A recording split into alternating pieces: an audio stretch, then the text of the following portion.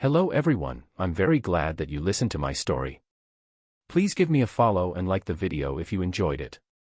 Feel free to comment and provide feedback so I can improve the sound quality. Yes, we invite you to listen to part 2 of the series.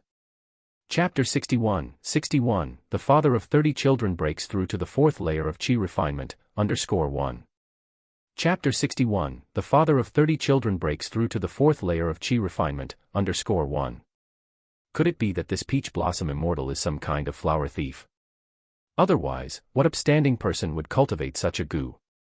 Not only does it shape an attractive appearance to the opposite sex, but it also enhances one's peach blossom luck, and employs such despicable methods. Having fully grasped the effects of the peach blossom goo, Changsheng couldn't help but shake his head. However, he did not mind these aspects. After all, whether something is good or bad depends on the user. Being an upright gentleman like himself, even if the peach blossom goo was indecent, he would put it to good use.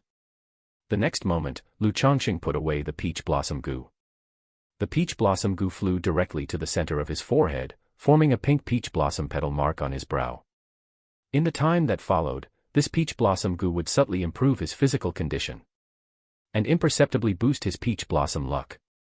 Changsheng touched the peach blossom mark on his forehead and, with a thought, the mark immediately dimmed and disappeared from view. Normally, if he didn't use the peach blossom goo, this peach blossom mark could stay hidden from view. It would only appear when he used the 5 accumulations peach blossom miasma. Otherwise, it would be rather odd, and somewhat effeminate, for a grown man to have a peach blossom mark on his forehead. I'm here on Qingzhou Mountain all day and never go out. I wonder if this peach blossom luck will be of any use. Thinking about that young miss, Changsheng couldn't help but feel a sense of expectation. He left the practice room to see that the night had already grown dark outside. Changsheng went to a secluded courtyard, picked up Jiu'er and Shu'er, his 2 favored concubines, and carried them to the bedchamber to start his efforts. He had been giving both of them special attention lately, but neither had become pregnant yet. Changsheng was not concerned about this. He had checked and found nothing wrong with the women's health, they were fertile. With persistent efforts, success would come sooner or later. Such matters were not only about the results, but also about fully experiencing and savoring the process. Hiss. Changsheng lay back comfortably on the bedchamber, his palm gently stroking the 2 women's red and blue hair, as smooth as satin. Despite having shared the bed and been attended to many times over such a long period, he still found himself insatiable, feeling immense enjoyment.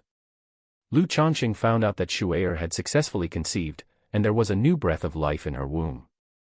Likewise, after his nightly unwavering efforts, 1 month later, Jiu'er also successfully conceived. Counting the children in the wombs of these 2 favored concubines, Changsheng calculated that the total number of his children was exactly 30. Not long ago, his 24th child was born. That meant that once the remaining 6 children were born, the system might give out child money.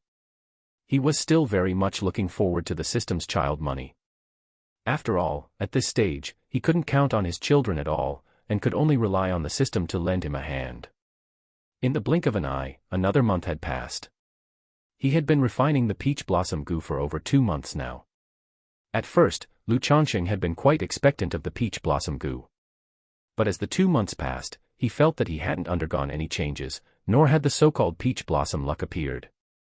This caused his anticipation to nearly vanish. He no longer paid any attention to the peach blossom goo. After all, in terms of appearance, he was already so handsome that any enhancement from the peach blossom goo would be just gilding the lily for him. As for peach blossom luck, such a nebulous thing wasn't something he had any expectations for.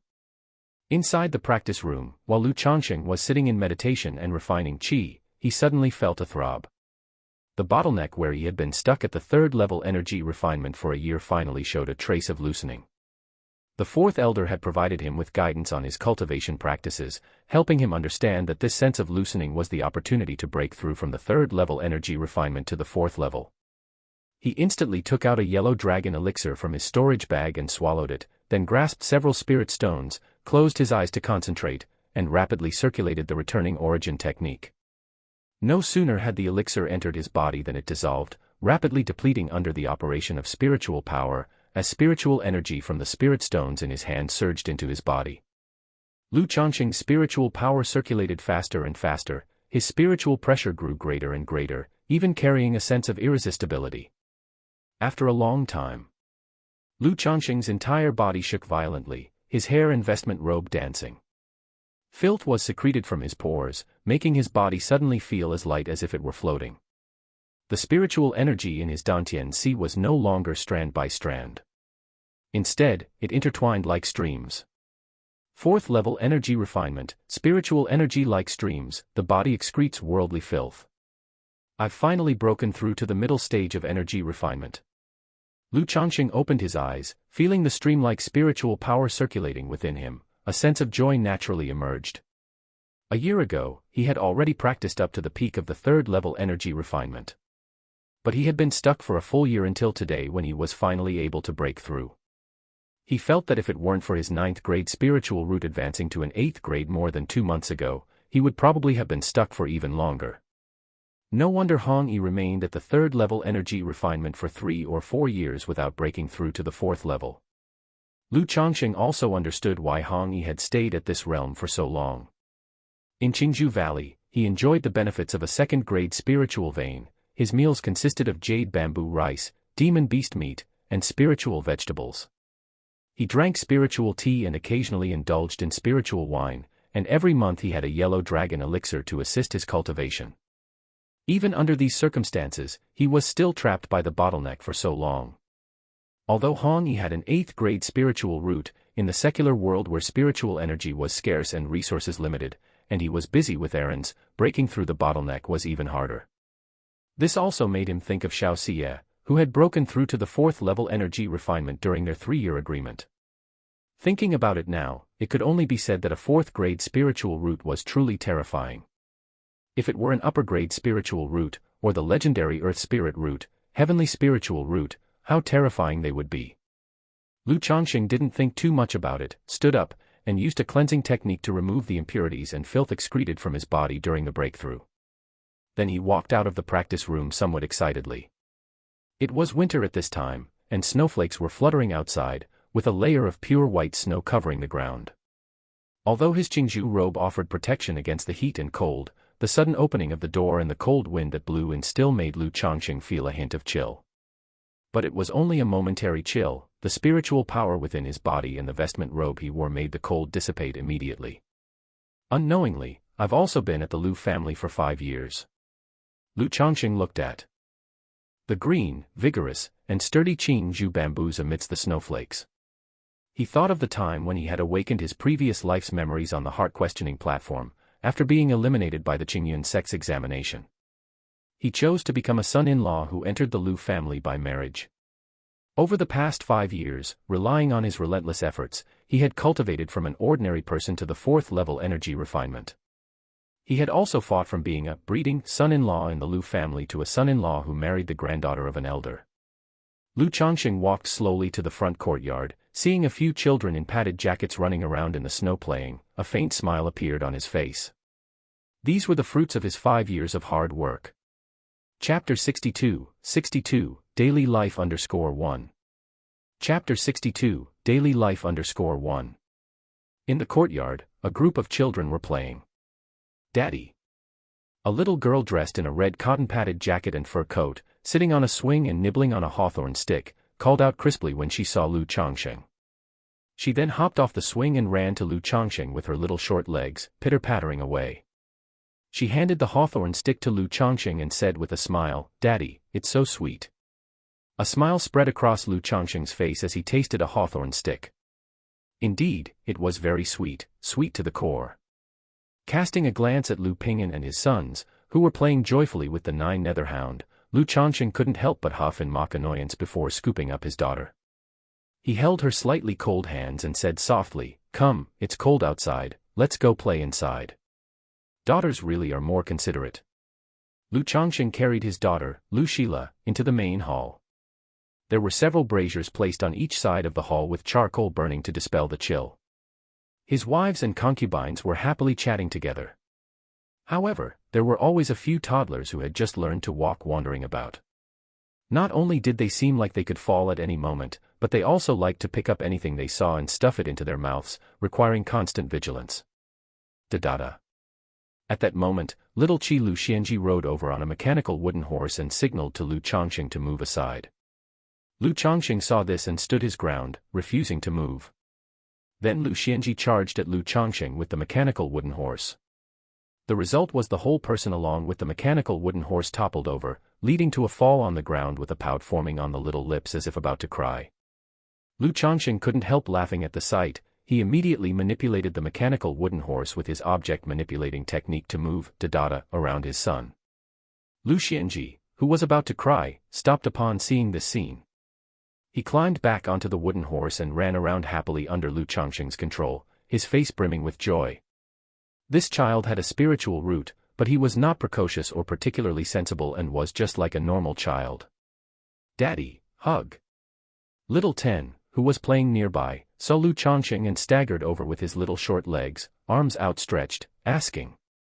With one hand holding Lu Shila, Lu Changsheng picked up Little Ten with the other.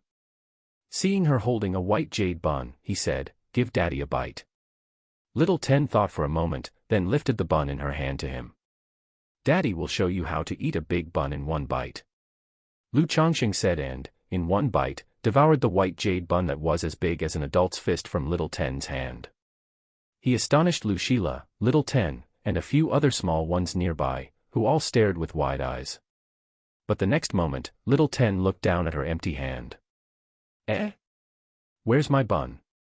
Looking at Lu Changsheng smacking his mouth, she pursed her lips in a pout, her face on the verge of tears. It was as if she was saying, "You ate such a big bun all by yourself, without leaving me any." "Husband, why do you always like to tease the children?" Lu Miaoyun, with her belly bulging, walked over and chided. Every time Lu Changsheng came over, he would tease the children until they cried and then make them happy again. She thought he was truly idle to no end. Speaking of which, she took a white jade bun from a bamboo steamer nearby and handed it to Little Ten, a motherly smile spreading across her face. "Here, be good, no crying. Kids are meant to be played with," Lu Changsheng said nonchalantly, also taking a white jade bun to eat. The bun tasted very nice, made of flour ground from white jade spirit wheat. Now that he could afford it, aside from everyday meals, Lu Changsheng would also buy lots of spiritual materials and spirit food to keep at home for his wife and children to enjoy some sweet treats, prepared by their maid, Qingzhu. With such a diet every day and living on Qingzhu Mountain, the health of his wives and the little ones had improved significantly, robustly vigorous. Not to mention, children brought up this way were bound to become martial arts prodigies as they grew up. "Husband, your aura, you've broken through to the middle stage of energy refinement." At this moment, Lu Miaoyun looked at Lu Changsheng, a touch of surprise on her face as she spoke.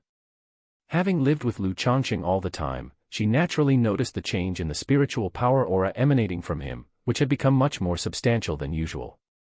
"That's right, after grinding for so long, I've finally broken through this barrier," Lu Changsheng said with a smile, nodding his head. "Congratulations, husband, on breaking through to the middle stage of energy refinement." Lu Miaoyun's face lit up with a smile. She hugged Lu Changsheng's arm and gave it a playful shake, her sparkling eyes full of admiration as she spoke. "Congratulations to my husband. Congratulations to my husband on your breakthrough to the middle stage of Qi refinement. Congratulations to my husband on another step forward on the path of immortality."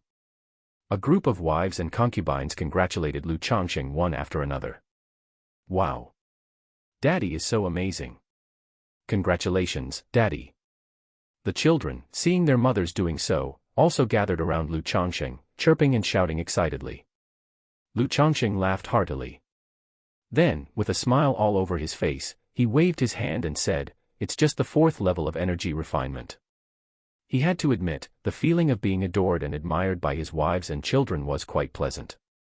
It satisfied his sense of male pride immensely. Every time, a sense of pride, happiness, and satisfaction would arise in his heart. Thereafter, Lu Changsheng teased the children and chatted with his wives and concubines. This was his daily leisure time for relaxation. Otherwise, staying indoors every day, with nothing to do but cultivate and procreate, the dull life without other entertainment would be bearable for a short time, but truly grinding over the long term. The next day, Lu Changsheng rubbed his lower back. The previous night, in celebration of his breakthrough to the middle stage of qi refinement, his wives and concubines bashfully fulfilled some of his requests. It left him almost without rest for the entire night. "Your body is your capital for revolution," he sighed softly. Afterwards, he left home and went to the fourth elder's residence. Today wasn't the usual day at the end of the month when the fourth elder taught talisman making and cultivation. Rather, previously, the fourth elder had told him to inform her once he broke through to the fourth level of energy refinement. Although he did not know what it was concerning, having been instructed by his grandmother, Changsheng naturally made his way there. After all, this kind of matter wasn't something that needed to be hidden. "Son-in-law, the old lady is currently crafting a talisman, and you might need to wait for a while," said the steward of the fourth elder's household, respectfully presenting tea to Changsheng. Purple. "Bamboo Granny, I'm not in a hurry, go ahead with your duties," Changsheng replied to the steward, accepting the tea. About half an hour passed. The fourth elder arrived in the hall. Her attire today was different from usual. She wore a lotus crown on her head and a blue-brown flowing cloud Taoist robe, resembling a female Taoist. She seemed to have shed some of her usual elegance and nobility, instead exuding an air of transcendence and quiet grace. Changsheng understood that his grandmother, although a top-level talisman master of the first grade, did not have a high success rate in crafting supreme talismans. Normally, when she needed to craft supreme talismans, she would choose an auspicious day. Then she would proceed with purification rituals, such as cleansing her body, face, hands, etc., and adjust her state to increase the success rate of talisman crafting. Her attire as a female Taoist was also part of her talisman crafting ritual. Changsheng rose and bowed in salute. "Grandmother." "Changsheng, have you come to see your grandmother for a reason?" asked the fourth elder, smiling kindly at Changsheng. Changsheng had been married to Miaoyun for more than half a year.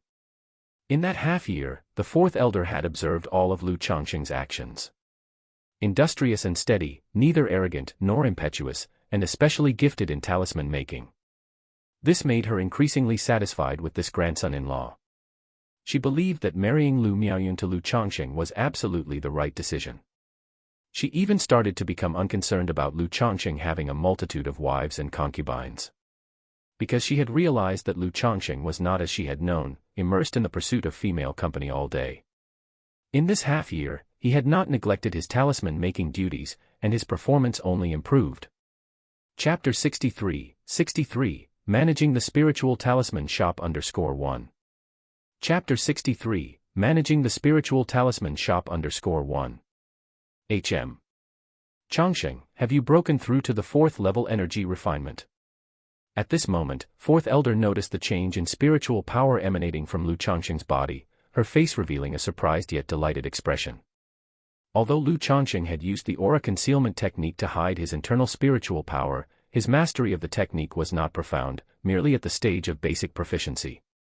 After all, once he had learned the basics of these fundamental spells, he did not spend too much time or thought on them. As fourth elder possessed the strength of the ninth level energy refinement, with careful observation, she could easily discern the changes in Changsheng's cultivation level. "Yes, Changsheng just broke through to the fourth level energy refinement yesterday, so I came today to inform grandmother." Changsheng nodded and responded aloud. Good, I didn't expect you to break through to the fourth level energy refinement so quickly, much faster than grandmother had anticipated," fourth elder said as she sat down next to the chair, smiling. "Tell me, grandmother," said Changsheng, somewhat puzzled. "What could someone at his level of fourth level energy refinement do?" "Our Lu family has a spiritual talisman shop in Nine Dragons Market, and I've been thinking of having you manage it," fourth elder stated. Manage the spiritual talisman shop? Changsheng was somewhat astonished upon hearing this. Being a cultivation family, the Lu family naturally had various sources of income. For instance, the mountainous green spiritual bamboo and Bu spiritual bamboo were among the family's main sources of income. The spirit rice, spirit vegetables, and spiritual medicine that they usually cultivated were also sold in the marketplaces in excess of their personal needs. That's why the Lu family also had their own shops in some marketplaces. He knew Nine Dragons Market was a large marketplace relatively close to Qingzhou Mountain, established by the dominant power in the area, the Qingyun sect. Having been with the Lu family for so many years and entering its core circles, he had come to understand much more about the family's affairs. Families like the Lu family of Qingzhou Mountain, although they claimed to be independent powers, were actually under the rule of the Qingyun sect. Every year, they were obliged to offer a tribute to the Qingyun sect. This was also why Lu Yuanding had been able to go to the Qingyun sect's mountains and recruit discarded disciples for marriage alliances. If you were a power with no connections to the Qingyun sect, would you dare to do such a thing? Back when the Lu family of Qingzhou Mountain and the Qin family of Red Leaf Valley fought over the ownership of a spirit stone mine, both families' foundation establishment ancestors had taken action. In the end, it was an elder of Qingyun sect who intervened to mediate and called a halt to the conflict, telling both families to cease their fight. Of course, the final verdict was that the Qingyun sect took 40% of the mine's profits, leaving the remaining 60% to be evenly split between the Lu family and the Qin family, at 30% each. When Lu Changsheng first heard about this, he couldn't help but sigh. Truly, power was the supreme rule. The Lu and Qin families fought to the death over the spirit stone mine's profits, and then the Qingyun sect simply came and took away 40%, with the two families daring not say a word. The fact that this spiritual talisman shop was located in Nine Dragons Market also indicated that among the Lu family's numerous shops, it was quite a decent one. Unexpectedly, Fourth Elder was actually suggesting to put such a shop under his management. Yes, I had previously left Miaoga in charge of the spiritual talisman shop, Fourth Elder confirmed.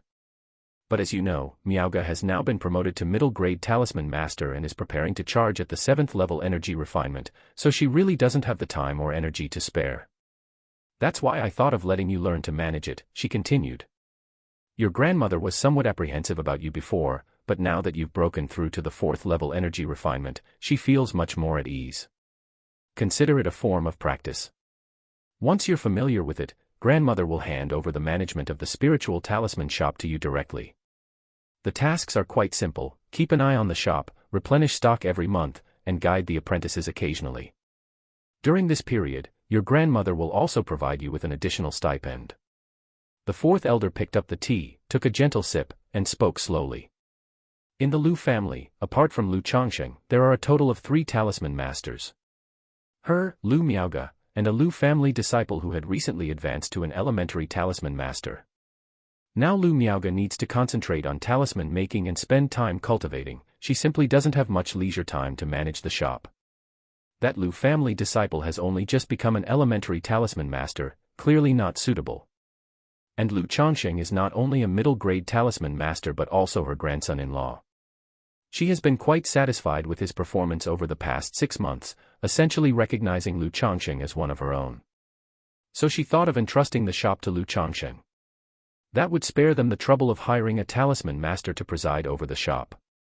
And it would also give Lu Changsheng a chance to get involved with the Lu family business, to gain experience and to have a look around outside.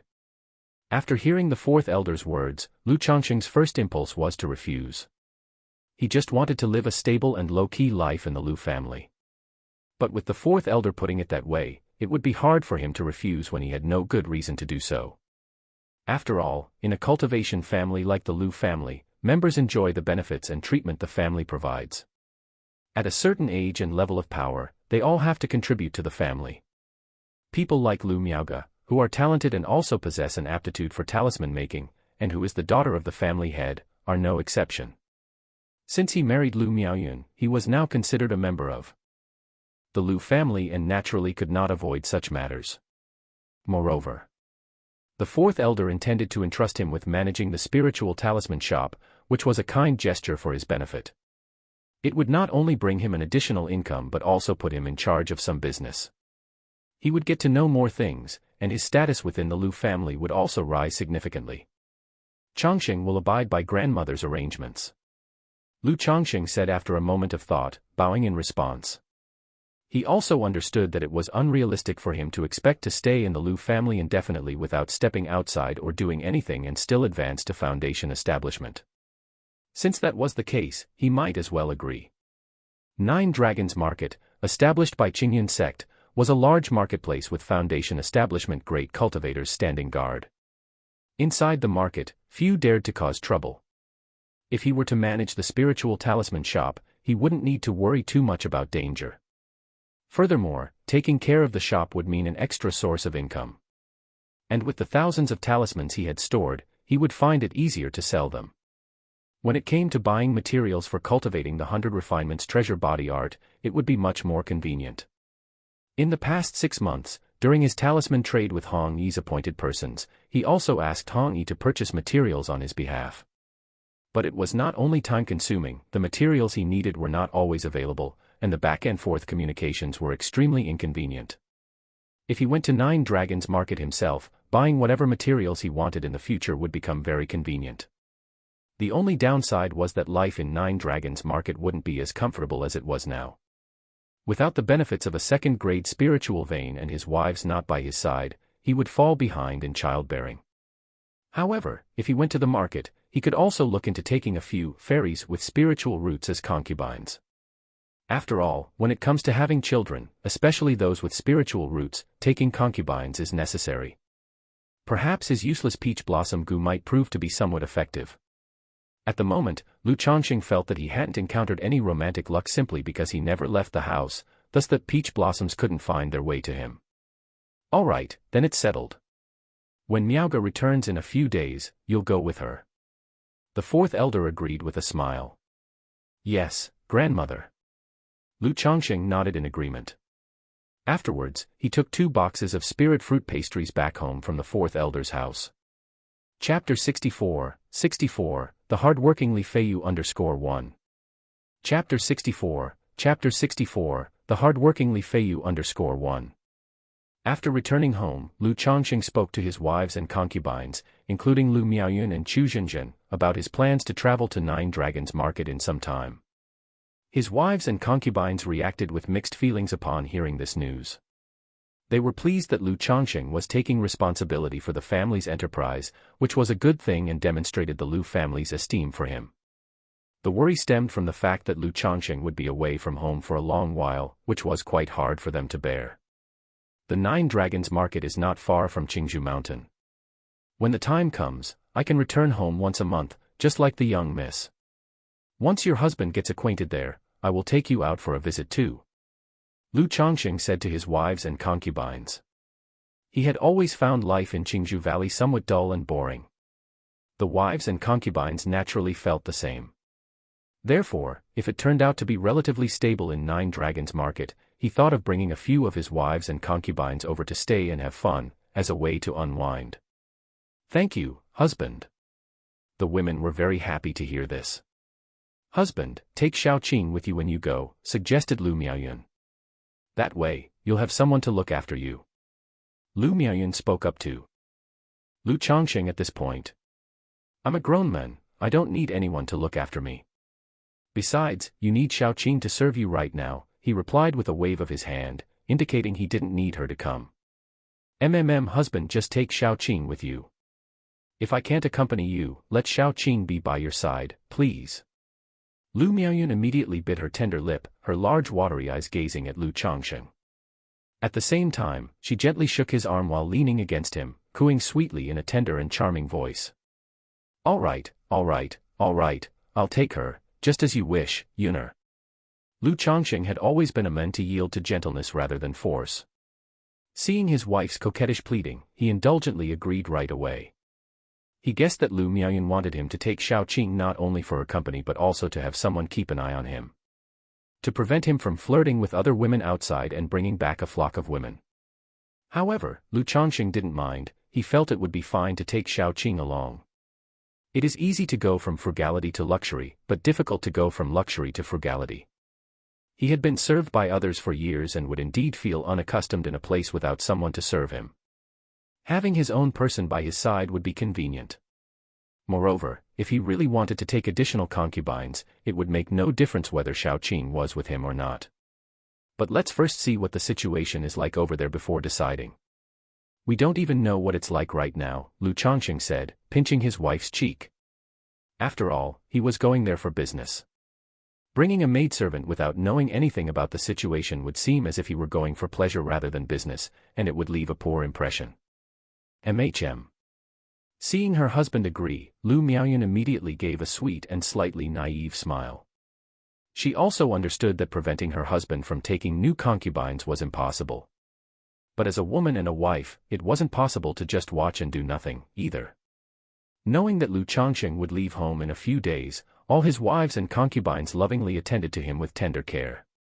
After 6 months of cultivating the 100 refinements treasure body art, nourishing himself with dietary delicacies, and spiritual wine, as well as breaking through to the 4th level energy refinement, Lu Changsheng's combat abilities had also greatly increased.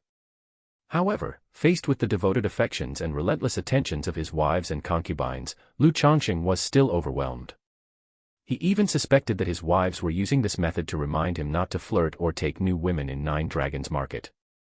Once I get to 9 Dragons Market, I should put in more effort to complete the 100 refinements treasure body technique as soon as possible, he thought. Otherwise, if I return home every month, I won't be able to withstand it, and I'll have no face to take concubines or bring new women back home. Lu Changsheng lay on his bed, silently musing. The following day, Lu Changsheng suddenly remembered his transaction of talismans with Hong Yi. Every 3 months, Hong Yi would send someone to trade talismans, and there was a little over a month left until the next trade. If he went to 9 Dragons Market, he very likely wouldn't be at home when the time came. So, Lu Changsheng informed Lu Miaoyun about the talisman trade and gave her 30 pre-drawn talismans. He told her to handle the trade with Hong Yi's envoy when they arrived. Selling some low-quality talismans to a friend isn't something worth hiding. The Lu family knows, then they know, Hong Yi thought to himself. Moreover, Hong Yi felt that the Lu family might have known about his affair for quite some time. Upon hearing this, Lu Miaoyun was very clever in her response, assuring Hong Yi that he could rest easy. Afterward, Hong Yi went to Qingzhou Villa, thinking of having a chat with Li Feiyu to see how he had been recently. However, when he arrived at Li Feiyu's home, Li Feiyu was not there. Li Feiyu's wife told Hong Yi that Li Feiyu had gone farming. Surprised by this news, Hong Yi was astonished. After chatting with Li Feiyu's wife, he learned that a few months earlier, after Li Feiyu had become proficient as a spiritual butcher, he also mastered the skills of a spirit planter, the minor cloud rain technique and the Gengjin technique. He then took a job as a spiritual farmer from Uncle Fu. Not only that, sometimes Li Feiyu would also take on work for refining and processing materials. Many low-grade spiritual materials, due to the large amount of impurities they contained, could not be used directly. Therefore, a job was created for cultivators to use their spiritual power to cleanse and refine the materials continuously, removing the impurities. Upon hearing this, Hong Yi didn't know what to say for a moment. He couldn't help but sigh, thinking that cultivation was hard, but survival was even harder. Yet, he also faintly understood that Li Feiyu was working so hard not only to support his family, but also to prepare for the day when he would leave the Lu family. After all, the work of a spiritual butcher alone would be enough for Li Feiyu to support his family. Around noon, Li Feiyu returned, covered in dust and clearly weary, but his eyes were bright and full of energy. Back when he was with the Lu family, he only had the task of having children every day. Now, no longer bound by that duty, his life was hard, but at least it offered a glimmer of hope. After all, the most frightening thing for people is to see no hope at all. Li Feiyu was surprised to see Hong Yi at his home. "I just came to see how you're doing," Hong Yi said with a smile. He then told Li Feiyu that he would leave the Lu family in some time to head to the 9 Dragons Market. If there was anything Li Feiyu needed, he could make purchases on his behalf. Though Qingzhou Villa had a 100 treasures pavilion, from Hong Yi's perspective, the selection of items available for purchase was quite limited. At the Lu family, valuable items required an application and expenditure of family contributions. Li Feiyu, of course, had nothing to buy. He simply told Hong Yi to be careful outside, and shared some experiences and precautions for traveling out in the world. While what Li Feiyu spoke about pertained to the secular world of martial artists, these principles were equally applicable in the cultivation world. Then, Hong Yi also told Li Feiyu that if there was anything he needed help with, he shouldn't hesitate to ask, and not be embarrassed about it. It would be a real loss if Li Feiyu were to wear himself out with his efforts in the Lu family. Upon hearing this, Li Feiyu somewhat awkwardly requested to borrow some spirit stones. He explained that while working as a spiritual butcher, he learned that the Lu family raised a type of spiritual hog known as black hogs. These black hogs could be sold for around 50 spirit stones each after 3 years of raising. In the past 6 months, he had mastered the breeding process and methods for these black hogs and wished to raise 2 on his own. but the cost for one piglet was 6 spirit stones, and he currently did not have enough initial capital, only managing to spare 4 spirit stones. Upon hearing this, Hong Yi couldn't help shaking his head, thinking how determined Li Feiyu was. Not only was he juggling his role as the spiritual butcher and spirit planter, but he was also planning on raising 2 spiritual hogs. However, he also knew that with Li Feiyu's current circumstances, hard work and effort were his only options for cultivation. Right away, Hong Yi took out 20 spirit stones and lent them to Li Feiyu. Hong Yi's personal income at the Lu family amounted to roughly 10 spirit stones monthly. In addition, completing his talisman making tasks granted him another 10 spirit stones each month, and he could often turn in an extra 3 to 5 talismans for about another 10 spirit stones. Moreover, every 3 months, Hong Yi could also expect over 40 spirit stones from Hong Yi. Therefore, his current income was quite substantial. So, he was able to lend some spirit stones to help Li Feiyu. But Li Feiyu only borrowed 10. Stating that 10 would be sufficient, and he could repay them once the spiritual rice from the spirit fields was ready to be harvested. Hong Yi didn't say much in response, understanding Li Feiyu's character. Later, after having a meal at Li Feiyu's place, the 2 men enjoyed some spiritual wine and chatted before Hong Yi took his leave. Chapter 65, The Gift, _1. Chapter 65, The Gift, _1. Before long, more than half a month had passed. One day, the steward from the 4th elder's residence came and requested Lu Changsheng's presence. Upon hearing this, Lu Changsheng immediately followed the steward to the 4th elder's dwelling. As soon as he entered the hall, he saw the 4th elder talking with Lu Miaoge about something. He approached, and with a slight bow, said, "Grandmother, Sister Miaoge." Having studied talisman making under the 4th elder for so long, his manner of addressing Lu Miaoge had also changed, becoming much more intimate. However, this intimacy was not the kind he desired. "Changsheng, you are here."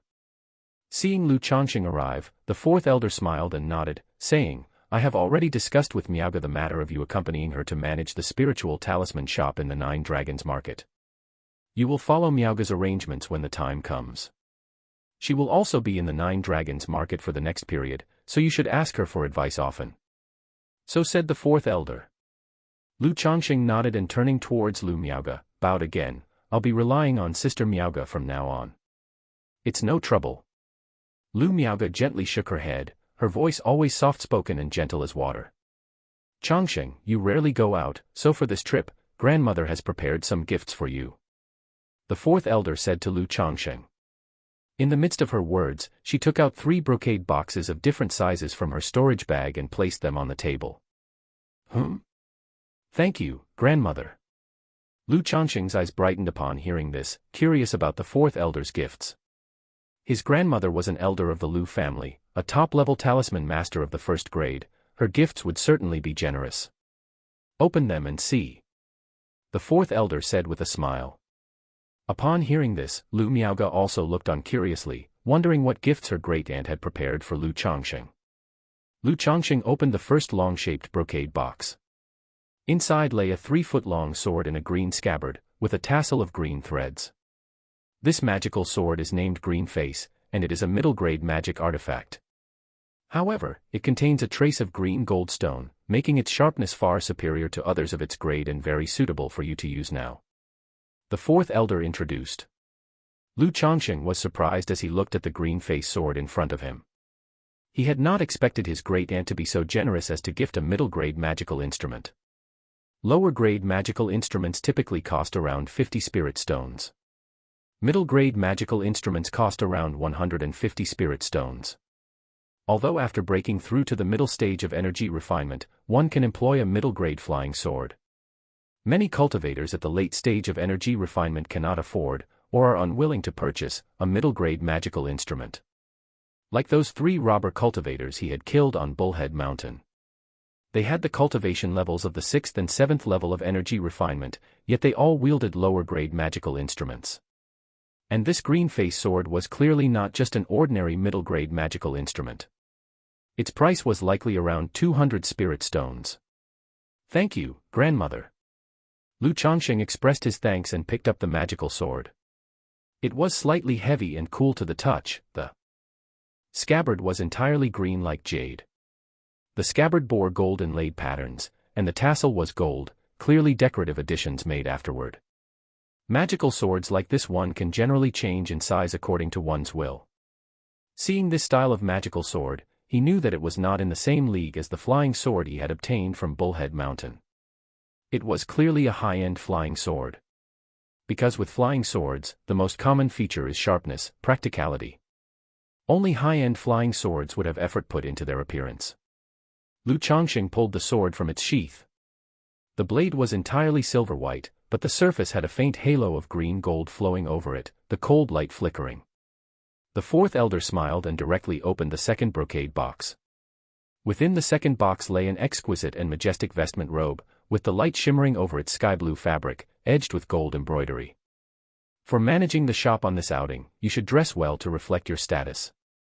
This is a middle-grade magical robe with a total of 7 magical array effects: size adjustment, dust avoidance, springtime warmth, wind transformation, concealment, spirit concentration, and body protection. I won't go into detail about the first 3 effects, as they are similar to the ones on your current Qingzhou robe. Wind transformation allows fierce winds to be softened into gentle breezes. Grandma has applied for an iron feather eagle from the family for you, so your future travels to and from the 9 Dragons marketplace will be much more convenient. The wind transformation effect of this robe will allow you to ride the iron feather eagle without being affected by strong winds, without the need to expend mana to resist them. Grandma knows you don't like to show off. The concealment function allows the robe's radiance to be contained, making it appear like ordinary clothing and not attracting attention. The spirit concentration effect can gather a small scope of concentrated spirit energy, which is somewhat helpful for your cultivation. The body protection effect can passively trigger a body protecting technique when you're in danger, capable of blocking a single hit from a cultivator at the 7th level energy refinement. The fourth elder spoke slowly, introducing the magical robe to Lu Changsheng. Upon hearing this, Lu Changsheng's face lit up with surprise. A middle-grade magical robe. The robe he was currently wearing was the Qingzhou robe awarded to him by Lu Yuanding for being the first child born into the Lu family. It didn't even count as a lower-grade magical instrument. It had only 3 basic effects: size adjustment, springtime warmth, and dust avoidance. But this middle-grade magical robe boasted 7 effects in total. For more than the original, including spirit concentration, wind transformation, concealment, and body protection. Especially body protection. The ability to passively trigger a body-protecting technique when in danger, capable of blocking a single hit from a cultivator at the middle stage of energy refinement, was incredibly delightful to Lu Changsheng. With this robe, he no longer had to worry about being ambushed by other martial artists or cultivators up close. "Thank you, Grandma." Lu Changsheng bowed his hands in gratitude once again, his face full of joy. In this moment, he couldn't help but feel appreciative of his grandmother's generous gesture. A middle-grade magical instrument was worth 150 spirit stones. That usually referred to magical swords and the like. The price of a robe would be considerably higher. This middle-grade magical robe was estimated to be worth 200 spirit stones. With the green face sword and this robe, the cost was over 400 spirit stones. And what's more, this gift was not just expensive, his grandmother had also put a lot of thought into it, covering every aspect thoroughly. Lu Changsheng had thought he would be riding a spirit steed to the 9 Dragons marketplace. Unexpectedly, the fourth elder had secured him a flying mount. In the Lu family, flight mounts were also scarce and very rare. The fourth elder smiled, opened the 3rd brocade box, and cheerfully said, "These are a few talismans I've drawn myself for you to carry for protection." There were a total of 3 talismans inside. Lu Changsheng recognized these 3 talismans at a glance. Superior Grade Talisman, Thunder Summoning Talisman. Superior Grade Talisman, Escape Talisman. Supreme Talisman, Thunder Talisman. The Thunder Summoning Talisman and the Escape Talisman, both being rather difficult superior grade talismans, could sell for 40 to 50 spirit stones each if put on the market. The Supreme Talisman, Thunder Talisman, was even more valuable, worth at least 200 spirit stones. With the green face sword, the middle grade magical robe, and these 3 talismans, the total value was at least 700 spirit stones. Back when Lu Changsheng was on Bullhead Mountain, after killing 3 robber cultivators, his total gains amounted to roughly 500 spirit stones, which was already a considerable fortune. But at this moment, the fourth elder directly presented him with gifts worth over 700 spirit stones, a truly grand gesture. This gift made Lu Changsheng somewhat moved. He bowed and earnestly said. Indeed, it was because he had value that the Lu family, and the fourth elder before him, treated him so well. But many things are judged by actions rather than intentions, and at least the kindness of the fourth elder before him was genuine. All this, Lu Changsheng remembered in his heart. We're all family here. There's no need for thanks when a grandmother gives something to her grandson, the fourth elder said gently to Lu Changsheng. Upon hearing this, Lu Changsheng looked at the fourth elder and showed a sincere smile, nodding his head and saying, "Yes, Grandma." "Changsheng, do you recognize these 3 talismans?" The fourth elder pointed to the 3 talismans in the brocade box and asked. Chapter 66, Magic Artifact, Magical Robe, _1. Chapter 66, Magic Artifact, Magical Robe, _1. Grandmother, I naturally recognize these 3 talismans, Lu Changsheng said. This one is a superior grade talisman, the Thunder Summoning Talisman, which can unleash a bolt of lightning comparable to a full strike from a 9th level energy refinement cultivator. This is a superior grade talisman, the Escape Talisman, which, when used, can conceal one's form and burrow into the ground, escaping several miles away. And this is a Supreme Talisman, the Thunder Talisman, releasing a bolt of lightning upon activation, equivalent to a peak 9th level energy refinement cultivator's full force strike. Lu Changsheng spoke gravely. He could naturally tell that these 3 talismans had been specially prepared for him by the fourth elder, to protect him in case of any danger or mishaps.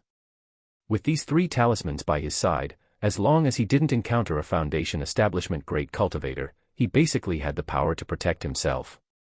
That's right, it seems you have been studying seriously, Changsheng. These should not pose a challenge for you. Keep these items, and put on this magical robe for grandmother to see, the fourth elder said with a smile, reaching out her palm and gently touching Lu Changsheng's head with a tender voice. Yes. Lu Changsheng nodded, put away the 3 brocade boxes, and went to a side hall to change clothes. Lu Miaoge, who was at the side, also showed surprise in her eyes upon seeing these 3 gifts. Surprised at how generous her great-grandmother was. Although her great-grandmother was a talisman master and had much more wealth than the average cultivator. Cultivators always seemed to spend as much as they earned.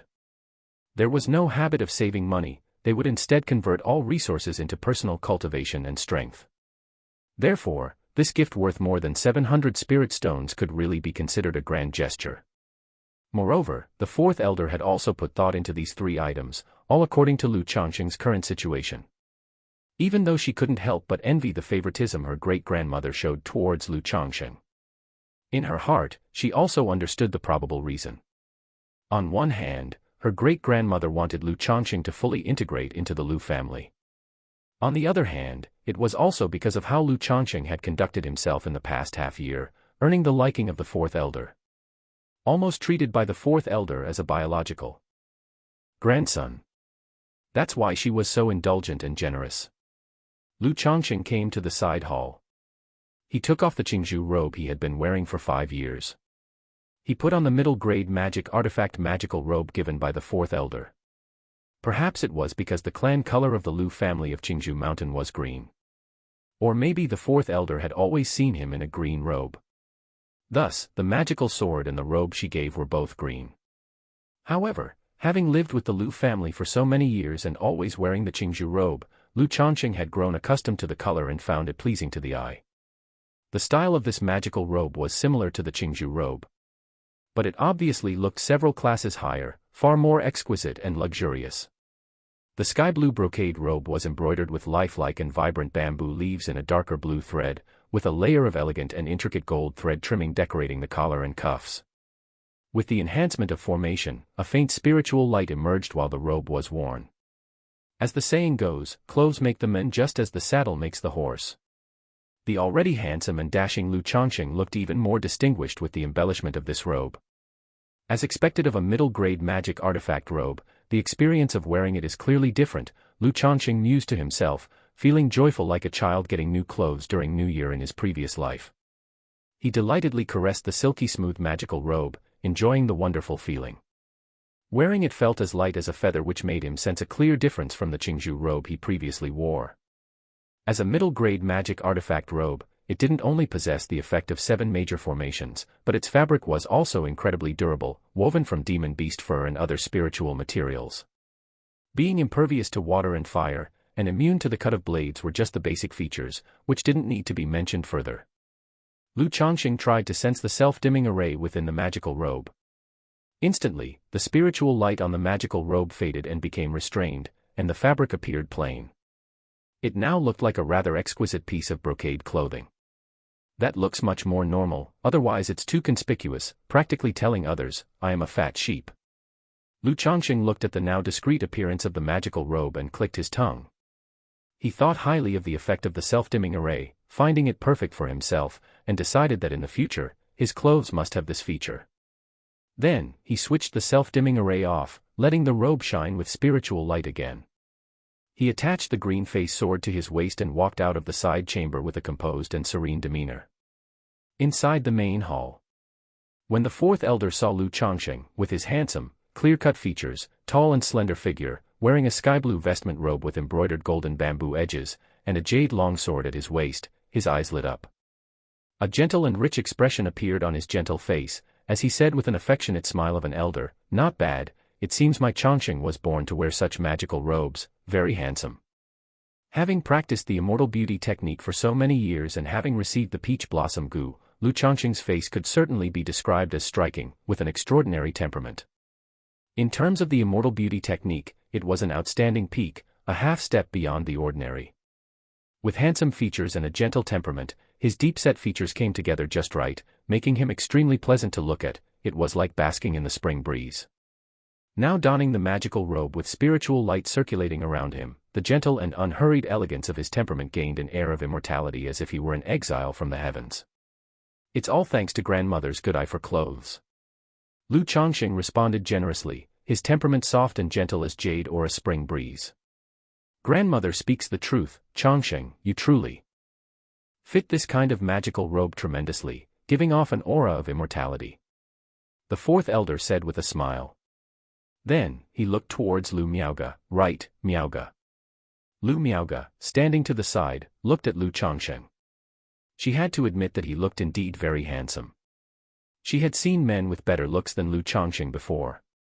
But she had never seen someone like Lu Changsheng, who had a harmonious blend of features, skin, physique, posture, and temperament.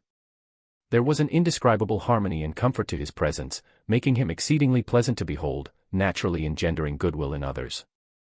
Especially at this moment, with the robe's spiritual light swirling around him, it perfectly complemented Lu Changsheng's physique and aura. He bore quite the air of a celestial being. Brother-in-law Changsheng really suits this kind of magical robe. It's also thanks to great-grandma's discerning taste in knowing what clothes suit Changsheng best. Lu Miaoge said with a light smile, her voice as gentle as a cloud. Lu Changsheng chuckled, not expecting this young lady to have such high emotional intelligence. "Changsheng, remember to go to Alu later to get the iron feather eagle. I've already spoken with Alu. In 2 days, you will depart for the 9 Dragons market with Miaoge. Spend these next 2 days at home, keeping Miaoyun and the others company." The 4th elder walked up with a smile, straightened Lu Changsheng's collar, and smoothed out the creases of the robe. This caring and doting gesture from an elder moved Lu Changsheng deeply. The heart is made of flesh. Over the past 6 months, this 4th elder had been nothing short of wonderful to him. He nodded and replied, "Rest assured, grandmother." After that, the 4th elder gave further guidance to him and Lu Miaoge on talisman making. At present, Lu Changsheng's talent for talisman crafting was on the right path. The 4th elder and Lu Miaoge had also more or less come to accept that Lu Changsheng was indeed a 1-in-a-million talent in the talisman path. Lu Changsheng estimated that with another couple of years' practice, he would be able to reveal himself as a superior-grade talisman master.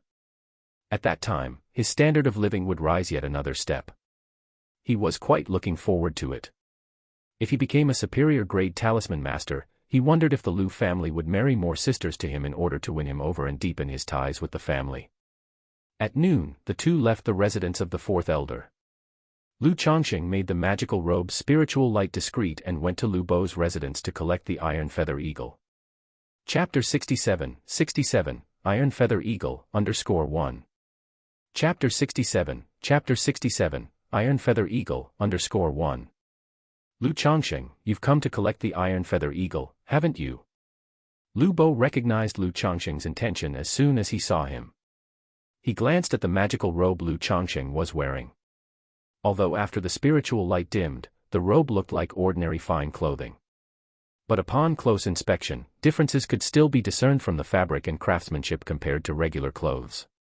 Yes, Lu Bo, I will be heading to the Nine Dragons market in a couple of days, so the fourth elder sent me to collect an Iron Feather Eagle from you, Lu Changsheng said with a smile, nodding.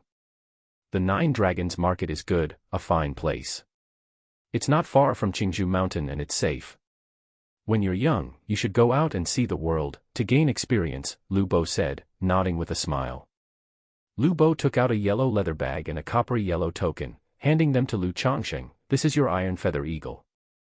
The spiritual pet bag works the same as a storage bag, and this beast control token will allow you to communicate simply with the Iron Feather Flying Eagle and issue commands.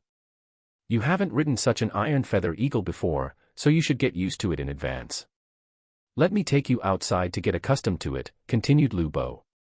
Thanks, Lu Bo, Lu Changsheng replied with a nod as he took the spiritual pet bag and the beast control token, examining them. This was the first time he had encountered such things. He had previously thought about buying a spiritual pet bag for his 9 nether hound. Later, he considered it unnecessary since he was not going out, thus he didn't want to waste the money and planned to buy one later. Moreover, Lu Changsheng had no intention of taking the 9 nether hound with him to the 9 Dragons market. The 9 nether hound was still a first-grade initial stage demon beast, not of much use if taken outside. Better to keep it at home to continue being a playmate for the children. Thereupon, Lu Bo took Lu Changsheng out of Qingzhou Valley to a spacious open area. Several Lu family disciples were here, practicing their spells and even attempting sword flight. Cultivators at the 3rd level of energy refinement could manipulate a flying sword and thus attempt sword flight. But it was just for the experience of playing around. To truly perform sword flight, one must reach the energy refinement late stage. At that time, the internal spiritual power would be sufficient to support short-distance flight. And a specific flying artifact must be purchased, otherwise, the consumption of spiritual power would still be significant. Lu Bo, Brother Changsheng. Brother-in-law, Lu Bo. Upon seeing Lu Changsheng and Lu Bo, these Lu family disciples all greeted them. Hee, continue with your practice. I'm here to help Changsheng get familiar with the Iron Feather Eagle, Lu Bo said with a nod and a smile toward the group. Upon hearing this, some of the Lu family disciples looked at Lu Changsheng with surprise and envy. One of them asked, Brother Changsheng, are you going out to gain experience? Iron Feather Eagles served as the Lu family's flying mounts, which only a few members of the family and elders could apply for when traveling. Yes, I'm going to the 9 Dragons market in a few days, Lu Changsheng nodded with a smile, not concealing his intentions. After all, this was no secret. SSS. Hearing this, the gaze of the Lu family disciples towards Lu Changsheng became even more envious. In a cultivation family like the Lu family, once a family disciple reaches a certain age and strength, they're arranged to go out and gain experience. It's not just because they can't be supported indefinitely, but to contribute to the family. Only by venturing out for experience and seeking opportunities could one hope for a slim chance to reach foundation establishment. Otherwise, most disciples with average talent had no hope of establishing their foundation in this lifetime. The experience arranged by the family consisted of sending them to work in various marketplaces. These marketplaces naturally varied in quality. Places like the 9 Dragons market not only had a good environment but also were close to Qingzhou Mountain, making them top-notch destinations. However, only a few outstanding disciples would be arranged to go to the 9 Dragons market for their experience. For the less fortunate, they might even be assigned to pioneer new territories in certain spiritual lands. They had not expected that Lu Changsheng's arranged outing would not only provide him with an Iron Feather Eagle as a mount but also send him to the 9 Dragons market. Such treatment was simply enviable. However, knowing that Lu Changsheng was a first-grade middle-grade talisman master, they understood their envy was pointless. They couldn't even dream of becoming middle-grade talisman masters, even becoming lower-grade talisman masters would be sufficient for a better treatment. Alas, I will also be going out for experience next year. I wonder where I will be arranged to go. In my opinion, as long as it's not pioneering new lands, it's all the same everywhere. The worse and more dangerous the environment, the more opportunities there are. With our talent, if we want to establish our foundation, we have to take the risk. That's right. Although the Nine Dragons market has a good environment, it is too comfortable and lacks opportunities. But how many can make it through struggle?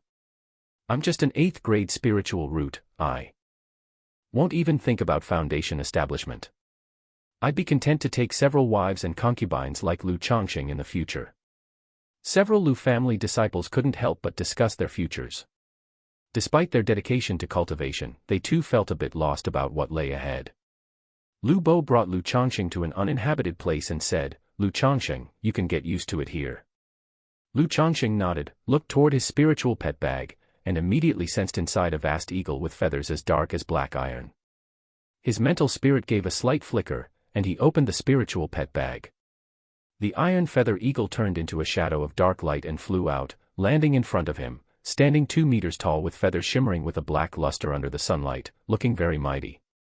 Lu Changsheng could faintly sense the emotions of the iron feather eagle through the beast control token in his hand. It harbored some fear toward him.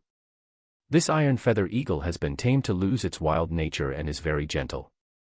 You can ride it directly. Then, with the beast control token, you just need to give commands with your mental spirit, Lu Bo said, reminding him from the side.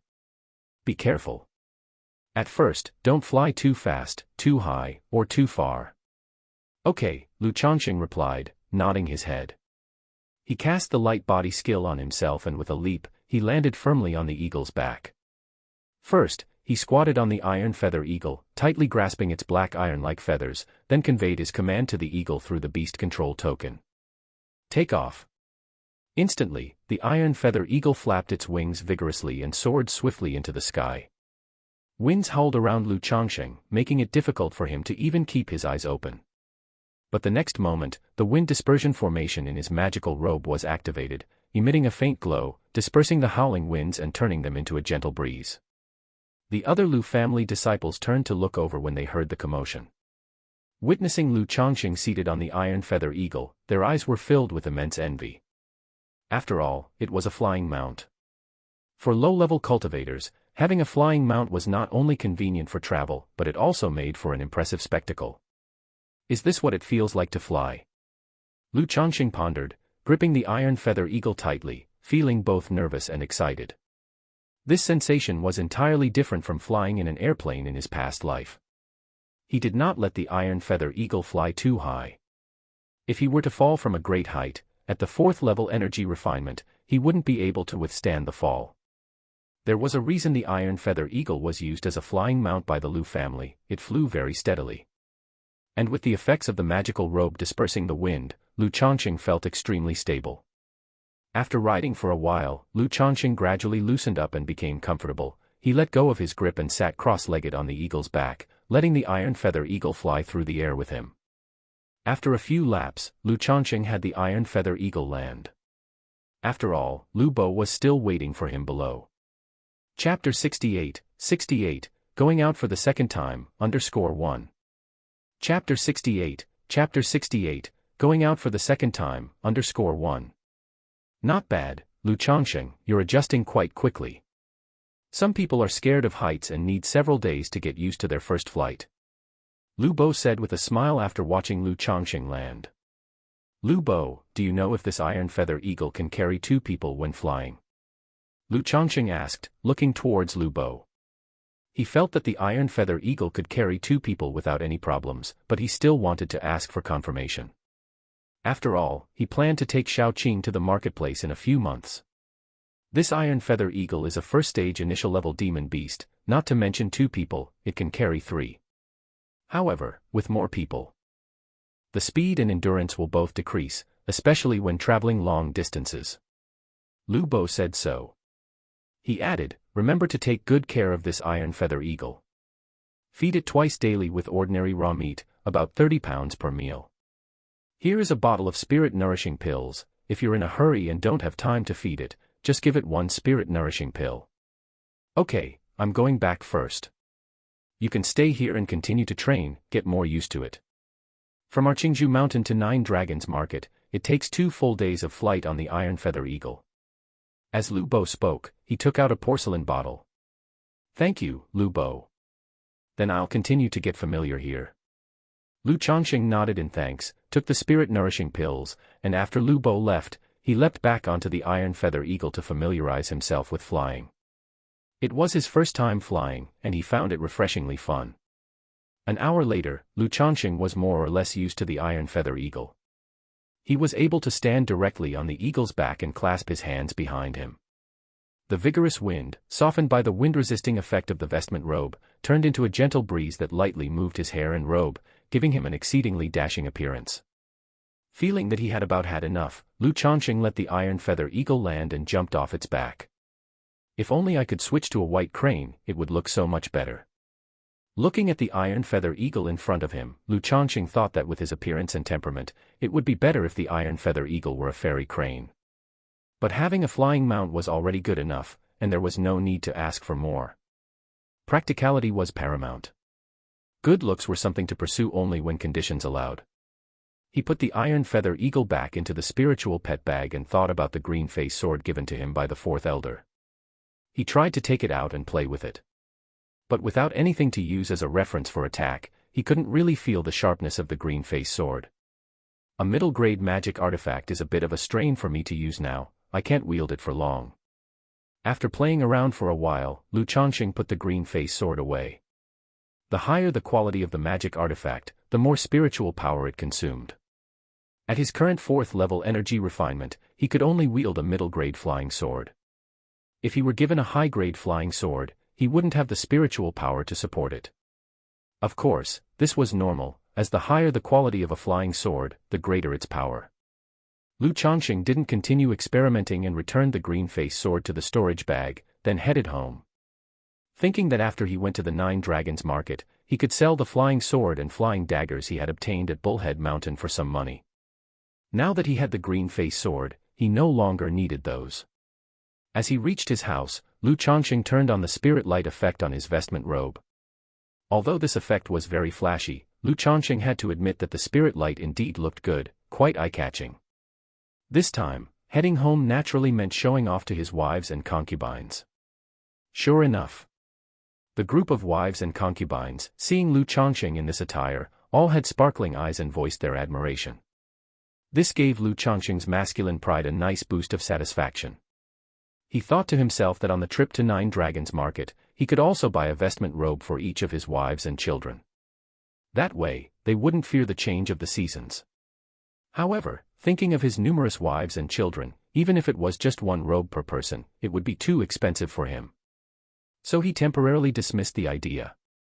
He decided to wait until he had more money and sold all his talismans before considering it. A group of wives and concubines came to tenderly serve him, unanimously telling Lu Changsheng not to remove his clothes. This made Lu Changsheng internally sigh that men and women were indeed alike. But the magical robe was not afraid of being spoiled, and with the upcoming trip to Nine Dragons Market and a long separation ahead, Lu Changsheng obliged his wives and concubines' little request, indulging them thoroughly. 2 days later.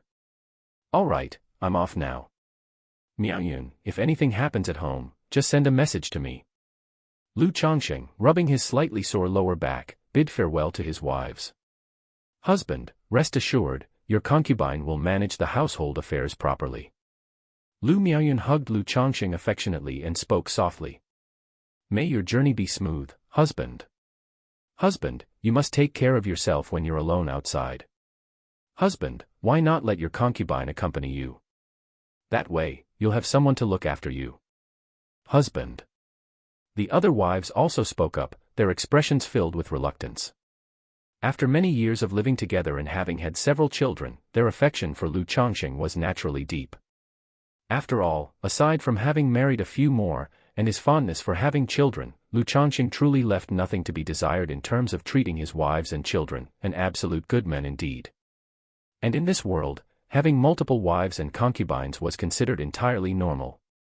Besides, Lu Changsheng only had a dozen or so, which couldn't be considered many. All right, it's not like I'm going to a faraway place. I'll come back whenever I can, so keep your spirits up, he reassured them.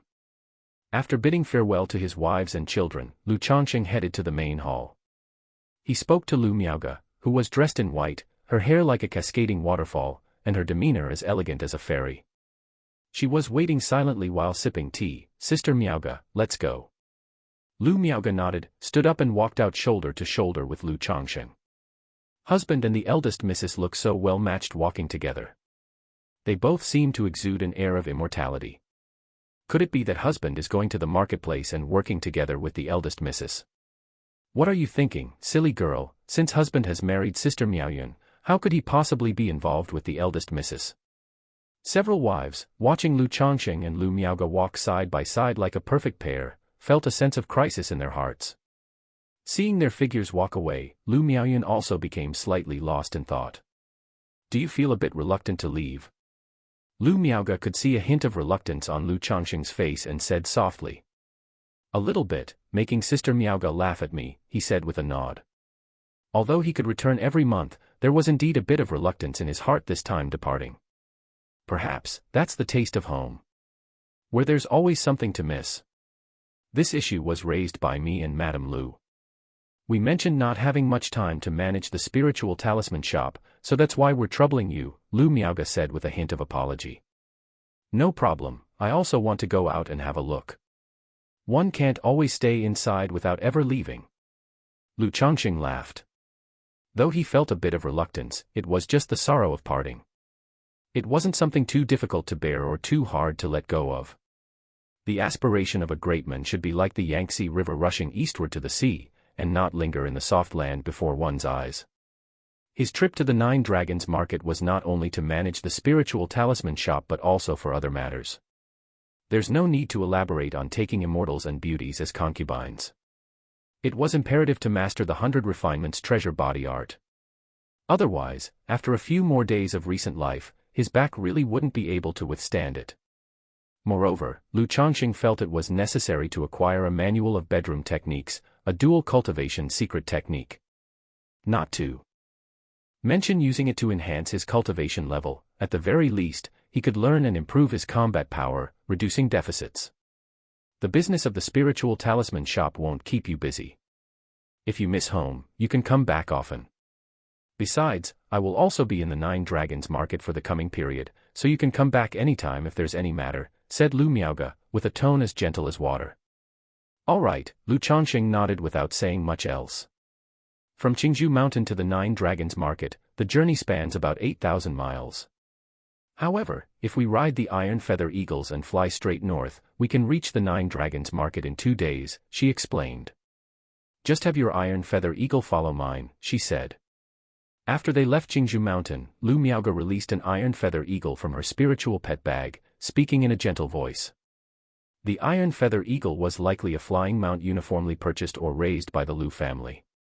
All right, Lu Changsheng nodded, also releasing the Iron Feather Eagle from his spiritual pet bag, and mounted it. Soon after, the 2 Iron Feather Eagles flapped their wings vigorously and quickly ascended into the sky, heading towards the Nine Dragons market. There shouldn't be any unexpected dangers on the road, right?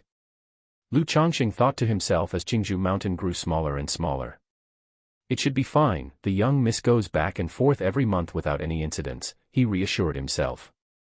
And with my talisman treasure and so many talismans by my side, as long as I don't encounter a foundation establishment great cultivator, there shouldn't be any problems. Lu Changsheng shook his head, dismissing the fears and worries that came on bid. Chapter 69, Listing Thoughts _1. Chapter 69, Listing Thoughts _1. Today at noon, my book will be going live on the shelves. Since it's going live, naturally, I have to write some thoughts on launching.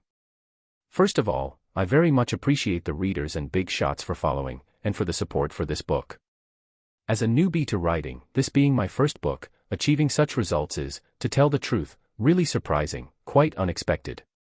When I started writing this book, it was after finishing The Fast Food Gods, eternally evergreen in the world of cultivation. I found it very interesting, felt that Li Ergu was very well suited to be the protagonist, and had some regrets about the damsel in distress storyline, so I decided to use Li Ergu as the protagonist for my book.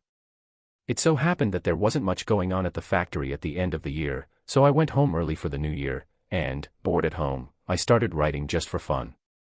Now that we're going live, I naturally don't feel as casual as I did at the start, and I'm also somewhat nervous. Mainly, I don't have much confidence in what I'm going to write next, no basis for it. Perhaps screwing bolts day in and day out has numbed me, left me devoid of emotions. That results in me having no enthusiasm for anything I do. Even when writing the novel, I don't put much emotion into it, the whole process is lackluster and doesn't have any fancy face-slapping. Then, there's the fact that I have no manuscripts in reserve, and I type slowly, which makes me anxious. To be honest, you might not believe this. I started writing this book in January, typing a few thousand words each day, but considering the relatives I'd have to visit over the new year, I kept holding off on releasing it until February, when I had accumulated 80,000 words. But now I only have a few chapters left in reserve, which I saved last week. One reason is that I type slowly, poking at the keys with 2 fingers gets me about 1,000 words in an hour, and when I'm stuck, I might dwell on it for hours. The second reason is that I excitedly published my book, but then I only had single-digit collections per day, no one commented, and I felt so discouraged that I didn't write at all for a week. If I hadn't had the few manuscripts saved up, I feel like I would have vanished into thin air. That feeling was truly agonizing. After that, I tried a few recommendations, got some achievements, and found the motivation to take things a bit more seriously, which made me a little afraid of loss, continuously revising the remaining manuscript over and over again. The chapters leading up to the book's launch, I've edited and modified extensively, going back and forth making several adjustments, which also caused delays in my typing and wasted a lot of my reserve drafts. All I can say is, writing a novel is a game of high aspirations and low abilities, and having an obsessive-compulsive disorder is truly problematic. Enough of the nonsense, let's talk about what happens after the launch.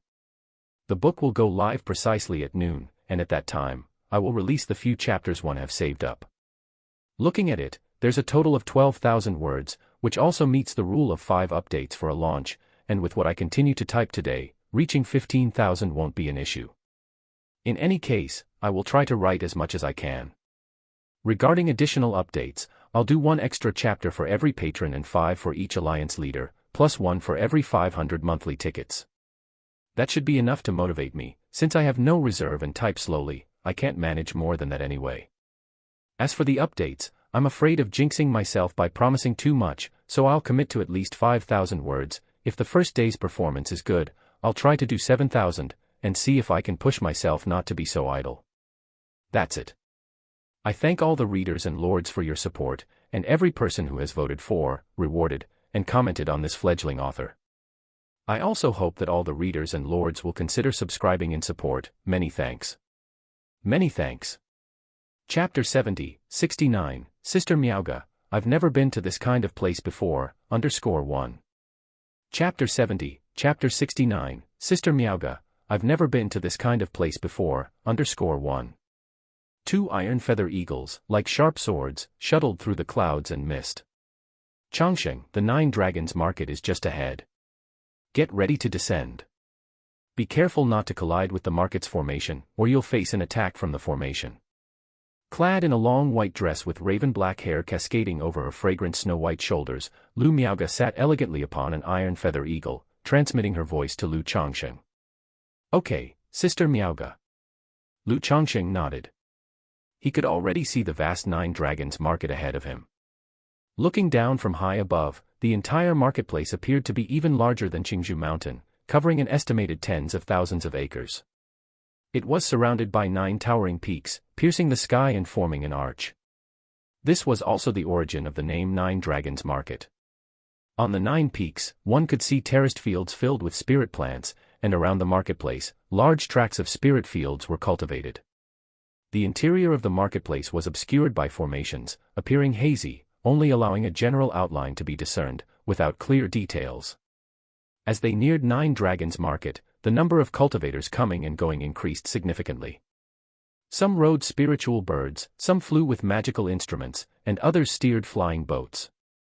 There were also quite a few mounted on demon beast steeds, sprinting across the land or escorting goods. This gave Lu Changsheng a sense of the intense atmosphere of cultivation. Having stayed within Qingzhou Mountain all this time, this was his first visit to such a cultivator's marketplace. The Bullhead Mountain back then was just a small gathering place for loose cultivators, not even a proper marketplace, and it lacked the atmosphere of cultivation. A moment later, Lu Changsheng and Lu Miaoge safely landed their iron feather eagles next to the entrance of the Nine Dragons Market. While it was called a marketplace, it looked much like a city. It was much more magnificent than Rui County City, which he had visited before. The nearly 100-meter-tall walls of the city lay like a slumbering dragon, connecting and encircling the 9 protected peaks. There was a faint fluctuation of spiritual energy on the city walls, clearly marked with formations. Lu Changsheng felt that the defensive formation of the 9 Dragons Market was an even higher level than that of Qingzhou Mountain. But that was to be expected. Qingzhou Mountain was a second-grade middle-grade spirit vein. The 9 Dragons Market was rumored to be a second-grade high-grade spirit vein with multiple branches, making it much larger than Qingzhou Mountain. Moreover, the 9 Dragons Market was established by the Qingyun sect, naturally equipped with great formations set by an array master. The two reached the entrance gatehouse. The gatehouse towered dozens of meters high, majestic and expansive, making one feel very small when standing before it. There were 2 Qingyun sect cultivators standing guard at the entrance, with a small pavilion nearby. Every cultivator entering the marketplace had to show an identity token. Without an identity token, one needed to register information and pay spirit stones to get one at the small pavilion. Lu Miaoge told Lu Changsheng that the identity token came in temporary and long-term versions. The temporary one cost a single spirit stone and was only valid for half a month. The long-term fee was 10 spirit stones, valid for 2 years. Only those who bought a house in the marketplace or owned a shop could get a free living quota. If the identity token expired and was not renewed on time while one was still inside the marketplace, they would be captured by the Qingyun sect's enforcement team and fined spirit stones. And if they didn't have spirit stones to pay the fine, they would be arrested and put to work to repay the debt. This was also one of the main sources of profit for the establishment of the marketplace. Hearing this, Lu Changsheng couldn't help but quietly sigh. No wonder many cultivators avoided coming to such large marketplaces. Although it was safer and more convenient than the outside, for lower-level cultivators, the entry fee was not a small amount. Moreover, after entering the marketplace, they would have to pay for food, lodging, and other expenses. As for buying a house or owning a shop in the marketplace, it was obviously very difficult without even thinking much about it. Indeed, cultivation is difficult, but survival is even harder. Afterwards, Lu Changsheng followed the crowd and paid 10 spirit stones to get a long-term identity token. He could later seek reimbursement from the Lu family for these 10 spirit stones. With the identity token in hand, Lu Changsheng followed Lu Miaoge into the 9 Dragons Market. Upon entering the city, a bustling street was immediately before his eyes. People were coming and going on the street, men, women, the elderly, and the young, almost all of them cultivators, with pavilions, towers, palaces, and houses lining both sides. The Qingyun sect has regulations: no fighting or causing trouble within the marketplace, arbitrarily setting up stalls, or sleeping on the streets overnight. Once discovered or reported, the enforcement team will come to punish the offender. Moreover, aside from the Qingyun sect's enforcers and foundation establishment great cultivators, ordinary energy refining cultivators are not allowed to fly with instruments or ride mounts or demon beasts within the marketplace. Lu Miaoge transmitted this information to Lu Changsheng. Hearing this, Lu Changsheng nodded. No wonder he didn't see anyone flying or riding mounts, they were all walking. His confidence in the security environment of the 9 Dragons Market grew. The 9 Dragons Market is divided into 5 areas: east, west, south, north, and center. The central area is also the core of the second-grade spirit vein and is where Qingyun sect disciples live and cultivate. Only a small portion of cave dwellings is open to outsiders. The eastern district is where some cultivator families and wealthy households reside. Our Lu family has a large compound there. You can also stay there if you like. The spiritual energy is between that of a first-grade and middle-grade spirit vein. The western district is where loose cultivators live. The conditions there are relatively worse, but it also has the standard of a first-grade spirit vein. The southern and northern districts are commercial and entertainment areas, with all sorts of inns, taverns, and shops for daily living needs located in these 2 districts. We are now in the northern district, and our Lu family spiritual talisman shop is just ahead. Lu Miaoge guided Lu Changsheng as they walked towards the center of the city, continuously introducing him to the details of the Nine Dragons market. Chapter 71, 69, Sister Miaoga, I've never been to this kind of place before, _2. Chapter 71, Chapter 69, Sister Miaoga, I've never been to this kind of place before, _2. Lu Changsheng nodded as he listened. It was the first time he had heard Lu Miaoga talk so much. However, he also knew that Lu Miaoga was just a person of few words by nature, usually quiet and seemingly aloof from worldly matters, but actually quite amiable. It was for this reason that she had brought him to Nine Dragons Marketplace, knowing that he was a stranger to this place, and thus she provided such detailed introductions. As they walked along the road, Lu Changsheng constantly looked towards the pavilions and lofty buildings on both sides of the street. Drunk Immortal Pavilion, Gathering of Immortals Pavilion, Myriad Treasures Pavilion, Elixir Cauldron Pavilion, 100 Refinement Workshop, Jinxiu Workshop. Through the names on the signboards of these pavilions and halls, one could vaguely guess their purposes. Seeing the Drunk Immortal Pavilion with red lanterns hung high and faint sounds of music drifting out, Lu Changsheng felt it didn't seem like a proper tavern. Changsheng, you're a married man now, better to avoid such places. Not only do they waste money, but they can also affect your cultivation. Lu Miaoga said softly with a hint of shyness in her voice as she saw Lu Changsheng looking at the Drunk Immortal Pavilion. Hearing this, the corner of Lu Changsheng's mouth twitched. He instantly understood what kind of place the Drunk Immortal Pavilion was. No wonder he vaguely heard sounds of giggling women, he hadn't misheard after all. Indeed, fairies were not only in the mortal world but also in private rooms. Sister Miaoga, I was just wondering why the tavern looked odd, so I took a second glance. I never visit such places, Lu Changsheng said, straightening up earnestly. He genuinely had no interest in such places. He was a man with 5 wives, 6 concubines, 2 favored courtesans, and a handmaid. Why would he need to frequent such spots?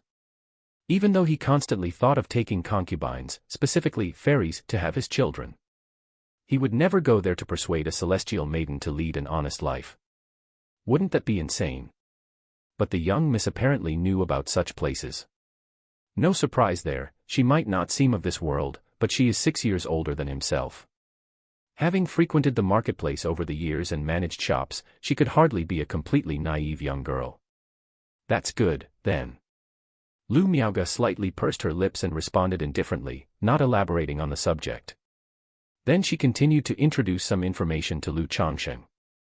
Thus, as they talked and walked, almost a quarter of an hour passed, and Lu Miaoga stopped in front of a shop. She said to Lu Changsheng, "This is our Lu family spiritual talisman shop." Lu Changsheng looked at the shop in front of him. The shop was a 3-story structure in line with the main street, about 6 yang high, with carved beams and painted rafters, resplendent yet not gaudy. A signboard reading, "Qing Zhu Lu Spiritual Talisman Shop," hung above. Shopkeeper. At the entrance of the shop, a youthful girl around 17 or 18, pretty and wearing a work outfit marked with "Qing Zhu Lu Spiritual Talisman Shop," greeted Lu Miaoga with a grace. Then her gaze involuntarily shifted to Lu Changsheng by her side. Drawn by his handsome appearance and his gentle, jade-like demeanor, Lu Miaoga gave a nod of acknowledgement, cold but polite. She explained to Lu Changsheng through a message that this was a receptionist and salesperson for the shop. Currently, the spiritual talisman shop had 1 shopkeeper, 2 apprentices, and 2 receptionist salespersons. The shopkeeper, named Zhang Shan, was a 6th-level energy refinement cultivator who had been working at Lu's spiritual talisman shop for over 10 years.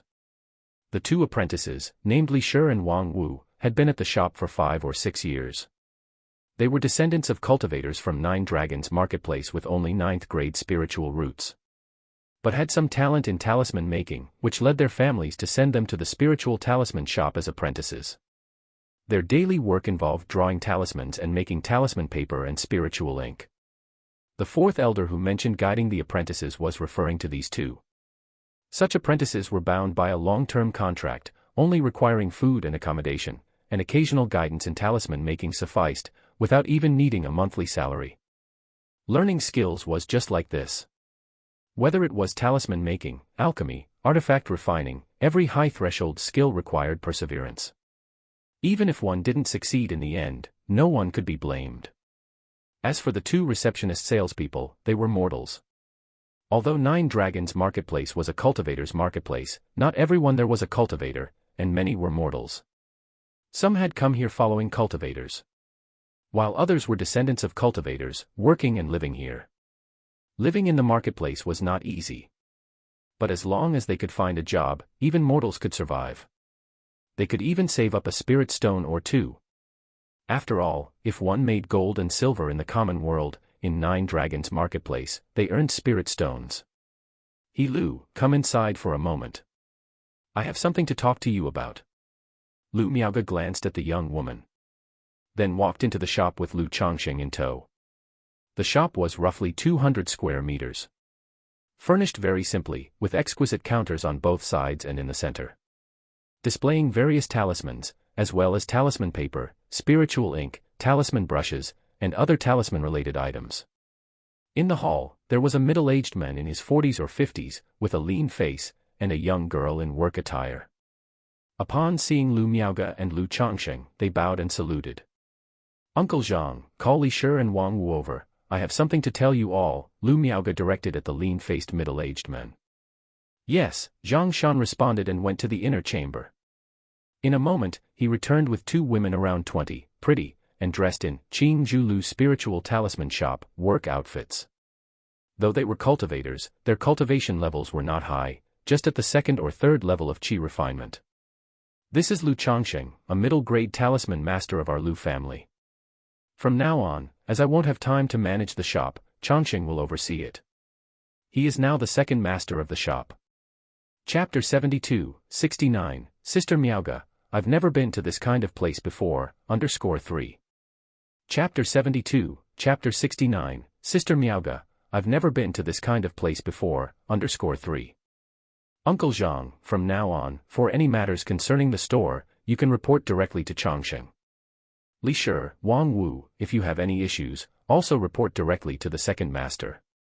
Once everyone had arrived, Lu Miaoge addressed the group. Her tone was cool and brisk, carrying a trace of decisiveness. This let Lu Changsheng see another side of the young miss he didn't often witness. In usual interactions with Lu Miaoge, she always appeared detached and refined, with a temperament like water, never quite like this. The five individuals, upon hearing this, were all somewhat surprised and looked at Lu Changsheng in astonishment. They had not expected that this handsome and spirited young man would be a middle-grade talisman master, their new boss in the future. Zhang Shan has met the second master. Li Shi has met the second master. Wang Wu has met the second master. He Lu has met the second master. Sun Qi has met the second master. The five people didn't think much and immediately saluted with their hands. Surprise and astonishment in their eyes were replaced by envy, admiration, respect, and yearning. A middle-grade talisman master, no matter where, could lead a comfortable life. Especially after they heard the name Lu Changsheng and surname Lu. They subconsciously thought he was a scion of the Qingzhu Lu family. Coming to take over the shop was just for experience and to familiarize himself with life. Handsome, talented, and from a good family, it was truly enviable. Especially for Li Shi, Wang Wu, and the two sales attendants, the way they looked at Lu Changsheng had changed. "I'll be troubling you all from now on." Lu Changsheng smiled at everyone and slightly bowed his hands. Lu Miaoge had talked to him about the shop before coming. The shop's day-to-day affairs were generally well managed by shopkeeper Zhang Shan, and he didn't need to worry too much. Aside from guiding Li Shi and Wang Wu in talisman making, his main task was to watch over the inventory. The spiritual talisman shop needed to restock its inventory every month. These goods, naturally, could not all rely on the Lu family alone. Superior grade, and even supreme talismans, were mostly drawn by the fourth elder. However, basic talismans and lower to middle grade talismans were mostly acquired from various Lu's cultivator talisman masters. Although these Lu's cultivators had cooperated with the Lu family for many years, in terms of quality, it still required the oversight of a talisman master like him, to prevent the issue of inferior quality being passed off as good quality. After all, the items sold in such shops generally cost more than those on Lu's cultivators' stalls. This increase in price was a guarantee of quality. Materials like talisman paper, spirit ink, and talisman brushes were no exception. Furthermore, sometimes when the shop was out of a certain type of talisman and a customer urgently needed one, he, as a talisman master, would do his best to draw one if he could. After introducing Lu Changsheng to the employees, Lu Miaoge didn't say much more and let everyone disperse. She took out a stack of talismans from her storage bag and handed them to Zhang Shan. All were first-grade, middle and superior talismans. Every month when she returned, in addition to guidance from the fourth elder in talisman making, she would also bring back a batch of talismans from him. Lu Miaoge told Lu Changsheng that in addition to some middle and superior grade talismans, the fourth elder would also draw 3 first-grade supreme talismans every month. These were the treasures of the spiritual talisman shop, the backbone of their establishment. However, she would not give these 3 supreme talismans to Zhang Shan. Instead, she kept them on her person. If someone wanted them, she would conduct the transaction in person. Afterward, she took Lu Changsheng on a tour of the shop and introduced him to its situation. The shop had 3 floors. The first floor housed the sales hall, a reception room, and a small courtyard in the back. The second floor was where Li Shi and Wang Wu worked and rested. The third floor was designated for the boss Lu Miaoge to rest and sleep, equipped with a living room, bedroom, lounge, talisman room, and storage room. The third floor had restrictions set up, and one needed a token to enter. Then, Lu Miaoge told Lu Changsheng that she rarely stayed there. If Lu Changsheng found it inconvenient to stay at the Lu family's Eastern District mansion, he could also stay here. Lu Changsheng was indifferent. He expressed his preference to first stay at the Lu family mansion in the Eastern District. Having come to 9 Dragons Market, he thought it appropriate to make a visit there. Before coming, the fourth elder had told him that the 9 Dragons Market was not limited to just one spiritual talisman shop, but also included other Lu family businesses. The second elder of the Lu family was in charge of the Lu family's marketplace affairs, and he usually resided in the 9 Dragons Market. He informed him that should he need anything, he could also directly seek out the second elder. So naturally, having arrived, he should pay a visit. This was the way of the family, with many social obligations. Otherwise, he would appear too aloof and asocial. "Sister Miaoge, it's getting late, may I treat you to a meal? You'll be burdened with helping me in the days to come, otherwise I'd feel guilty." After taking a tour of the shop with Lu Miaoge and finishing the handover, Lu Changsheng spoke to her. "Sure, let's just have something nearby." Lu Miaoge didn't refuse and gave a slight nod. "I haven't eaten anything good these 2 days, and I feel like there's no taste in my mouth at all. I've been looking forward to a good meal today, how could I settle for something casual? Sister Miaoge, what's good to eat around here?" Lu Changsheng spoke directly. "Then let's go to Jade Meal Pavilion next door, I've eaten there several times and the food is very good." Lu Miaoge said thoughtfully. "Then let's go." Consequently, the two descended the stairs. At that moment, there were customers in the store examining talisman brushes, with an attendant providing detailed explanations. Even though the attendant was a commoner, they were trained and knew these items inside out. Lu Changsheng and Lu Miaoge didn't linger, gave a slight nod to shopkeeper Zhang Shan to signal their departure, and left the shop. They arrived at a place not too far away, the Jade Meal Pavilion that Lu Miaoge had mentioned. Chapter 73, 70, I am willing to be a concubine for my master, _1. Chapter 73, Chapter 70, I am willing to be a concubine for my master, _1. The facade of Jade Meal Pavilion appeared quite ordinary, decorated with simple and modest elegance, not as impressive as the Lu family's spiritual talisman shop. But the business inside was booming, not even mealtime yet, and it was already more than half full. After finding a place to sit down, Lu Miaoge ordered 2 dishes and 2 servings of spirit rice from the server. Seeing this, Lu Changsheng couldn't help but smile. "Sister Miaoge, there's no need to be frugal on my account, I've managed to save some spirit stones over the years." His living conditions had improved over the past 6 months. As a result, he had saved quite a few spirit stones. Before heading out, he counted them, a total of 306. He left 30 spirit stones at home for family expenses, and brought the rest with him. So treating Lu Miaoge to a meal didn't mean he had to pinch pennies. 2 dishes are enough for us to eat, more would be a waste. Lu Miaoge said with a light smile. Over the last 6 months, they had become quite familiar with each other while studying talisman making under the fourth elder. That light smile of hers was no longer distant as it was initially, just a polite smile, appearing much more natural. All right. Lu Changsheng replied, not saying much else. It wasn't long before the server brought a basin-sized water lily to their table. The water lily bud opened on its own, revealing 2 dishes and 2 bowls of crystal-clear spirit rice inside, steaming hot and emanating a fragrant aroma. This carp soup is their signature dish, made with red blood carp from the Yu family of Bai Lake Mountain. I order it every time I come here, you should try it. Lu Miaoge pointed out, referring to a dish that was a feast for the senses. Red blood carp from the Yu family of Bai Lake Mountain. Is this restaurant owned by the Yu family of Bai Lake Mountain?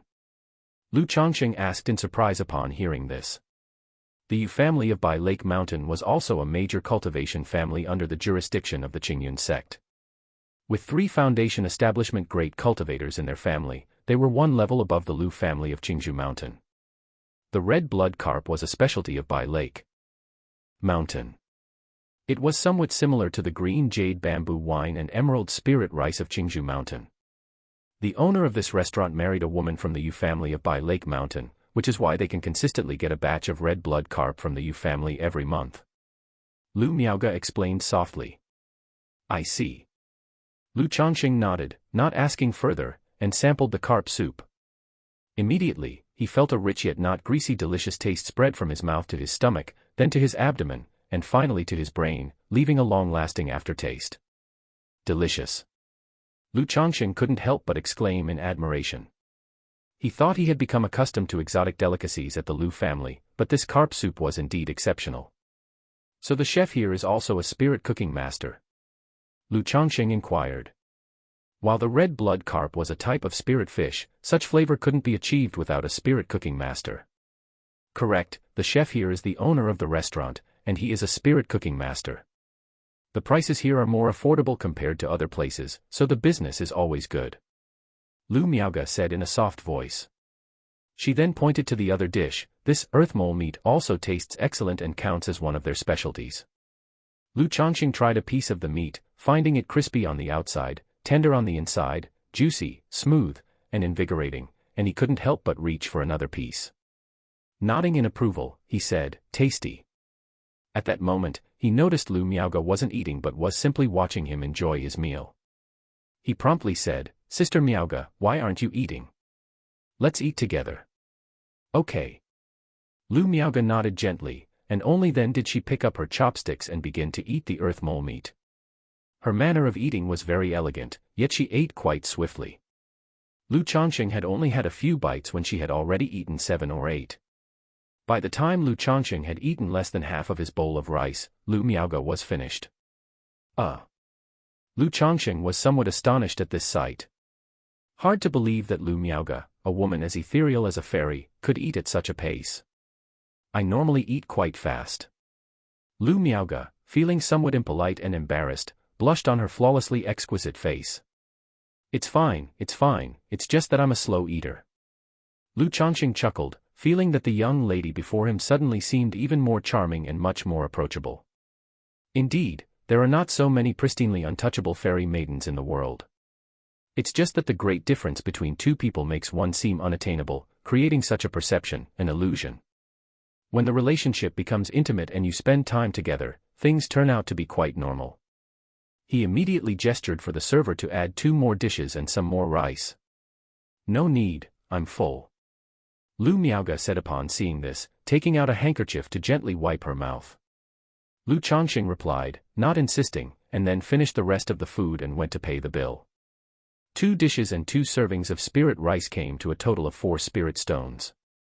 No wonder Lu Miaoge only ordered 2 dishes, because indeed the price was somewhat expensive. When he first joined the Lu family, he earned only 2 spirit stones a month. Now he'd spent 4 spirit stones on a single meal. However, Lu Changsheng wasn't too heartbroken about it. He felt the price was fairly reasonable. The carp soup and earth mole meat were both spirit food, and even the rice was spirit rice, which would be nourishing to the body after eating. He could still feel the spiritual energy flowing slowly through his dantian and meridians. And besides, the process of savoring delicious food was deeply satisfying, very pleasant. Just then, having seen how adorable Lu Miaoge ate, he thought that in the future, when there was no pressing matter, he might often invite Lu Miaoge out to eat, to build a closer relationship. But now, thinking it over, he decided against it.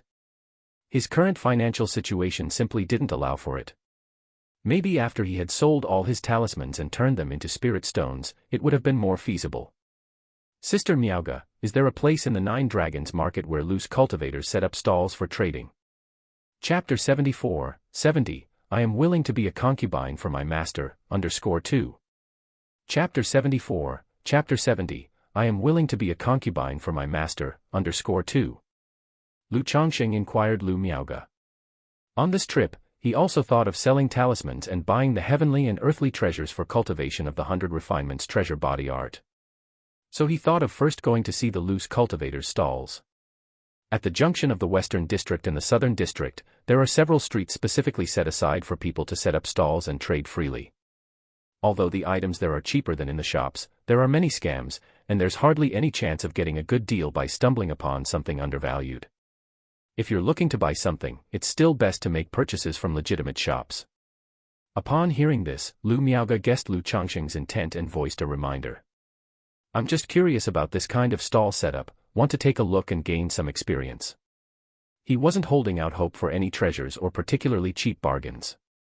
After all, these loose cultivators are all too shrewd, having struggled at the bottom, without certain means, how could one expect to find a bargain from their hands? In the midst of talking, the two returned to the spiritual talisman shop. Sister Lu. At that moment, a childish voice rang out. Lu Changsheng and Lu Miaoge heard the voice and looked over. In front of them, a dignified-looking young matron with a graceful figure and full-bodied stature, holding a 3- or 4-year-old girl in her arms and carrying a lunch box, was walking in their direction. It was the small girl in the young matron's arms who was waving to Lu Miaoge and calling out, "Master." This young matron wore a plain goose-yellow dress, her black glossy hair arranged in a married woman's bun, slanted with an ebony hairpin, giving her a demure and graceful appearance. Upon seeing Lu Miaoge, she also quickened her pace, slightly bowed, and called out softly. Her face might not be exceptionally beautiful, merely fair, with arched eyebrows, crimson lips and almond eyes, and a pert nose, exuding a mature charm. But her skin was very white, whether it was the fair complexion of her cheeks or the skin exposed at the neck, all was snowy white and delicate, soft and pliant to the touch. This creamy white skin, combined with her voluptuous and curvaceous figure, made the young matron look like a ripe peach, giving off a sense of fullness and juiciness. Aunt Bai, Nanan, came to deliver a meal to Uncle Zhang. Lu Miaoge obviously knew the two, and greeted them with a slight smile and a nod. She conveyed to Lu Changsheng, "This is Zhang Shan's wife and daughter, they come to deliver meals to him every day." Zhang Shan inside the spiritual talisman shop also saw his wife and child arriving and immediately got up and hurried out. First, he gave a slight bow to Lu Miaoge and Lu Changsheng nearby, then explained, "Second master, this is my wife, coming to bring me a meal." No worries. He knew the latter's explanation was out of concern that the new co-owner might have objections. Such matters, of course, he didn't mind and would not say anything. It just hadn't occurred to him that Zhang Shan seemed to be 50 years old. Yet his wife was not only a cultivator but also so young, and their child was only 3 or 4 years old. But on second thought, this was quite normal. Most cultivators were older when they chose to start a family and have children. Moreover, although the woman appeared mature and charming, seemingly in her late 20s, her actual age was not necessarily so. After all, most female cultivators would buy youth-preserving pills, beauty-preserving pills. Like Lu Miaoge, she obviously had taken beauty-preserving pills. Compared to when Lu Changsheng first met her 5 years ago, she looked almost the same, still retaining the appearance of a 20-year-old. This made Lu Changsheng think about buying beauty-preserving pills for his own wives as well. He practiced the immortal beauty technique, which not only enhanced his charm but also preserved his youthful appearance forever. But his wives could not, and aside from Lu Miaoyun and Chu Zhenjun who were able to practice cultivation, all the others were mortals who would age. However, thinking of the price of the beauty-preserving pills and the need to give gifts, he would have to give more than 10 gifts at once. Lu Changsheng could only temporarily dismiss the idea. Lu Miaoge didn't chat much with Zhang Shan either, merely nodding slightly, her expression cool as she led Lu Changsheng to the 3rd floor. She usually stayed on the 3rd floor, either cultivating and resting or drawing talismans, rarely on the first floor. Now, the third floor had an additional person, Lu Changsheng. However, Lu Miaoge and Lu Changsheng were quite familiar with each other and didn't mind sharing a room alone. At this time, Lu Miaoge also told Lu Changsheng that although Zhang Shan was an old employee of the shop, he couldn't appear too familiar with him. If they were too close, it would make it difficult to manage later on. Lu Changsheng naturally understood this principle and nodded in agreement. Afterward, Lu Miaoge shared with Lu Changsheng some shop matters and management experience.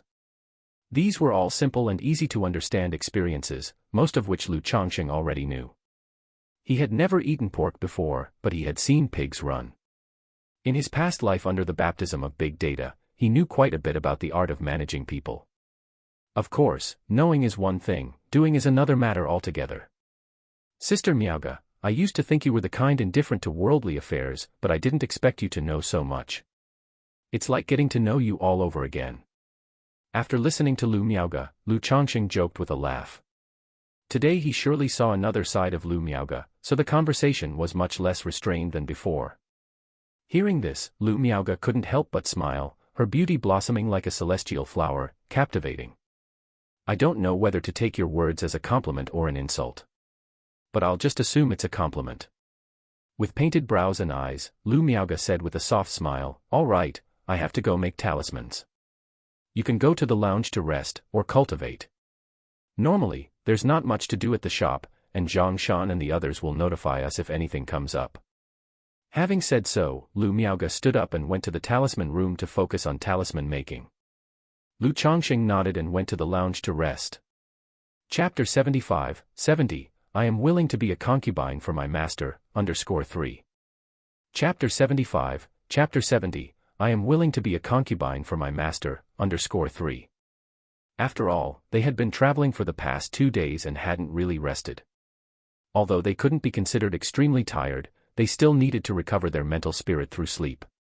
After a short nap, Lu Changsheng saw that Lu Miaoge was still in the talisman room, feeling somewhat bored, so he found something to do and went upstairs. He wanted to check on the talisman-making skills of Li Shi and Wang Wu and planned to give them some guidance on talisman crafting. He possessed the second-ranked talisman-making skill given by the system, so his foundational knowledge in talismans was incredibly solid. It was definitely not comparable to those who relied on their self-study and understanding. Not to mention guiding 2 talisman apprentices. Even his own grandmother, the 4th elder of the Lu family, a first-grade top-level talisman master, could receive a pointer or 2 from him. Second master. In the upstairs workroom, Li Shi and Wang Wu, who were making talisman paper, immediately brightened up when they saw Lu Changsheng coming over, stopped their work and called out sweetly. Their voices involuntarily softened a few degrees more than usual. I've come to see how you are progressing with your talisman making, to give you some guidance. Both women were rather good-looking, not incredibly beautiful, but they could definitely be considered pretty. After all, they were the descendants of cultivators, so the genetic aspect was generally not bad. However, he didn't have any particular thoughts about the 2 women in front of him. Although he did want to find a woman with a spiritual root to have children.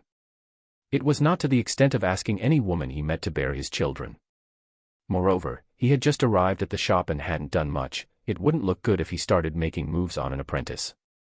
It would not only affect Lu Miaoge and the 4th elder's impression of him, but his reputation, which had just started to improve in the Lu family, would be ruined again. It was unnecessary and not worth it. Thank you, second master. Second master, please have a seat. The 2 women looked at Lu Changsheng, said in their sweet voices, and prepared the chair and brewed the tea. What talismans have you learned so far? Lu Changsheng waved his hand and asked. Immediately, the 2 women started to list the talismans they knew. They had been at the spiritual talisman shop for 5 or 6 years and had mastered about a dozen to 20 basic talismans. This was also because, as apprentices, they had to create profits for the shop, so they needed to learn a variety of different talismans. Although basic talismans didn't make much money, as a spiritual talisman shop, it was necessary to have a sufficient variety of talismans. Okay, show me the talismans you have been practicing lately by drawing them for me. Lu Changsheng nodded and instructed. Both women immediately took out their talisman brushes, talisman paper, and spirit ink to start the talisman making process. At this moment, Li Shi, while halfway through the drawing, failed, and the talisman paper emitted blue smoke. She became somewhat flustered and stuttered to Lu Changsheng, "Second master, I'm sorry, I got a bit nervous." She was normally very cheerful, but in front of Lu Changsheng, she couldn't help but feel a touch of nervousness. "What's there to be nervous about? I'm not some flood or beast, and I certainly don't eat people. If you fail, just continue, that's all." Lu Changsheng couldn't help but smile and waved his hand. Upon hearing Lu Changsheng's comforting words and seeing his smile, a blush spread across Li Shi's pretty face, making it hard for her to breathe, and her heart raced. There were many handsome men in the world. But how many were handsome, came from a good family background, and were also a middle-grade talisman master? At least Li Shi hardly ever came across such men in her daily life, so Lu Changsheng's smile made her heart flutter more than usual, and her nervousness intensified. "Why is your face turning red like a teapot?" Lu Changsheng saw that her face was red, with a love-struck expression, and was momentarily at a loss for words. "I haven't even done anything, and you're already like this. Unknowingly, has my charm become so great?" Lu Changsheng couldn't help but sigh inwardly. He also suddenly realized that he was no longer his former self. Not only was he handsome, but he was also wealthy and accomplished at a young age. "Humph, such a mundane woman." Lu Changsheng restrained his smile, his expression indifferent, and he said evenly, "Continue." At that moment, he vaguely understood why Lu Miaoge didn't like to smile and always had an aloof, otherworldly demeanor. This was the trouble of being good-looking.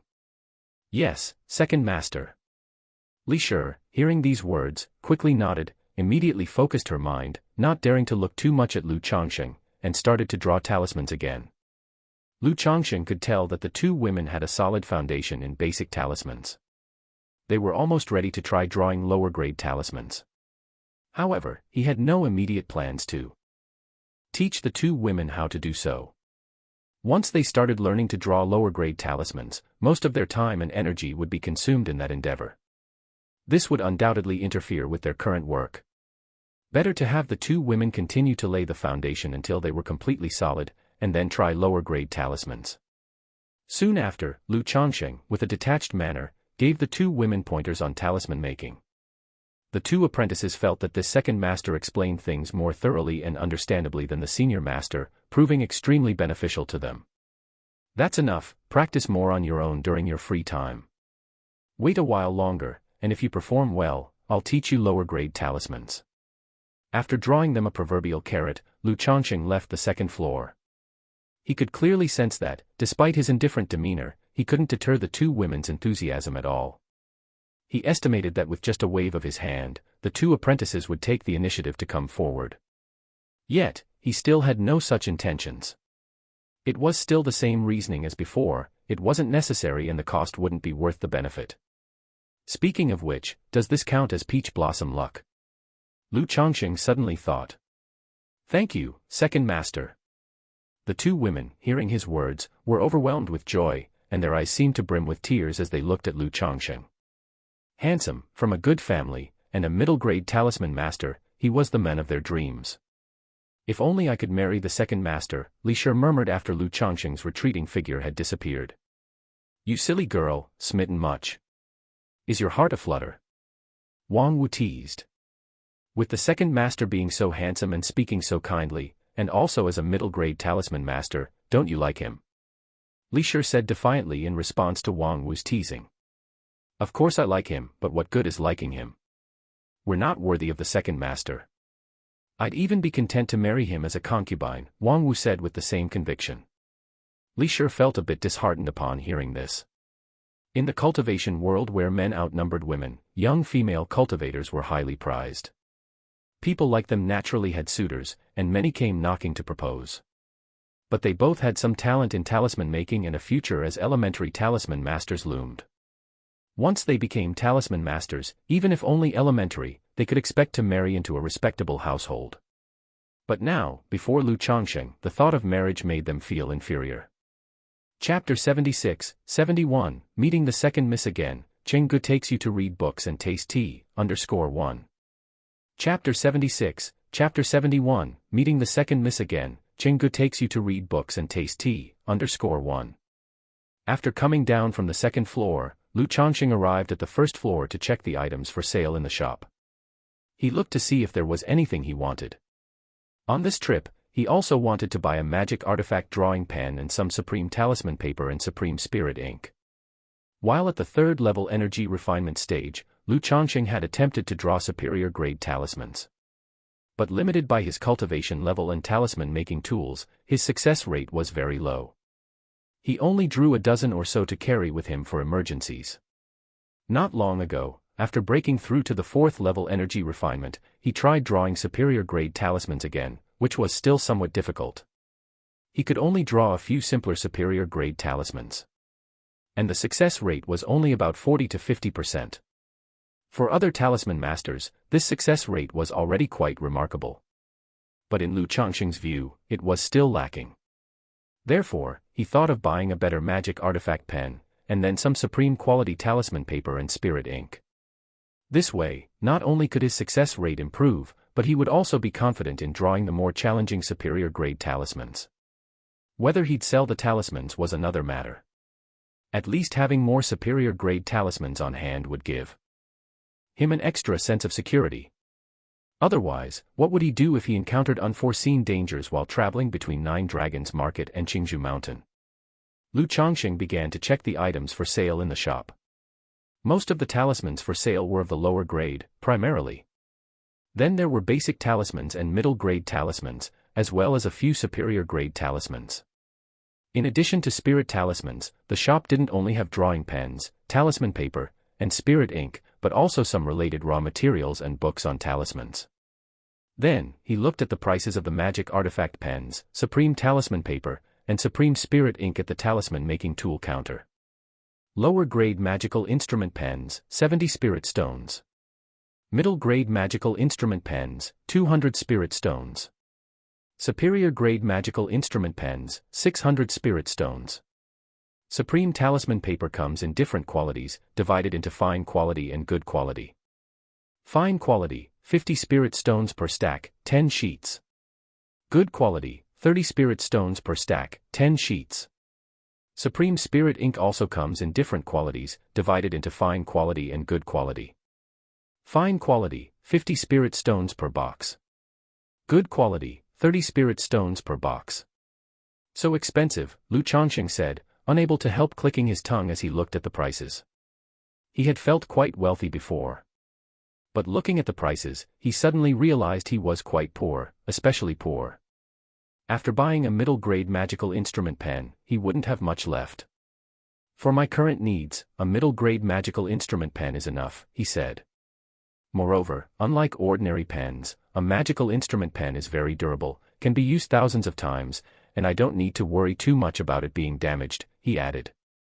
Lu Changsheng stroked his chin, planning to purchase a middle-grade magical instrument pen. After all, such an item could be used for a long time once bought. As for the price of talisman paper and spirit ink, he thought they were quite reasonable, not too expensive.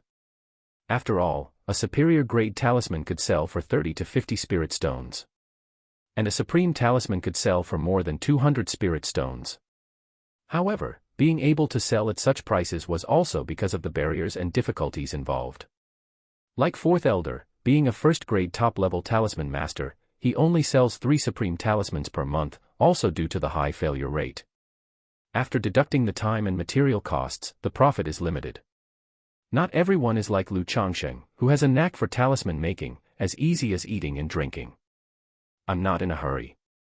Right now, I need the spirit stones to purchase the materials for the 100 Refinements treasure body art.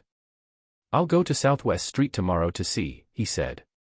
I'll see if there are any materials suitable for the 100 Refinements treasure body art and if I can sell some talismans to make some money, Lu Changsheng mused to himself. He then asked the shopkeeper, Zhang Shan, about the cost price for items like the magical instrument pens, supreme talisman paper, and spirit ink. Zhang Shan didn't hide the information and told the truth. The cost price for a lower-grade magical instrument pen is 43 spirit stones. The cost price for a middle-grade magical instrument pen is 139 spirit stones, and for a superior-grade magical instrument pen, it is 500 spirit stones. Because the Lu family didn't have an artifact refiner, these were purchased from other places to sell. About the talisman paper and spirit ink, fine quality was made by the Lu family themselves, good quality was both self-made and outsourced using provided materials, and Zhang Shan wasn't clear about the cost. After hearing this, Lu Changsheng nodded, deciding to take a middle-grade magical instrument pen from the shop at cost price when the time came. Then, he inquired about the shop's daily revenue, sales, which talismans sold well, and the prices and quantities of talismans bought from other places, among other things. Lu Changsheng had an idea in mind. If he were to be fully responsible for managing the shop in the future, could he possibly sell all the talismans he had through this shop? For these queries, Zhang Shan responded truthfully, giving Lu Changsheng a good understanding of the spiritual talisman shop. He learned that the business of the spiritual talisman shop was quite good in Nine Dragons Market, generating several thousand spirit stones in revenue each month.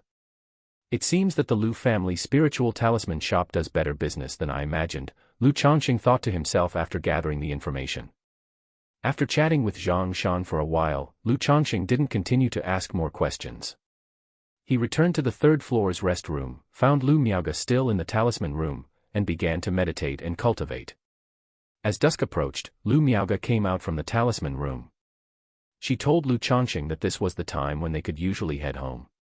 Although Nine Dragons Market didn't have a curfew, the place would be much quieter at night. After all, cultivators still needed to cultivate and rest. And with Li Shi and Wang Wu living in the shop, they could help keep an eye on things. Afterward, Lu Miaoge took Lu Changsheng to the Lu family mansion in the Eastern District. Chapter 77-71, Meeting the Second Miss Again, Chenggu takes you to read books and taste tea, _2. Chapter 77, Chapter 71, Meeting the Second Miss Again, Chenggu takes you to read books and taste tea, _2. From here, it was quite a distance to the Lu family's large compound in the Eastern District. The two of them walked quite fast, and it took almost half an hour. The Lu family's compound covered nearly 2,000 square meters. Compared to the living quarters at Qingzhou Valley, it was naturally much smaller. But in the Nine Dragons Market, where every inch of land was worth its weight in gold, this courtyard was already considered large. Lu Changsheng curiously inquired about how many spirit stones such a large compound would cost from Lu Miaoge. Lu Miaoge was not sure about the exact price. She only said that such large compounds usually started with a lease term of 3 to 5 years. As for the price, it varied from several dozen to 100 spirit stones a year. Hearing this, Lu Changsheng couldn't help but click his tongue in wonder. Just the annual rent would cost dozens to hundreds of spirit stones. For buying, wouldn't it require several thousand spirit stones? Indeed, no matter where you were, buying a house was never easy. Upon arriving at the compound, Lu Miaoge asked the house steward if the second elder was home. Now that she brought Lu Changsheng over, it was natural to meet this second elder of the Lu family. The steward indicated that the second elder was resting in the back courtyard, and led the two to meet the second elder. Shortly after, Lu Changsheng saw the second elder of the Lu family. He had white hair but his complexion was very rosy and lustrous, as if he was a baby. A tall figure dressed in a green robe, he leaned on a jade bamboo cane, exuding an imposing aura without being angry. This second elder was in charge of the Lu family business, often abroad. This was the first time Lu Changsheng had met him. Second elder. Great uncle. Lu Changsheng and Lu Miaoge bowed to the second elder in unison. The second elder nodded, stood up to look at Lu Changsheng, and with a slight smile said, "So you are Changsheng, at such a young age you have already become a middle-grade talisman master, very good. From now on, in the Nine Dragons Market, if you need anything, you can come directly to me," he said. The second elder's generous palm patted Lu Changsheng on the shoulder as he spoke. "Yes, second elder," replied Lu Changsheng, bowing respectfully. Afterward, the second elder had the steward arrange a room for Lu Changsheng. He also mentioned that there would be a banquet in the evening to welcome and cleanse him from his travels, to let him get acquainted with the other Lu family disciples and to encourage him to interact more in the future. Lu Changsheng naturally responded respectfully to these words. He knew that as he was now integrating into the Lu family, such social interactions and affairs of human relationship were hard to avoid. Soon after, the steward arranged a small courtyard for him. The courtyard was not big, only a little over 100 square meters, even smaller than the one he had at Qingzhou Villa. It had simple formation effects for sound insulation and gathering spiritual energy, the spiritual energy was not as good as in Qingzhou Valley, but it was much better than Qingzhou Mountain. At night, a servant came to inform Lu Changsheng about the banquet. Lu Changsheng nodded and proceeded to the hall. As soon as Lu Changsheng arrived at the hall, he saw not only the second elder and Lu Miaoge, but also 2 managers of the Lu family of the same generation as Lu Yuanding and 5 Lu family disciples. However, his gaze immediately fell on an incredibly beautiful woman standing next to Lu Miaoge. The woman wore a white crane-embroidered long dress that clung tightly, perfectly outlining her curvaceous silhouette through the fabric, leaving nothing of her graceful figure to the imagination. But beneath the slits of the tailored hem, one could see her long, straight legs sheathed in thin, white silk stockings, which rendered her already fair and smooth legs with an added touch of a high-class, sanctified allure. Her delicate feet wrapped in white silk stockings stepped into a pair of flowing cloud-patterned silver high heels, accentuating her graceful and tall figure even more vividly. This woman was none other than the second young Miss Lu Miaohuan, who had been on a blind date with Lu Changsheng once before. Lu Changsheng had not expected this second young miss to also be in the 9 Dragons market. And this second young miss had even switched from black to white stockings. It had to be said, the second young miss had a really good figure. Especially those legs, perfectly proportioned, a bit more would be too plump, a bit less would be too skinny, straight and rounded. Whether in black or white stockings, they presented an astoundingly enticing appearance on her. Lu Miaohuan too noticed Lu Changsheng, and seeing his gaze linger on her, promptly gave a cold snort, turning her head to look elsewhere. Lu Changsheng just smiled and pretended not to notice. He was aware that the second young miss still held a grudge. That was normal. It had only been half a year since their blind date, and he had rejected the second young miss, marrying Lu Miaoyun instead. With the proud temperament of the second young miss, how could she easily forget and not hold a grudge? If it wasn't for the second elder hosting a welcoming banquet, the second young miss probably wouldn't even want to see him, much less show a pleasant expression. However, seeing Lu Miaoge and Lu Miaohuan, the sisters similar in appearance and figure, standing side by side made Lu Changsheng's mind wander, thinking what the eldest miss might look if she dressed alike. Or perhaps, the 2 sisters, one in white, the other in black. Lu Changsheng dared not entertain the thought any further, immediately suppressing the wild horse of his mind. It was far too exciting, not to be pondered further. If family head Lu Yuanding knew he was entertaining thoughts about his 2 daughters, he might just cleave him with a sword.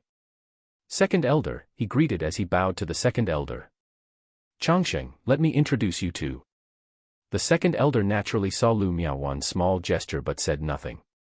He was aware of the small history between Lu Changsheng and Lu Miaohuan. It was precisely this incident that made Lu Yuanding see his daughter restless at home, hence he allowed her to come to 9 Dragons Market to find something to do, and also to take her mind off things. Thereupon, under the introduction of the second elder, Lu Changsheng got acquainted with the 2 managers of the Lu family, and also with the other 4 Lu family disciples. These individuals, capable of handling affairs in the 9 Dragons Market, held not low positions within the Lu family, belonging to the future upper echelon.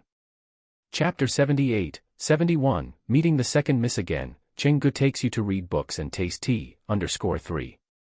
Chapter 71, Meeting the Second Miss Again, Chenggu takes you to read books and taste tea, _3. Aside from Lu Miaohuan, who held a grudge and did not give Lu Changsheng a warm reception, the others were all quite enthusiastic. After all, love and hatred never come without reason. Lu Changsheng was easygoing, never offending anyone, and as a middle-grade talisman master, naturally, they were willing to be on good terms with him. Especially since these few were aware of Lu Changsheng's talent for talisman making, and the Lu family had always been encouraging Lu Changsheng to fully integrate, they were naturally more inclined to foster good relations with Lu Changsheng and would not do anything to offend him. Thus, Lu Changsheng became acquainted with them. Well-fed and in high spirits, everyone left the event.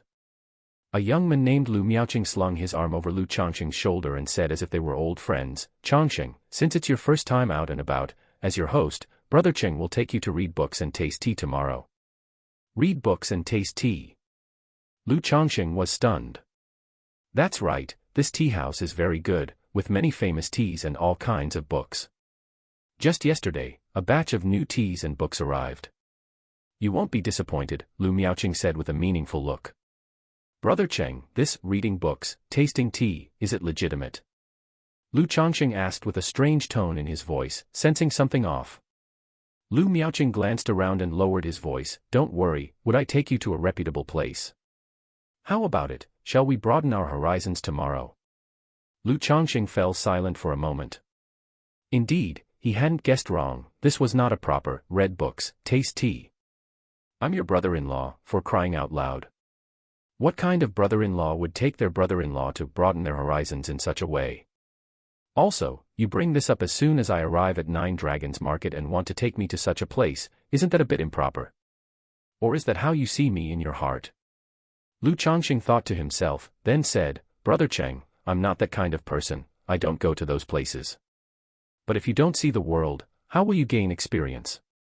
This is also a form of cultivation, Lu Miaoqing argued. There's a saying, tea is like a beauty, it should be savored slowly, and a lady is like a book, she should be read carefully. This, reading books, tasting tea, is about observing all walks of life, experiencing the various flavors of life, and is the best way to gain life experience.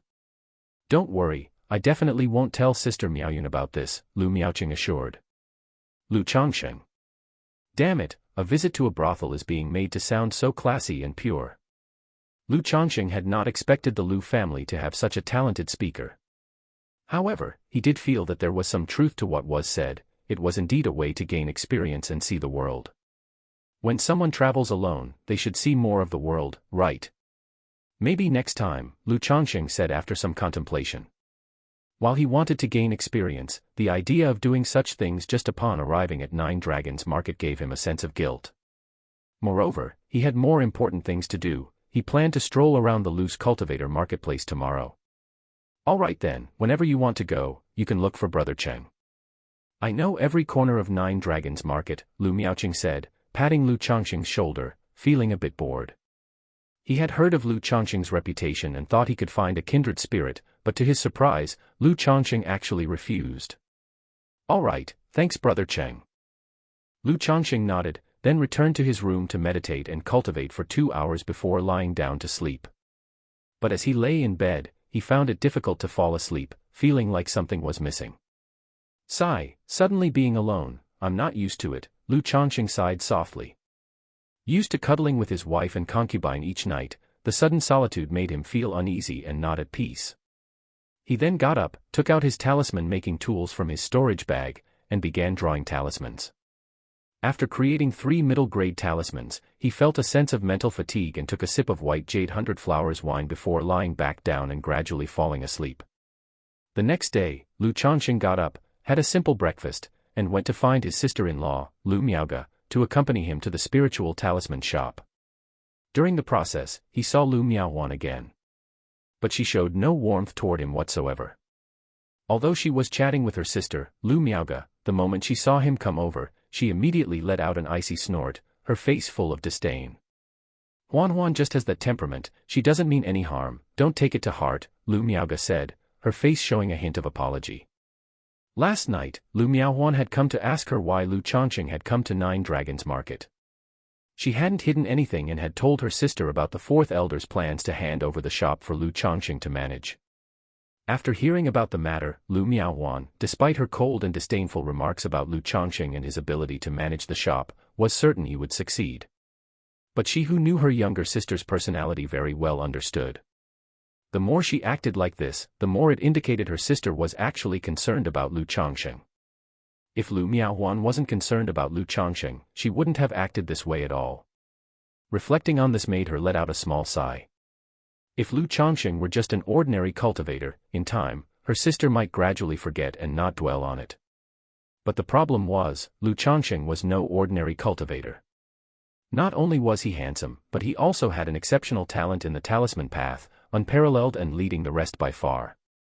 With time, he would become a first-grade middle-grade talisman master, a first-grade top-level talisman master, and even a second-grade talisman master. Now, Lu Changsheng had come to Nine Dragons Market and met with her sister. Under these circumstances, her sister would constantly have this matter and Lu Changsheng on her mind, which would gradually foster a delicate and dangerous sentiment.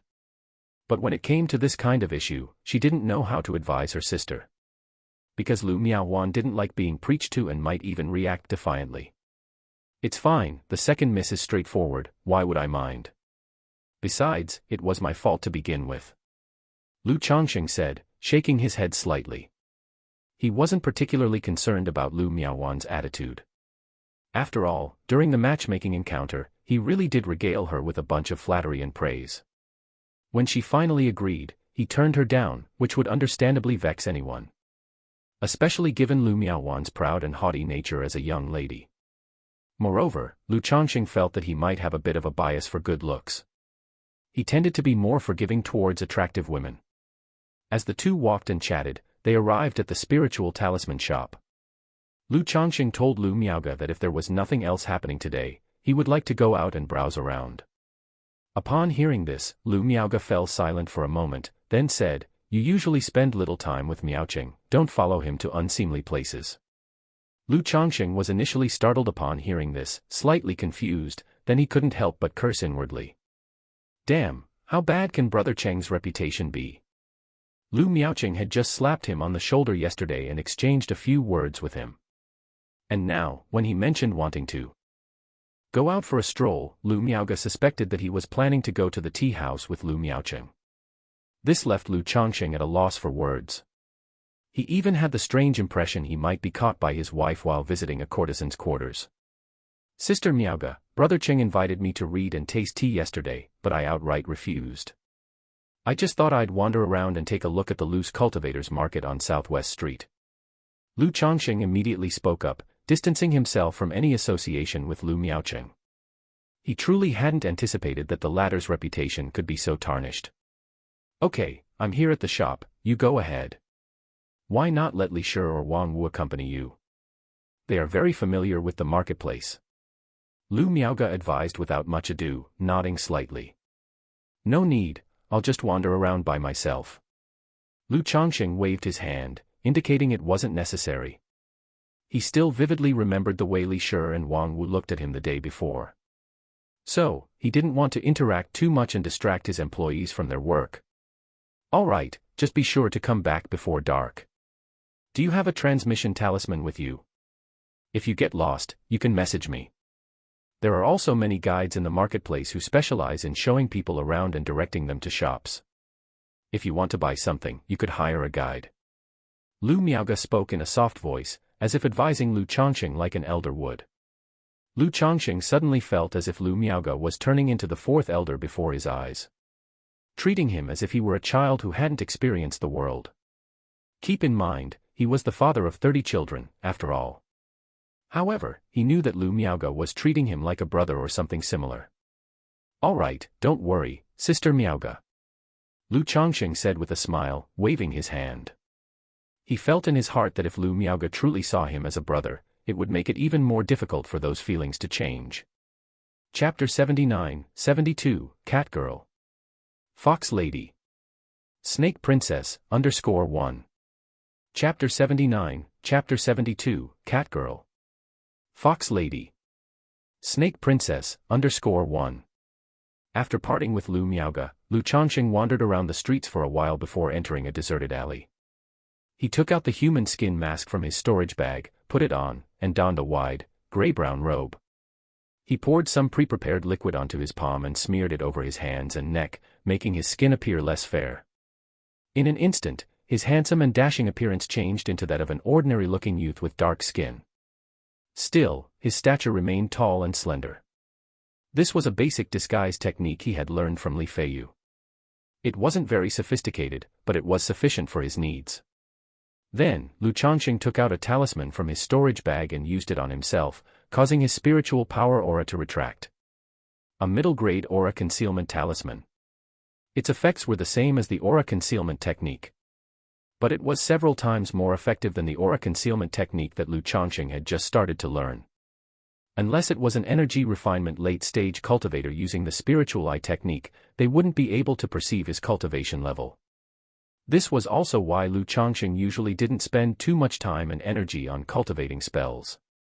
For one thing, it was too time-consuming and effort-intensive. On the other hand, many times, talismans could be used as a substitute. Sigh, sometimes being handsome is also a kind of trouble, he sighed, stepping out of the alley. Lu Changsheng's good looks and exceptional aura made him very memorable, which could be problematic. If he were to sell talismans and later be recognized as the owner of the Lu family spiritual talisman shop, it would be awkward to explain. So, it was better to change his appearance and conceal his aura, making him look more ordinary. Although this disguise technique was very basic and even a bit rough, and some people might recognize the disguise. As long as no one saw his true face or remembered him, it should suffice. Having left the alley, Lu Changsheng made his way to the entrance of a street. He saw several youngsters squatting there, looking around with signs that read, "Guide." Before he could approach, one of the youngsters came up to him enthusiastically, saying, "Senior, do you need a guide? I grew up in Nine Dragons Market and am very familiar with every area. Whatever you want to know or purchase, I have all the details," the youngster spoke with enthusiasm. Although Lu Changsheng had disguised himself and concealed his aura, making him look just like an ordinary person. These youths, who made their living in Nine Dragons Market as guides, naturally had a certain insight. They could tell at a glance that Lu Changsheng was interested in hiring a guide. Even if he wasn't interested, at most, it would just be one wasted question, no loss at all. "How much do you charge for your services?" Lu Changsheng nodded and asked. "Senior, I only charge 1 spirit stone for a day," the youth immediately replied. A spirit stone weighs 10 liang. After the spiritual energy inside is consumed, the weight will become lighter. During the mining of spirit stones, there will also be some broken fragments known as spirit stone shards. These units of spirit stones are seldom used by cultivators. They are relatively common only in marketplaces like this one. "Okay, then take me around. You have change for spirit stones, right?" Lu Changsheng asked upon hearing this and took out a spirit stone he had previously used that weighed around 4 or 5 liang. The youth showed a hint of regret in his eyes but immediately responded enthusiastically, "Yes, I do." After taking and examining the spirit stone, weighing it briefly, he then took out 2 spirit stone shards and handed them to Lu Changsheng. The youth then said, "Senior, may I know what you are looking to buy or learn about?" "Take me to the stalls where they trade," Lu Changsheng said. "The trading stalls are on Southwest Street." "This way, please, senior. It's about a half-hour's walk from here to Southwest Street.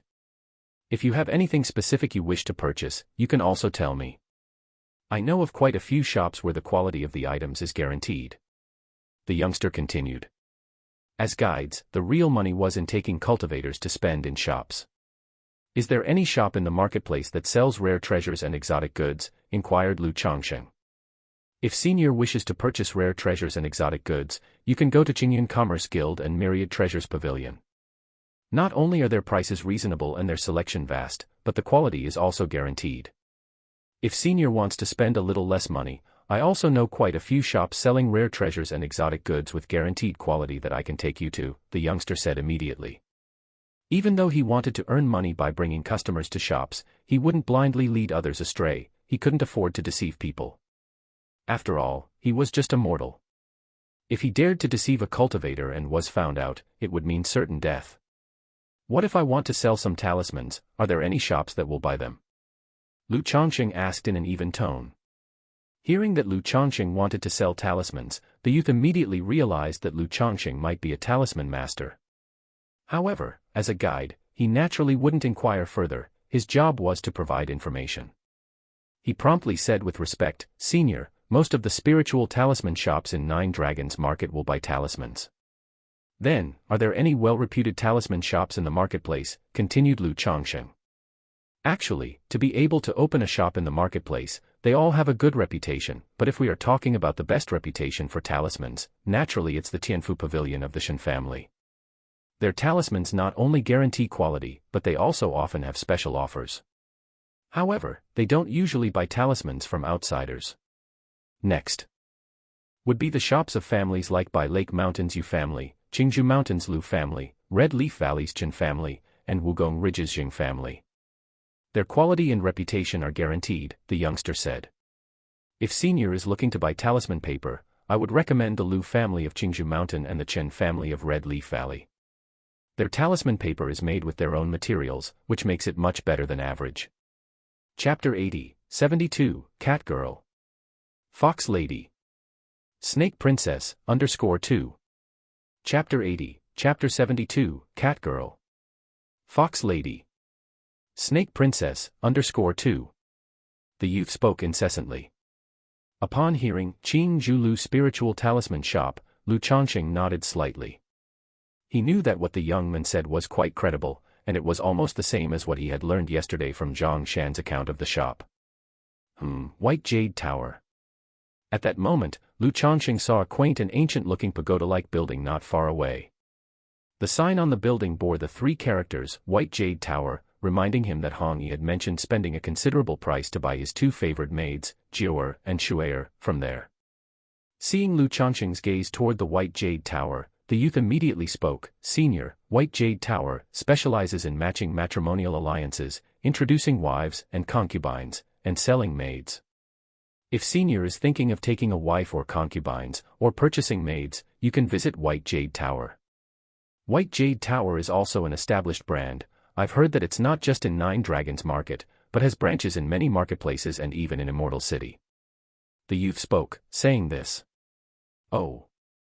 Lu Changsheng's eyebrows raised on hearing this. He couldn't help but wonder internally if the White Jade Tower, where Hong Yi had purchased Jiu'er and Shu'er, and this White Jade Tower were the same establishment. Just different branches. Then the business of this White Jade Tower was indeed quite extensive. The next time he received a letter from Hong Yi, he could ask if it was the same White Jade Tower. Does White Jade Tower have any wives, concubines, or maids with a spiritual root? He naturally wouldn't forget about searching for a fairy. After all matters are but passing clouds, and only taking wives, concubines, and bearing children is the true path. He was quite satisfied with Jiu'er and Shu'er, whom Hong Yi had gifted him. If he could use money to buy obedient and sensible maids with spiritual root, that would be the best outcome. Of course, there are some with spiritual roots available, but they are a minority. Most are just exceptionally beautiful and have a gracious temperament, either descendants of cultivators or ordinary humans, the youth replied. I've heard that inside White Jade Tower, there are not only women from the human race, but also those from other races and the demon race, although I am not too clear about the specifics and the prices. If Senior is interested, you could go in for more information. The youth spoke again. Not only the human race, but also other races and the demon race. Lu Changsheng knew that the 2 girls Jiu'er and Shu'er sent by Hong Yi were from other races. Now hearing that there were also demon race girls, he instantly thought of creatures like cat girls, fox women, and snake maidens. Lu Changsheng gave a nod, not asking further, and kept the White Jade Tower in his mind. He planned to come back later to take a look and get more information. After all, the women in such a place would likely have hard lives. If he had the ability to help them, he would, saving whoever he could. It would be like saving a life, better than building a 7-tiered pagoda. Thus, Lu Changsheng chatted casually with the youth as they walked, gathering various information about the marketplace. The pair finally reached Southwest Street where the loose cultivators set up their stalls for trading. Senior, ahead is Southwest Street, where the loose cultivators freely trade. If you wish to set up a stall, you need to pay a spirit stone for the management fee at the fee collection booth. Up ahead, the youth told Lu Changsheng. Lu Changsheng nodded, thinking to himself that this 9 Dragons Market really did charge for everything. Even setting up a stall required a payment of a spirit stone as a management fee. He arrived at the entrance of Southwest Street, and immediately saw a street lined with lanterns, with neatly organized stalls on both sides. The throngs of people in the middle, bustling like a market in the secular world, with relentless hawking much livelier than the streets he had passed earlier. That will do, your task is completed. There's no need to follow me anymore, I'll wander around by myself, Lu Changsheng said, waving his hand dismissively at the youth. Yes, I take my leave, and I wish Senior great luck and success, that all your wishes come true, and that fortune descends upon you, bringing prosperous and flourishing cultivation, the youth said, bowing and reciting a litany of well wishes. Lu Changsheng, unfazed by these blessings, showed no inclination of giving a tip and continued walking into the street. Seeing this, the youth wasn't disappointed. After all, wealthy patrons were few and far between. And it was rare to encounter even a few in a year. Lu Changsheng didn't rush to sell talismans. Instead, he decided to take a look around first, to see if there was anything he needed or found interesting. and to understand the local prices. Second-hand vestment robes for sale, practically new and without patches. Red-striped tiger meat, tender and fresh, just slaughtered last night. 10-year-old black truffles, 3 spirit stones per pound, a deal of 10 spirit stones for £3. Brother, need elixir medicines. Freshly concocted ascension elixirs here, pop one and all worldly troubles will melt away. Each stall was actively advertising their wares. Changsheng followed the flow of people, examining each stall in turn. The variety of items for sale was remarkably diverse. It was a far cry from the standards of the market at Bullhead Mountain, vastly superior in the quality of goods on offer. Most of the items were spiritual objects used by cultivators. And thinking about it made sense. After all, if one had to pay a spirit stone just to secure a stall, then selling junk wouldn't earn back even the cost of the stall fee. Changsheng examined the goods in great detail. Directly purchasing any materials suitable for cultivating the 100 Refinements Treasure Body technique. Because he was cultivating the 100 Refinements Treasure Body technique, he could roughly sense the quality of the spiritual materials, so he wasn't likely to be swindled. As for stumbling upon an incredible bargain, that was almost non-existent. Not to mention the low odds, because to use the 100 Refinements Treasure Body technique to sense the quality of spiritual materials, he needed to touch them. Merely looking wouldn't reveal anything, he didn't have the eye for it. He hadn't even finished browsing half the street when Changsheng had already spent half of his spirit stones, all used for purchasing spiritual materials for cultivating the 100 Refinements Treasure Body technique. Chapter 81, 72, Cat Girl. Fox Lady. Snake Princess, _3. Chapter 81, Chapter 72, Cat Girl. Fox Lady. Snake Princess, _3. This made him sigh with helplessness. Money really burns fast. Afterward, Changsheng restrained himself a bit and focused on observing. If he really wanted to buy something, he decided to look around more and come back later to make a purchase. During this process, Changsheng overheard someone haggling, chit-chatting, and debating, and he would stand aside and listen if he found it interesting. In fact, as he wandered and listened along the way, he did indeed learn a great deal and broadened his horizons considerably. Fellow Taoist, I'd like to trade this magic artifact fragment for your item. Would you like to exchange? A magic artifact fragment. May I have a look? What kind of magic artifact fragment is this? It's completely useless, I won't trade.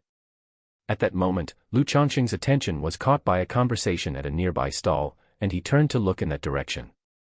He saw an elegant middle-aged man standing in front of a stall, taking back a black iron lump the size of an egg with a rough surface. Fellow Taoist, you said this is a fragment of a magic artifact. Does this fragment have any effects?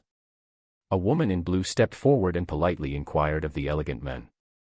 Clearly, she also heard about the magic artifact fragment and wondered if she could pick up a bargain. There is no special effect, it's just very hard. I once tried hacking it with my middle-grade flying sword magic instrument, and my flying sword ended up with a notch. The elegant man said with a pained expression on his face. His words immediately sparked curiosity among the others who were paying attention. Being able to notch a flying sword magic instrument meant this was no ordinary scrap. Even if it wasn't a fragment of a magic artifact, it was still an extremely rare material. This esteemed brother, I am willing to offer 20 spirit stones for this fragment, will you sell? Someone spoke up.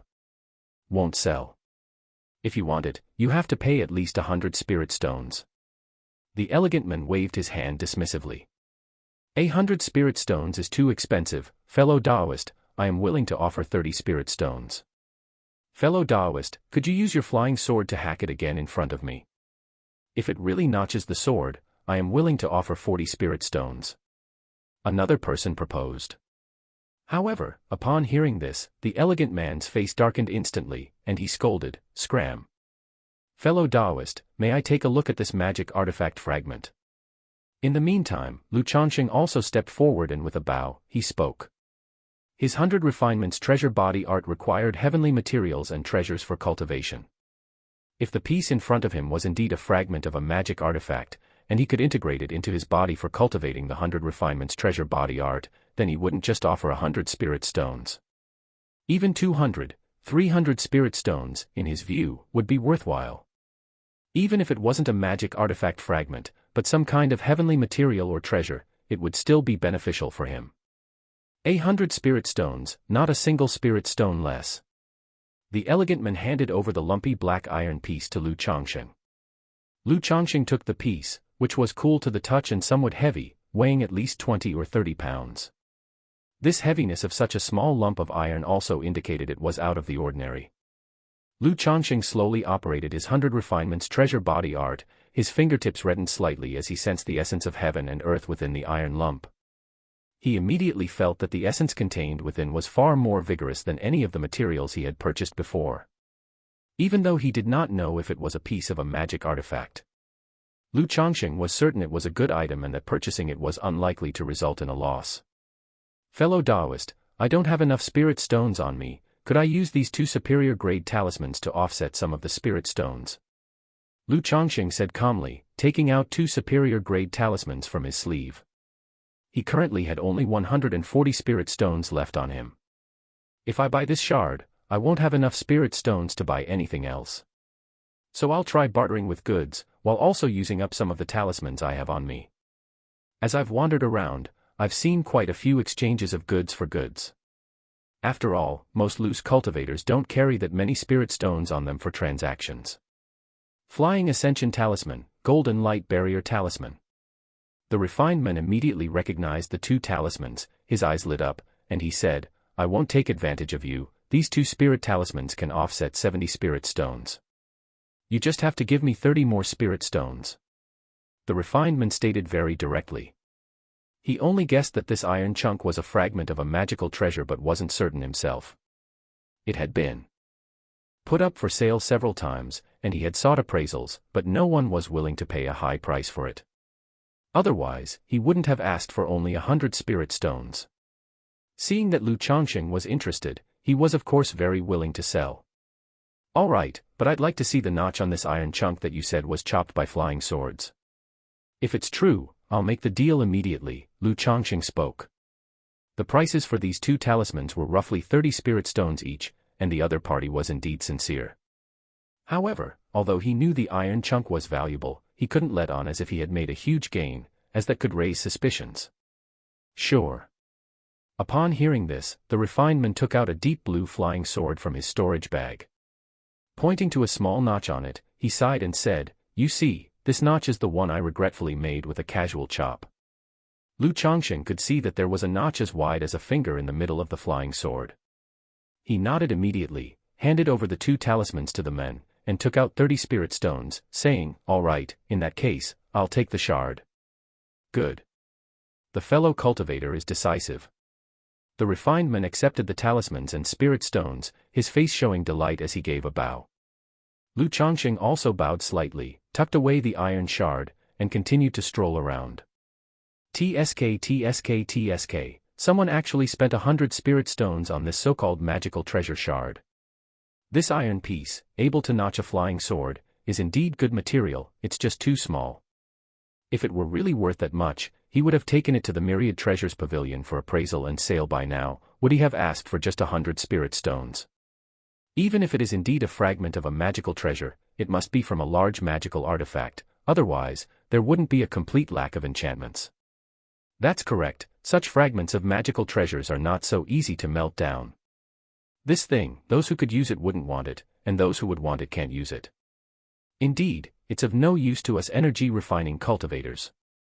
Who knows, maybe the buyer has some other clever use for it. A few people nearby saw this scene and started discussing it aloud. Lu Changsheng heard the whispers but didn't mind them. After all, someone had a point, he indeed had another extraordinary use for it, planning to use it for cultivation. I'm not even sure if this thing is a piece of a magical treasure, but if it is, and I can incorporate it into my body for cultivating the 100 refinements treasure body art, then I've really made a small fortune. As long as I complete the first layer of the 100 refinements treasure body art, my body will be as strong as a lower grade magical instrument, and at that time, my physical body will undergo a qualitative improvement. Lu Changsheng thought to himself. After half a year of nurturing, his physical body had already become much stronger than before. But there was still a significant distance to go before the first layer of the 100 refinements treasure body art, refining his body to the level of a lower grade magical instrument. There was no helping it, body refinement techniques are time-consuming and expensive to practice. And the 100 Refinements treasure body art is far superior to ordinary body refinement techniques. He had only been practicing it for a little over half a year. Having spent over 100 spirit stones on materials before, and now another 100 on this magical treasure shard, Lu Changsheng worried he might attract unwanted attention and decided to leave Southwest Street immediately. Although Nine Dragons Market was well regulated under the protection of Qingyun sect, ensuring good security, it was still best to be cautious in all matters. Chapter 82, 73, Young Master, Are You Here for Pleasure? _1. Chapter 82, Chapter 73, Young Master, Are You Here for Pleasure? _1. Leaving Southwest Street, Lu Changsheng did not head straight back. Instead, he found an inn on a nearby street and spent a spirit stone to rent a room. Once in the room, Lu Changsheng took out a middle-grade purification talisman from his storage bag and used it on himself. Cultivators have a multitude of spells and techniques at their disposal, many of which can leave behind marks on others for tracking purposes. This purification talisman was capable of dispelling and cleansing such tracking marks and imprints. Seeing that the talisman had no effect on him, Lu Changsheng also breathed a sigh of relief, knowing he was not being tracked. After all, last time he'd left Bullhead Mountain after selling some items, he was targeted immediately upon descent. It was still wise to be cautious and careful. Lu Changsheng could even feel that his 2 years of comfortable life with the Lu family had caused him to lose some of that cautiousness that he had when he first arrived, always feeling as if he were walking on thin ice. Hence, he constantly reminded himself to stay alert and be aware of potential dangers even when in a safe environment. Otherwise, there's no telling when danger might strike. After resting in the room for half an hour, Lu Changsheng left with a human skin mask on. He still had the same dark, unremarkable appearance. After all, looking ordinary made it less likely for one to be remembered. Stepping out of the inn, Lu Changsheng returned to Southwest Street. Having spent so many spirit stones today without any income, it was natural that he wouldn't return so quickly. He was planning to sell some items in exchange for spirit stones. He continued to stroll along the street he'd previously walked. Since he had already bought many spiritual materials needed for the 100 Refinements treasure body technique, enough for some time of cultivation, he didn't buy any more. After all, it was necessary to keep some spirit stones on hand for emergencies. Then, he saw a stall selling books. He spent 2 spirit stones and bought a dragon locking secret technique and a jade room essential arts. They taught how to enhance that certain ability and how to retain yang energy and blood during moments of pleasure, reducing energy loss. These were just common bedroom arts, not any cultivation techniques or secret techniques. Otherwise, they would not be sold for such a price. In Lu Changsheng's opinion, these things were just for fun. Real dual cultivation secret techniques and cultivation techniques would have to come from the system. After browsing around enough, Lu Changsheng went to a stall at the corner of the street to pay a spirit stone and start his own stall. The cultivator at the payment stall gave him a wooden plaque. The plaque bore a number, corresponding to a stall location where he could set up shop for 3 days. Having taken the plaque, Lu Changsheng found his designated spot and sat down. He took out a stack of talismans. There were 30 lower-grade talismans and 5 middle-grade talismans in total. While he was wandering around earlier, he had also taken a look at other talisman-selling stalls. He knew he couldn't put out too many, or it would attract undue attention. Then, he laid out 3 items he'd acquired from 3 robber cultivators on Bullhead Mountain: a flying sword, a flying dagger, and a bell. Since he had the green face sword and plenty of talismans by his side, he had no use for these 3 magic artifacts and naturally chose to sell them for cash. As for the 3 storage bags he'd previously obtained, one he used for miscellaneous items, and another for talismans, he wasn't selling them just yet as they might come in handy later. After marking prices on all the items, Lu Changsheng waited for business to pick up. However, an hour passed by. Every now and then, people glanced at his stall, but most had little interest. He only sold 5 or 6 talismans. My stall's location isn't good, it's too far back. And in a place like Nine Dragons Market, there are too many people selling talismans and magic artifacts. It's too competitive, and most rely on the reputation and customers they've built up over time. Even though my prices are a bit lower than other stalls, I still can't compete unless I lower them even more. But a slight reduction is useless. I'd have to drop the prices significantly, and that would clearly disrupt the market and attract unwanted attention. After selling for quite a while without moving many items, a hint of impatience arose in Changsheng, and he stood up to pack up and leave. He planned to see if he could find any buyers for talismans and magic artifacts. A lower price would be fine. Otherwise, relying on setting up a stall, who knows when he would manage to sell everything. I have 30 lower-grade talismans and 5 middle-grade talismans, will you buy them? No. What price are you offering? After asking 4 stalls, one of the owners spoke up. 10% off your current asking price, Changsheng said. Too high, 50% off, and I'll take them all, the stall owner countered. Forget it then, I might as well sell them myself. Changsheng turned to leave immediately. Damn it, there was a limit to being cutthroat. He couldn't believe the owner had the nerve to say 50% off. Brother, 60% off, the stall owner called out as Changsheng walked away. 80% off, Changsheng paused. How about this, let's meet halfway at 70% off, the stall owner suggested. Changsheng hesitated for a moment, then nodded, all right. He took out the stack of talismans for the owner to count. He suddenly felt a twinge of guilt toward Hong Yi. He was selling talismans here at a 30% discount. Yet, he only gave a 20% discount to Hong Yi. Based on the market price, that's 80 spirit stones in total. At 70% off, that would be 56 spirit stones. The stall owner calculated the price after counting the talismans. Deal. Changsheng completed the transaction and quickly left Southwest Street. He changed his appearance again and found 4 spiritual talisman shops to sell his talismans. Considering his own identity issues and not being proficient enough in changing appearances, Changsheng chose not to approach the larger talisman shops. The shops he found all seemed relatively small. The buying price for talismans was around 70% off. And so, Changsheng sold a total of 145 lower-grade talismans and 60 middle-grade talismans at 5 different spiritual talisman shops. Chapter 83, 73, Young Master, Are You Here for Pleasure? _2. Chapter 83, Chapter 73, Young Master, Are You Here for Pleasure? _2. In total, I've gathered 366 spirit stones. After walking out of the last spiritual talisman shop, Changsheng didn't continue selling. It's the same old saying, there's plenty of time, so it pays to be a little more cautious. With over 400 spirit stones on hand, that should suffice for quite a while. Besides, I only had a total of 5 human skin masks on me. And with this move, they're all used up. After leaving the last spiritual talisman shop, Changsheng didn't bother changing his clothes and went straight to a nearby magic artifact shop to ask if they were buying artifacts. Upon hearing that they were, Changsheng took out 3 magic artifacts. Although these 3 magic artifacts seem intact, they have obviously been used for a long time and have clear defects. They might break while being used. If friend wishes to sell them, our shop is willing to purchase each for 30 spirit stones. The shopkeeper of the magic artifact shop inspected the 3 magic artifacts that Changsheng had and then quoted him a price. What a ripoff.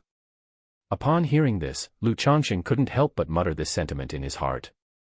He had examined the 3 magic artifacts thoroughly himself. All one could say was that the 3 robber cultivators from Bullhead Mountain had been extremely careful with their artifacts, and there were no damages. To describe them as 90% new would not be an exaggeration. Yet the initial offer was only 30 spirit stones each. Then forget it, the lowest I'll go for the 3 pieces is 120 spirit stones. Changsheng shook his head, stated his bottom line, and pretended to walk away. That's too high, 120 spirit stones is too much. How about 100 stones? We'll take all 3 for 100. The shopkeeper said, seeing Changsheng's actions. 1 step, 2 steps, wandering steps, seeing Changsheng about to walk out the door, he added, 110, truly the lowest price. You won't find a better deal elsewhere. But as Changsheng actually started to leave, the shopkeeper immediately went out and called, 115 spirit stones. Hearing this, Changsheng felt it was close enough to his expectations, tough it was acceptable, and stopped in his tracks. He exchanged the 3 magic artifacts for 115 spirit stones. At that moment, Lu Changsheng noticed a pair of azure boots in the shop that matched his magical robe quite well. Pointing at the boots, he asked, "Shopkeeper, what kind of magic boots are these? What effects do they have?" "These boots are a middle-grade magic artifact, crafted using the fur of a green-winged wolf demon beast. They come with 6 major effects: size adjustment to fit, dust avoidance, self-concealment, light body, stepping over waves, and the wind control skill." The shopkeeper promptly explained. Middle-grade magic artifact. Lu Changsheng gave a slight nod as he asked, "May I try them on?" "Of course, you can," the shopkeeper replied with a smile. He took out the magic boots from the counter to let Lu Changsheng try them on. The boots weren't heavy, quite thin and soft, and lined with fine fur inside. Upon putting them on, Lu Changsheng's initial feeling was of utmost comfort, softness as if they were barely there, and it seemed as if his whole body had become much lighter. That was the weight-lightening effect of the boots. It was as if he had a permanent light body skill acting on him. As for stepping over waves and the wind control skill, when activated, they would allow him to move swiftly over water and greatly enhance his wind control skill, respectively. How much for this pair of boots? He was quite satisfied with these boots, not just in terms of style and effect but also due to their comfort. If he were to encounter trouble in the future, these boots would allow him to make a quicker escape. This is also the first sale of the day for our shop. The original price was 210 spirit stones, but since we just did business with you, friend, it will be 200 stones for you," the shopkeeper stated. "That's too expensive. A normal middle-grade magic artifact goes for just 150 spirit stones. Would you sell for 140? Lu Changsheng went straight into bargaining. Just now, when he offered his 3 artifacts, the other party's opening bid was 30 spirit stones each. It was obvious there was a lot of room for negotiation. And besides, forget about his previous life's purchasing experiences. Just from his most recent rounds of shopping, he knew well that bargaining was essential. If you agree too readily to what the seller says, they might even talk behind your back and consider you a sucker. That's too low. Not only is this pair of boots made from the pelt of a green-winged wolf, it also contains spiritual silkworm thread. The craftsmanship, dyeing, and embroidery of the magic circles are all extremely meticulous. If friend is interested, I can go as low as 195 spirit stones." The shopkeeper recounted a litany of features and made a counteroffer. Eventually, after some haggling, Lu Changsheng managed to get the boots for 160 spirit stones.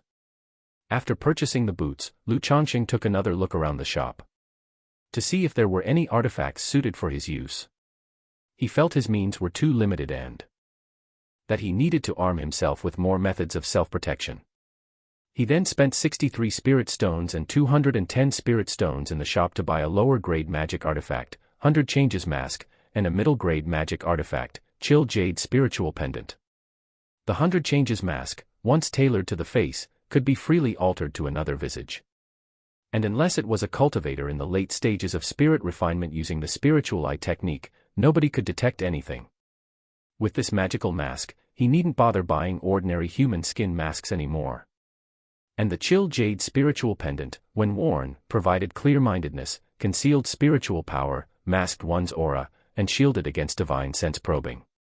Moreover, in dangerous situations, it could passively generate a body-protecting shield capable of withstanding a hit from a cultivator at the middle stage of chi refinement.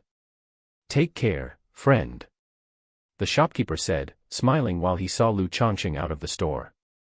"Sigh, money really burns a hole in your pocket, doesn't it?" After exiting the shop, Lu Changsheng sighed. Just a while ago, he thought the substantial sum he had would last a long time. But in the blink of an eye, he had almost spent all the money from selling talismans and magic artifacts, with only a little over 100 spirit stones left. He didn't have enough to buy new artifacts or materials for talismans. Isn't money meant to be spent anyway, and you can't skimp on upgrading your equipment? In about 10 days to half a month, I'll come back and sell another batch of talismans, and then I'll have money again.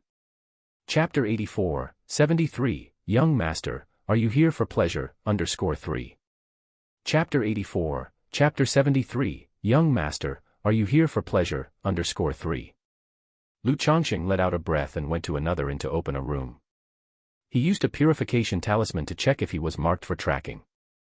Once he confirmed that he wasn't being followed, Lu Changsheng put on the human skin mask, and with a slight shift of his mental spirit, his face turned into the likeness of Li Feiyu. It's really worthy of being a magic artifact. With this I don't need to change my appearance anymore. Lu Changsheng looked at himself in the mirror, whose features shifted continuously, and he couldn't help but nod in satisfaction. It was a pity that this mask was just a lower-grade magical instrument. The changes in appearance, once scrutinized by a cultivator at the energy refinement late stage using the spiritual eye technique, would reveal some inconsistencies. However, it didn't matter. At that time he could just wear another human skin mask. After all, as long as his real face couldn't be recognized, it was fine. After all, with a lower-grade magical instrument, what else would one need a bicycle for? Lu Changsheng used the human skin mask to transform into an ordinary face and walked out of the inn. Then he turned left and right, returning to his own face in an alleyway. He was dressed in a Qingzhou embroidered robe with green wind boots, handsome and elegant as if a graceful pine was charming the wind. Just as Lu Changsheng was about to leave the alley, a voluptuous woman walked out of a small courtyard nearby, wearing only a thin, pink gauze garment that accentuated her curves, revealing creamy white fragrant shoulders. Upon seeing Lu Changsheng, her eyes lit up, and she couldn't help but smile coquettishly, saying softly, "Is the young master here to seek pleasure?" Lu Changsheng's face was full of question marks. Since the young master is here, why not come in and experience it for yourself? For just 5 spirit stones, this slave can give the young master the ultimate pleasure. The woman said in a tender voice, her seductive eyes like silk, reaching out her fair, jade-like hand to pull Lu Changsheng, giving him a tingling sensation as if he had been electrocuted. Particularly the bewitching, musk-like fragrance emanating from her body was highly seductive, making one's heart restless and desiring to lose oneself in the land of beautiful women.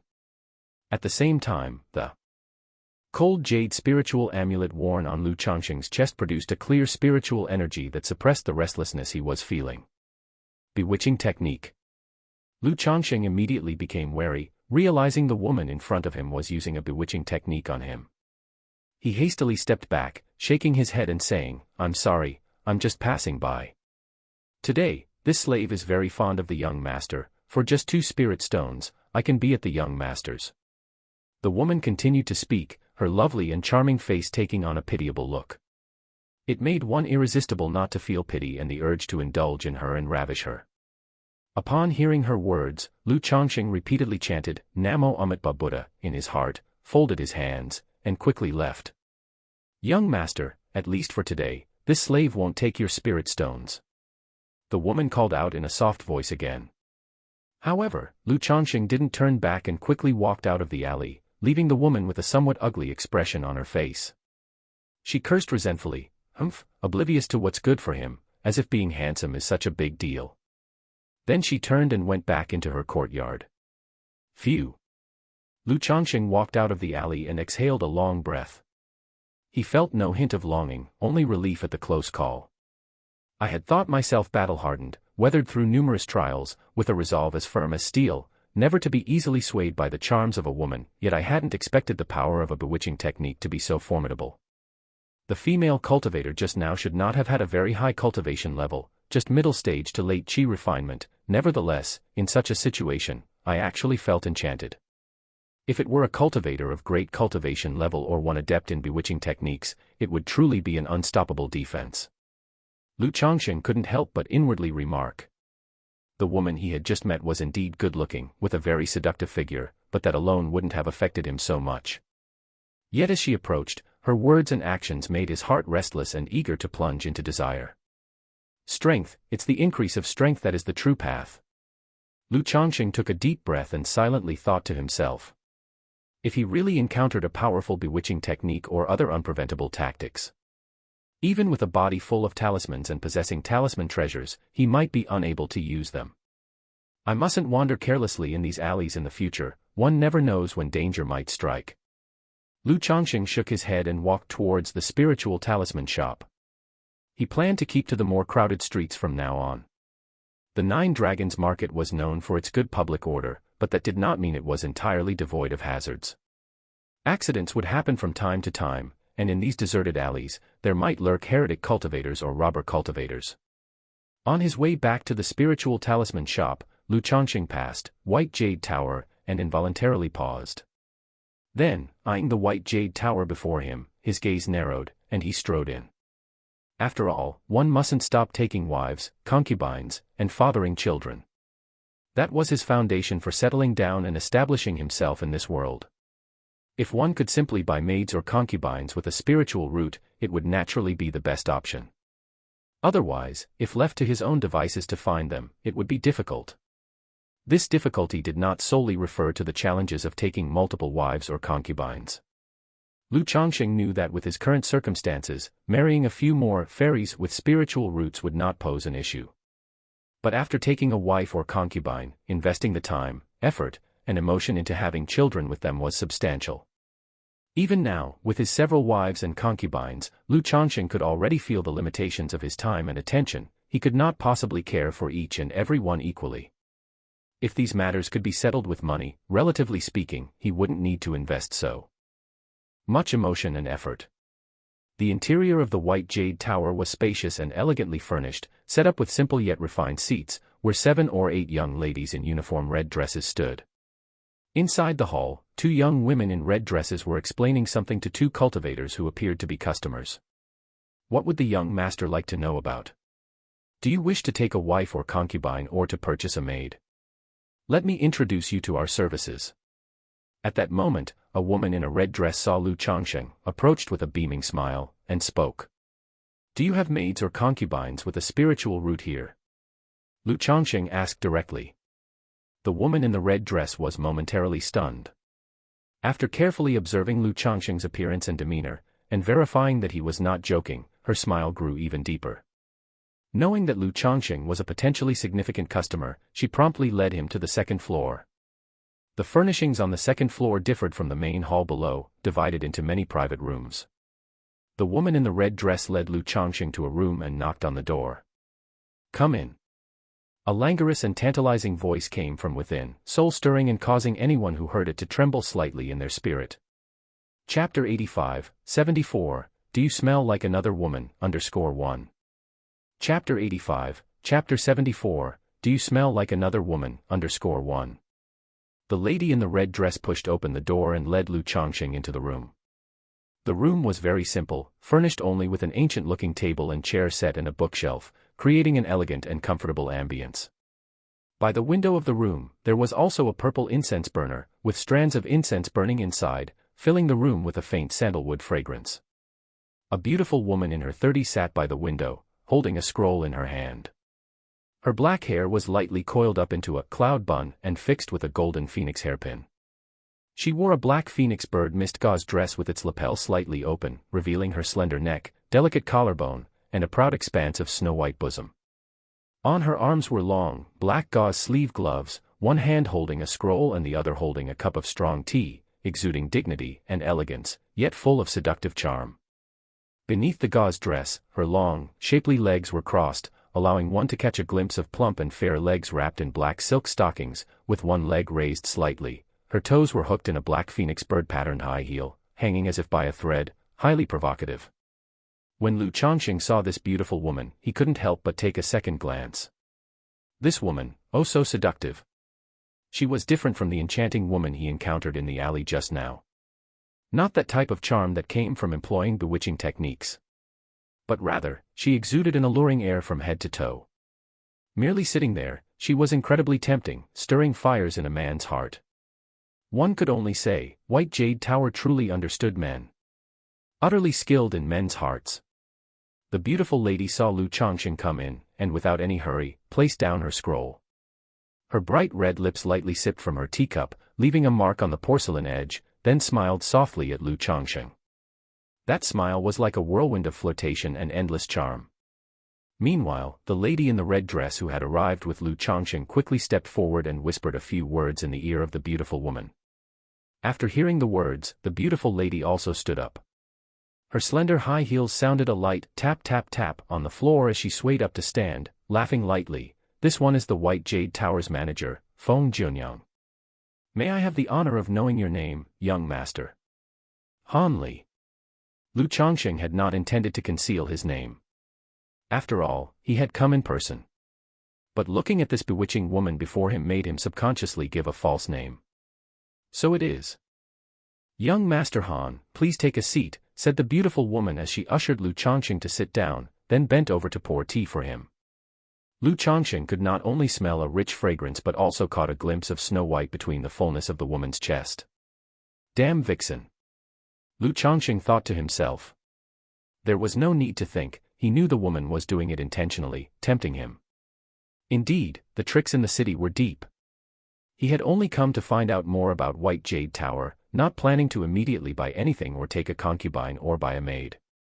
But faced with such tactics, he felt a bit embarrassed not to buy anything in the end.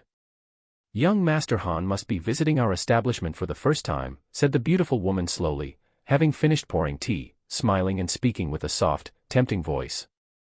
Indeed, Han, someone truly is visiting your esteemed establishment for the first time, Lu Changsheng nodded. Young Master Han visiting our White Jade Tower is a great honor for us, she said. Our creed at White Jade Tower is to ensure every customer leaves satisfied. Feng Junyang spoke unhurriedly. I wonder what are the young Master Han's requirements for taking a concubine or buying a maid. You may mention them, so this one can help select and recommend for you. After hearing this, Lu Changsheng pondered a bit before replying, to have a spiritual root, to be well-behaved and sensible, and as for age, not too old. For appearance and figure, average or above is fine. His requirements for a concubine and a maid were not high. Just to possess a spiritual root. For the rest, he was indifferent. Now was not the time to consider that aspect. As long as they had good conduct, were well-behaved, and sensible, that was all that mattered. As for appearance and figure, just about average would do. Of course, it would be best if they were like Changsheng, on their own without many entanglements. He came to White Jade Tower because he thought if he were to take a concubine, he wanted to avoid too many complications, thus resolving to avoid trouble. Is young Master Han only looking to take concubines and buy maids, not to take a wife? Feng Junyang asked, always keeping a smile on her face and speaking with a seductive and delicate voice.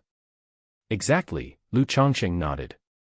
Since he had come to White Jade Tower, of course, he wasn't planning to take a wife. Although he tried to treat his wives and concubines equally. The moment he stepped into White Jade Tower, his thoughts were utilitarian, he did not want to mix feelings into it. As time passed, Lu Changsheng felt he was gradually adapting to this world, and his morals were becoming more flexible. In the beginning, he used to worry all day about his wives and children. But now, he had become much more indifferent. He even wondered if this counted as developing an air of arrogance. Very well, I understand young Master Han's requirements. Please wait a moment, I will return shortly, Feng Junyang said with a light chuckle, gracefully stood up, and left the room, leaving Lu Changsheng by himself. A short while later.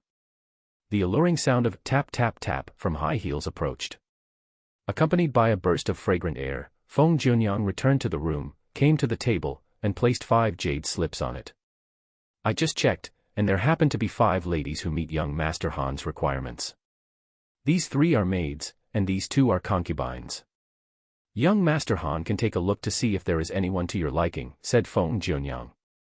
With her arms wearing black gauze sleeve gloves, revealing only half of her creamy jade fingers, Feng Junyang's hands appeared slender and enchanting. Chapter 86, 74, Do You Smell Like Another Woman, _2. Chapter 86, Chapter 74, Do You Smell Like Another Woman, _2. Lu Changsheng nodded slightly, picked up a jade slip, and placed it on his forehead, sensing it with his mental spirit. He immediately saw a vivid, lifelike image of a young woman in a yellow dress. This woman was about 18 or 19 years old, with an above-average face and figure, except her eyes lacked luster, carrying a sense of numbness and lifelessness. Despite the smile on her face, it was evident that it was a forced smile. He shook his head slightly and picked up the second jade slip. It contained the image of a 20-something female in white, much like the first, with numb eyes and a forced smile. The third jade slip held the image of a woman in her late 20s. She had a beautiful face and a plump figure, exuding a sense of dignity and maturity that came with being a young married woman. Although her eyes were not as numb as the first 2, it was clear to see that she was somewhat reluctant. After viewing the jade slips of these 3 maids, Lu Changsheng furrowed his brows and picked up the 4th jade slip. Compared to the previous 3 women, this one seemed quite normal. In her 20s, with a beautiful and lovely face, dressed in a purple dress, she had a very sweet smile with 2 shallow dimples. Lu Changsheng picked up the 5th jade slip to inspect. It was an image of a cute-looking girl with a petite but exquisitely proportioned figure. To Lu Changsheng's surprise, this girl actually had a pair of fluffy fox ears on her head and a fluffy fox tail behind her, not seeming decorative, but rather inborn. Is this girl of the demon race, or perhaps a half-demon? Lu Changsheng felt a bit of surprise upon seeing the fox-tailed girl in the jade slip. Having read many books, he knew that some demon beasts, upon breaking through to a certain realm, could refine their vertebrae and undergo transformation. Great demons that transformed could mate with the human race, and although it was hard for them to bear offspring, there was still a chance of producing children. Such offspring, although human in shape, would retain some traits of the demon beast. He put down the jade slip and turned to Feng Junyang. Manager Feng, the girl in this jade slip, is she of the demon race?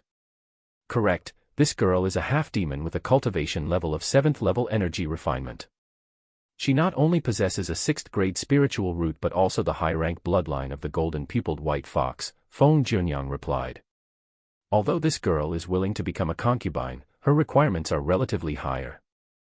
She not only has preferences regarding her partner's appearance and age but also demands 48 middle-grade spirit stones as a betrothal gift, she added. However, with Mr. Han's appearance, I'm sure any young girl would be pleased, Feng Junyang said with a smile, her charming eyes gazing at Lu Changsheng as if looking at a lover. She has requirements regarding age and appearance, and also asks for 48 middle-grade spirit stones as a betrothal gift. Upon hearing this, Lu Changsheng was at a loss for words for a moment. Spirit stones are categorized as lower-grade spirit stone, middle-grade spirit stone, superior-grade spirit stone, supreme spirit stone. The spirit stones he usually used were all lower-grade spirit stones. 48 middle-grade spirit stones would be equivalent to 4,800 lower-grade spirit stones. He had just thought this beast-eared girl seemed quite nice. But upon hearing the price, he instantly backed out. And this was only the betrothal gift for taking a concubine. It didn't include future expenses and the mediation fee for the White Jade Tower. What about this one? Lu Changsheng pointed at the jade slip of another purple-dressed woman and asked. This woman has a cultivation level of 6th level energy refinement, a 7th grade spiritual root, and has no specific demands for a partner. Only 19 middle-grade spirit stones are required for a betrothal gift, responded Feng Junyang. Seeing Lu Changsheng's frown deepen, Feng Junyang's red lips parted slightly as she spoke. Mr. Han, it is rare to find a woman with a spiritual root willing to be a servant, and they have always been in short supply. The requirements of these 2 women are not that high, and it's possible someone might take an interest in them in a few days. If Mr. Han finds them too expensive, you might consider these 3 maids, she continued. These 3 seem somewhat reluctant, Lu Changsheng said tactfully. Mr. Han, you can rest assured on this count. All 3 have come to our White Jade Tower due to various reasons, and buying them as maids from us will absolutely not result in any karmic consequences for Mr. Han. We at the White Jade Tower conduct long-term business, priding ourselves on our reputation. Any maid purchased from our White Jade Tower comes with a 3-year after-sales guarantee. If any issue or trouble arises with a maid bought from our White Jade Tower within 3 years, we will take responsibility for addressing the matter and provide a satisfactory solution to the client, Feng Junyang said, lifting her teacup for a sip, lips curled in a seductive smile, her voice confident. Hearing this, Lu Changsheng nodded slightly. If she dared to make such a promise, it probably wasn't a significant issue. However, he still felt that such maids were not very reliable. He couldn't help but ask, doesn't the White Jade Tower have any maids with spiritual roots who have been nurtured from a young age? He was almost certain that this White Jade Tower was the same one where Hong Yi had bought Jur and Shuaer. He remembered Hong Yi mentioning that the 2 girls were orphans raised by the White Jade Tower from a young age. It seems Mr. Han is also somewhat informed about our White Jade Tower. Indeed, our White Jade Tower does rear its own young maids, but those with spiritual roots are always in high demand. They are pre-booked each year and bought up quickly. If Mr. Han wishes to purchase such maids, he would need to make a reservation in advance, Feng Junyang said with a light laugh. Hearing this, Lu Changsheng felt somewhat disappointed. He had initially hoped to buy a few maids or pets like Jur and Shuaer, who possessed spiritual roots. Chapter 87, 74, Do you smell like another woman? _3. Chapter 87, Chapter 74, Do you smell like another woman? _3. Now it seems that maids with spiritual roots are highly sought after and not so easy to buy, as their prices are not cheap. That seems normal enough. After all, there are more men than women in the cultivation world. Not all cultivators are indifferent to desires and dedicated solely to arduous cultivation. Moreover, it's not just loose cultivators who purchase maids with spiritual roots. Many cultivation families also buy such maids with spiritual roots for their future generations. May I know the circumstances of these 3 maids and their prices? Lu Changsheng sighed, pointed to the 3 maids listed on the jade slip on the table, and asked. It was clear that these 3 women had probably fallen on hard times and ended up at White Jade Tower to be sold as maids. They were indeed pitiable, unfortunate souls.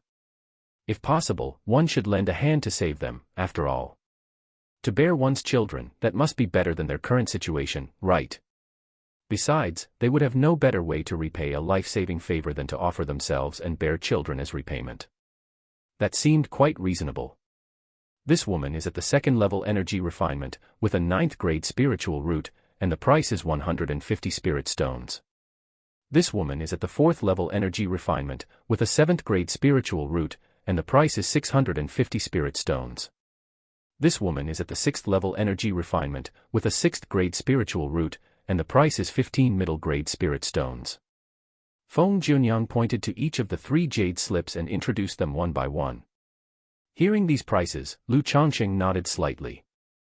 The prices seemed acceptable to him. The first woman was just 150 spirit stones. Merely the price of a middle-grade magic artifact.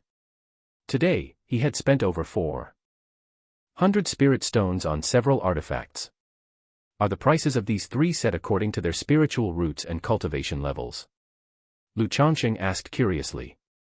After all, the prices of the 3 women varied greatly, and there was a substantial difference in their spiritual roots and cultivation levels as well. Spiritual root and cultivation level, appearance, and other factors are the main reasons. Feng Junyang said softly, Does Master Han have someone in mind? Let's go with this one.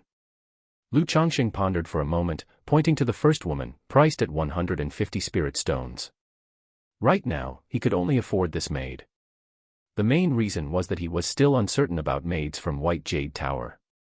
He thought to start by buying a cheaper one to test the waters and see how it went. If it turned out to be satisfactory and without any issues, he would become a regular customer of White Jade Tower in the future. But if, upon arrival, he felt it wasn't right, he would take the loss of 150 spirit stones as a lesson learned. By the way, Manager Feng, there are no issues with the maid's health, right? Like, any problems with fertility? Lu Changsheng suddenly thought of something important and asked. His main purpose for buying a maid was to father children, so he naturally had to make sure of that detail. Upon hearing this, Feng Junyang laughed coquettishly and said in an extremely charming manner, Master Han can rest assured on that account. If you decide to purchase, our White Jade Tower will provide you with all the information on the maid and ensure she undergoes a complete health examination to confirm there are no issues whatsoever. However, this woman is not currently in 9 Dragons Market, she's at another branch of our White Jade Tower. If Master Han is certain he wants her, a deposit is required first so that I can have her sent over. Feng Junyang said as such. Fine, how much is the deposit, and how long will it take for her to be delivered? Having confirmed the purchase, Lu Changsheng didn't dawdle or hesitate. The price for this maid is 150 spirit stones, with a deposit of 30 spirit stones. As for how long it will take to deliver her, I don't have an exact time and will need to give you a response later, young Master Han. However, the time will not exceed 1 month, no matter how long it takes. Feng Junyang said with a smile.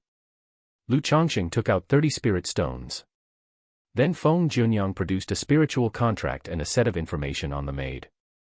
Lu Changsheng picked them up to examine. The contents of the spiritual contract were straightforward. Lu Changsheng had paid a deposit of 30 spirit stones, and if he decided not to proceed with the purchase, the deposit would not be refunded. Moreover, White Jade Tower must deliver the person within a month, and if they were unable to do so, or if the person did not match the description provided, they would not only refund the spirit stones but also provide double the compensation. The information were the details regarding the maid Lu Changsheng was purchasing. The woman's name was Xiao Yuyao, 19 years old, and belonged to an energy refining family. As her family had been destroyed, she had been sold to White Jade Tower. In terms of health, she was in perfect condition and still a virgin, without any issues. After reviewing the information, Lu Changsheng signed the contract.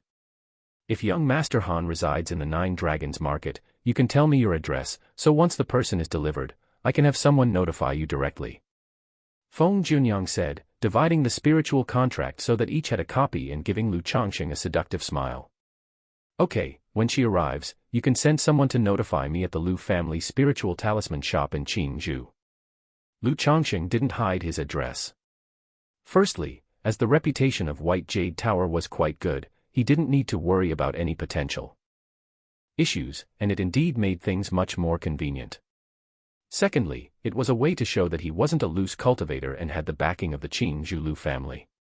Hearing Lu Changsheng mention the Lu family spiritual talisman shop in Qingzhou, Feng Junyang didn't show any change in expression. Her red lips curled into an enticing smile. All right, no problem. As soon as the maid is delivered, I will send someone to notify the young master at the Lu family spiritual talisman shop in Qingzhou. Okay, in that case, I shall take my leave now.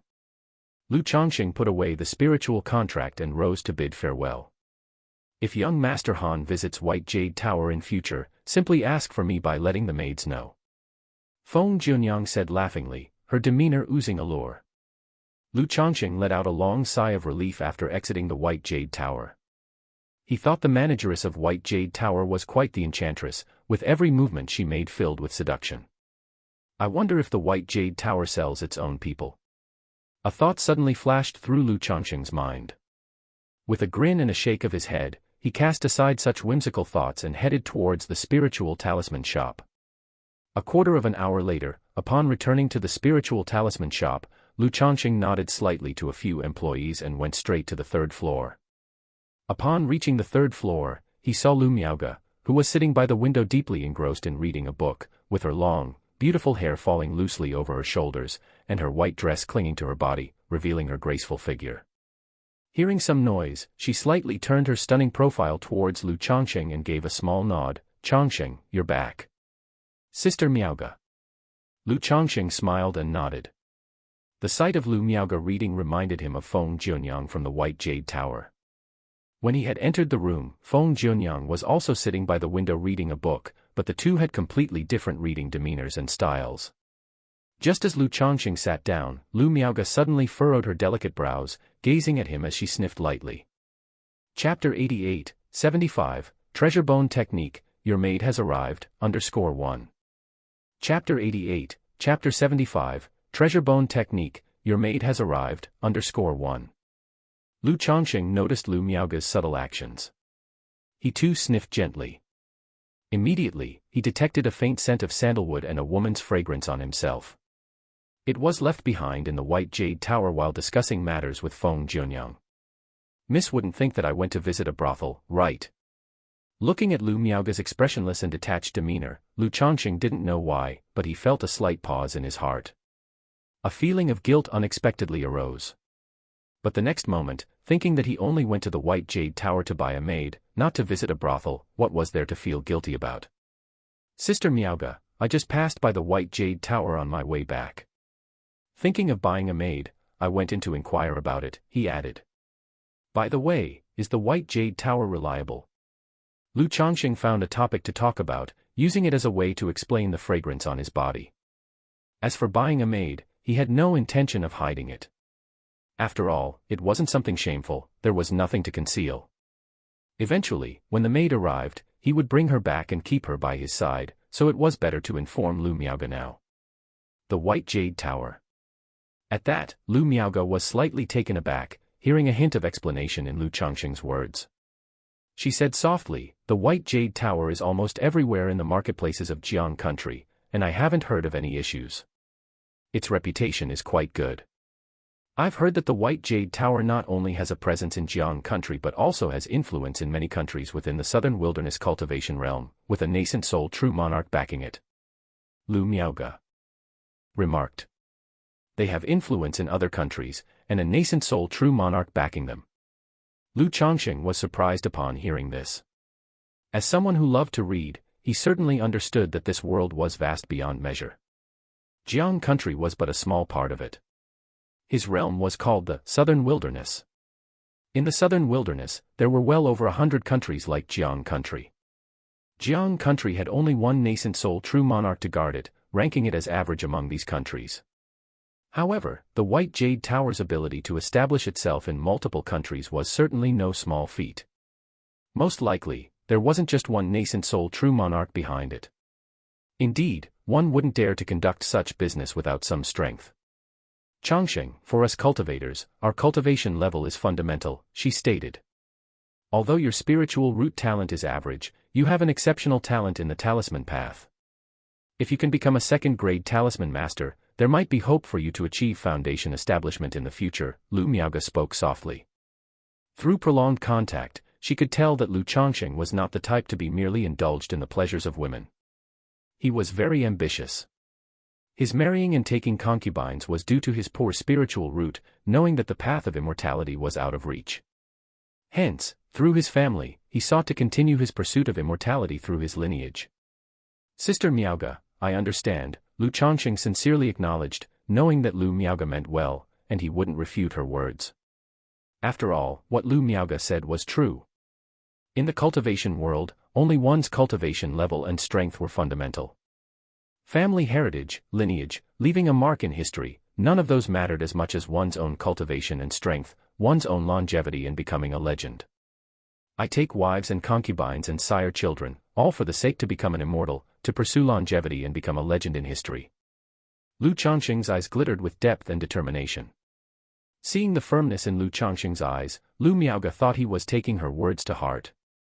She couldn't help but reveal a faint smile. She had a rather favorable impression of Lu Changsheng. A young man from a secular farming household, with only a 9th-grade spiritual root, rejected by the immortal sects, sought to pursue immortality by joining the Lu family as a son-in-law. Yet, he rose step by step through the talisman path, reaching this point with the status of a son-in-law. To her, that achievement had outdone many others. After chatting for a while, Lu Changsheng headed to the resting room. By now, this third-floor resting room had become his own room. Inside the resting room, Lu Changsheng took out the magical treasure fragment he had purchased at the marketplace.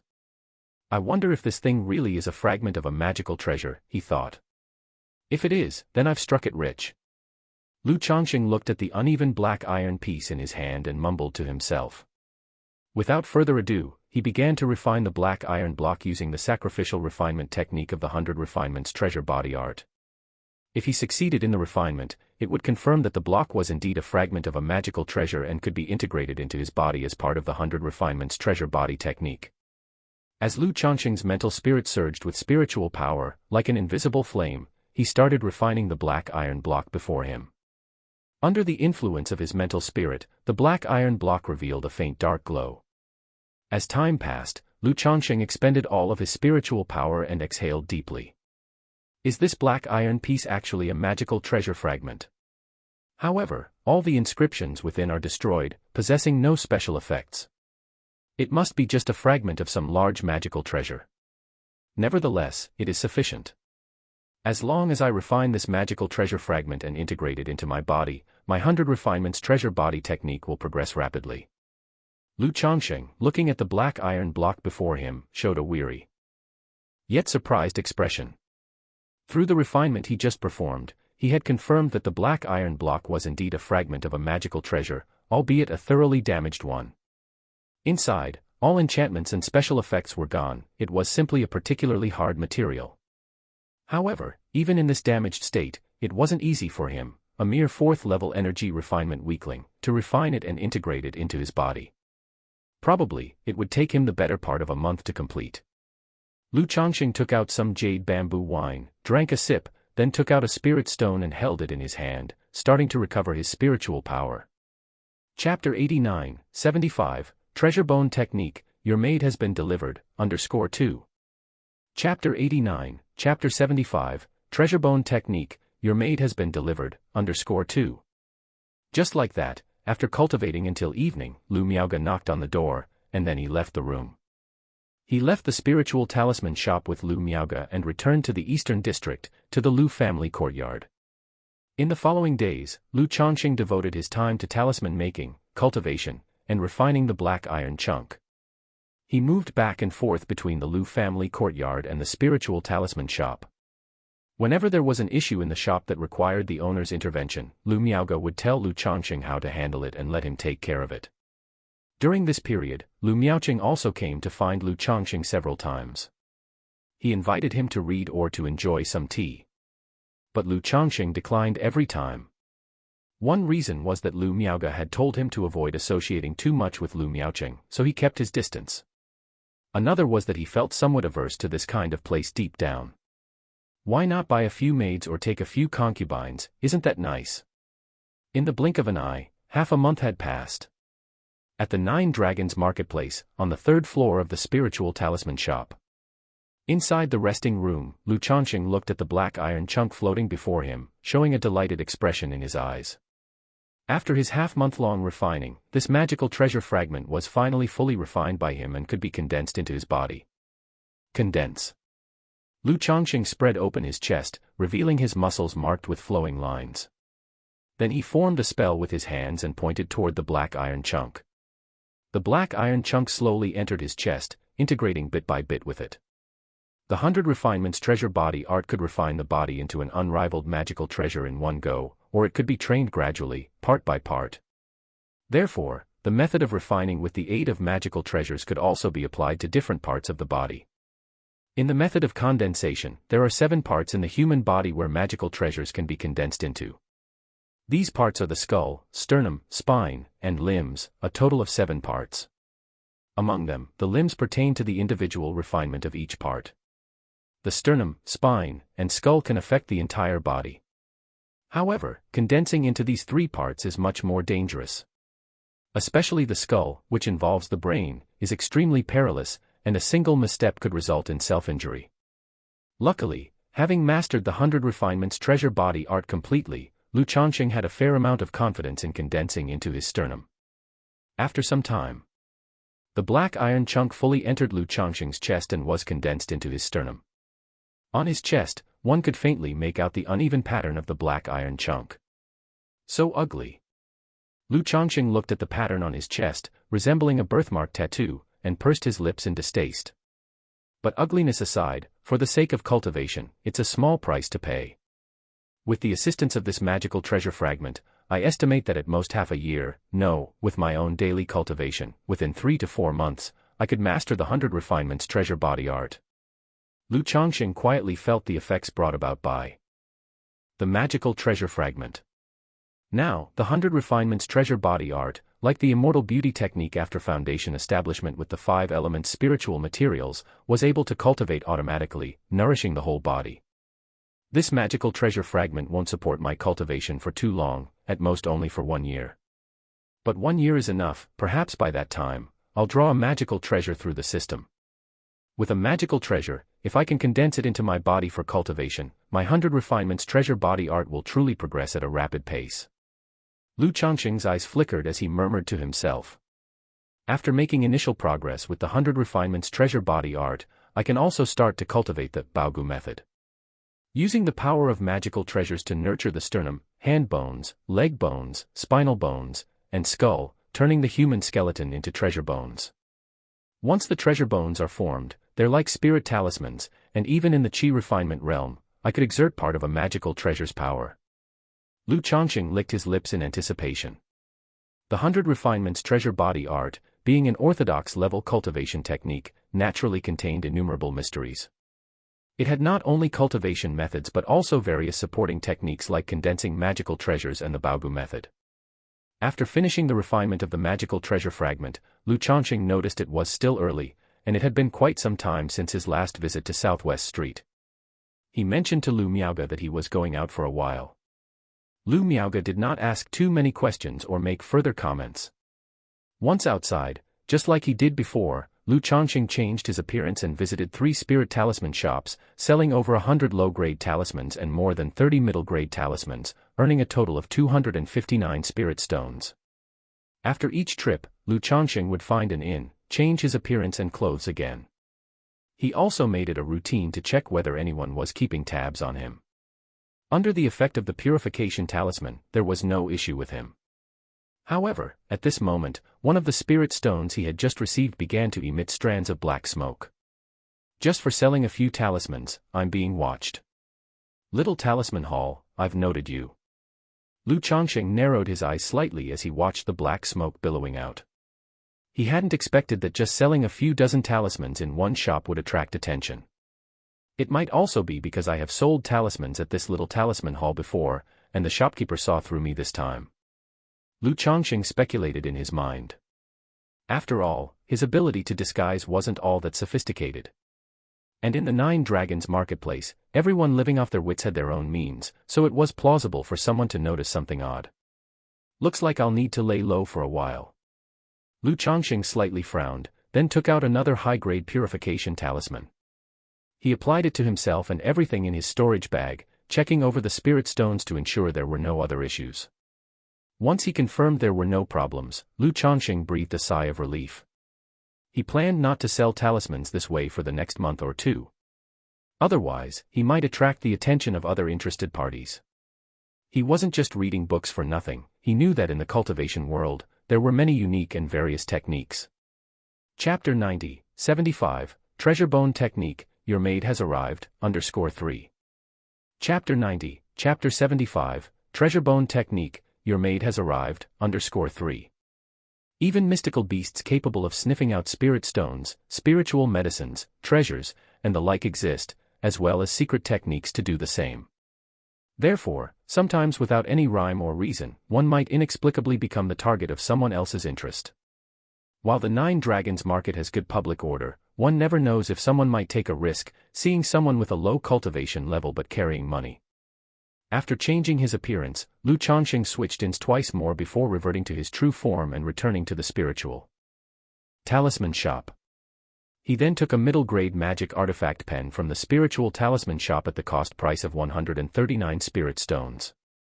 He also bought 2 stacks of supreme-grade talisman paper and 2 portions of supreme-grade spirit ink, one each of fine quality and high quality. He prepared them for drawing superior-grade talismans. To this, Zhang Shan did not say much. After all, it is perfectly normal for the shop's owner to get items at cost price. Lu Miaoge, seeing Lu Changsheng's purchase of a middle-grade magic artifact pen, didn't ask many questions. As a talisman master, buying a better quality pen is quite the norm, isn't it? She did mention to Lu Changsheng that he didn't need supreme-grade talisman paper or spirit ink at the moment. Using supreme-grade materials to draw middle-grade talismans would be too wasteful. Lu Changsheng responded that he just bought them to try them out and see what the difference was compared to high-level papers. In his heart, however, he couldn't help but think that he might need to buy his talisman paper and spirit ink elsewhere in the future. As night fell, Lu Changsheng finished his work for the day with Lu Miaoge and returned to the Lu family's large courtyard in the eastern district. Lu Changsheng had been wondering whether being seen together with Lu Miaoge every day might cause her admirers or secret admirers to take notice and start trouble for him. It turned out he was overthinking things. In the last half-month, although quite a few young men approached Lu Miaoge to strike up a conversation or even came to the shop to look for her, they all behaved with a certain level of decorum. Moreover, once they learned of his identity, they did not see him as a rival, they refrained from mocking and were in fact very polite. Upon returning to the courtyard, he encountered the second young lady. Faced with Lu Changsheng, she gave a cold snort and looked at him with a chilly disdain. To this, Lu Changsheng merely smiled wryly, finding the second young lady's behavior rather endearing. He thought to himself that one day, he would give her enough reasons to grumble. After a simple dinner, Lu Changsheng returned to his room. On the way, he ran into Lu Miaocheng, who was staggering and rubbing his waist. The latter clapped him on the shoulder and said, "Changsheng, you were right. We should visit those places less. We cultivators ought to focus on cultivation and tempering our characters." If he remembered correctly, Lu Miaocheng had said the same thing to him just 3 days ago. It had only been a few days. So much for being a saint after the deed, all that resolve flies out the window as soon as the trousers are pulled up. Shaking his head slightly, upon returning to his room, Lu Changsheng took out the newly purchased magic artifact pen, supreme-grade talisman paper, and supreme-grade spirit ink and placed them on the table. He prepared to draw a few superior-grade talismans that could save his life. Lu Changsheng took out a bottle of white jade 100 flowers wine from his storage bag and took a hearty swig. Then, he took a deep breath, calmed his mind, picked up the magic artifact pen, and began to draw the superior-grade talisman, the thunder-summoning talisman. Even with his second-rank talisman-making skill, his cultivation level required him to treat the drawing of such superior-grade talismans with due seriousness. The tip of the pen dipped lightly in the spirit ink, emitting a faint spiritual light. Then Lu Changsheng began to draw the talismans with a serious expression. The process was neither quick nor slow, each stroke smooth and fluid, possessing an artistic beauty. If the fourth elder were here, seeing Lu Changsheng's talisman-making skill, she would be agape in awe and disbelief. Even she did not have the fluidity and ease that Lu Changsheng possessed when drawing the thunder-summoning talisman. After a while, Lu Changsheng finished the drawing with a flourish of his pen, and spiritual light surged from its tip, making the whole sheet of talisman paper seem to be enveloped in lightning at that moment. In an instant, the thunder light faded and vanished. A first-grade superior talisman, the thunder-summoning talisman, completed. At this moment, Lu Changsheng let out a long sigh of relief and sat down, a tired expression on his face. Indeed, with a middle-grade magic artifact brush and an advanced-level talisman paper and spiritual ink, superior talismans will no longer pose a problem for me, he said. The only problem is, creating one almost drains all my spiritual power. Lu Changsheng gazed at the thunder-summoning talisman on the table, muttering to himself, yet his eyes were filled with excitement and joy. If the wear and tear of the talisman brush are not included, the cost of one superior talisman, with just the advanced-level talisman paper and spiritual ink, is 6 spirit stones. Yet, a thunder talisman can sell for 40 to 50 spirit stones. That's a stable profit of 7 to 8 times the cost. Most importantly, having a bunch of superior talismans on hand also gave him a greater sense of personal safety. After storing the thunder-summoning talisman in his storage bag, Lu Changsheng went to sleep and rest. In the blink of an eye, 3 days passed by. On this day, a young manservant arrived at the spiritual talisman shop. He announced that the maid Lu Changsheng had purchased from White Jade Tower had been delivered. Upon hearing this, Lu Changsheng wasn't busy with anything else, so he went directly with the manservant to the White Jade Tower. "Young Master Han, sorry to have kept you waiting." Lu Changsheng arrived on the second floor and immediately saw Feng Jianyang, who had received him before, dressed as she had been the previous time. She wore a black phoenix bird gauze dress with high slits, revealing 2 long and slender legs in black silk, her feet in a pair of high heels with delicate black phoenix bird gold embroidery. She was allure personified. "No matter, it's been just over 20 days, I'm not in a hurry," said Lu Changsheng, glancing at the voluptuous and slender legs under the sheer dress. At the root of the dress's hem, one could see a hint of pale skin and lace patterns, barely visible. Before long, a woman in a red dress led a young woman in a yellow dress, about 18 or 19 years old, toward them. Lu Changsheng's gaze quickly fell on the girl in the yellow dress. The girl was 18 or 19 with fair skin, a graceful figure, and lush black hair casually tied up and draped behind her. She was dressed in a goose-yellow long gown with an open, dipping neckline, revealing a stretch of snowy white skin on an elongated neck. Though it was just a glimpse of spring, it was particularly eye-catching. But there wasn't even the slightest smile on her beautiful, delicate face, her brows slightly furrowed with sadness, and there was no sign of life in her spiritless eyes. "Young Master Han, this is the maid you have purchased, Xiao Yuyao," Feng Jianyang said with a soft and seductive smile, then turned to Xiao Yuyao and commanded, "Yuyao, greet young Master Han."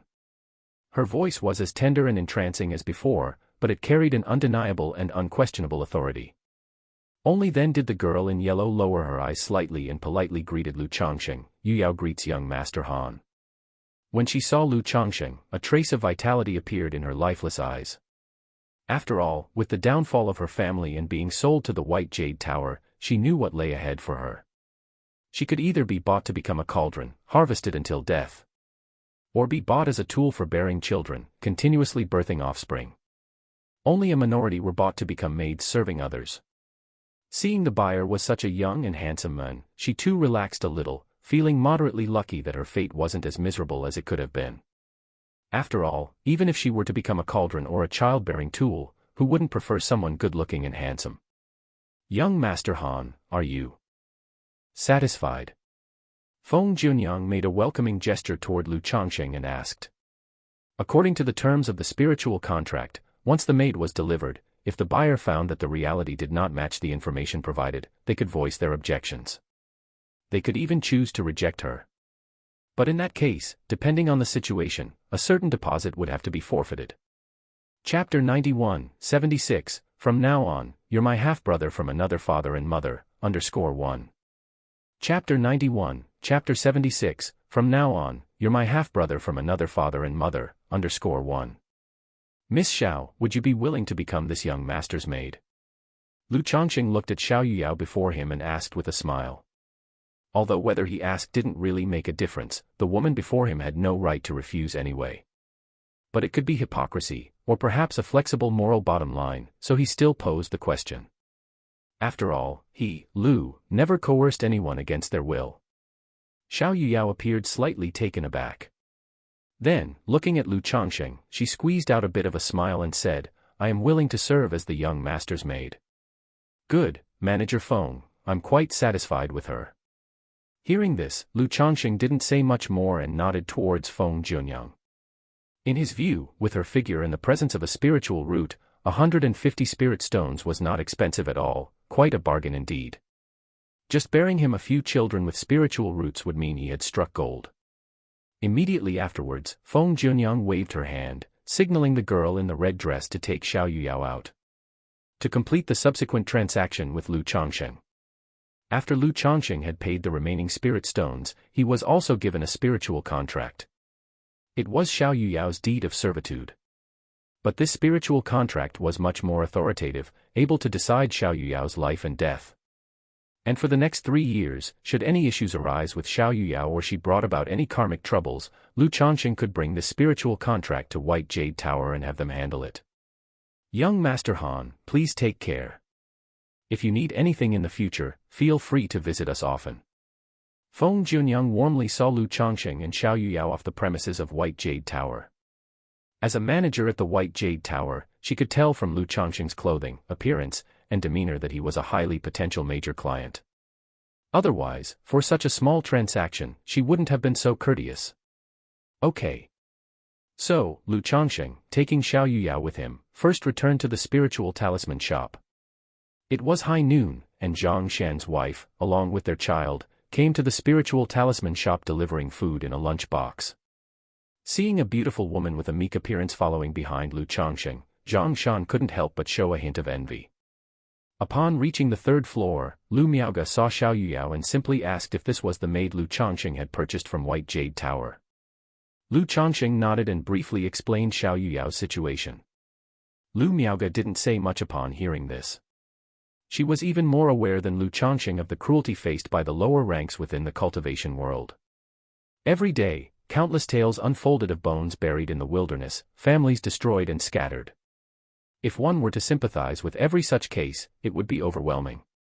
In her eyes, it was fortunate for this woman to become Lu Changsheng's maid. After all, in Qingzhou Mountain, although Lu Changsheng's reputation was not very good due to taking wives and concubines and having too many children, he still had a very good reputation in dealing with his wives, concubines, and children.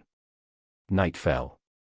Lu Changsheng and Lu Miaoge got off work and headed back to the Lu family's large courtyard in the eastern district. As for Xiao Yuyao, the new maid, she followed half a step behind Lu Changsheng with her eyes demurely lowered. Li Shi and Wang Wu exchanged glances upon witnessing this scene.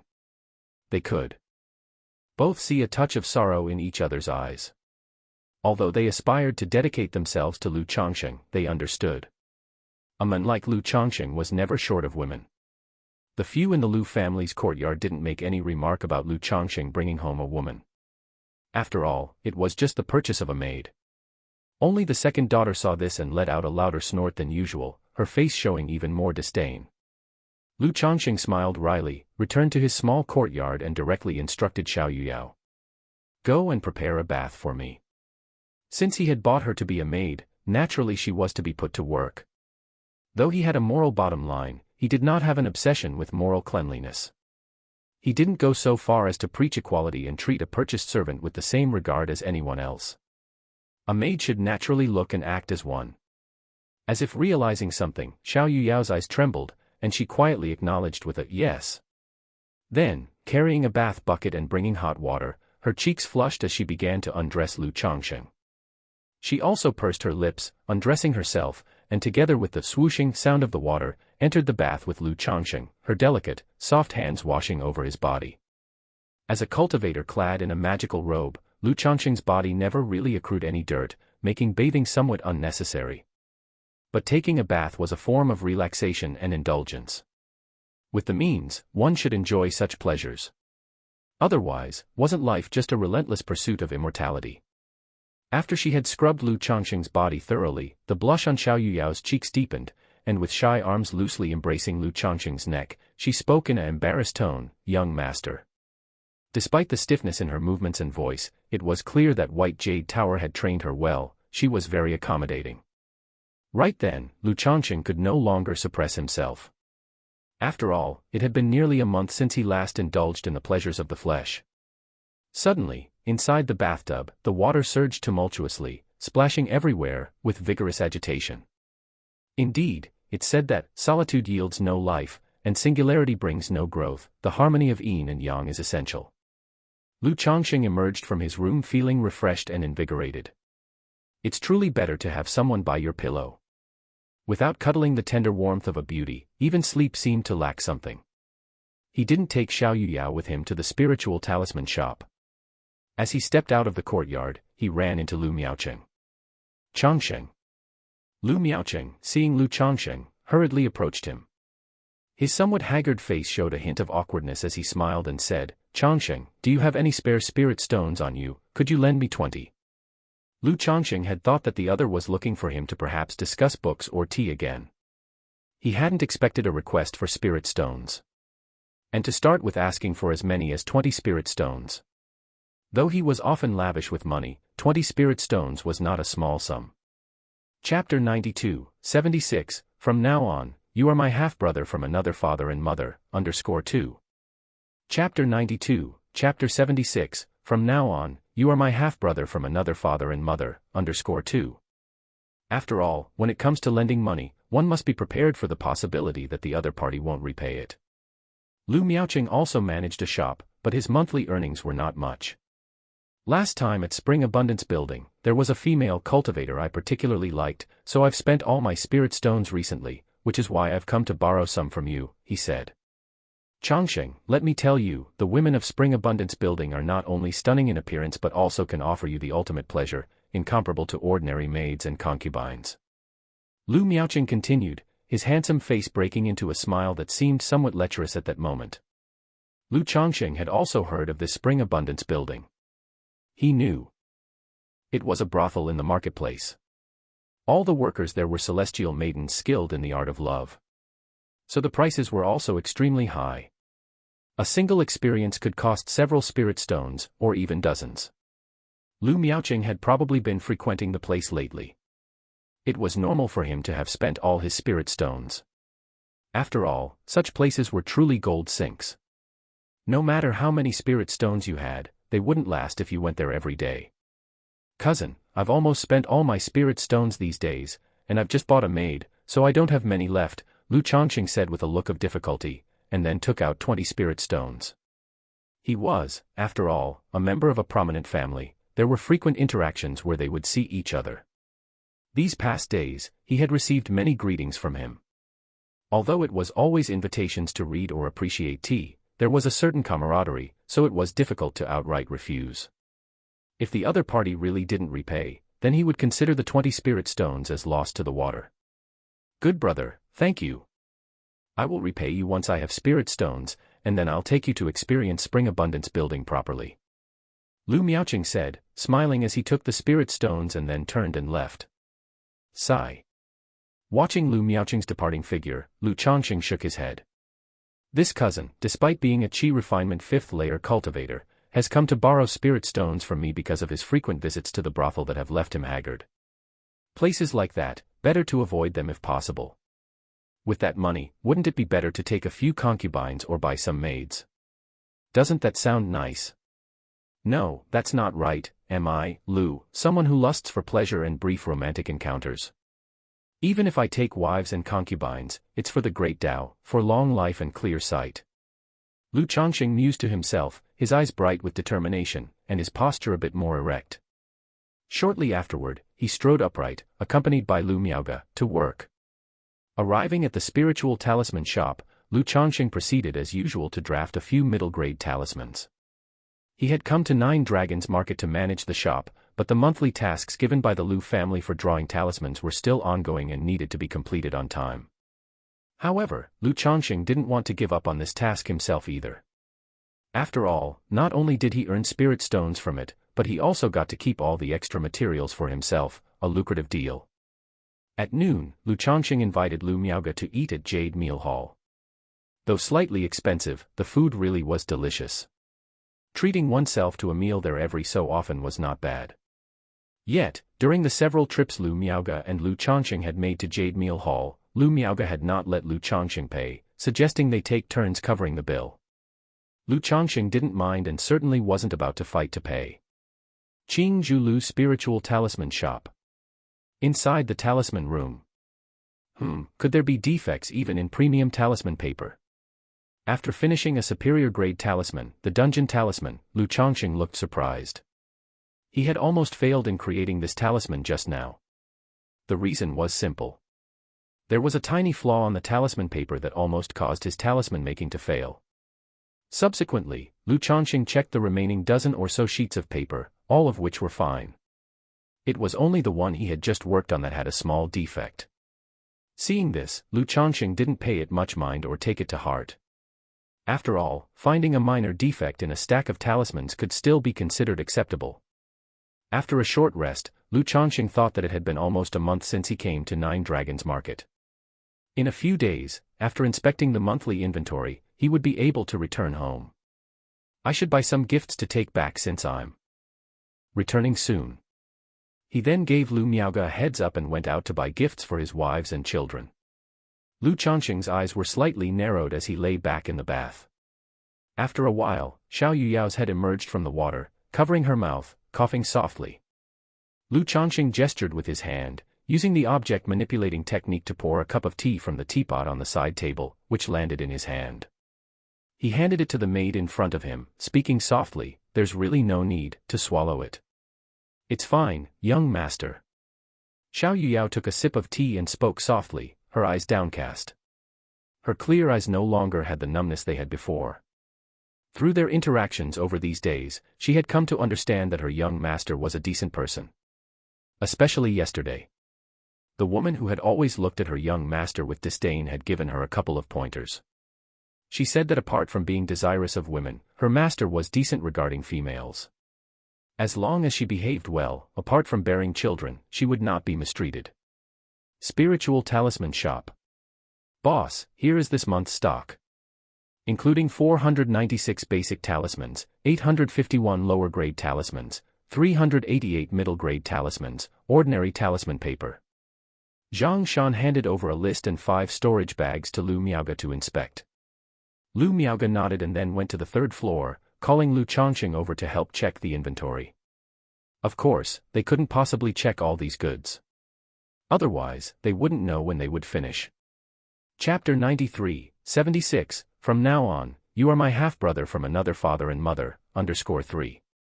Chapter 93, Chapter 76, From now on, you are my half-brother from another father and mother, _3. Moreover, the Lu's cultivators who collaborated with the Lu family's spiritual talisman shop were mostly fixed, so it was enough to inspect a portion of the goods each provided. Lu Miaoge explained the inspection standards for the goods to Lu Changsheng. For instance, with talisman inspections, first and foremost, the quality of the talisman paper couldn't be too poor. Then, the sketched talisman lines should flow smoothly at first glance, without any bumps or scrapes, and finally, the spiritual power within should circulate unimpeded. Talismans could be used as soon as they were made. However, there would be a 10 to 20% difference in effectiveness due to the quality of materials, the lines, and the spiritual power. Previously, when Lu Changsheng brought his talismans to the spiritual talisman shop to sell, it was because their quality was very good, which is why the sales went so smoothly. As for the talisman paper and spiritual ink, there should not be a single flaw in quality. Having heard this, Lu Changsheng finally understood the shop's standards for goods. He couldn't help thinking about the talismans he had bought from the shop a few days earlier, only to find that one of them was flawed. Was this just his bad luck, a coincidence, or was it a lapse in quality control? Immediately, Lu Changsheng started inspecting more seriously. After all, he was going to be responsible for managing the spiritual talisman shop in a short while. If there were quality issues with the goods under his watch, or if their reputation suffered, that would be problematic. Sister Miaoga, according to the standards, would you say the spiritual power inside this talisman is flowing smoothly? Lu Changsheng, holding a middle-grade talisman in his hands, gently felt the spiritual power coursing within and voiced his inquiry. This one is just on the passing mark, any worse and we wouldn't accept it. Lu Miaoga said aloud. Hearing this, Lu Changsheng nodded and began to work. The work took the two of them a full 2 days to complete. Changsheng, you've worked hard. If it weren't for your help, it would have taken me 2 or 3 more days to finish the spot checks. Lu Miaoga said with a light smile on her face. It's what I should do. Lu Changsheng smiled and then took out a list and said. These people's goods have issues, so we'll return them. We won't cooperate with them in the future, right? During the 2 days of inspections, they indeed found some talismans, talisman papers, and spiritual inks that failed to meet quality standards. That's right, the main thing about running a shop in the marketplace is reputation. If there are too many issues with the goods, a bad reputation will essentially ruin the shop. That's why strict quality control in this area is a must. Lu Miaoga nodded her head with a serious tone. Okay, I'll make sure to control this aspect well. Lu Changsheng naturally understood this principle too. They say that becoming an official or getting rich means making enemies in the same trade, and rivals within the same industry harbor nothing but naked hatred for each other. With so many spiritual talisman shops in the Nine Dragons market, competition is fierce. The Lu family's spiritual talisman shop had not reached its current state easily. If any issues arose, other talisman shops would definitely pile on, and the business could plummet drastically. Uncle Zhang, I've finished inspecting the goods. These few suppliers have a low rate of quality goods, return all their items and cease future cooperation. Lu Changsheng, holding a list, said to Zhang Shan. Shopkeeper Zhang Shan nodded and took the list to look. Upon seeing a name on it, he said, Second Master, this loose cultivator named Jia Huiren has cooperated with our shop for several years, and there has never been an issue during that time. Could there be some problem this time? Shall I ask him about it when I have a chance? Zhang Shan suggested. Has he been cooperating for several years without ever having an issue? Lu Changsheng raised his eyebrows upon hearing this. Yes, ever since the first master took over the shop, Jia Huiren has been working with us without any problems, and the quality has always been good. Zhang Shan said evenly. In that case, send his goods back to him and have him check everything himself. I'll take another look later. If there's no problem, then let's overlook it this time. Lu Changsheng eyed Zhang Shan, his gaze narrowing slightly as he spoke after a moment's thought. All right, Second Master. Zhang Shan immediately responded with a nod. After that, Lu Changsheng also discussed the matter with Lu Miaoga. Lu Miaoga felt the issue was not too serious and that giving them a chance was fine. It was up to Lu Changsheng to handle it. She then mentioned that she would be returning to Qingzhou Mountain in 2 days. After returning to the Lu family's courtyard, Lu Changsheng also told Xiao Yuyao he would have to go back in a few days. Xiao Yuyao was aware that this son of hers had a pile of wives, concubines, and children at the Lu family and obediently responded. Meanwhile, in a small courtyard in the western district. Brother Zhang, why were all the materials from this batch sent back for rework? A burly man asked Zhang Shan. Sent back for rework, and you're still asking me? This month, the shop got a new owner, so for the next few months, the shop will be monitored much more closely. Keep an eye on the quality yourself, and don't give me any of those shoddy goods passed off as first-rate again. If I hadn't spoken up this time, they would have directly terminated the partnership. Zhang Shan replied irritably. Terminate it then. When the time comes, we'll just change the name and continue the partnership as usual, won't we? The burly man said with an indifferent expression. Changing the name would only bring more trouble if the inspections find issues again. Moreover, I haven't quite figured out this new owner's temperament yet. Let old Zhou and old Yang keep an eye out as well. Zhang Shan continued, his face stern and beyond questioning. All right, brother Zhang, I got it. Seeing the situation, the burly man nodded earnestly. 2 days later, early in the morning, Lu Changsheng and Lu Miaoge rode the Iron Feather Eagle from Nine Dragons Market back to Qingzhou Mountain. Similar to their journey there, it took 2 days for the pair to safely return to the Lu family. Husband. The husband has returned. Daddy, daddy. As soon as Lu Changsheng entered, several wives, concubines, and playing children caught sight of his return and ran over to him with boundless joy, surrounding him in hugs. This is what home feels like. Seeing this, Lu Changsheng couldn't help but smile, patting his wives and embracing his children. Afterward, the other wives and concubines also came to meet Lu Changsheng. In the process, Lu Changsheng noticed a woman he hadn't seen before. This woman, appearing to be 17 or 18 years old, had a demeanor of refined grace and seemed somewhat shy. Later on, through Lu Miaoyun's explanation, he learned that this woman was named Guan Xin. She was sent over by Hong Yi not long ago when he came to Qingzhou Mountain to trade talismans and possessed an 8th-grade spiritual root. At this point, Lu Miaoyun pouted slightly and coquettishly said that Lu Changsheng having them was not enough, and insisted that he had others find women for him outside. Hearing this, Lu Changsheng immediately envisioned the scene. Lu Miaoyun, pregnant, had gone to trade talismans on his behalf, and as a result, Hong Yi sent him a young girl. Under such circumstances, it was normal for Lu Miaoyun, as his principal wife, to show a bit of temper. He immediately soothed her, assuring her that he truly had no idea, and was unaware of this development. After Jiu'er and Shu'er, he had told Hong Yi not to engage in such activities anymore. He stated that if he had been there, he would have definitely declined. He then showered her with sweet talk, praising Lu Miaoyun's conduct as a leading wife and declaring her to be an exemplary helpmate to him. Of course, he said what he said, but in his heart, it was, Hong Yi, what a good brother. In secular society, finding someone with a spiritual root was not easy. Let alone a young woman in her prime years. Now that Hong Yi had found one and sent her to him, he was truly like a brother, though not by blood. Lu Changsheng also thought that he could now start selling some middle-grade talismans to Hong Yi. On the one hand, it would increase his income. On the other hand, it was a way to give Hong Yi some benefits. After all, Hong Yi had treated him so well, like a brother, so he could not fail to reciprocate. Later, Lu Changsheng chatted with Guan Xin, inquiring about her family situation and whether she came of her own will, ensuring she hadn't been coerced in any way. She conveyed that her family was an ordinary family of 5 and she had willingly sold herself to the Rui Marquis mansion to serve the celestial master.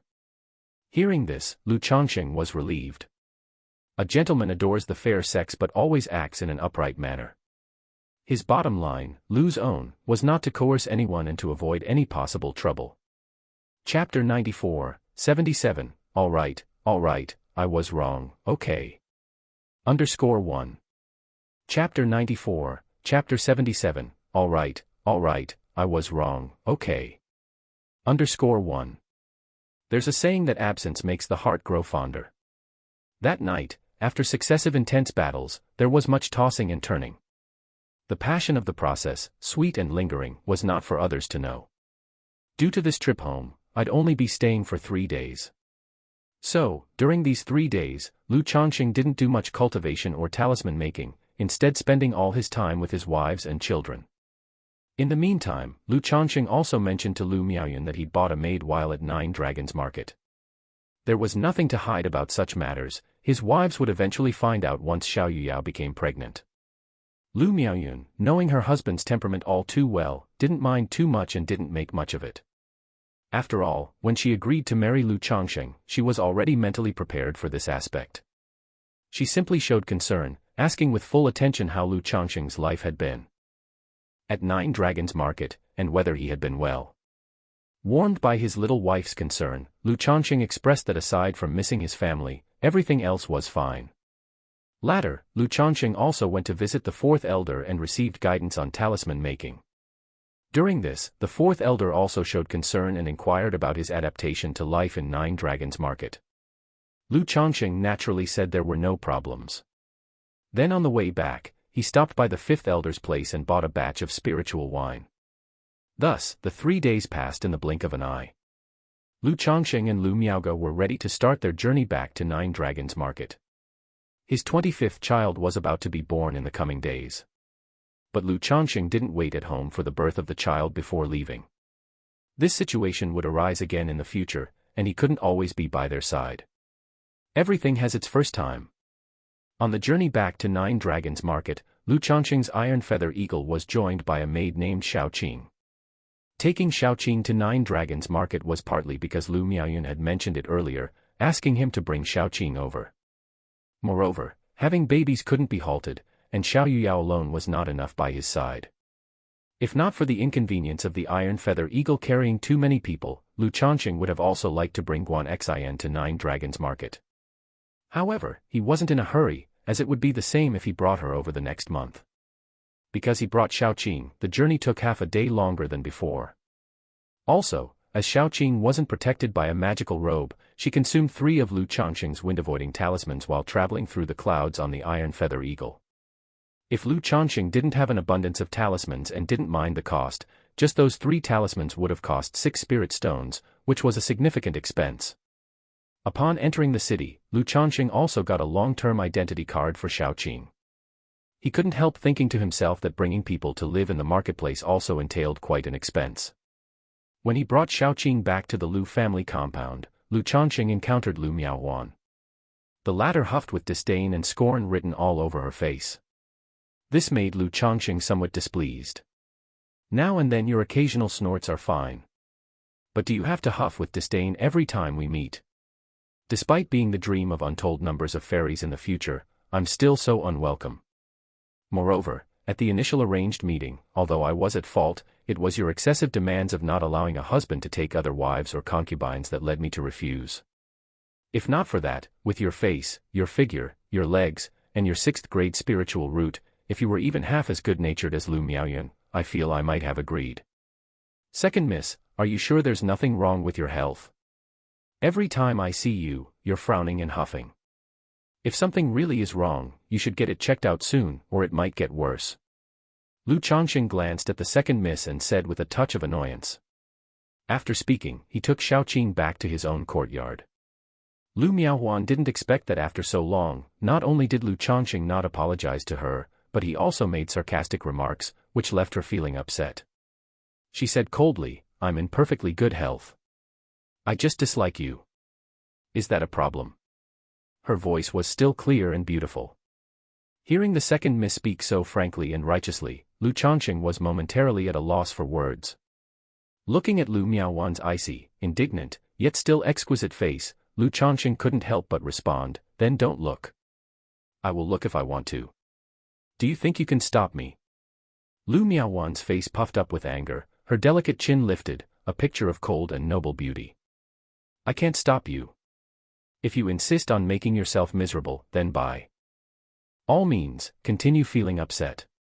Lu Changsheng said, shaking his head as he walked away. Lu Changsheng, you stop right there. Seeing Lu Changsheng's stance, the expression on Lu Miaohuan's delicate face inflated like a pufferfish. You're the one who has an issue with me, why are you telling me to stop? Do you want to make yourself suffer?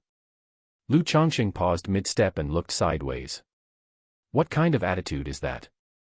Lu Miaohuan's face turned frosty as her chest heaved with indignation. All right, okay, I was wrong, I'm wrong, happy now.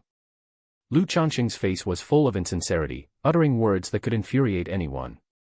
What do you mean by, I was wrong, happy now? It was clearly your fault. Is this how you apologize? Lu Miaohuan became increasingly agitated upon seeing Lu Changsheng's demeanor. An inexplicable fury surged within her, making her feel extremely annoyed. As Lu Changsheng observed her posture and temperament, he was reminded that the second miss was spoiled with a temperamental nature. Concepts such as interpersonal relations and social graces were non-existent in her.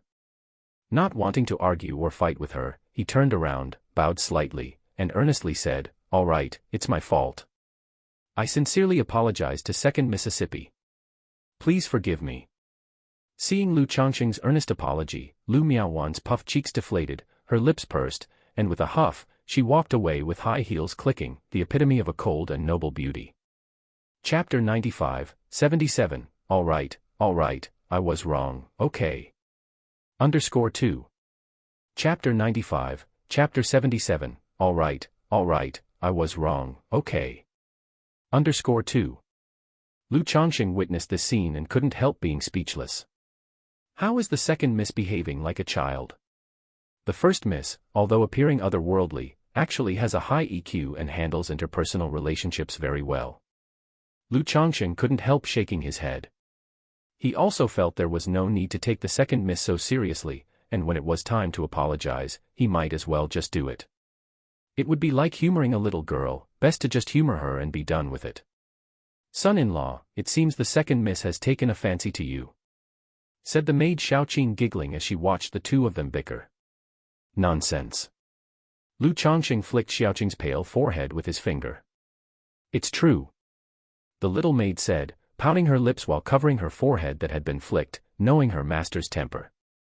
Lu Changsheng chuckled, feeling that the second miss's behavior was indeed like that of a child trying to catch someone's attention in a certain way. He didn't pay it much mind. After all, if the second miss really took an interest in him, wanting to marry him, he would find it hard to accommodate, not having the energy to pamper her. Having settled Xiaoqing in the courtyard, Lu Changsheng suddenly thought of a problem.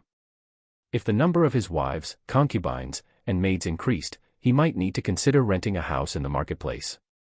After all, this small courtyard only had about 100 square meters, which was indeed quite small. And if there were many wives and maids, it would be inconvenient to live together in such a large courtyard. But for now, with just 3 people, Lu Changsheng wasn't in a hurry. He planned to rent a house in Nine Dragons Market once there were a few more people. Lu Changsheng spent his days cultivating, making talismans, and going to work.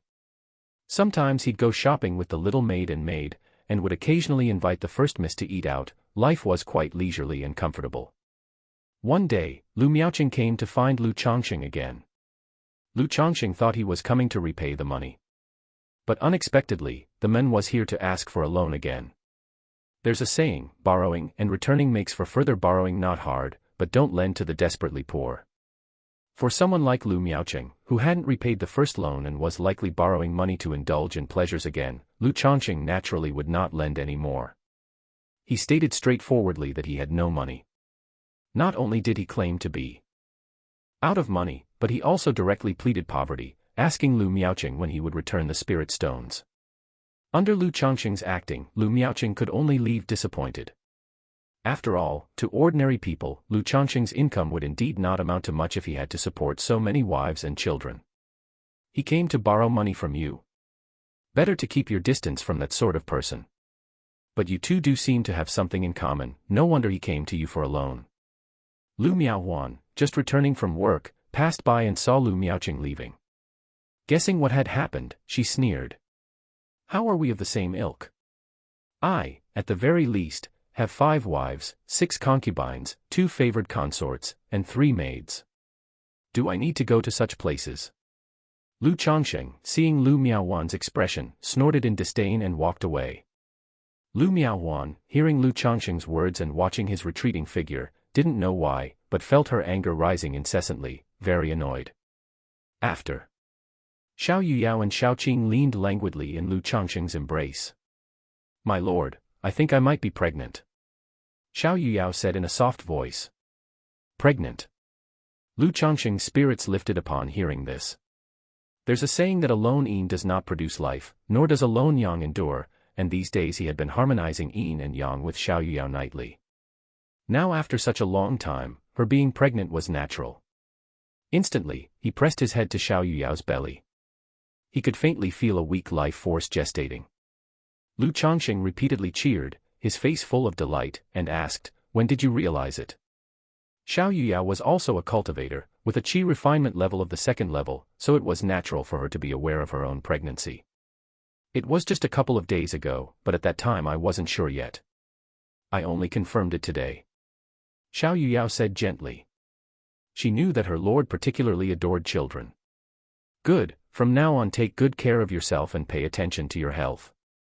If you need anything for eating or drinking, just let me know. Now that she was carrying a child, becoming the mother of his child, her status in his heart would naturally rise. Xiaoqing, seeing this, her watery eyes filled with coquettishness, looked at Lu Changsheng and said in a tender voice, "My lord, I want to bear your child too." "Good, good, good, bear one." Lu Changsheng drew Xiaoqing close and agreed. In 2 months' time, Lu Miaoyun's child was due. For Xiaoqing to be pregnant now would be about the right time. He then rolled over and set about striving for the great Tao of immortality. Lu Changsheng and Lu Miaoge went to work. Thinking of Xiao Yuyao's pregnancy, he now only had Xiaoqing left by his side. Previously, he had been concerned about Lu Miaoyun's pregnancy, which is why he hadn't allowed Xiaoqing to get pregnant. Now, without such concerns, he reckoned that under daily yin and yang harmonization, it shouldn't take long for Xiaoqing to conceive as well. Should we, perhaps, buy some more maids from White Jade Tower? Now that Yu Yao is pregnant, she needs someone to take care of her.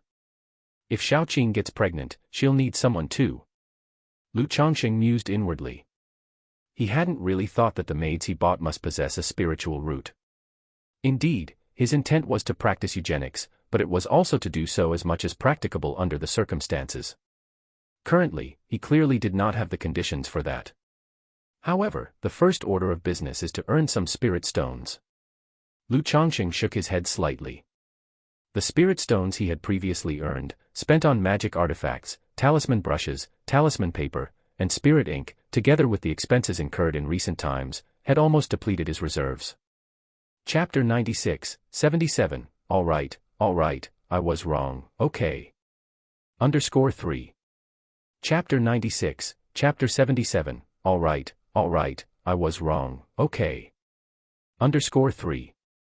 So, even if he were to buy ordinary maids without a spiritual root, the money he had would hardly suffice. Because if one were to buy maids, naturally one could not just buy one or two. If buying, one should buy many at once. And with the increase of maids, the matter of renting a house also had to be put on the agenda. Alas, wealth and companions are needed in the practice of the law. Indeed, no matter where you are, you need to have money. If it wasn't for my talisman-making skills, these years, having stored so many talismans on me, the very thought of cultivation would be extremely difficult. Lu Changsheng shook his head and sighed, deeply sensing the difficulty of cultivation. If it was already like this for himself, how much harder it must be for other ordinary cultivators, he thought. After giving Lu Miaoge a quick heads-up, Lu Changsheng left the house and, after disguising himself, went around to several spiritual talisman shops and sold almost 200 talismans. This time selling talismans, he was even more cautious and did not go to the shops where he had sold talismans before, to avoid being noticed by someone with ulterior motives. Sigh, this is ultimately not a long-term solution. A few more times, I would have visited every spiritual talisman shop in the Nine Dragons Market, and I might end up drawing the attention of someone with ulterior motives. In the inn, Lu Changsheng checked himself with a purification talisman, making sure he wasn't being watched, and let out a sigh of relief. The Lu family spiritual talisman shop purchases talismans outside every month. In a few more months, the young lady won't be at the spiritual talisman shop every day, and by then, I will be fully in charge of the shop. At that time, depending on the situation, I can sell the talismans I have through the channel of the Lu family spiritual talisman shop, without having to run around like this, worried about being watched.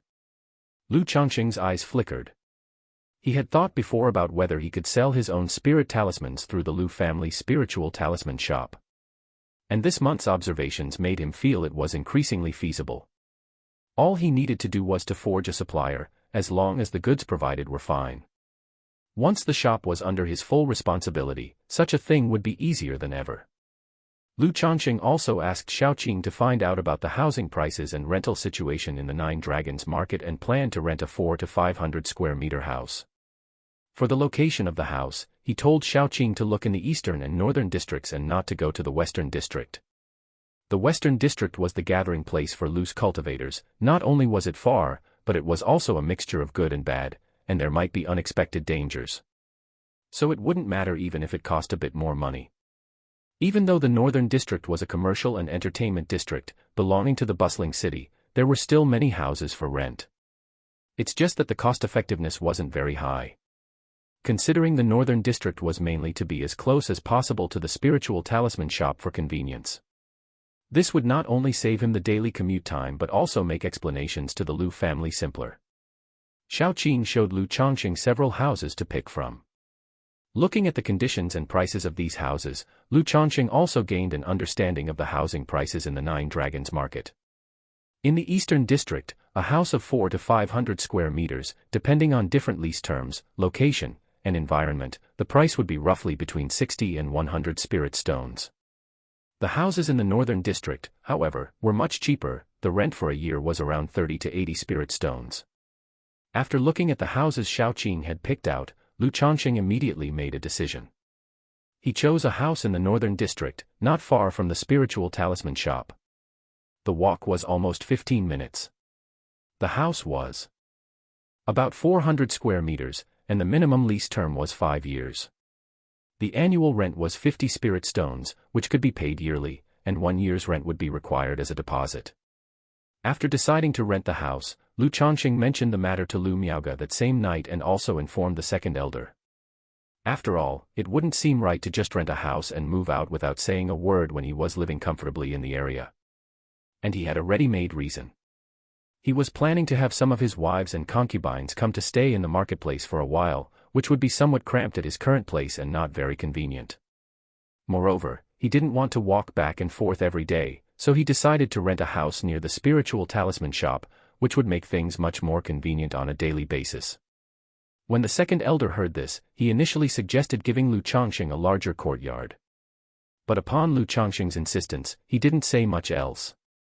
He only asked briefly whether Lu Changsheng had rented yet and if he had found a suitable house, offering to have someone help take a look.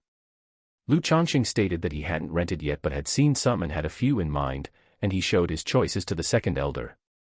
After looking them over, the latter saw no issues, but merely advised Lu Changsheng to come and visit more often. The very next day, Lu Changsheng went to the housing store management center established by Qingyun sect, paid 100 spirit stones, and signed a rental spiritual contract. During the lease period, he had the right to enter and reside in the marketplace without the need to pay the city entrance fee or process an identity card. Moreover, according to the size of the house, he also obtained 3 additional free residency spots. Having such a large house but only 3 free residency spots made Lu Changsheng shake his head in disdain at their stinginess. What he found even more ridiculous was that the long-term identity cards that he had processed for himself and Xiaoqing were non-refundable, and he couldn't get any spirit stones back. After completing the house rental, Lu Changsheng once again visited the White Jade Tower to purchase maids. What surprised him was that even the ordinary maids at White Jade Tower were so expensive. Even those without a spiritual root cost several spirit stones each, and the more expensive ones could cost dozens or even hundreds. With Feng Jianyang's explanation, he understood why even ordinary maids were so costly.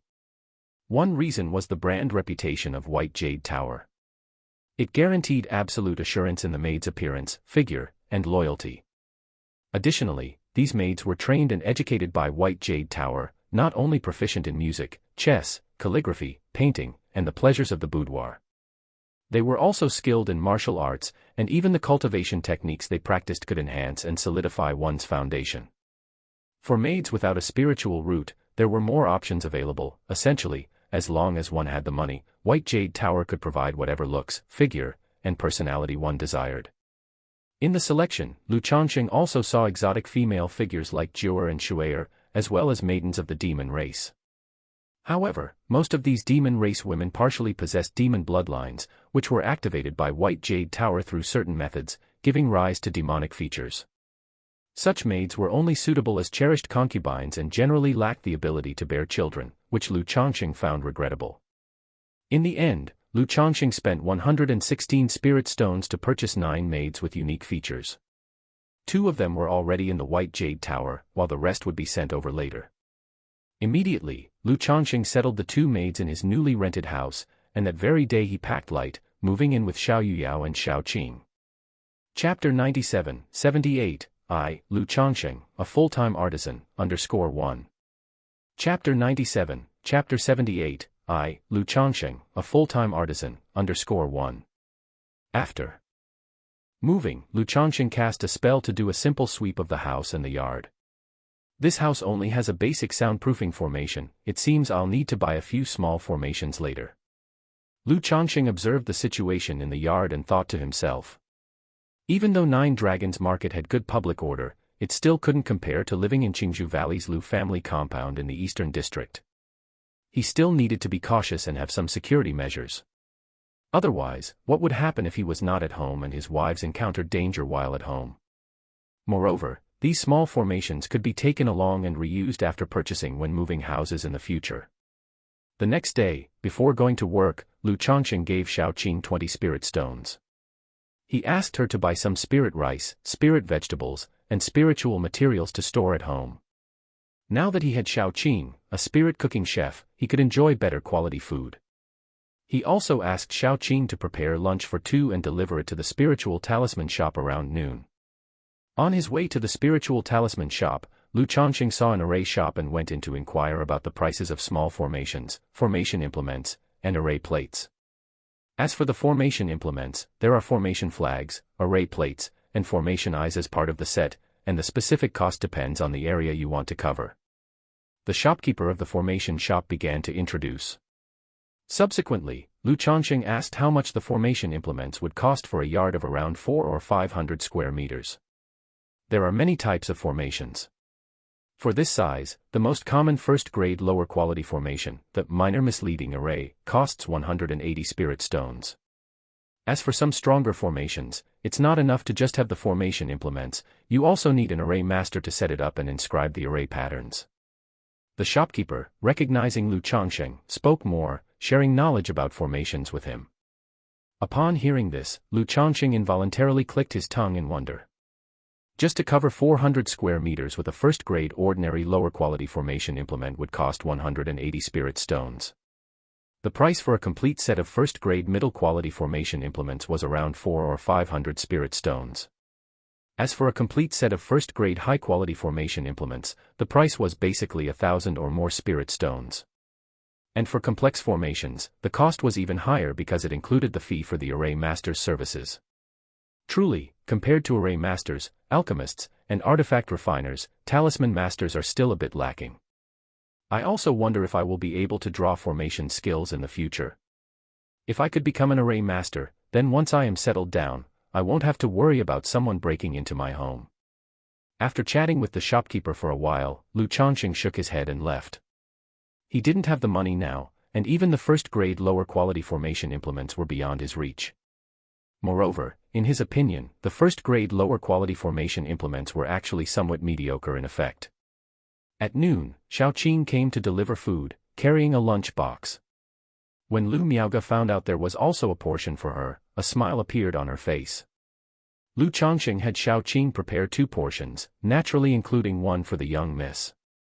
After spending some time together, Lu Changsheng knew that Miaoge also had a bit of a foodie trait and liked to eat often. Unfortunately, he himself had no culinary skills. He couldn't rely on cooking some dishes to conquer her stomach and then her heart with a roasted chicken. Unless one day he won culinary skills in a draw. After finishing the meal, Lu Miaoge also offered to give spirit stones to Lu Changsheng as food expenses. Lu Changsheng naturally refused to accept this. But unable to persuade Lu Miaoge otherwise, he eventually agreed to accept 12 spirit stones as a token per month. When Lu Changsheng got off work and returned home that day, Xiaoqing told him that in the afternoon a neighboring household had come to visit. They had also brought 3 talismans, saying that they were now neighbors and hoped to look out for each other more in the future. Hearing this, Lu Changsheng was a bit surprised. He hadn't expected the neighbor to be so enthusiastic. He took the talismans from Xiaoqing's hand to have a look, and all 3 were of lower-grade quality. The neighbor gave talismans as a gift. Could it be that this neighbor is a talisman master? Thinking that close neighbors are better than distant relatives and that one relies on friends when away from home, he would also be living here for quite some time. Since the neighbor took the initiative to visit, they seemed to be approachable, and it would be good to get acquainted. Moreover, maintaining a good relationship with the surrounding neighbors wouldn't be a bad thing. At the very least, he would know what kind of people his neighbors were. Without further ado, Lu Changsheng also prepared a basket of fruit and took out 2 gift boxes containing several talismans to return the visit. Knock, knock, knock. Lu Changsheng went to knock on the door of the small courtyard to the right. Soon, the door creaked open. "Who are you looking for, uncle?" The door was opened by a little girl around 11 or 12 years old with chubby cheeks, 2 buns tied with ribbons on her head, and wearing a pale blue ruchuan. The little girl was incredibly cute, with long eyelashes fluttering in her clear, distinct eyes looking up at Lu Changsheng as she asked in a crisp voice. "I'm the neighbor who just moved in next door. I've come to visit. Is your family elder at home?" Lu Changsheng asked with a smile tugging at the corner of his mouth. The neighbor from next door. Upon hearing this, the little girl tilted her head and then called into the house with a bright voice, "Dad, it's the uncle who moved in next door." Then, a man in his 30s with a friendly face and a somewhat plump figure walked out from inside. "I've just moved in next door, and having heard that a friend came to visit earlier today, I too wanted to come over and get acquainted," Lu Changsheng said politely as he handed over the basket of fruit. "Oh, it's you, Lu Daoist. I'm Gao He. Please, come in, come in," the middle-aged man said with a warm smile, gesturing invitingly in a way that exuded an aura of affability and prosperity. This courtyard was subdivided, covering only about 100 square meters and was not as large as Lu Changsheng's own yard. Chapter 98, 78, I, Lu Changsheng, a full-time artisan, _2. Chapter 98, Chapter 78, I, Lu Changsheng, a full-time artisan, _2. However, Lu Changsheng did glance over and saw that the household consisted only of Gao He and his daughter, as well as 2 servants, which seemed enough for such a large residence. While chatting, Lu Changsheng learned that the other party was a middle-grade talisman master who sat in residence at a spiritual talisman shop. Once Gao He learned that Lu Changsheng was the owner of the Qin Zhu Lu family spiritual talisman shop, he became noticeably more enthusiastic. He expressed that they could have business dealings in the future. Subsequently, the two also exchanged insights on the art of talisman making. Through the conversation, Lu Changsheng roughly concluded that Gao He was at the intermediate level among middle-grade talisman masters, still some distance away from becoming a superior one.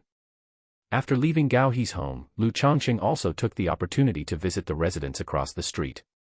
The person who opened the door was an elderly man, a senior servant of the household. Upon hearing Lu Changsheng's intention, he indicated that his master was not in and would only return after the hour of Su each day. Upon hearing this, Lu Changsheng apologized for the disturbance and said he would visit again another time. Then, he knocked on the door on the left to pay a visit there. "Who might you be?" The door was opened by a softly featured lady in her 30s, plump yet graceful in figure.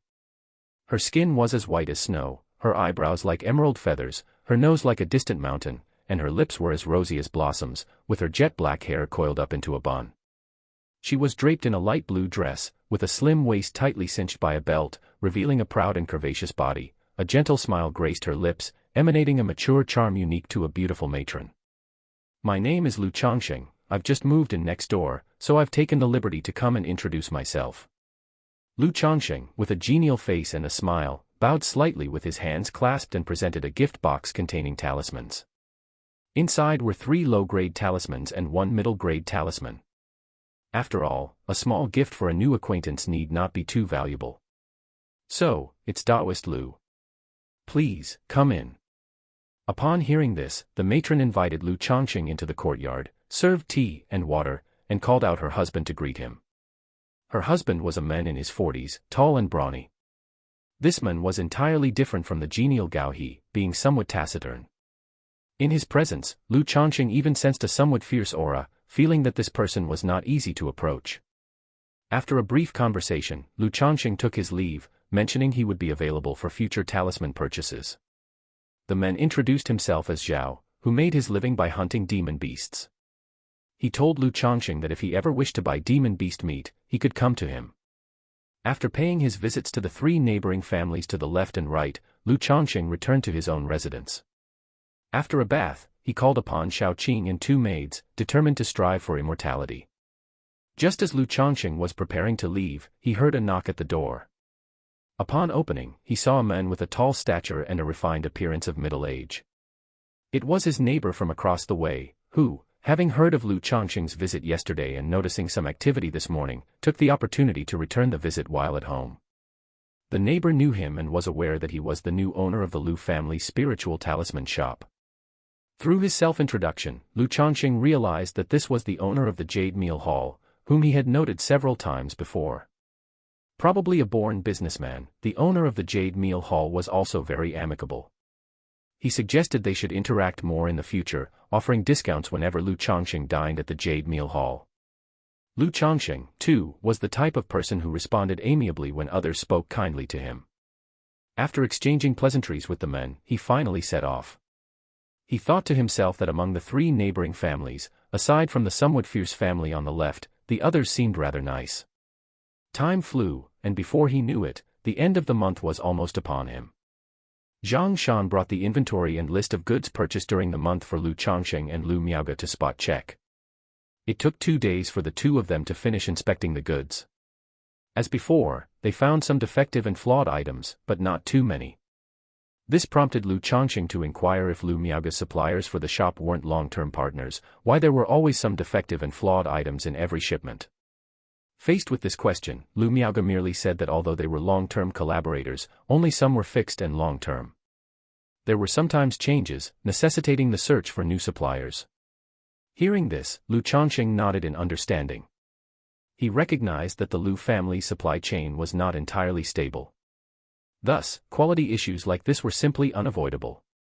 Thinking ahead to 2 months from now, when Lu Miaoge would no longer be around to help, Lu Changsheng felt a headache coming on. After all, inspecting goods was truly a tedious and grueling task. Once they had completed their checks and handed the confirmed list to Zhang Shan, Lu Changsheng also agreed with Lu Miaoge to return to Qingzhou Mountain in 2 days' time. 2 days later, Lu Changsheng and Lu Miaoge rode the Iron Feather Eagle back to Qingzhou Mountain. Xiaoqing naturally stayed in Nine Dragons Market, as she could not be expected to follow him around. When he was to return to Nine Dragons Market, he would bring Guan Xin with him too, and with more people, it would be inconvenient. The two had a smooth journey back to Qingzhou Mountain. Upon returning home, Lu Changsheng learned that his 25th child had been born. And on the 3rd day after his return, his 26th child was also born. No unexpected surprises occurred. Both children were born without a spiritual root. Lu Changsheng took this fact in stride. There was still a month's time before Lu Miaoyun was due to give birth. Lu Changsheng had some expectations and paid special attention to the child in Lu Miaoyun's womb. He even thought to himself that perhaps he should stay in Qingzhou Mountain this month to wait for Lu Miaoyun to give birth and see the child before leaving. However, considering that a month after Lu Miaoyun's delivery, it would be time for Chu Zhenjian's child to be born, he couldn't very well wait for one and not the other. Chapter 99, 78, Lu Changsheng, a full-time artisan, _3. Chapter 99, Chapter 78, Lu Changsheng, a full-time artisan, _3. This matter is not about scarcity, but about uneven distribution. If everyone waits, I feel like there's no need for me to go out at all. In the end, Lu Changsheng decided to spend the next few days in close companionship. Then, estimating the time, he planned to come home early and stay a few extra days. It could also be considered a special privilege for his wife. During these 3 days at home, Lu Changsheng still spent time with his wives and daughters, hardly cultivating or making talismans. This time, going to listen to the 4th Elder's talisman instruction, the 4th Elder also handed over the talismans for the monthly shop restocking directly to Lu Changsheng. The number of talismans wasn't large, consisting of 3 supreme talismans, 30 superior grade talismans, and 30 middle grade talismans. This made Lu Changsheng secretly wonder if the 4th Elder drew only 1 superior grade and 1 middle grade talisman each day. However, he also remembered that the Lu family had several shops in other marketplaces, and the 4th Elder probably needed to supply a portion of the talismans there as well. In the blink of an eye, 3 days passed, and Lu Changsheng took Lu Miaoge back to Nine Dragons Market. Seeing Lu Changsheng return with Guan Xin, Lu Miaoge sighed softly. After all, just last month, she had told Lu Changsheng that cultivation level and strength are fundamental. Lu Changsheng at that time also firmly agreed. But it hadn't been long since then, and not only did he buy a maid at Nine Dragons Market, but he also brought another maid from home. Nevertheless, she wasn't one to talk too much. Once she had said something, it was enough, and she wouldn't bring it up a second time. After returning to Nine Dragons Market, Lu Changsheng used the housing deed to issue Guan Xin a free residency card and settled her in comfortably. He instructed her to communicate with Xiaoqing about anything she needed. Now in this place, Changsheng was mainly in charge. In the time that followed, Changsheng resumed his comfortable life of daily cultivation, talisman making, childbearing, and going to and from work. During this period, Gao He came over to chat and exchange insights on the talisman path with Changsheng. For someone as amiable as Gao He, Changsheng was naturally polite, chatting over tea for half an hour and enriching Gao He's understanding considerably. 10 days later, Changsheng learned that Changsheng was pregnant. He was extremely joyful at this news. After all, Changsheng possessed a 9th grade spiritual root, which greatly increased the chances of having a child with a spiritual root. But then, a faint worry emerged in his heart.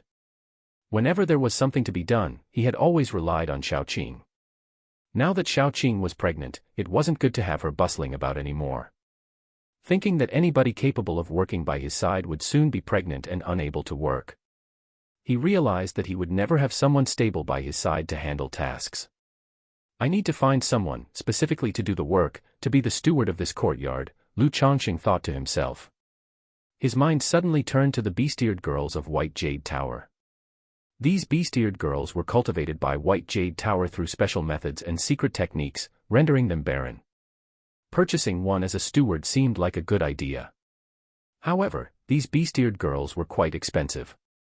They typically cost several tens of spirit stones, easily exceeding 100 spirit stones. A suitable one for his liking would no doubt cost over 100 spirit stones. To spend over 100 spirit stones on a beast-eared girl seemed too wasteful to Changsheng. Especially since he was in urgent need of spirit stones at the moment. No, that's not right, I'm not a stud horse, nor is it that women in my yard must become pregnant. If I arrange for 2 maids specifically to do the work and ensure they don't become pregnant, that should do. Changsheng came back to his senses, somewhat speechless at his previous thoughts, feeling that he had fallen into a mental trap thinking about childbearing day after day. As a cultivator, he might not be able to guarantee that a woman would become pregnant. But ensuring that a woman doesn't become pregnant was still within his capabilities. Remembering that he still had 7 maids at White Jade Tower yet to be sent to him, he anticipated they would arrive soon. Changsheng decided to pick 2 of them to be in charge of household affairs when they arrived. Gao He came over again to chat and exchange insights on the talisman path with Changsheng. This made Changsheng shake his head in amusement.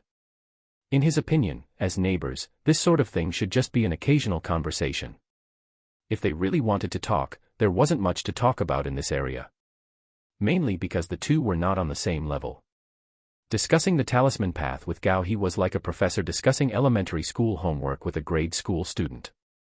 However, he also knew that it was his own insightful performances during their past conversations that had led to Gao He's improvements in the talisman path, which is why he kept coming back. This time, Changsheng was careful to appear comparatively more ordinary. One reason was to discourage Gao He from constantly coming to him to talk about the talisman path. And another was that he couldn't show off too much since he was outwardly just a middle-grade talisman master. In the course of their chat, Changsheng also inquired about the business model and daily operations of Gao He's spiritual talisman shop. To see if there was anything he could learn for himself. Gao He didn't conceal anything and shared the truth. The spiritual talisman shop he presided over was quite similar in business model to the Lu family's spiritual talisman shop. Only lacking in supply, quality control, and variety of talismans compared to the Lu family's shop. Changsheng nodded slightly, gaining a basic understanding. In fact, whether it's a spirit talisman shop, an elixir medicines shop, a magic artifact shop, or a formation shop, etc. As long as you have the strength, your business won't do poorly, it can certainly thrive. For the Lu family's spiritual talisman shop, in addition to the renown of Qin Zhu and the Lu family, the core competitive power lies in the 4th Elder's 3 supreme talismans and 30 superior grade talismans. As long as I keep up the prize draws, maybe I can become a full-time craftsman.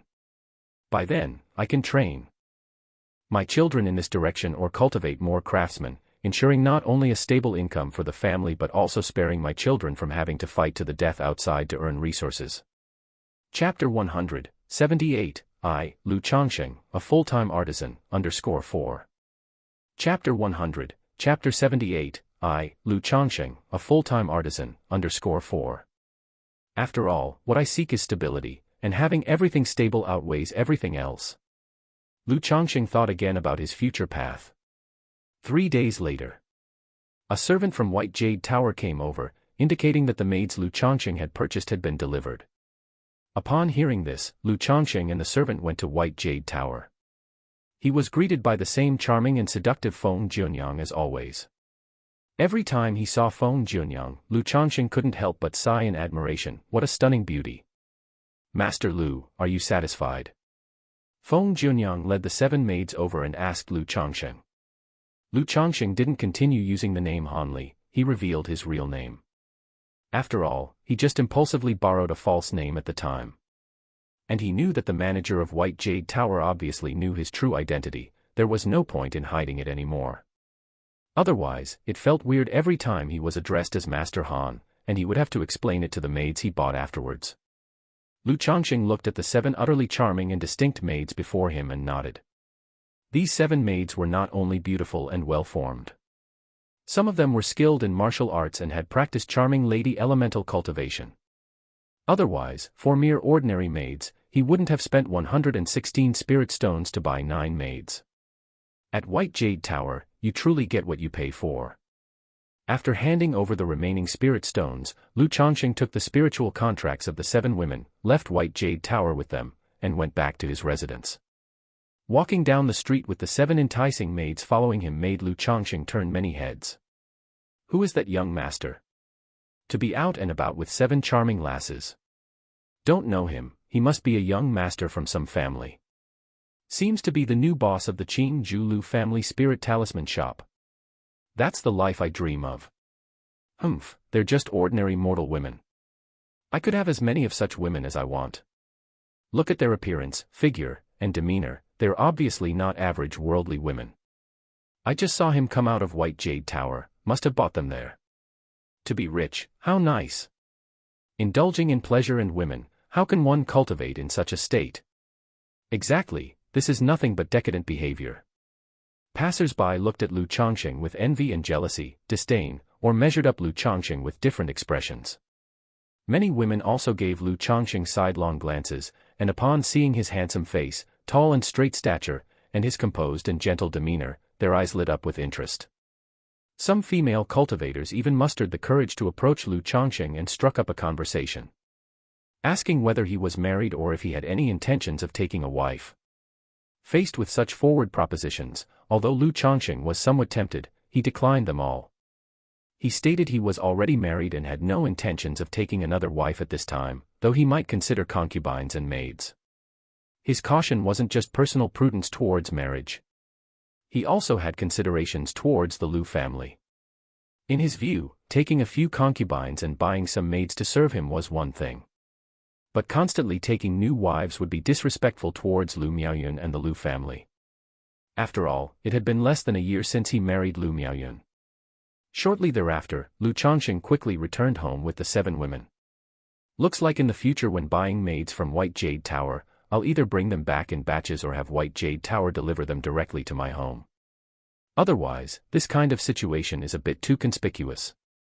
Not only does it feel like being watched like a monkey, but it could even lead to being targeted as a fat sheep. Back home, Lu Changsheng reflected inwardly. Regarding the envious glances and propositions from the passers-by on the road, he didn't feel any bit of swagger. Instead, he felt uneasy, worried about becoming a target. Little Qing, Xiao Yuyao, and Guan Xin, seeing their young master bringing back 7 delightful maids all at once, didn't know what to say for a moment. But remembering Lu Changsheng's abundant energy at night, they soon came to terms with it. Knowing that before long, all 7 would likely be pregnant. From now on you'll be called Yi Lian, you'll be called Hong Mian, you'll be called Zi Mei, you'll be called Sung Lan. And at this moment, Lu Changsheng began naming his newly arrived 7 maids. The previous 2 maids he had named Haitang and Bai He, so he thought it would be good to unify the names. Yes, master. These maids were all very sensible. Lu Changsheng also began to understand and experience the exceptional treasures that Lu Miaoqing once mentioned. Chapter 101, 79, Dare 2 Mere Energy Refinement Late Stage Cultivators to Ambush Me, _1. Chapter 101, Chapter 79, Dare 2 Mere Energy Refinement Late Stage Cultivators to Ambush Me, _1. Sister Miaoga, Miaoyan might give birth in a few days, so I plan to leave for Qingzhou Mountain today. That day, Lu Changsheng went to the spiritual talisman shop and said to Lu Miaoga. He had already discussed this matter with Lu Miaoga before, planning to go back these 2 months in advance, to try to be there when Lu Miaoyun and Chu Zhenjin's child is born. All right, be careful on your way, I'll keep an eye on the shop here. Hearing this, Lu Miaoga nodded slightly and spoke softly. After saying farewell to Lu Miaoga, Lu Changsheng left Nine Dragons Marketplace alone, mounted the Iron Feather Eagle, and embarked on his journey to Qingzhou Mountain. Just as Lu Changsheng was exiting the gates of Nine Dragons Marketplace, at a restaurant nearby, a lean middle-aged man revealed a trace of unusual brightness in his eyes and took out a transmission talisman from his person. High above the clouds, an Iron Feather Eagle soared. Could it be that something unexpected will happen on my way home alone? Sitting cross-legged on the Iron Feather Eagle, Lu Changsheng couldn't help but worry. It was all right when he was with Lu Miaoga. It was only his first trip to Nine Dragons Market that he worried about potential mishaps. But after 2 round trips, he felt much better. Suddenly traveling alone now made him feel a bit uneasy again. Sigh, I really am a person who fears death and lacks a sense of security. Even with 34 superior grade talismans, 1 supreme talisman, and a talisman treasure on me, I still feel insecure. Lu Changsheng shook his head slightly, with a clear understanding of himself. After the Iron Feather Eagle flew for half a day, the unease in Lu Changsheng's heart calmed down a lot. He thought, how could there be so many dangers? However, just at that moment, screech! The Iron Feather Eagle, soaring through the clouds, seemed to be stimulated by something, letting out a sharp and noisy cry. It made Lu Changsheng, who was sitting quietly on its back, feel his heart leap. Before he could understand what was happening, the Iron Feather Eagle spread its wings and dove towards a mountain peak below. What's going on? Lu Changsheng quickly grabbed the Iron Feather Eagle's feathers to avoid being thrown off and took out the Beast Control token. Through the Beast Control token, he could sense an anxious and restless emotion coming from the Iron Feather Eagle, as if something on the mountain peak ahead was luring it. Could it be that there's some rare treasure or spirit fruit maturing on that mountain peak? Lu Changsheng's first thought was that. However, he didn't entertain such thoughts, because it is recorded in the books that when most rare treasures and exotic fruits mature, powerful demon beasts will be guarding them. It wasn't something he, a mere 4th level Qi refinement weakling, could contemplate. Lu Changsheng didn't think any further. He immediately used the Beast Control token to soothe the Iron Feather Eagle and commanded it to continue flying on the path. The Iron Feather Eagle, which was diving towards the mountain peak, hesitated slightly at his command. But the next moment, it let out an even noisier cry from its beak and furiously dove towards the mountain peak ahead. This is definitely not the maturation of some rare treasure. The Iron Feather Eagle, having been tamed, would normally never disobey an order and go out of control under normal circumstances. Lu Changsheng's face darkened, holding tightly to the Iron Feather Eagle, realizing something was not quite right. But facing this situation, he didn't know how to handle the emergency. As the Iron Feather Eagle got closer and closer to the mountain peak, suddenly, swoosh, swoosh, 2 sounds of slicing through the air rang out. Lu Changsheng immediately saw 2 sword lights shooting towards him like rainbows. The cold gleam of sword chi breathed in and out in the air, emitting a buzzing sound that intimidated the soul. In that moment, even if Lu Changsheng was slow to react, he realized that he was being ambushed. He understood why the Iron Feather Eagle had suddenly gone out of control. Without waiting to think more, 2 flying swords were already coming at him, one before the other. Clang! Clang! When the 2 flying swords neared his body, he saw a green chi barrier appearing around him, accompanied by the rustling sound of his magical robe fluttering, and a pale light from the spirit pendant on his chest, forming a water blue shield, stopping the 2 flying swords outside. These were the passive body-protecting techniques of his robe's magic artifact and the spirit pendant. However, under the onslaught of the flying swords, both protective techniques dimmed considerably. Lu Changsheng's face darkened. Without time to be scared or hesitate, he immediately took out a talisman from his storage bag. He used a flying ascension talisman and a golden light barrier talisman on himself, causing the wind to rise under his feet and a sense of lightness to envelop him, allowing for brief flight, and a thick layer of golden bell enveloped him. The two sharp rainbow-like flying swords struck at Lu Changsheng again, colliding with the bell and producing two sonorous metallic sounds. Even with the protection of the golden bell shield talisman, Lu Changsheng felt a great force shock his body. But the shock didn't harm him, it merely made him somewhat unsteady on the back of the iron feather eagle. Escape. Without hesitation, Lu Changsheng, aided by the flying ascension talisman, leaped into the air from the back of the iron feather eagle and fled in the opposite direction. Now that he knew someone was setting him up, he also roughly guessed why the iron feather eagle lost control and was frantically diving towards the mountain peak. It was certainly not because of some exotic fruit maturing. It was a demon-attracting fragrance. A kind of incense made specifically for demon beasts. It was capable of attracting demon beasts, making those with little spiritual intelligence be instinctively drawn by it, filled with wildness.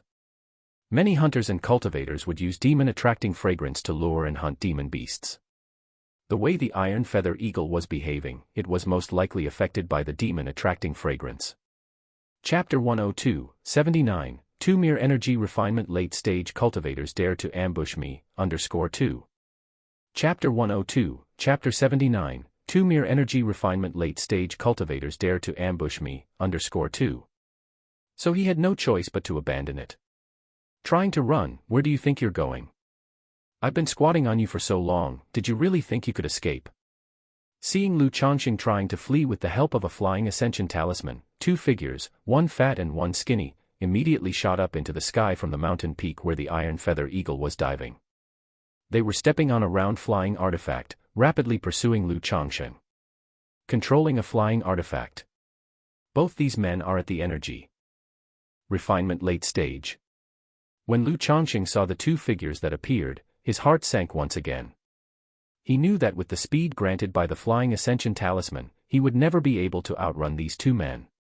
He decided to land on the spot and try to escape using an escape talisman. This kid was able to pull out 3 superior grade talismans, he must have other life-saving talismans on him, we absolutely cannot let him get away. However, these two were not simple characters, both their eyesight and techniques were exceedingly shrewd. While chasing Lu Changsheng with the flying artifact, they controlled 2 flying swords to continue attacking him, blocking his escape route. They also cast various spells, treating him like a live target, causing the golden light around Lu Changsheng to rapidly dim. This won't work, in this situation, it's difficult to even land. Lu Changsheng knew that he was a live target.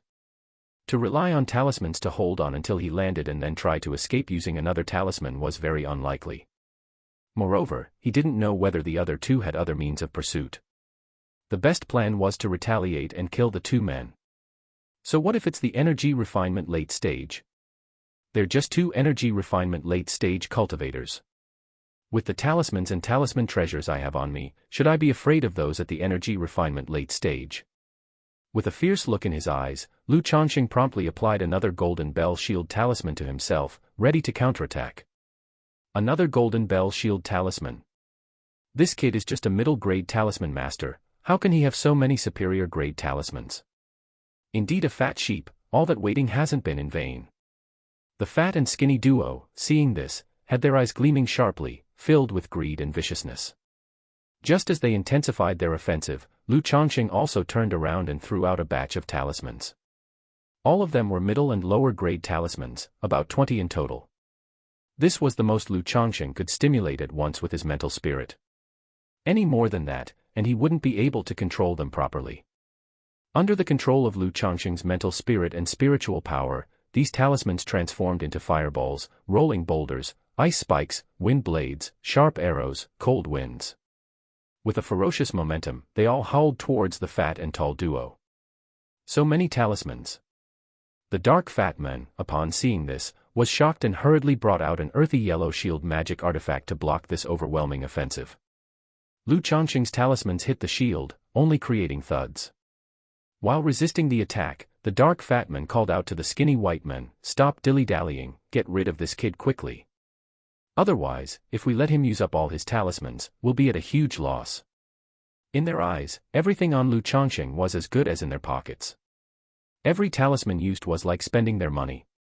The skinny white man didn't reply, but he harbored the same thoughts, his eyes flashing dangerously.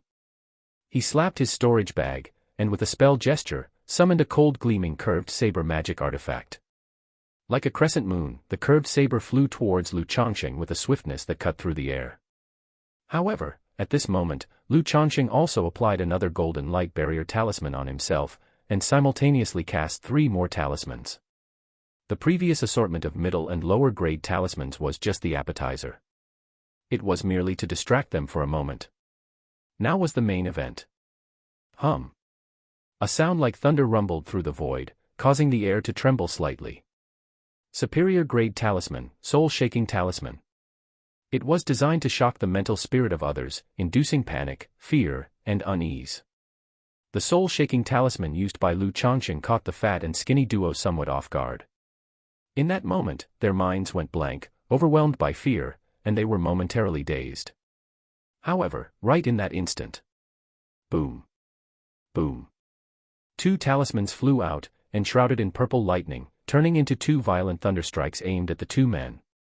It could summon a thunderstrike comparable to a 9th-level energy refinement cultivator's strike. Even normally, the 2 men would struggle to cope with such a thunder-summoning talisman. Especially now, caught off guard by the soul-shaking talisman, their mental spirits compromised. Boom. Boom. The shield magic artifact that the Dark Fatman had summoned, already barely holding up under the relentless barrage of talismans, could hardly block it all. When the thunderstrike hit, the earthy yellow shield flew straight out of his hands, and while he was still not back to his senses, was overwhelmed by the talisman offensive. The skinny white man, with a somewhat stronger will and mental spirit, quickly regained his composure. His eyes flashed with lightning, and he frantically generated a body-protecting chi barrier around himself. But at that moment, it was already too late. Ah. No.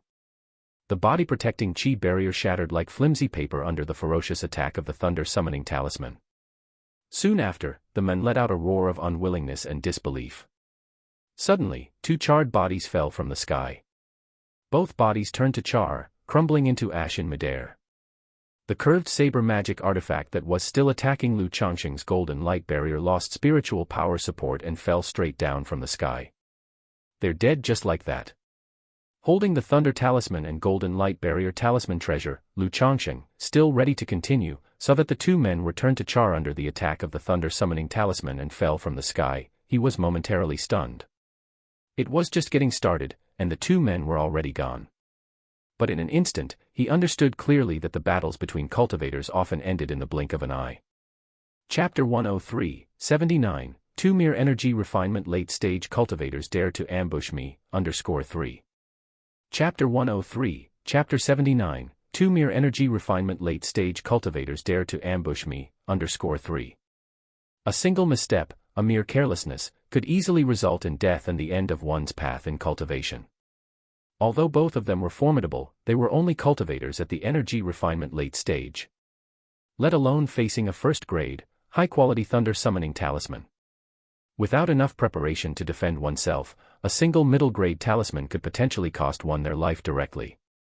At this time, Lu Changsheng finally let out a slight sigh of relief. He let the heart that had been stuck in his throat settle down. That was close. Without my magical robe and the cold jade pendant, I wouldn't have even had a chance to use a talisman when that flying sword suddenly came at me. Lu Changsheng swallowed with his dry throat, filled with lingering fear in his heart. He felt that his awareness of danger was still severely lacking. At the first sign of the Iron Feather Eagle losing control, he should have sensed the danger, become alert, and been ready to defend himself. Instead of waiting like just now, realizing the problem was dangerous only after the flying sword had come out and was about to strike. My experience in this area is seriously lacking. Lu Changsheng let out another breath, licked his lips, and silently thought. He also knew that such awareness couldn't be improved overnight, it needed to be accumulated and cultivated. He planned to prepare more body-protecting magic artifacts for himself after returning to Nine Dragons Market, ensuring he was fully armed. Otherwise, if he encountered this situation again or met robber cultivators more formidable than those 2, the protective techniques of the magical robe and cold jade pendant would be insufficient. Based on the conversation between those 2 just now, it seems like they were specifically waiting for me here. I've always been kind to others, never offended anyone, and have no enemies. Why would anyone be lying in wait for me? The only possibility is that I was targeted in Nine Dragons Market. Lu Changsheng thought about his expenditures in the Nine Dragons Market over the past couple of months. If someone paid attention, they could see that he was quite wealthy, a juicy target. There's a saying that one shouldn't flaunt their wealth. Once you show your wealth, you're likely to be targeted. While Nine Dragons Market may be safe, it does not mean that the people within are all good. As soon as you leave Nine Dragons Market, any cultivator inside could potentially become a robber cultivator. Moreover, as a fourth-level energy refinement cultivator, in the eyes of most cultivators, I am nothing but a piece of fat meat, a child holding gold. Lu Changsheng also understood this point and didn't dwell on it, deciding to be more cautious going forward. He looked around and saw no trace of other people. Immediately, he used a flying ascension talisman to descend towards the ground to collect his spoils of war. Just now, both men turned to charred bodies and ash under the onslaught of talismans, leaving only their robes and boots wrapped around the remains. These must be magic artifacts, right? Lu Changsheng looked at the clothes and boots, his eyes lighting up. If these were ordinary clothes, they would not have survived the talisman attack just now. He stepped forward and performed a cleansing technique, cleaning away the remnants and ashes inside the robe and shoes, then picked up the robe to examine it. Under the attack of the talismans just now, the robes had suffered slight damages and were probably only of lower grade. Inside both robes, he found a storage bag. This brought a hint of joy to Lu Changsheng's face. After all, in such a perilous fight of life and death, the spoils were the only thing worth looking forward to. He did not check the contents of the two storage bags right away, choosing to pocket them first. He then searched around and found both men's flying artifacts, flying swords, as well as shield artifacts, and curved saber artifacts. After collecting everything, Lu Changsheng felt that this haul should be quite substantial. He took out the beast control token to sense the condition of the Iron Feather Eagle. If the Iron Feather Eagle were gone, getting back to Qingzhou Mountain would be quite troublesome for him. Even if he got back to the Nine Dragons Market, he would only be able to do so by running. Through the beast control token, he could sense a faint connection with the Iron Feather Eagle. It should still be on the peak. As I suspected, the two robber cultivators must have used demon beast lure to send the Iron Feather Eagle out of control, rushing to the mountaintop, he thought. An Iron Feather Eagle is worth hundreds of spirit stones. As robber cultivators out for wealth, they naturally wouldn't harm the Iron Feather Eagle, he reasoned. Otherwise, when I was riding on the Iron Feather Eagle, they would have attacked it directly instead of me, he deduced.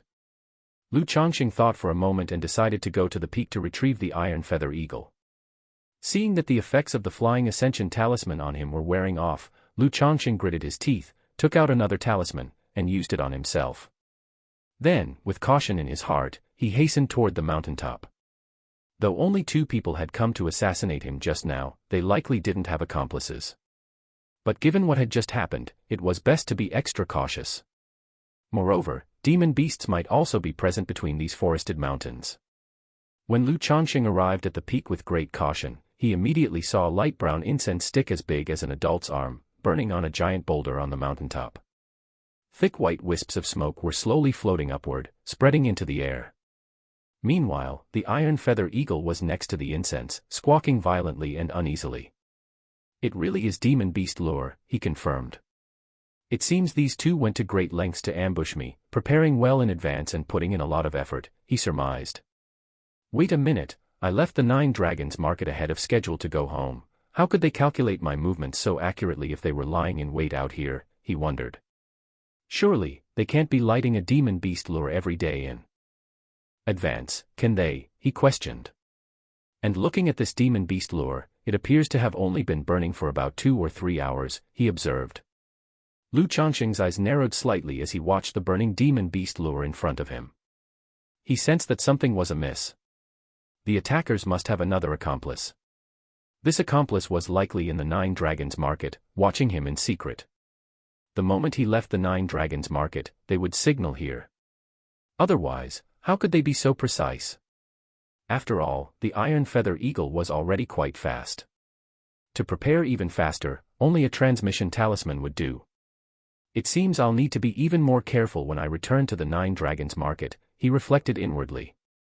He didn't approach the violently uneasy Iron Feather Eagle. He took out a water bullet talisman, activated it to form a water bullet, and shot it at the demon beast lure to extinguish it. With the scent extinguished, the iron feather eagle calmed down quite a bit. Lu Changsheng used the beast control token to attempt to command the iron feather eagle and assess its condition. But he found that the iron feather eagle was still in a disturbed animalistic state, not very obedient to commands. It will probably take at least a day for the effects of the demon beast lure on the iron feather eagle to wear off, he estimated. Lu Changsheng sighed, feeling somewhat helpless. He knew it would take quite some time for the incense that provoked the demon beast's instincts to fade completely. Right away, he took out a spirit-nourishing pill and threw it to the iron feather eagle to help stabilize its mood by eating. Then he used the beast control token to store the iron feather eagle back into the spiritual pet bag, planning to find a cave to hide in for the time being. Otherwise, if he waited here for the iron feather eagle to recover, the accomplices of the two robber cultivators from earlier might arrive any moment. Chapter 104, 80, Fairy, please conduct yourself with dignity, _1. Chapter 104, Chapter 80, Fairy, please conduct yourself with dignity, _1. Lu Changsheng, using a flying ascension talisman, flew at full force and arrived at a cliff cave several miles away. He used a purification talisman to check himself all over, to see if there were any tricks left behind. After confirming there were no problems, he began to clean up the loot in the two storage bags. In total, there were 362 spirit stones, 3 lower-grade magic artifacts and 1 middle-grade magic artifact, a number of elixir medicines, a number of spiritual medicines, a number of talismans, a bunch of miscellaneous items. Lu Changsheng estimated that these items were worth 600 to 700 spirit stones. Adding the vestment robe, magic boots, flying sword, shield, curved saber, and flying artifact he had just acquired, it casually amounted to over 1,000 spirit stones. It could be said to be a huge sum of money. A hint of joy appeared on his face. This haul was much more significant than what he had collected before at Bullhead Mountain. One could only say that there were different levels of robber cultivators. Being a robber cultivator at a place like Nine Dragons Market was certainly more prosperous than in a mundane place like Bullhead Mountain. Of course, the risk was also much higher. Lu Changsheng took out a high-grade purification talisman and purified all the items to check if there were any problems. Indeed, under the effect of the purification talisman, 3 items showed signs of branding marks.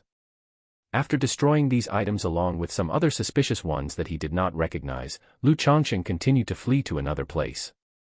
Thinking that fleeing on his own could leave traces and scents, and also consume too much spiritual power and physical strength, Lu Changsheng immediately took out an escape talisman and used it. Suddenly, spiritual light surged around him, enveloping his entire being as he dove into the ground, traveling swiftly like a mole before bursting forth. In less than the time it takes to drink a cup of tea, Lu Changsheng appeared several miles away. As soon as Lu Changsheng emerged from the ground, he breathed in the air. He immediately smelled a stench. Gurgle. He turned his head and saw, not far off, a black wild boar over 2 to 3 meters tall and 5 to 6 meters long, with hair like pine needles, staring at him. Its snout was puffing white smoke, and its tusks were sharp and fierce. A demon beast. With one look at the large wild boar, Lu Changsheng's heart skipped a beat, knowing that it was not an animal, but a demon beast. Before he could take another look, the large boar let out a low roar, its tusks emitting a faint black light, and charged straight at him. Seeing this, Lu Changsheng quickly took out a mid to lower grade talisman to use. The talisman burst into light, transforming into a barrier of water and light that protected him. Then vines and earthen prisons appeared, trapping the boar, followed by a barrage of fireballs, wind blades, and arrows bombarding the beast. Boom, boom, boom. Awo, awo, awo. Under the onslaught of 10 to 20 talismans, the boar let out a mournful howl before it could get close to Lu Changsheng. Its body scorched black, blood gushing out, it eventually collapsed with a cry of agony. This should only be a first-grade beginner demon beast. Perhaps I could have killed it with my flying sword with a bit of effort. This feels rather wasteful. Lu Changsheng looked at the fallen boar and shook his head slightly. Just one of his talismans cost tens to almost 100 spirit stones. And a beast like this, if sold, probably would fetch around 100 spirit stones only. Moreover, with its body so severely damaged by his talisman assault, the price would definitely be a lot lower. Forget it, such a small thing isn't worth skimping on. After all, I only have one life. I'd rather waste a bit than make a single mistake. Lu Changsheng consoled himself with a word, not feeling too heartbroken. He took out his flying sword, roughly butchered the large wild boar, and stuffed it into his storage bag. Storing demon beast meat in the storage bag also had a shelf life. Probably after 7 or 8 days, the quality of the meat would be affected. However, upon returning to Qingzhou Mountain, besides consuming it himself, he could also feed it to the 9 Netherhound. Over the past 2 years, he had mostly fed the 9 Netherhound ordinary raw meat, only occasionally giving it demon beast flesh to eat. It couldn't be helped, as feeding it demon beast meat every day was too expensive to maintain. If he weren't worried about accidents, he would have liked to find a mountain range to let the 9 Netherhound roam free. Waiting for the 9 Netherhound to grow through constant battles and struggles to become a demon king of its own territory, then come back to carry him soaring. After cleaning up the surroundings, Lu Changsheng began looking for a place to settle down for the night. He planned to rest for a day and then leave when the Iron Feather Eagle had recovered. During this process, to avoid encountering other demon beasts, Lu Changsheng was very careful and cautious. He eventually came across a tiger demon beast in a cave. Without hesitation, Lu Changsheng used a talisman to instantly kill the first-grade beginner tiger demon and entered the cave. He planned to spend the night here. It's just for one night, nothing else should happen, right? Lu Changsheng lay on the tiger skin rug, feeling somewhat weary. While the use of talismans did not drain him, using so many had taken quite a toll on his mental spirit. After taking a couple of sips of white jade 100 flowers wine, Lu Changsheng took out a spirit stone and began to meditate and cultivate. The night gradually fell. In the wilderness between the forests, the sounds of wild animals roaring and shrieking filled the night, making it very unsettling. At this time, dozens of miles away, atop a mountain peak, screech! A giant eagle with pitch-black feathers and wings spanning several zhang landed. On the back of the black eagle stood a stout middle-aged man. The man, dressed in a black robe, seemed to blend in with the night. He hopped down from the back of the eagle, his eyes gleaming faintly in the night, and began to inspect the surroundings. After checking the surroundings, Zhou Quanlong muttered to himself, "It looks like I've been outdone. Just a Qi refinement 4th level young master, and he possesses such strength and means." Then, with a light step, his agile figure leaped into the air and landed back on the eagle's back.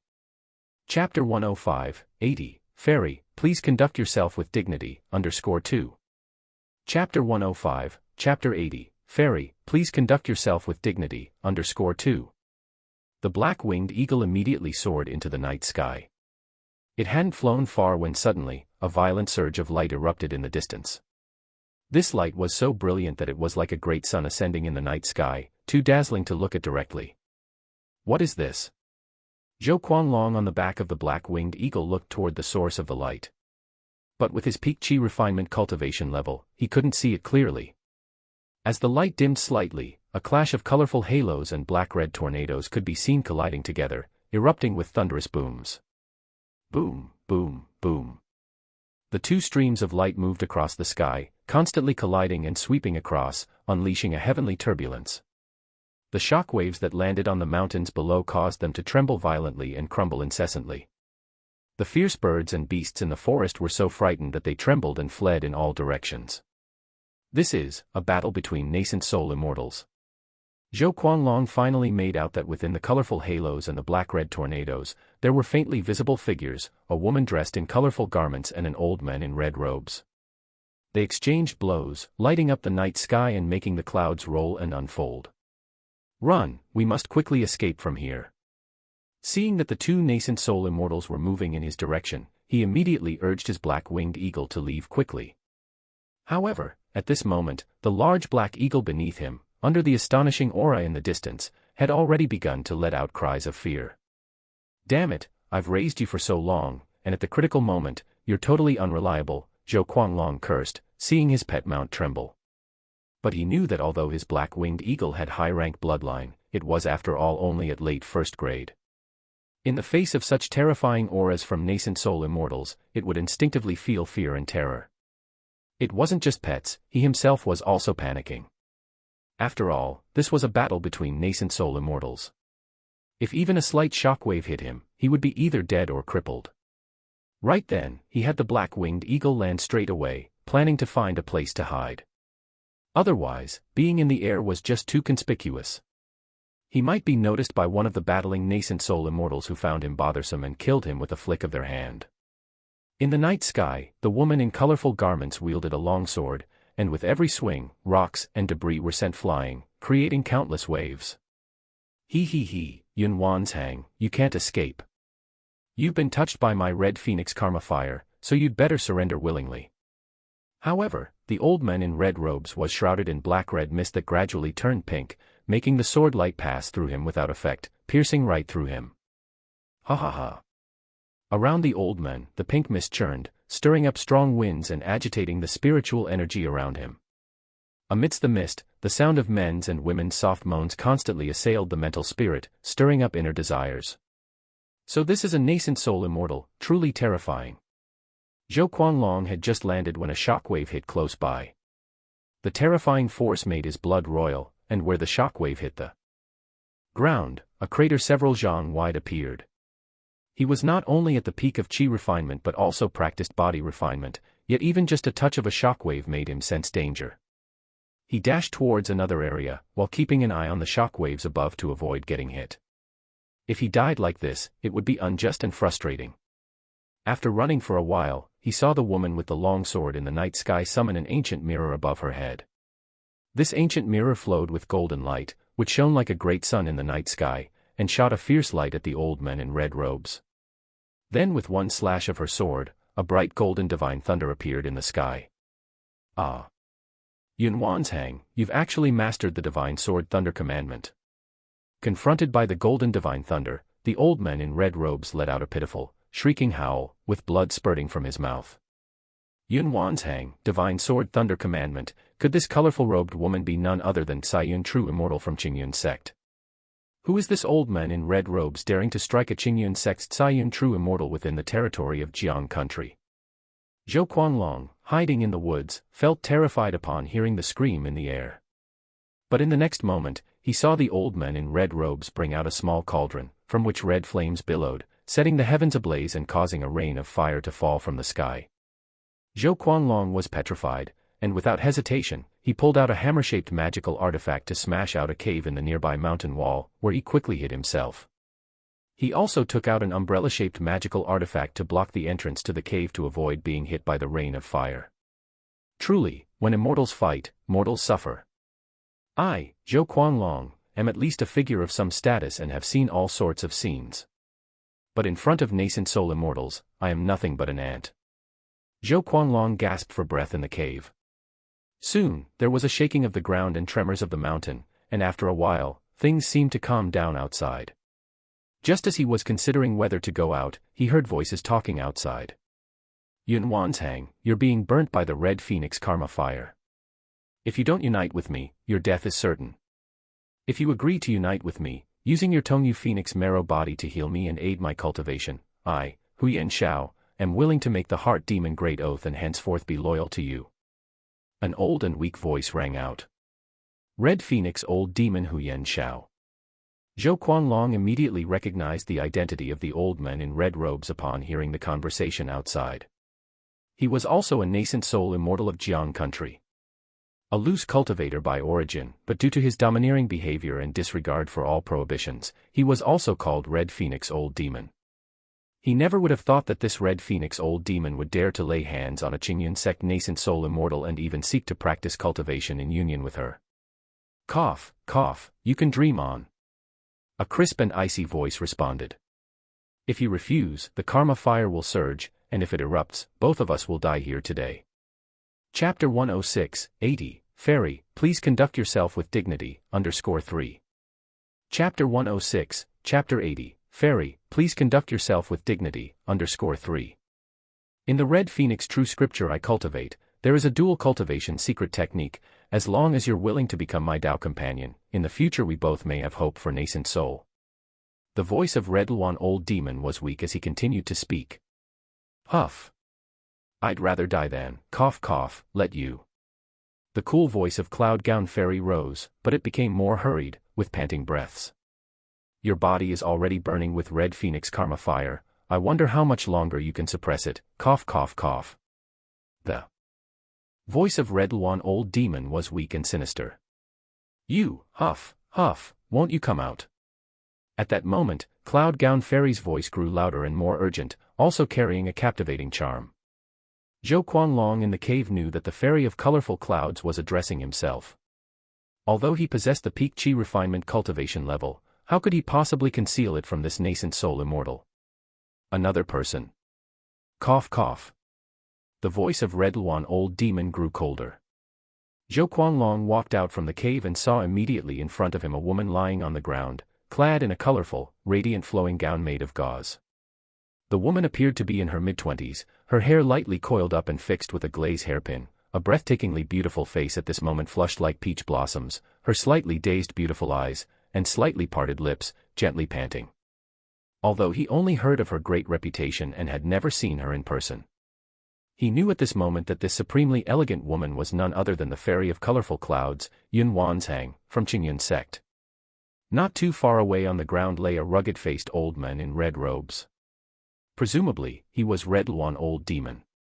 The old demon looked unspeakably miserable.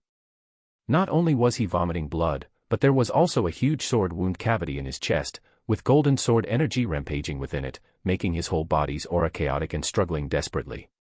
I am an elder of Qingyun sect, Yun Wanzhang, and this person is Red Luan Old Demon. As long as you help me eliminate him, my Qingyun sect will surely thank you heavily, huff, huff, huff. Yun Wanzhang said to Zhou Quanglong, but now her face was flushed like peach blossoms, and even speaking seemed very hard for her. Kid, don't listen to her. What benefits can her Qingyun sect offer you? I suppose you're just one step from foundation establishment, right? You only need to bring her to me to help me heal, and afterwards, I will take you as my disciple, assist you in foundation establishment, and even core formation is not impossible. Seeing the situation, Red Luan Old Demon quickly spoke. Zhou Quanglong paused upon hearing the words of the two, glanced at Yun Wanzhang, and then at Red Luan Old Demon. Kid, rest assured, I am willing to make a heart demon great oath. As long as you are willing to lend me a hand, even if I can't guarantee true elixir for you afterward, I will ensure you form a false core. Red Luan Old Demon pressed his advantage. Your words are witnessed here. Hearing this, Zhou Quanglong was visibly shaken and spoke. He took the path of a robber cultivator to strive for foundation establishment and become a foundation establishment great cultivator. As for core formation, that was something he didn't even dare to dream of. At this moment, moved by Red Luan Old Demon's promise of a false core, he was tremendously tempted. After all, Qingyun sect was not even within his considerations.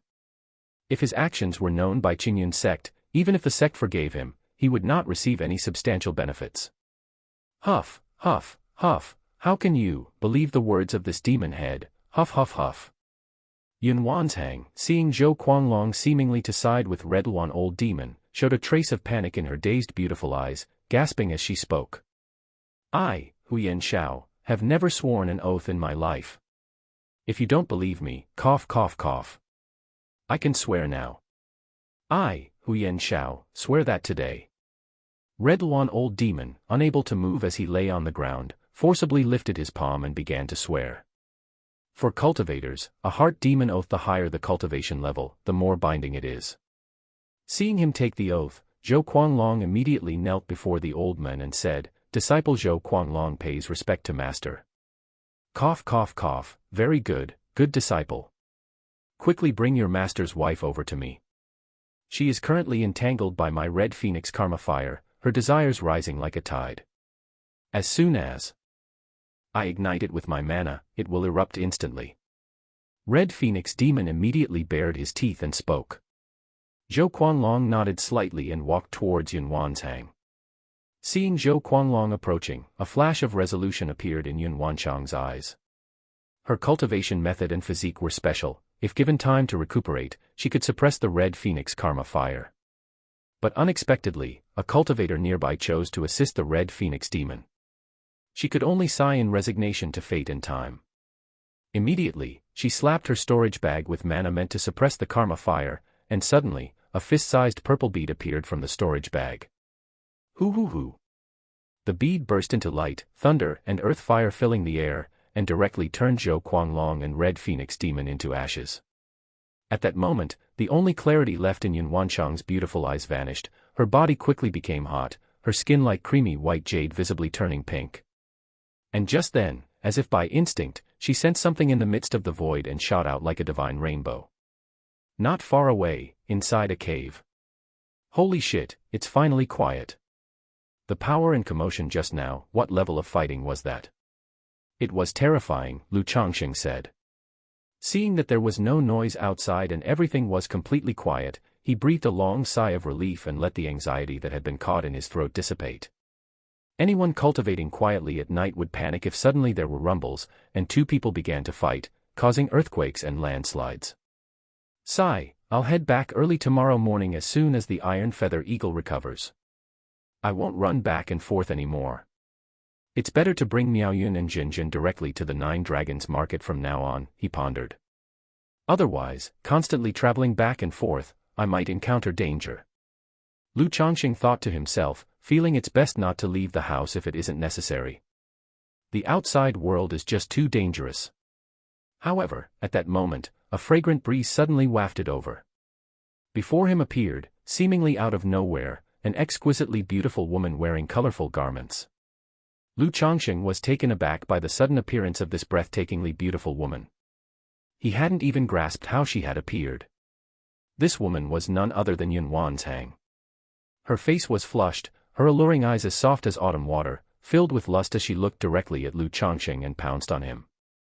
Lu Changsheng was immediately pinned down by the woman and could not move. He struggled several times, but to no avail. He could clearly feel the heat of the woman's body before him.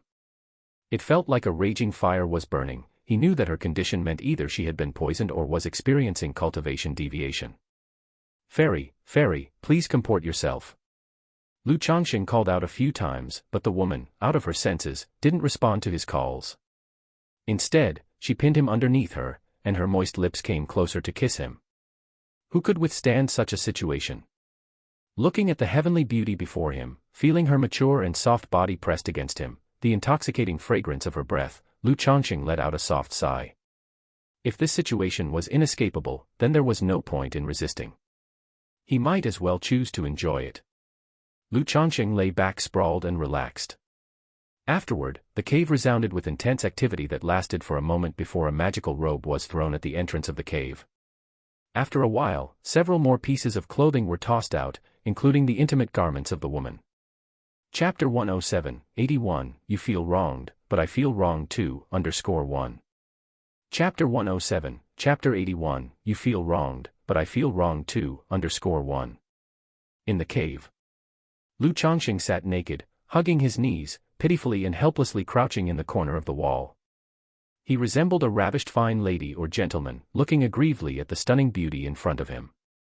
The beauty was draped in a multicolored gown that seemed made of rosy clouds, her eyes like autumn pools, her brows like distant mountains, her nose was high and proud, her lips red and moist as if dripping with color, her black hair slightly unkempt, loosely draped over her shoulders. Beneath the hem of her gown, a pair of snow-white delicate feet were bare, as if carved from jade and sculpted from snow, utter perfection, glimmering with a faint crystal sheen. The curve of her ankle was graceful, slender yet full, and the arch of her foot was curved like the moon, drawing an exquisitely beautiful arc. Her 5 toes were symmetrically neat, like white jade grapes, uncolored yet showing a rosy translucence, moist and tempting, inciting an urge in one to gently touch and play with them. In these 3 days, every part of this exquisite beauty's body, every inch of her skin, had been appreciated and touched by Lu Changsheng. But at this moment, her voluptuous and tender enticing jade body took on a different aura when clothed in this garment. It was entirely different from the demeanor, posture, and expressions Lu Changsheng had seen in these 3 days. It was as if she had become a different person. Although her chi seemed somewhat disordered, she looked extraordinarily noble. Like the lofty 9 heavens mysterious lady, untouched by worldly dust. One glance at her would make one feel ashamed, invoking a sense of unworthiness and a fear to blaspheme. She appeared to be right before one's eyes, yet she felt incredibly distant, making it hard to discern her face, hard to reach out to. Like a celestial maiden in the clouds, ready to ride the wind away at any moment. Yun Wansheng also looked indifferently at Lu Changsheng before her. Within the depths of her eyes, which flowed like the Milky Way, there was a great complexity. She had always been proud and focused on her cultivation. Since embarking on the path of cultivation, over the past 100 years, she had encountered countless young heroes and genius demons. Yet not one of them had ever stirred her heart. But today, she, Yun Wansheng, Saiyun true immortal of the Qingyun sect, a nascent soul immortal, had lost her chastity in such a wretched place, in this dilapidated cave. And the one to take it was a mere chi refinement stage junior cultivator. Such an energy-refining cultivator, under normal circumstances, she might not even spare an additional glance. Yet, in this instance, he had directly taken her innocence and broken her Tongyu Phoenix marrow body. Even with her centuries-old temperament, Yun Wansheng couldn't remain calm at this moment. A surge of humiliation and killing intent arose within her heart. Especially seeing his pitiful and helpless, aggrieved expression, which greatly irritated her. She longed to slay the young man before her to vent the hatred in her heart. How could it be? Could it be that this matter has wronged you? You feel wronged, but I am the one who feels even more so. Not only did I lose my innocence, but the spirit-nurturing energy of the Tongyu Phoenix marrow body was also taken by you, aiding in your marrow cleansing, and significantly advancing your cultivation level. And you still feel pitiful and aggrieved. Yun Wansheng grew more aggrieved the more she thought about it, wishing she could kill Lu Changsheng to appease the resentment in her heart. But a part of her heart was somewhat reluctant. After all, he was the man who had taken her virginity. It left her with a strange feeling in her heart. She also understood that this matter couldn't be entirely blamed on him. She even had to thank Lu Changsheng for saving her life. When she used the Thunder Fire Pearl to kill the men in the black robe and the Red Phoenix Fiend, she was determined to face death. She was prepared to die from the burning of the Red Phoenix Karma Fire. If not for the young men before her, who, through their 3 days of union, extinguished the Karma Fire, she might already be extinguished under the Red Phoenix Karma Fire.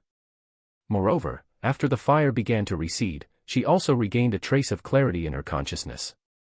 She knew that the process was largely under her control. The junior cultivator at the chi refinement stage couldn't resist during that time. He was at the mercy of her actions. Consider what happened between us just a dream. You'd best keep this matter to yourself forever, not a word to another soul, or I'll have to kill you. Yun Wansheng said with trembling lashes, her face expressionless. I understand, Lu Changsheng replied, a sigh of relief in his heart. Although the woman before him was unimaginably beautiful and had been intimately involved with him for 3 whole days. He was well aware that in the cultivation world, there was no such thing as a fait accompli. To think that because he had taken her virginity, she would marry him was a fantasy. His pitiful and helpless demeanor was a ploy, dreading that she might want to kill him out of shame and indignation for losing her virginity to him, slapping him dead with a single blow.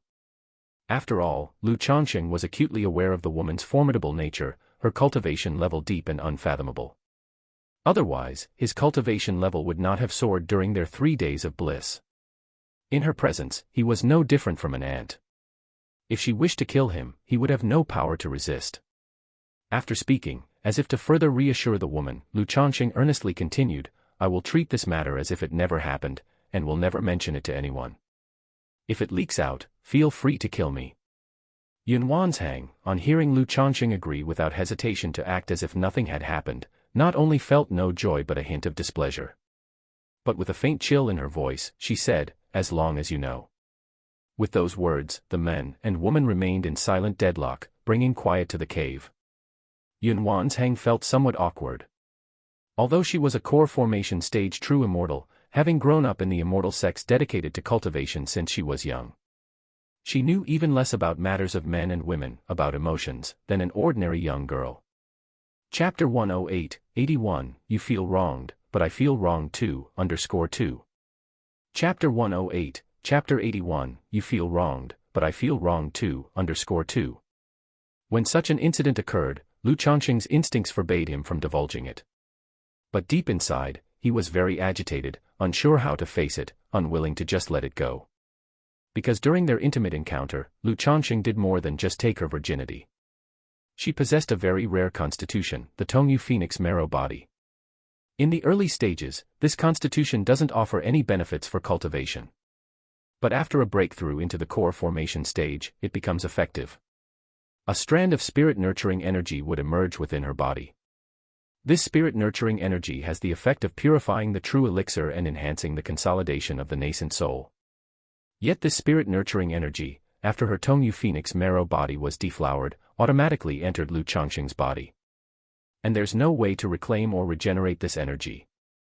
It can only grow and be nourished within Lu Changsheng's body, using their Tongyu Phoenix marrow bodies and a secret dual cultivation technique as a catalyst.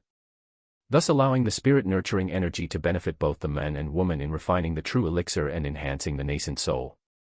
Previously, even though the Red Phoenix Fiend submitted and pledged loyalty to her, he desired to dual cultivate with her, precisely because of her Tongyu Phoenix marrow body and the spirit-nurturing energy within it. But now, her spirit-nurturing energy has entered the body of Lu Changsheng, a minor cultivator in the Qi refinement realm. She had just checked Lu Changsheng's spiritual root grade. It was only an 8th grade spiritual root. This revelation left her dumbfounded. Such a spiritual root made core formation seem remote, let alone the challenge of achieving the foundation establishment stage. This view of Lu Changsheng made Yun Wanzhang speechless. She couldn't fathom how someone with such good looks could have such a poor spiritual root.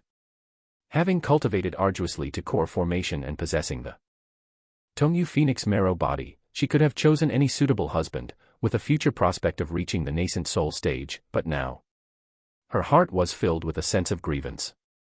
Yun Wanzhang stopped dwelling on these thoughts, not wanting to look at Lu Changsheng anymore, as it would only make her more frustrated. With a wave of her hand, a pair of embroidered shoes adorned with lotus flowers flew onto her feet, and she transformed into a rainbow of light and left, disappearing from the cave. Upon seeing the woman leave, Lu Changsheng heaved a deep sigh. Turning into a rainbow to fly, this woman must be a nascent soul immortal, right? Could it be that the duel that night involved this woman fighting against someone else? Considering the situation, Lu Changsheng mused internally. He also waved his hand, picking up and donning his clothes. Just then, a jade pendant flew steadily from the sky and landed in front of him. This jade pendant can conceal your aura. If you ever face a life-threatening crisis in the future, you may activate this pendant. Should you successfully reach the foundation establishment, I may consider giving you a chance.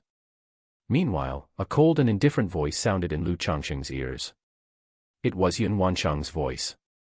Facing a life-threatening crisis, activate the jade pendant. Success in foundation establishment, given a chance.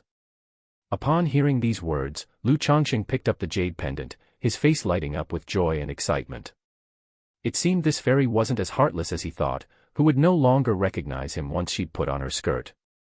Perhaps she was someone with a cold exterior but a warm heart. Lu Changsheng still had confidence in reaching foundation establishment. After all, he had the system on his side. As long as the child proved to be promising and diligent, what fairy or witch couldn't he, a father, marry? There and then, Lu Changsheng bowed towards the sky. Thank you, fairy. I, Lu Changsheng, will surely strive to cultivate to the foundation establishment stage. However, there was no response from the heavens. Lu Changsheng stood for a while, and when he received no reply and sensed the other party had truly left, he began to examine the jade pendant in his hand. The palm-sized pendant was painted with clouds and mists, and 9-colored radiance flowed within it. Lu Changsheng couldn't discern the quality of the jade pendant. But he felt that a gift from a nascent soul immortal must be a top-grade magic artifact or a spiritual artifact. Who would have thought that I, Lu Changsheng, would end up living off a woman? Lu Changsheng thought to himself internally. Now, he seemed to have a nascent soul immortal as support. If he encountered any peril in the future, he could call upon a nascent soul immortal for help. However, he felt that if he really activated the pendant for help, it would probably be the end of his association with this colorfully robed woman. Only after his successful foundation establishment could he activate the pendant to seek her out and then have further interactions with her. Which was reasonable. The other party was a nascent soul immortal. And he was just a weakling in the Qi refinement realm. Her willingness to give him a chance after he reached foundation establishment was already very generous. But if I want to officially marry her and have children, I'm afraid I'll at least have to reach the core formation stage, right? And I wonder if our 3 nights of effort could have resulted in a pregnancy. If so, Any child born would surely be extraordinary, right? Lu Changsheng secretly contemplated, and then shook his head. He was getting ahead of himself, thinking about her bearing children for him when there was not even the slightest sign this would happen. Moreover, for cultivators who did not wish to conceive, no matter what the effort, it would be in vain. Then, Lu Changsheng turned his attention to the peach blossom gu in his spiritual sea and said, "You little thing have really outdone yourself, being so inconspicuous and unnoticed, yet causing such a big commotion when you do appear, huh?" The peach blossom gu feeds on the luck of romantic encounters. The more prosperous the romantic luck around the host, the faster the peach blossom gu grows. During these 3 days, not only did Lu Changsheng himself gain an increase in his cultivation level, the peach blossom gu also rapidly grew, nearing the threshold of transformation. Even Lu Changsheng, as naive as he was, knew that his recent streak of romantic luck couldn't be unrelated to the peach blossom gu. But this thing seems like a double-edged sword. After all, romantic luck, if not handled properly, can easily turn into a romantic calamity. Chapter 109, 81, You Feel Wronged, I Feel Even More Wronged, _3. Chapter 109, Chapter 81, You Feel Wronged, I Feel Even More Wronged, _3. Lu Changsheng exhaled a long breath before checking the state of his cultivation level. To see the fruits of his efforts over the past 3 days. During the dual cultivation of joy in these 3 days, he could distinctly feel a light and ethereal spiritual energy moving within him. It caused his cultivation level to rise rapidly and filled his body with inexhaustible strength. Otherwise, after 3 days and nights without rest, Lu Changsheng felt he really couldn't have withstood it. Lu Changsheng saw that in his Qi ocean core, where once there had been a trickle of spiritual energy, there was now a small stream. With a slight circulation of spiritual power, he immediately felt an inner surge like a flowing stream, far more vigorous than before. This was the manifestation of the 6th level energy refinement. And he had reached the peak of the 6th level. As long as he broke through the bottleneck from the middle stage to the later stage, he could advance from the 6th level to the 7th level energy refinement. At the peak of the 6th level energy refinement, in just 3 days' time, I've broken through from the 4th level to the peak of the 6th level. This speed is simply relying on my own slow cultivation. It would take at least a decade to go from the 4th level to the peak of the 6th level, right? Moreover, the enhanced spiritual power doesn't have the slightest bit of hollowness. In fact, it is even more robust than before. Lu Changsheng looked at the spiritual energy in his Qi ocean core, filled with excitement. Immediately, his eyes brightened with joy and excitement. Not only have I made a breakthrough to the 6th level, but my 100 refinements treasure body art has also succeeded. The first layer has been cultivated. Lu Changsheng's eyes sparkled with determination and spirit as he suddenly clenched his fist and struck fiercely towards the cave wall. That punch, like a heavy hammer, smashed into the wall, leaving behind a large crater with a network of dense cracks spreading and a shower of rocks falling from above. This punch, it's got to be worth 20 years of strength. Lu Changsheng looked at the effect of his punch, his face full of delight. Then, as if thinking of something, he pulled out a flying sword from his storage bag. It was an inferior flying sword obtained from a robber cultivator. He then gently drew the flying sword across the skin of his finger. A faint resistance transmitted, leaving a white mark on his finger. If I apply force, it can still cut through. But this defensive power is decent. To truly become immune to a magic artifact with flesh alone, it's probably necessary to cultivate the 100 refinements treasure body technique to the 4th layer, right? Lu Changsheng did not continue to experiment, feeling very satisfied with his current situation, extremely so.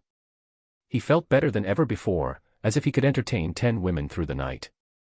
At this moment, Lu Changsheng faintly sensed traces of a weak energy still roaming inside his body. He closed his eyes and quietly felt it. This energy, could it be the light and ethereal energy that entered my body during the dual cultivation?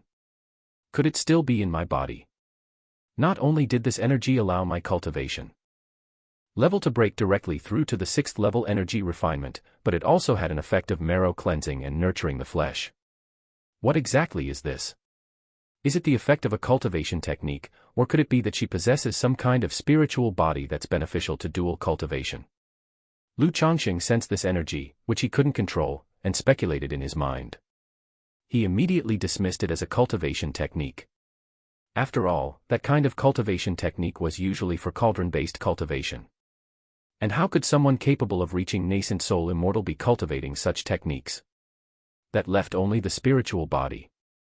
Lu Changsheng, who read so much in his free time, knew that in the cultivation world, some cultivators not only possessed a spiritual root but also had some inherent spiritual body talents. Like the Gengjin body constitution. Cultivating the metal attribute cultivation technique not only allowed for a faster cultivation speed by several folds, but also the power exerted by the metal attribute cultivation techniques was also higher than that of ordinary cultivators. There was also something like a pure yang physique. If one cultivated the yang energy cultivation technique without breaking their body, they would make rapid progress, but once they did, not only would the effect be lost, they might also lose cultivation levels. There were also some other physiques beneficial to dual cultivation, like the charming female physique, primordial yin physique, and plain lady physique. Lu Changsheng guessed that this woman in the colorful skirt might possess some kind of physique like that, which was why he could obtain so many benefits. Being able to cultivate to the nascent soul immortal, possessing a spiritual body, it does make sense. Lu Changsheng murmured. Spiritual bodies were even rarer than spiritual roots. He read in books that even among cultivators, a spiritual body was 1 in 10,000. At the time, Lu Changsheng had also thought that if his own child were to have a spiritual body, whether it could give him a boost and let him have a spiritual body too. Did she give me this jade pendant to hide this whiff of light spiritual energy, rather than to hide my cultivation level? Lu Changsheng looked at the jade pendant the woman in the colorful skirt gave him, his face showing sudden realization. Initially, he thought that the jade pendant was meant to conceal his cultivation level's spiritual power. Now it seemed he had thought too much. Does this mean that if this whiff of energy is detected by others, it will bring me trouble? Lu Changsheng pondered further. Nevertheless, he shook his head. He currently could not control or expel that wisp of energy. With this jade pendant, he should not have to worry too much. Also, with this jade pendant, he shouldn't worry too much about his cultivation level. Otherwise, upon returning home, if the Lu family noticed that he had broken through to the 6th level energy refinement, it would be difficult to explain. After checking his physical condition, Lu Changsheng glanced at the iron feather eagle in the spiritual pet bag. The iron feather eagle had already recovered to normal. It was just extremely hungry from not eating for 3 days. Immediately, he took out a spirit-nourishing pill and a large chunk of demon beast meat to feed the iron feather eagle. After the iron feather eagle had its fill, he looked at the cave where he had obtained a supreme opportunity, then mounted the iron feather eagle and flew towards Changsheng Mountain. Now that his strength had greatly increased, Lu Changsheng found his mindset to be much more stable, no longer as worried as when he had just left the 9 Dragons market. Indeed, cultivation level is the foundation of one's confidence. But I must not become arrogant. I am still a weak chi refinement cultivator, absolutely must not get carried away. However, now that I have the strength of the 6th level energy refinement, I can try drawing supreme talismans. Once I have plenty of supreme talismans, not only will I be safer, but I also won't have to worry about making money. Lu Changsheng, riding on the iron feather eagle, gazed at the scenery in front of him, feeling that the days ahead were getting more promising by the moment. Qingyun sect. Caiyun Peak. Yun Wansheng soaked in the spiritual pool for a long time before she slowly got up, looking at her body that seemed to be crafted by the heavens as she bit her lip gently. She soaked for quite a while longer before raising her hand to clothe herself, regaining the appearance of a dignified, noble, and high-status fairy. My trip outside to acquire the purple spirit liquid, encountering an ambush by Red Luan old demon on the way back, was it a coincidence, or was there someone scheming behind it? Yun Wanshang's beautiful face was calm, and a touch of coldness surfaced in her eyes. Then, with a slight movement of her lips, she sent a sound transmission to a female disciple in a courtyard on the mountain peak. Shiyu, come to the Great Hall to see me. Chapter 110, 82, Fairies Cultivation, _1. Chapter 110, Chapter 82, Fairies Cultivation, _1. Tall pines and verdant cypresses, on the 1,000 Zhang peaks where waterfalls descended and streams flowed, palace after palace was erected. In the magnificent palace at the peak, emptiness reigned, save for a colorfully dressed woman standing gracefully and poised. Master. At that moment, a beautiful woman with a graceful figure and white clothes billowing like sails entered the great hall. Looking at the woman in colorful clothes inside the hall, Her beautiful and spirited eyes brightened as she gave a ceremonious bow, her voice sweet and gentle. You have arrived." Yun Wanzhang turned around upon seeing her disciple, revealing a smile on her stunning face. She said to Xiao Shiyu in a voice tinged with authority, "Shiyu, I have gathered all the medicinal ingredients needed for the red dust elixir, but I must ask you once more, have you really made up your mind? With your 4th grade spiritual root and the innate moonlight spirit body, even if you do not cultivate the supreme forgetful love technique, you would still aspire to core formation." Yun Wanzhang spoke thus. Her recent expedition to collect purple spirit liquid was for the sake of her disciples' cultivation, to refine an elixir medicine. Upon hearing these words, Xiao Shiyu lightly pressed her lips together, and a serious expression appeared on her enchanting face. Then, with resolute eyes, she looked at Yun Wanzhang and saluted with hands cupped, "Master, Shiyu has decided, and I will have no regrets." Alas! Looking at Xiao Shiyu with her determined expression, Yun Wanzhang sighed softly in her heart. She was uncertain whether mentioning the supreme forgetful love technique to her disciple back then was right or wrong. The supreme forgetful love technique was a cultivation method she had acquired in a secret realm. Despite its power, it also had obvious side effects. After cultivating it, one would gradually become indifferent, unmoved by emotions or disturbed by feelings. Ordinarily, Xiao Shiyu was lively and clever, much to her liking, but if she were to cultivate the supreme forgetful love technique, she feared Shiyu's demeanor would be completely altered. Nevertheless, Yun Wanzhang did not offer any further persuasion. She gave a slight nod and said, "Good, since you have decided, I will ask Elder Yun to refine the red dust elixir for you." She also understood that even with Xiao Shiyu's talent and gifts, core formation was only a hope. But if she could master the supreme forgetful love technique, it would no longer be just a hope. As long as she did not die prematurely, she would certainly achieve core formation. There might even be hope for further advancements. That was the reason why she had given Xiao Shiyu the choice of the supreme forgetful love technique in the first place. The azure sky, clear for thousands of miles. An iron feather eagle with jet black feathers glided through the air. "We were delayed for 3 or 4 days on the journey. I wonder if I can still make it in time." Lu Changsheng sat cross-legged on the iron feather eagle, his heart full of concern for Lu Miaoyun, who was about to give birth. By his original calculations, he would arrive home early enough to be there for the birth of Lu Miaoyun's child. However, the ambush on the way and the 3 days and nights in the cave had delayed him. He was uncertain whether Lu Miaoyun had already given birth. At that moment, suddenly, a mysterious and profound throbbing arose within Lu Changsheng. He recognized this throbbing very well. It was the stirring of the spiritual root. Lu Changsheng abruptly looked into the distance towards Qingzhou Mountain, his face alight with joy and excitement. At this moment, he seemed to hear the cry of a baby from afar.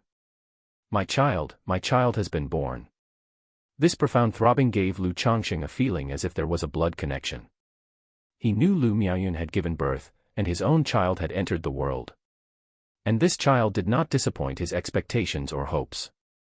He possessed a spiritual root. This sensation of the spiritual root's enhancement seems to be stronger than the previous 2 times. Lu Changsheng reflected on the fleeting moment of the spiritual root's stirring. Having already 3 children with spiritual roots, bolstered by 3 increments, he could sense the subtle differences brought by the enhancement of the spiritual root. For his previous 3 children, their spiritual roots, he was rather certain. 1 with a 9th grade spiritual root, and 2 with 8th grade spiritual roots. This child now had a high likelihood of having a 7th grade spiritual root. Just like Lu Miaoyun's spiritual root.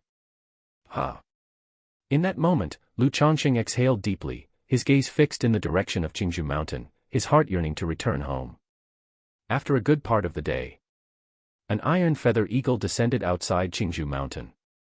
Lu Changsheng stored the iron feather eagle back into his spiritual pet bag, took out his identity token, and after entering the valley, he transformed into a shadow, racing toward his home. Husband. Daddy. Daddy's back. As soon as Lu Changsheng stepped into the manor, his wives and the playing children saw him and greeted him with joyful expressions, shouting to Lu Changsheng. Husband, Sister Miaoyun has already given birth today, it's a boy. One of the wives approached and informed Lu Changsheng. Good, I'll go see Miaoyun. Lu Changsheng nodded and made his way to a certain courtyard. He saw Lu Miaoyun in the courtyard holding a swaddled baby, her face beaming with maternal radiance. Chu Zhenjin and several wives were at her side, watching over the child and chatting with her. The women showed delight at Lu Changsheng's return. Lu Changsheng nodded slightly, then said to Lu Miaoyun, "Miaoyun, I apologize for coming back late due to some mishaps on the way." He had promised Lu Miaoyun that he would arrive before the birth of their child. Although he initially planned to make it in time, due to unforeseen occurrences, he was delayed by half a day. There was also some guilt in his heart. "It's all right, husband." Lu Miaoyun, having just given birth, was still somewhat weak and her complexion was a bit pale. She bore no blame for Lu Changsheng, and instead looked at him with concern, inquiring, "Husband, what mishap did you encounter on the road? Was there any danger?" "I just ran into a few minor robber cultivators, but with the protection talismans from grandmother, there was no real danger." Chapter 111, 82, Fairies Cultivation, _2. Chapter 111, Chapter 82, Fairies Cultivation, _2. Translator, 549690339.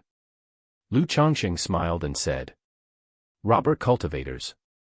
Lu Miaoyun and the other women were shocked upon hearing this, showing a terrified expression. They naturally knew that the cultivation world was extremely dangerous. There were many cultivators who bullied the weak, robbed at will, and killed for treasure. These kinds of cultivators were known as robber cultivators. Those who became robber cultivators also possessed certain strengths and methods. They hadn't expected that on the way home, their husband had actually encountered a robber cultivator. They also knew that their husband's cultivation level wasn't high. He had only recently broken through to the 4th level of Qi refinement and had not experienced much life and death fighting. "Husband, it's too dangerous for you to travel back and forth each month like this. With Sister Miaoga around, it's all right, but if you're alone in the future, you might encounter danger.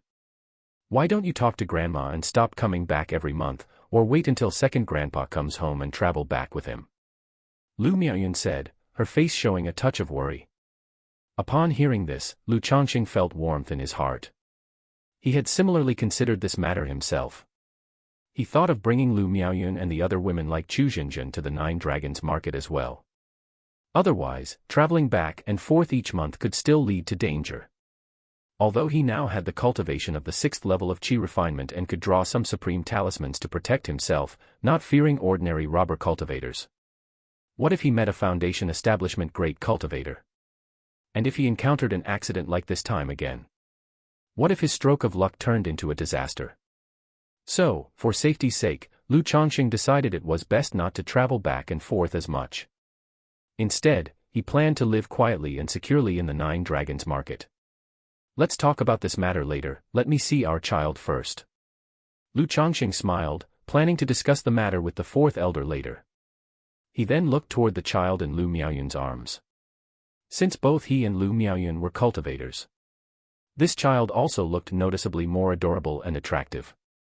With shining black eyes and smooth, fair skin, not reddened and wrinkled. Holding the child in his arms, Lu Changsheng couldn't help but smile. He could clearly feel that he would be even more fond of this child. Indeed, how could one be completely impartial and fair? After all, there will always be favoritism and preference. Lu Changsheng mused internally. He had long known that with many children, it was impossible for him to treat them all equally. With children like Lu Ping'an, Lu Wuyo, Lu Wuyu, and Lu Shila, it was still manageable. But as the number of children increased, besides a few who usually pleased him, he would noticeably favor the children with a spiritual root. "Husband, why don't you name this child?" At this moment, Lu Miaoyun, looking at the delighted Lu Changsheng holding the child, said softly, "A name." Lu Changsheng pondered for a moment upon hearing this and smiled. "Let's call him Lu Yun. The name suggests ambition and a broad and profound future, and it shares a similar sound with your name, Miaoyun." Now with many children, naming had also become more difficult. So, Lu Changsheng became somewhat more casual about naming his children. Lu Yun. Lu Miaoyun, hearing this name, immediately had a glint of admiration in her eyes, looking at Lu Changsheng with tenderness and affection. Then she smiled toward the child in the swaddle. "From now on, your name will be Lu Yun, Yuner. From now on, not only will the husband have a big Yuner, but also a little Yuner," said another wife jokingly. What little yuner, big yuner? In my heart, there's only one yuner. Lu Changsheng immediately said, embracing Lu Miaoyun who was beside him. Hearing this, Lu Miaoyun instantly blushed, leaning sweetly and contentedly into Lu Changsheng's embrace, drawing giggles and envy from the other wives nearby. Just like that, Lu Changsheng spent time with Lu Miaoyun, Chu Zhenzhen, and his numerous wives. It wasn't until the next day that he found some free time. He went to the study and began to meditate and cultivate. To see how much his cultivation speed had increased after the addition of his son's spiritual root. After cultivating for an hour, Lu Changsheng could sense that his cultivation speed had increased by about 20%. This confirmed to him that his son had a 7th grade spiritual root. The cultivation speed with a 7th grade spiritual root is almost 30% faster than that with an 8th grade spiritual root, and it's easier to break through bottlenecks. Once this child grows a bit and his spiritual root fully matures, my spiritual root will be upgraded to the 7th grade. If the child in Jinjin's womb, due next month, also has a spiritual root, my spiritual root might directly advance to 7th grade. Then I imagine breaking through the bottleneck from the 6th level to the 7th level of chi refinement will be much simpler, otherwise, I don't know how long I would have to wait to break through from middle to later stage. Lu Changsheng's eyes twinkled with great anticipation. He had just finished an hour of cultivation, but there was hardly any movement in his chi ocean core. It made him inwardly sigh at the difficulty of advancing from the middle to the later stages of chi refinement. Thinking back to his own advancement from the 3rd level to the 4th level of chi refinement, he had been stuck for more than a year. The bottleneck from the middle to later stages would only be harder, likely requiring 3 to 5 years of grinding. However, Lu Changsheng was already quite satisfied. Without this stroke of lucky encounter, he wouldn't have known how long it would take him to break through from the 4th level to the 6th level of chi refinement. Just the experience of advancing from the 4th level to the 6th level in 3 days had made him somewhat reluctant to strive harder. He fondly reminisced about those magical and enchanting 3 days and nights. If I could have continued for 10 days or half a month back then, could I have directly advanced to the pinnacle of chi refinement? Lu Changsheng couldn't help but think. Chapter 112, 82, Fairies Cultivation, _3. Chapter 112, Chapter 82, Fairies Cultivation, _3. But thinking about it, he knew it couldn't be possible. Not to mention that others might not be willing, such an improvement probably wasn't so simple. Hiss, Lu Changsheng, oh Lu Changsheng, how could you have such thoughts? No sooner had the idea appeared than Lu Changsheng immediately felt he was being somewhat degenerate. Even if I improved my strength and broke through the realm in this way, what would it amount to? Such improvements would leave my state of mind, skills, and power unfit for my cultivation realm, leading to a shaky foundation. Only through my own efforts, step by step, keeping grounded, and the principle of more children, more blessings, can I truly enhance myself and attain the ultimate way.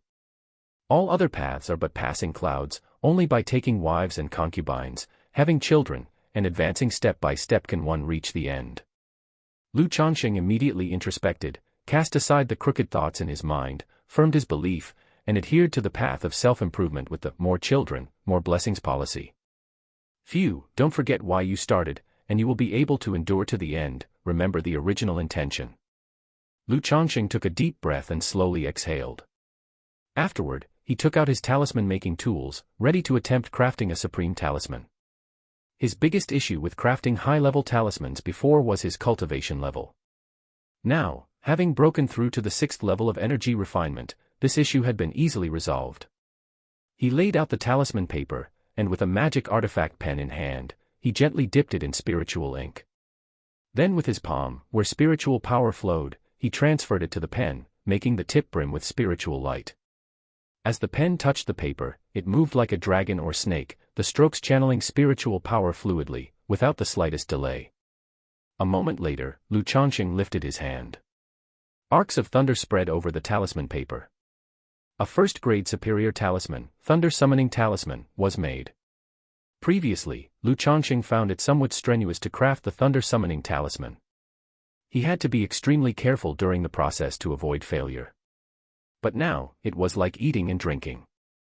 With my current cultivation at the 6th level, I should be able to craft 3 or 4 superior talismans at a time. Lu Changsheng felt the consumption of spiritual power within his body and mumbled to himself. Before, Crafting. One thunder summoning talisman would leave him feeling drained. Immediately, Lu Changsheng took out another piece of talisman paper and began crafting a first-grade supreme talisman, the Thunder Talisman. As he crafted the Thunder Talisman, a sense of seriousness and concentration appeared on Lu Changsheng's face. The spirited pen moved slowly on the talisman paper, outlining one talisman line after another, with the patterns flickering with spiritual light. However, before he was even halfway through the outline, the talisman paper suddenly made a ZZT sound and emitted a puff of smoke. I suddenly broke through to the peak of the 6th level of energy refinement and am not yet familiar with it. My control is still lacking a bit. Lu Changsheng shook his head. He immediately knew what the problem was.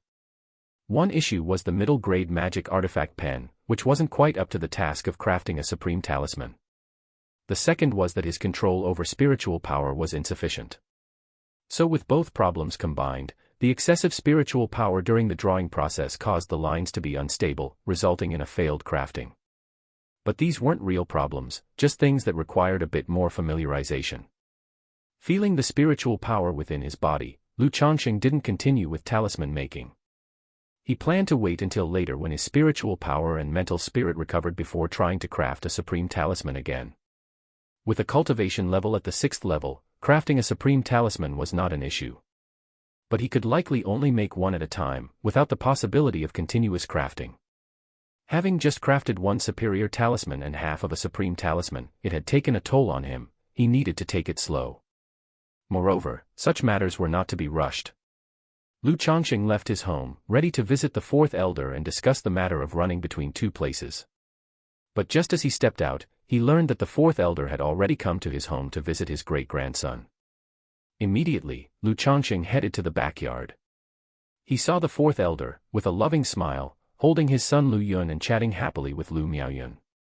Lu Changsheng stepped forward and greeted with a slight bow. "Changsheng, you're here." The 4th elder nodded toward Lu Changsheng and said, "I just heard from Yun'er that you encountered a robber cultivator on your way back, is that so?" "Yes, but with the talisman you gave me, Grandma, Changsheng didn't experience any mishaps." Lu Changsheng said so. Grandma was just thinking, it's indeed dangerous for you to be traveling back and forth alone. Even with a talisman at hand, it's still not safe. Therefore, Grandma thinks, why don't you just stop going to Nine Dragons Market? I can find someone else to manage the spiritual talisman shop there, and you can just stay at home in peace. The 4th elder spoke, saying this. She had wanted Lu Changsheng to go to Nine Dragons Market to manage the shop as a way for him to gain experience and learn something. But if any accident were to happen on these journeys, it would be more loss than gain. So, she would rather Lu Changsheng stay put at Qingzhou Mountain without going out. Lu Changsheng was somewhat surprised upon hearing this. He had thought the 4th elder would allow him not to come back every month. He had not expected the 4th elder to directly suggest that he stay at Qingzhou Mountain and not go out at all. If it had been before, he wouldn't have cared. He would have just comfortably stayed put at Qingzhou Mountain. But now, having tasted the conveniences and benefits of Nine Dragons Market, he had a preference for staying there long term. Otherwise, spending all his days at Qingzhou Mountain, he would miss out on buying materials for the 100 Refinements treasure body art, materials for talisman making, earning spirit stones, or even finding a girl. Grandma, Changsheng still wants to go to Nine Dragons Market to experience the outside world. However, I'm thinking of bringing Yun'er and the others to Nine Dragons Market later on. When coming back home, I can come with the 2nd elder. Lu Changsheng voiced his thoughts. Yesterday, he had also heard from Lu Miaoyun that the 2nd elder would return after a certain period of time as well. That's also fine. With your talent in talisman making, there's not much more Grandma can teach you, and you don't have to come back every month. As for the matter with Yun'er, you and your wife can discuss it among yourselves. It's not a problem to come back with the 2nd elder. The 2nd elder comes back almost every 6 months, which is also suitable, said the 4th elder after a moment of contemplation, nodding her assent. She could understand Lu Changsheng's thinking. After all, what 20-something-year-old would want to stay cooped up in Qingzhou Mountain all the time? Shortly after, Lu Changsheng finished chatting with the 4th elder, and also discussed with Lu Miaoyun, Chu Zhenjian, and the others about the subsequent arrangements. For this trip, he would stay at home, waiting for Chu Zhenjian to give birth before going back to Nine Dragons Market. As for Lu Miaoyun and Chu Zhenjin, there was no rush to head to Nine Dragons Market. They would first strengthen themselves in Qingzhou Mountain and take care of the child. Lu Ping'an, Lu Wuyu, and the other children had been sent by Lu Miaoyun to White Deer Mountain Villa not long ago to study. If everyone left, there would be no one to watch over so many children at home. Thus, Lu Changsheng settled down in Qingzhou Valley, waiting for Chu Zhenjin to have the baby. In the meantime, Lu Changsheng tested out the effects of the 100 Refinements treasure body art a little. All he could say was, it truly lived up to the orthodox level body refining techniques. Just the first level alone, and his physical body was comparable to a magic artifact, capable of dealing with 10 women in a single night. It just made him think about when he could get his hands on another cultivation technique that refined the 5 viscera and 6 bowels. Ideally, one that would transform his kidneys into an eternal furnace. In the blink of an eye, a month passed. That day, Lu Changsheng was feeding the 9 netherhound in the courtyard.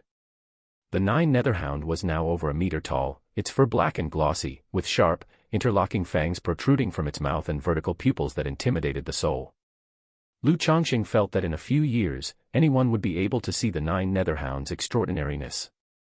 The idea of setting the 9 netherhound free, letting it grow on its own outside, seemed indeed worth considering. Just then, Chu Zhenjin suddenly cried out in pain, signaling that she was about to give birth. Chapter 113, 83, Having a Baby. Pregnancy plus 10. Lottery draw _1. Chapter 113, Chapter 83, Having a Baby. Pregnancy plus 10. Lottery draw _1.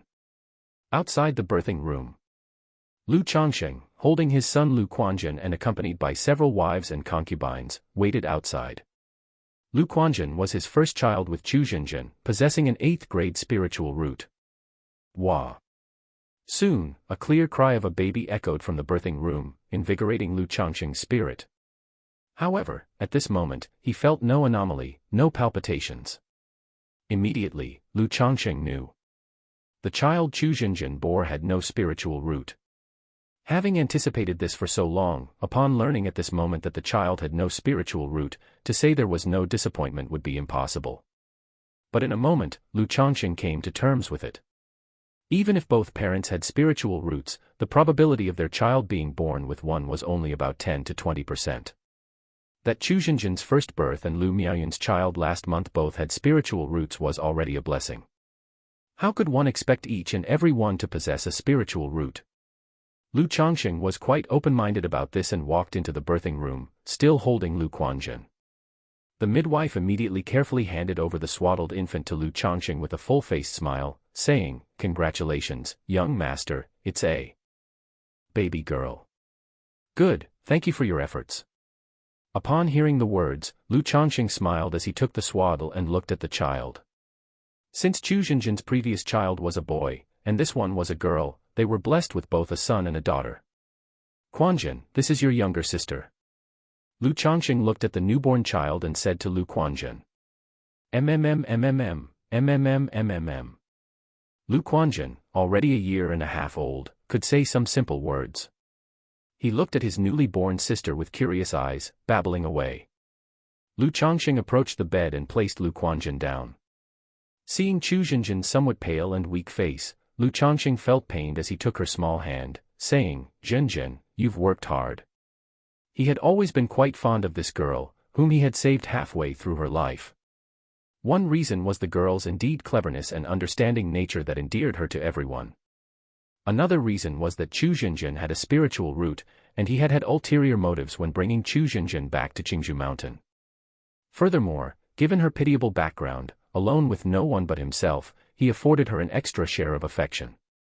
A smile appeared on Chu Zhenjin's face as she softly called out to Lu Changsheng, then tried to sit up to look at the child. "Look, how adorable, she will certainly be as cute as you, Zhenjin, when she grows up." Lu Changsheng immediately handed the child over for her to see, saying with a smile, "Quanjun, you must take good care of your sister and protect her, do you understand?" Chu Zhenjin smiled, then turned to her somewhat confused son Lu Quanjun, and gently said. Seeing Chu Zhenjin's expression, Lu Changsheng knew she was thinking of her own childhood, thinking of her brother, Chu Chang'e. He hadn't told Chu Zhenjin about the news of Chu Chang'e's demon cultivation. He just said that people were searching, but there was still no news. Now, more than 2 years later, with no news of her brother, Changsheng gradually realized that her brother was likely more unfortunate than fortunate. Thereupon, Changsheng took Changsheng's hand and gently comforted her, "As long as you have me, I will also take good care of all of you and protect you." In this world, wives and children are also his soft spot and one of the driving forces behind his efforts. In his view, if one couldn't even protect one's wives and children, then the path of immortality was cultivated in vain. "Husband, have you thought of a name for this child?" Changsheng asked, her pretty face showing a sweet smile. "The name? Let's call her Yuzhen." Changsheng pondered for a moment and named the little girl in his arms. "Quanzhen, Yuzhen." Changsheng heard the name, murmured it, and then softly said to the little girl, "Yuzhen, Lu Yuzhen." The infant in her arms also cried out with a "wah," as if responding. Seeing this scene, both Changsheng and Changsheng couldn't help but look at each other and smile. Soon after, the couple chatted for a while, and Changsheng told Changsheng to rest well before leaving the room with the children. Atop a solemn, austere, and eerily sinister platform, the cold wind howled. Around the platform stood tall metallic flagpoles, upon which black banners embroidered with various demon patterns flapped. Some had 3 heads and 6 arms, some had ferocious faces, some were covered in eyes, some had the bodies of demons and humans with wings, and others were headless with faces on their chests. These varied and lifelike patterns could chill the hearts of those who saw them, as if they were being watched by demons themselves. In the center of the platform sat a man in his 20s with an austere face and white hair, surrounded by many strange patterns and runes etched around him. At this time, dark red blood traced the patterns, continuously flowing towards the center where the white-haired young man sat.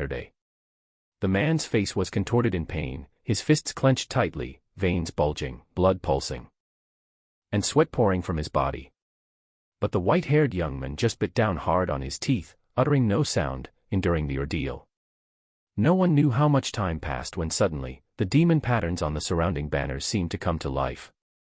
Their crimson eyes suddenly opened, staring down at the white-haired man, filling the platform with an overwhelming blood-colored glow. Enveloped in this blood-red light, the white-haired young man let out a muffled groan. Blood flowed from his eyes, ears, mouth, and nose, and the veins in his body bulged like worms, nearly bursting open. Just then, drenched in blood and in severe pain, the white-haired man's body emitted a thin, blood-red membrane. It was like a layer of freshly spilled blood slowly flowing over his skin, transforming into an eerie blood-colored battle dress. Chapter 114, 83, Having a Baby. Pregnancy plus 10. Lottery draw _2. Chapter 114, Chapter 83, Having a Baby. Pregnancy plus 10. Lottery draw _2. The pale-faced youth's face and skin revealed dark red demon patterns. Indeed, in less than a year's time, you've cultivated the demonic technique to completion. Just at that moment, a young man dressed in a black robe, with an exceptionally handsome face, walked out of the void. He looked at the pale-faced youth and revealed a satisfied smile. Then, with a wave of his hand, he and the pale-faced youth disappeared from the platform. 4 days after Changsheng gave birth, Lu Miaoge also returned to Qingzhou Mountain. She made an agreement with Changsheng to depart for the 9 Dragons market in 3 days. In the following days, Changsheng discussed with his wives and concubines, and ultimately decided to let them stay on Qingzhou Mountain. It wasn't just that traveling back and forth was inconvenient. There were so many children at home in need of care, he couldn't bear to leave them. In the more than a month he spent at home, Changsheng didn't slack off, but made every effort to impregnate 2 of his wives. With these 2 children, he now had 34 in total. However, when he thought about how his 29th and 30th children were still nearly 3 months from being born, Changsheng couldn't help but sigh. He felt that he had been somewhat negligent during that time, to have such a long gap. Changsheng rode the iron feather eagle with Lu Miaoge as they set out for the 9 Dragons market. Before their departure, the 4th elder gave him 3 protective talismans. 2 thunder summoning talismans and 1 thunder talisman. Changsheng had told the 4th elder that he had been forced to use the 2 talismans when he encountered a robber cultivator before. Even though Changsheng now had 9 supreme talismans in his storage bag, he naturally accepted the 4th elder's kindness with a delighted and grateful expression. Their journey to the Nine Dragons market was very smooth, with no unexpected incidents. This made Lu Changsheng inquire whether Lu Miaoge had encountered any unexpected dangers or robber cultivators during her years of traveling back and forth to the market. Lu Miaoge said that in 3 years, she had only encountered a robber cultivator once. Hearing this, Lu Changsheng couldn't help but shake his head, wondering if he was just unlucky or if he looked like easy prey. After returning home, Lu Changsheng learned from a casual conversation with little Qing that the family next door to his left had moved away about half a month after he returned to Qingzhou Mountain. This led Lu Changsheng to secretly wonder if his assassination attempt had anything to do with this neighbor. After all, based on suspicions related to the allure spell, the 2 robber cultivators who tried to cut him down certainly had accomplices in Nine Dragons Market. Moreover, when he previously visited this neighbor, he sensed a murderous aura on the person, making them unapproachable. And the fact that they moved away just half a month after he left was too coincidental. However, since the neighbor had moved away, whether they were involved or not, Lu Changsheng couldn't confirm and only became more cautious. Subsequently, Lu Changsheng used disguises to carefully dispose of some stolen goods. He sold the magic artifacts of the 2 robber cultivators, keeping only a middle-grade magical shield and 1 flying artifact for himself. The other 7 lower-grade magical instruments, 4 middle-grade magical instruments, and 1 flying artifact were all sold. These magic artifacts fetched a total of 908 spirit stones. The magical robe and magical shoes were somewhat damaged, severely discounted, and since he was dealing with the shop's buyback, the prices were low. Otherwise, if he had set up a stall to sell them himself, he could have earned a few dozen more spirit stones. As for the elixir medicines, talismans, and various other items on the 2 robber cultivators, they were not easy to sell. Lu Changsheng used what he could and stored the rest for later. Previously, he had acquired 362 spirit stones from the 2 robber cultivators. Now, keeping the magical shield and flying artifact, he had sold items for 908 spirit stones, and Lu Changsheng was very satisfied with this haul. He began to feel that the 2 robber cultivators weren't so detestable after all. While selling the magic artifacts, he also casually sold over 100 middle and lower grade talismans. He earned 211 spirit stones. Looking at the substantial sum of spirit stones on him, Lu Changsheng didn't hesitate to spend 634 spirit stones to purchase a superior grade soft magic armor. This soft magic armor had 7 major effects: size adjustment, spell immunity, invisibility, cleanliness, dust repelling, evil warding, and body protection. What Lu Changsheng appreciated the most were the spell immunity and body protection effects. This spell immunity wasn't literally immunity to all spells, it could mainly ignore most early-stage Qi refinement spells and alleviate some of the damage from middle-stage Qi refinement spells. The body protection effect didn't need much explanation. In times of danger, it could passively trigger a body-protecting technique capable of blocking a single strike from a 9th-level energy refinement cultivator. It was primarily for these 2 effects that Lu Changsheng was willing to spend so many spirit stones on this magic artifact. He then spent 219 spirit stones to buy a middle-grade magic belt. This magic belt had 2 main effects: storage and body protection. What Lu Changsheng was mostly interested in was the body protection. After all, the previous assassination attempt made Lu Changsheng particularly fond of magic artifacts that offered protective techniques. He had talismans and talisman treasures for offense, he just needed to focus on boosting his defense now. After acquiring 2 magic artifacts, considering the issue of the robber cultivator's accomplices, Lu Changsheng saw the need for increased defenses. So he spent another 500 spirit stones to purchase a set of formation equipment to install in his yard. It was a first-grade middle-grade formation known as the 5-element formation, which provided offensive, defensive, and trapping effects. It was capable of dealing with middle-stage Qi refinement cultivators without issue. Chapter 115, 83, Having a Baby. Pregnancy plus 10. Lottery draw _3. Chapter 115, Chapter 83, Having a Baby. Pregnancy plus 10. Lottery draw _3. Dealing with energy refinement late-stage cultivators, it also has a certain effect. After buying things, Lu Changsheng couldn't help but shake his head and sigh. He really was someone who spent every spirit stone he had. He simply couldn't save any spirit stone. But this was also the situation for most cultivators. Most cultivators thought, if my neighbor stores grain, I store guns, my neighbor is my grain store. If you have spirit stones and don't use them, not using them to enhance your strength, in the end, you might just end up benefiting others, so not many people save money or resources. In the following days, Lu Changsheng's daily routine was cultivation, talisman making, going to work, and coming home to make babies. With half a month of effort, as a key focus of Lu Changsheng's care, Guan Xin, who possessed a spiritual root, successfully became pregnant. After Guan Xin became pregnant, for the remaining 9 maids, Lu Changsheng was actually quite casual. If they got pregnant, if not, it didn't matter. However, with such matters, as long as nothing happened, getting pregnant was just a matter of time. A little over a month later, 2 of Lu Changsheng's maids, Yi Lian and Song Lan, became pregnant. Hai Tong and Bai He have been arranged as housekeepers, who have to work on daily tasks, so they better not get pregnant. But this way, won't the remaining 5 maids become pregnant in 2 or 3 months at most? When that time comes, do I have to buy another batch of maids? What does this make me, a breeding bore? Lu Changsheng heaved a deep sigh.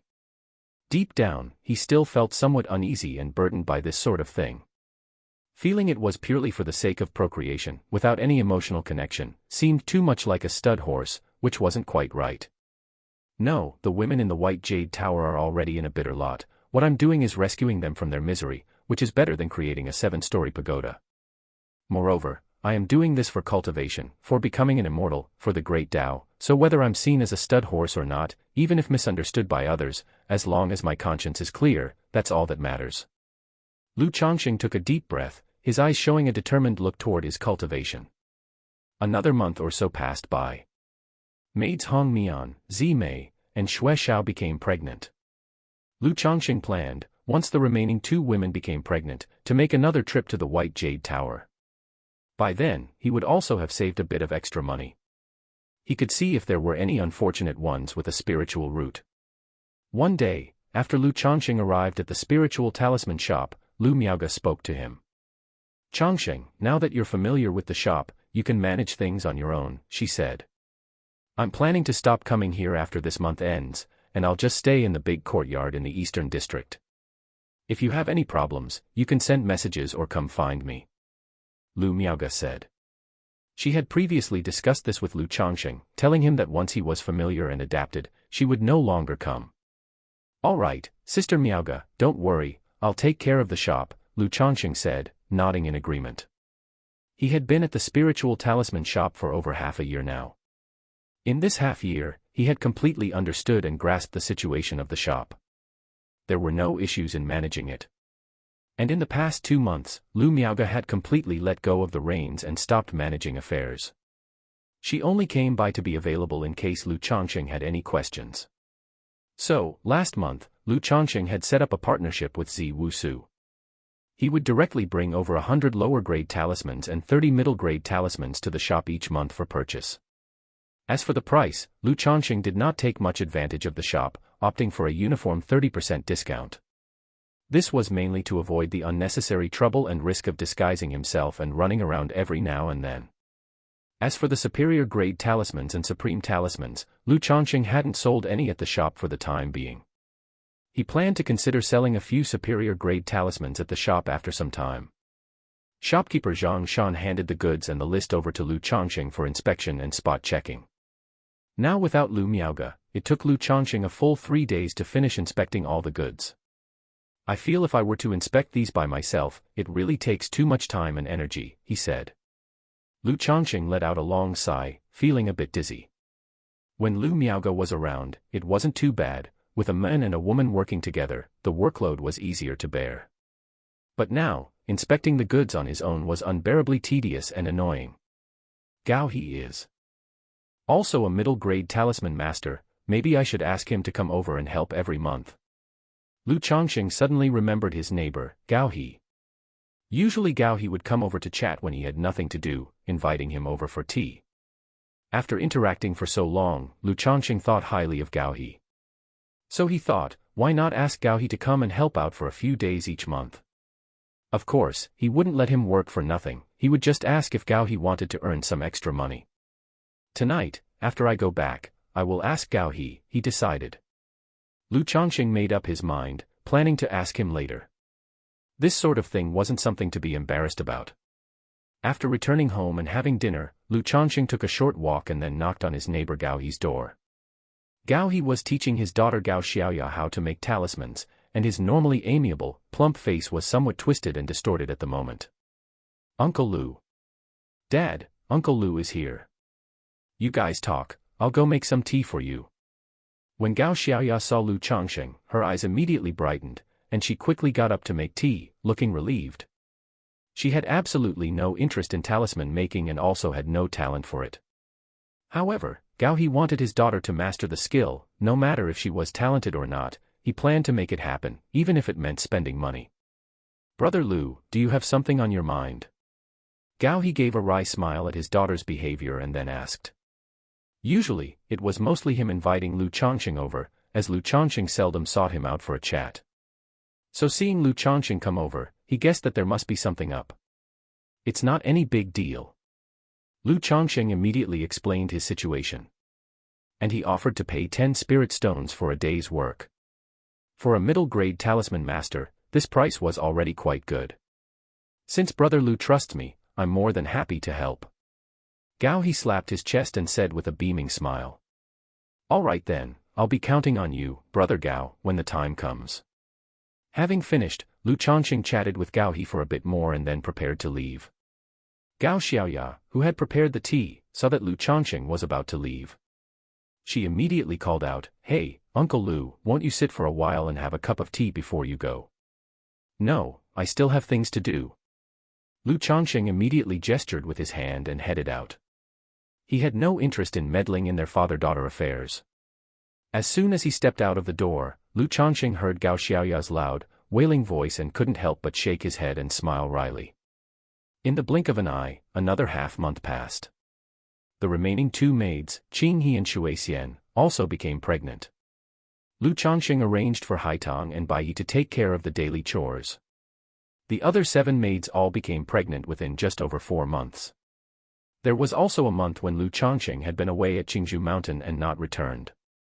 Just as Lu Changsheng was planning to visit White Jade Tower one of these days, a system notification suddenly sounded in his mind. Congratulations to the host for reaching a progeny count of 30, you've received 1 lottery chance. Chapter 116, 84, The Great Tao should not be so narrow, nor should there be so few fellow Taoists, _1. Chapter 116, Chapter 84, The Great Tao should not be so narrow, nor should there be so few fellow Taoists, _1. 30 children. The children in Jiu'er and Shu'er's wombs were born. Upon hearing this sudden system prompt, Lu Changsheng couldn't help but feel invigorated, his face showing delight. He immediately knew that it was Jiu'er and Shu'er on Qingzhou Mountain who had given birth to their children. The lack of any throbbing sensation indicated that neither of the children possessed a spiritual root. I wonder what color hair and eyes the children have. He had always been quite curious about this matter. He had even sought out related materials before. But the books didn't give a clear statement, only mentioning that this was mostly determined by the bloodlines of both parents. Not dwelling on this further, Lu Changsheng took a deep breath, slowly exhaled, and murmured, System, I want to draw a prize. Immediately, a faint red virtual prize wheel appeared. I wonder what I'll draw this time. As Lu Changsheng looked at the prize wheel, he muttered to himself, and then said directly, Start the draw. With a thought, the faint red wheel suddenly burst into a golden brilliance and started spinning. After 5 seconds, the golden light slowly diminished, turning notch by notch until it finally stopped on the magical treasures prize. Ding! Congratulations, host, for obtaining a magical treasure, Black Dragon Magical Bead. Reward has been issued to System Space, the host can check at any time. A black bead with a faint image of a flood dragon appearing and disappearing emerged from the prize wheel, accompanied by a system prompt sound. Magical treasure. Good heavens, I finally got something I wanted. Seeing the reward he drew this time, Lu Changsheng's eyes lit up as he showed a mixture of excitement and joy.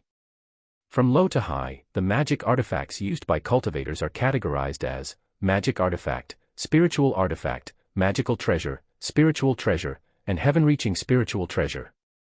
They correspond to different realms such as the Qi refinement realm, foundation establishment stage, core formation stage, nascent soul stage, and divinity transformation stage respectively.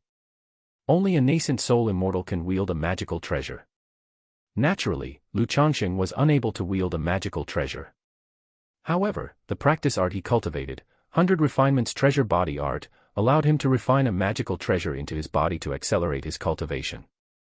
Previously, even a severely damaged fragment of a magical treasure had significantly advanced his 100 Refinements Treasure Body Art. With a whole magical treasure in hand, wouldn't he soar to new heights? Changsheng immediately looked into the system space. He wanted to see what grade his newly obtained magical treasure was and what effects it had. Magical Treasure, Black Dragon Magical Bead. Grade, Middle Grade Magical Treasure. Description: formed from a profounding treasure bead as a container and refined with the soul of a third-rank evil flood dragon, it emits dark brilliance when activated, which can suppress the physical body and taint the mental spirit. When used to its extreme, it can command the soul of the evil flood dragon inside the bead to attack the enemy. The longer it is used, the more ferocious the evil flood dragon's might becomes, making it harder to control. Black Dragon Magical Bead, a middle-grade magical treasure. It can burst with dark light, suppress the physical body, taint the mental spirit, and also control the soul of the evil flood dragon to attack. After reading the description and grade of the magical treasure, Changsheng was very satisfied. He felt that a middle-grade magical treasure was already quite impressive. Reading the effect description of the magical treasure, he knew it was inclined towards attack. As for the functionality and effects of the magical treasure, Changsheng wasn't too concerned. He had been hoping to obtain a magical treasure mainly for the practice of the 100 Refinements Treasure Body Art. As for the functionalities and effects, he felt they were of little consequence, anything decent would do. However, having attack capabilities on this magical treasure is also good. After all, the treasure bone technique within the 100 Refinements Treasure Body Art says that by nourishing the treasure bones with a magical treasure, the bones can exhibit part of the power of the magical treasure. Once my treasure bones are nourished, perhaps I can directly wield the soul of the flood dragon inside the bead to slay enemies. Changsheng licked his lips, quite looking forward to the effects of nourishing his treasure bones with this magical treasure. He thought about how, once his treasure bones were ready, facing danger, he could just activate the Black Dragon Magical Bead and command the soul of the flood dragon to strike at his enemies. Anyone seeing a cultivator at the Qi refinement realm or foundation establishment stage utilizing such a technique for attack would certainly be caught off guard and dumbfounded. With a thought, Changsheng extracted the Black Dragon Magical Bead from the system space. A treasure bead the size of an adult's fist landed in Changsheng's hands. The bead was heavy, likely weighing several hundred pounds. It felt slightly cool in his hand, but was not uncomfortably cold. The surface of the bead was extremely pure, devoid of any impurities, with only a faint flow of dark light. Inside the bead, a miniature ink-black flood dragon could be distinctly seen coiling around. So this is a magical treasure. Changsheng curiously examined the Black Dragon Magical Bead in his hand. This was his first time seeing a magical treasure. However, after looking at it for a while, he didn't notice anything special and thought it was just SOSO. Changsheng went to the rest room on the 3rd floor, ready to start refining the Black Dragon Magical Bead. He was eager to refine the bead into his body to cultivate with the 100 Refinements Treasure Body Art and nourish his treasure bones. After all, not long ago, he had successfully started the 100 Refinements Treasure Body Art, letting him vividly experience the benefits of body refinement bringing forth strength and robustness. While his original body was quite good and very healthy, it was nothing compared to the feeling of body refinement success, with a body full of power, and the ability to spend the night with 10 women. Ch. Changsheng activated the 100 Refinements Treasure Body Art, utilizing his mental spirit and spiritual power to begin refining the Black Dragon Magical Bead before him. Under the refining of his mental spirit and spiritual power, the Black Dragon Magical Bead emitted streaks of black air, spiraling out and ascending. The soul of the evil flood dragon coiling inside also became animated at this moment, vivid and lifelike, as if it was about to break out of the bead. Changsheng remained composed, knowing this was the activated state of the magical treasure, and continued to refine it with his mental spirit and mana.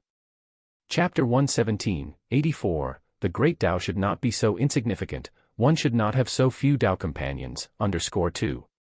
Chapter 117, Chapter 84, The Great Tao Should Not Be So Insignificant, one should not have so few Tao companions, _2. Just like that, time trickled by. After a long while, Lu Changsheng opened his eyes with a wry smile and said, "Who would have thought that to refine this black dragon magical bead and merge it into my body would not be an easy task? With my current peak at the 6th level of energy refinement, trying to fully refine this treasure bead will probably take 2 to 3 months. During the refining process just now, his spiritual power was completely depleted, and yet he hadn't even managed to refine 1% of the bead. Having previous experience with refining a black metal block, he knew that acquiring magical treasures and wanting to refine them was no easy feat. But he hadn't expected it to be this difficult. 2 to 3 months then, since it's a magical treasure, requiring some time is normal, he said. Lu Changsheng exhaled lightly and stowed away the black dragon magical bead. He took out a spirit stone, sat down to cultivate, and recovered his spiritual power. He had yet to draw any talismans today. After his spiritual power had mostly recovered, Lu Changsheng took out the talisman-making tools and, in the talisman room, drew 2 middle-grade talismans and 2 superior-grade talismans.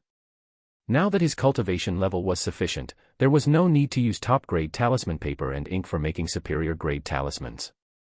Ordinary superior-grade talismans could be drawn using advanced-level talisman paper and ink, which would also save quite a bit of cost. After all, continuously using top-grade paper and ink to draw talismans, but not being able to immediately convert them into spirit stones, could still be quite costly. After finishing making talismans, and seeing that it was getting dark, Lu Changsheng thought it was better to seize the day and decided to visit the White Jade Tower ahead of time. With over 300 spirit stones on him, he could afford to take in and help a few more unfortunate women. And he would also see if there were any such people with a spiritual root. After all, if he truly wanted to have more children with spiritual roots, it depended on having women with spiritual roots. Out of his 30 children, only 4 possessed a spiritual root. Among those 4, Chu Zhenzhen and Lu Miaoyun each had a child with one. The other wives had borne so many children, yet only 2 had a spiritual root. This inevitably made Lu Changsheng hold a sliver of hope for the children in the wombs of Xiao Yuyao, Xiao Qing, and Guan Xin. After informing the shopkeeper Zhang Shan, Lu Changsheng headed out toward the White Jade Tower. "Brother Lu, where are you off to?" Yu Maoqing called out to Lu Changsheng as he passed by the Jade Meal Pavilion.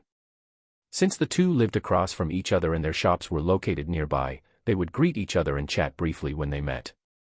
Especially after Yu Maoqing found out during a conversation some time ago that Lu Changsheng was not a Lu family disciple but a son-in-law to the family, he felt as though he had found a kindred spirit. He began to complain to Lu Changsheng about marriage, expressing some regrets about marrying into such a cultivation family. While it was like having the backing of a large tree, it also often led to a wife who was very strict after marriage. Being a spirit cooking chef himself, constantly busy, he only had 10 spirit stones of pocket money a month. To such sentiments, Lu Changsheng naturally could not relate. However, it was not good to say too much, so he simply responded with a few agreeing words, acknowledging the difficulty and sharing that his own wife was quite understanding in this regard. At that time, Yu Maoqing had not detected the tone in Lu Changsheng's response, and would come to drink and chat with him when he had nothing else to do. It wasn't until a short time later that Yu Maoqing saw all the ladies in Lu Changsheng's courtyard, which made him feel numb and silent. At that moment, the way he looked at Lu Changsheng changed. Of course, they did not become distant over just this one incident. They would still greet each other as usual, ask how things were going, and invite each other to eat at the Jade Meal Pavilion. But he stopped asking Lu Changsheng out for drinks to complain about his marital life. He knew that complaining to someone like Lu Changsheng was like playing the lute to a cow. The latter simply could not understand his anguish and lacked any empathy. "I feel like the house is a bit short on maids. I'm planning to go check out the White Jade Tower," Lu Changsheng replied with a smile. He then cordially invited Yu Maoqing, "Brother Yu, would you care to join? Let me tell you, this White Jade Tower." Scram, scram, scram. Yu Maoqing immediately darkened his face and waved his hand hastily when he heard this. "Brother Yu, as the saying goes, one should not walk a narrow Dao alone, nor should one have too few companions on the Dao. Therefore, the more companions you have, the more steadfast the great Tao in your heart." Lu Changsheng joked, taking strides toward the White Jade Tower in search of the Tao. Watching Lu Changsheng's retreating figure, Yu Maoqing sighed softly, a hint of envy involuntarily appearing in his eyes. He knew that Lu Changsheng had over a dozen maids at home, and yet he was still off to wander around the White Jade Tower. Thinking of his own situation, he sighed softly. At this moment, a woman in her 30s, with a beautiful face, approached Yu Maocheng and said, "Husband, are you envious of Lu Changsheng? Do you also wish to take a few more concubines?" Upon hearing this, Yu Maocheng shivered, not expecting his wife to be nearby. He promptly replied with a serious face, "No, not at all, there's absolutely nothing like that."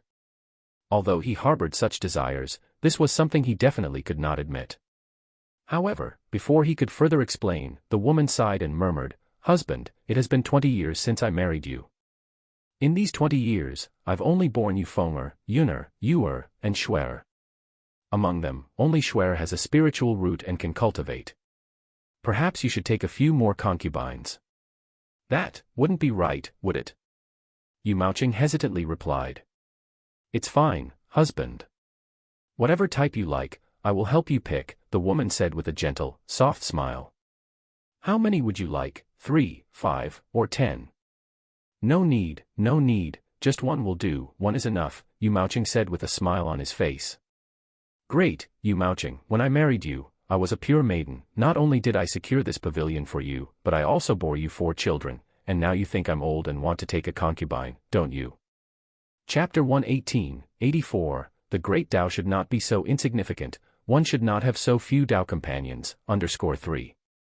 Chapter 118, Chapter 84, The Great Tao Should Not Be So Insignificant, One Should Not Have So Few Tao Companions, _3. The woman's face, which had been filled with smiles just a moment ago, suddenly turned cold, and with a snort, she turned and left. Seeing this, Yu Maocheng sighed to the heavens, knowing he had been caught in his own trap again. He hurried after her, trying to appease, my wife, listen to my explanation. My love for you is as clear as the sun and moon, how could I possibly entertain such thoughts? It was just a joke." When Lu Changsheng arrived at the White Jade Tower, the red-dressed girl who greeted him already remembered him. She immediately approached with a beaming smile and led him to a room on the 2nd floor. "Master Lu, it's been a long time. Jianyang has truly missed you." In the room, dressed in a black phoenix bird misty silk long dress and oozing charm, the seductive Feng Jianyang greeted Lu Changsheng with a demure smile. "Hey, Manager Feng, I've come this time to buy a few more maids. I wonder if the White Jade Tower currently has any spiritual root maids, preferably priced under 300 spirit stones." Lu Changsheng's gaze unconsciously swept over the fullness of her neckline and the plump thighs under her dress, then he spoke. Every time he came to the White Jade Tower and saw this Feng Jianyang, he couldn't help but exclaim that this woman was charming to the bone. This made him think, if she was just a manager at the 9 Dragons Market's White Jade Tower, how alluring the managers, or those higher up, in an immortal city, or at the headquarters might be.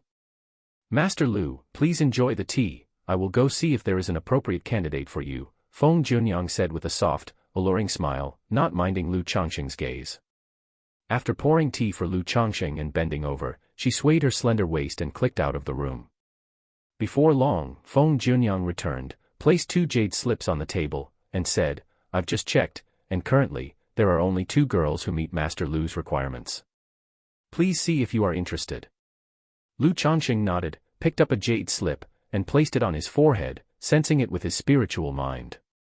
Immediately, he saw a 15 or 16-year-old girl with delicate features, a petite and adorable figure.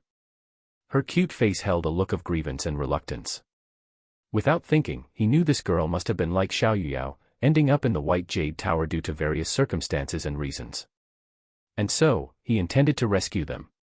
Lu Changsheng picked up the 2nd jade slip. The image inside was of a 27 or 28-year-old woman with attractive features and a shapely figure, but she appeared somewhat weak, with a hint of numbness in her eyes. What are the circumstances of these 2 maids, and what are their prices? With his experiences from the previous 2 times, Lu Changsheng was now quite experienced and asked directly.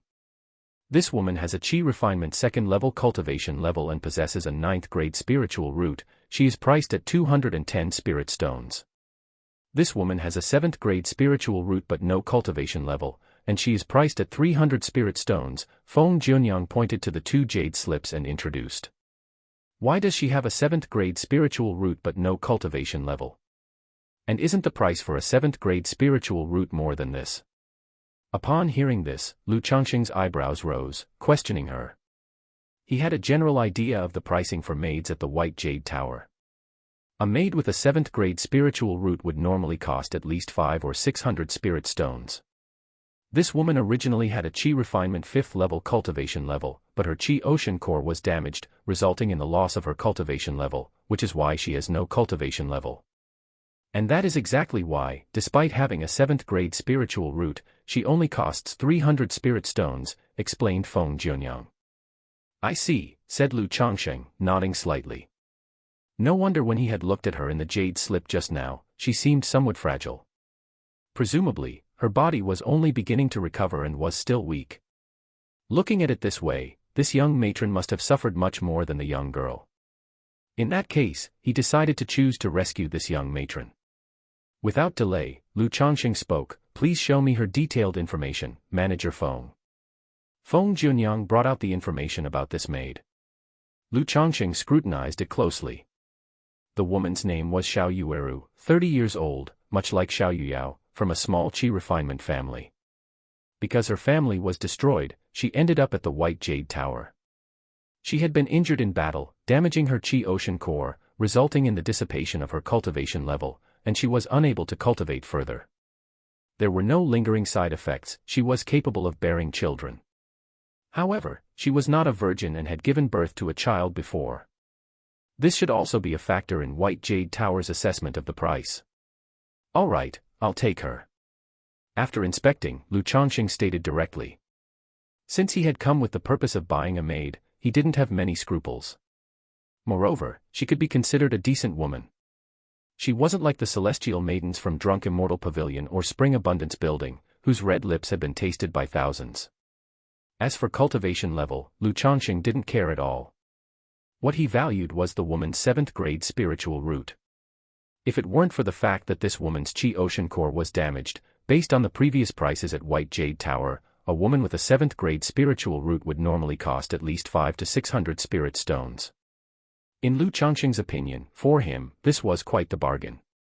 Immediately afterwards, Lu Changsheng paid a deposit of 60 spirit stones and waited for the person to be delivered. He also spent 50 spirit stones to purchase 4 ordinary maids without spiritual roots. Lu Changsheng asked White Jade Tower to send these 4 maids to his residence later on, he didn't want to take them back with him. Otherwise, it would be too conspicuous to walk down the street with them. For such a small request, Feng Jianyang readily agreed, indicating there was no problem. Just as he was about to leave White Jade Tower, Lu Changsheng thought of something. He asked Feng Jianyang, Manager Feng, does White Jade Tower have any women with a spiritual body? About spiritual bodies, he had only read some brief mentions in books before. It was only because of the matter with the woman in the colorful dress that it occurred to him. Considering White Jade Tower had such extensive connections, there might be women with spiritual bodies. Feng Jianyang seemed slightly startled upon hearing this.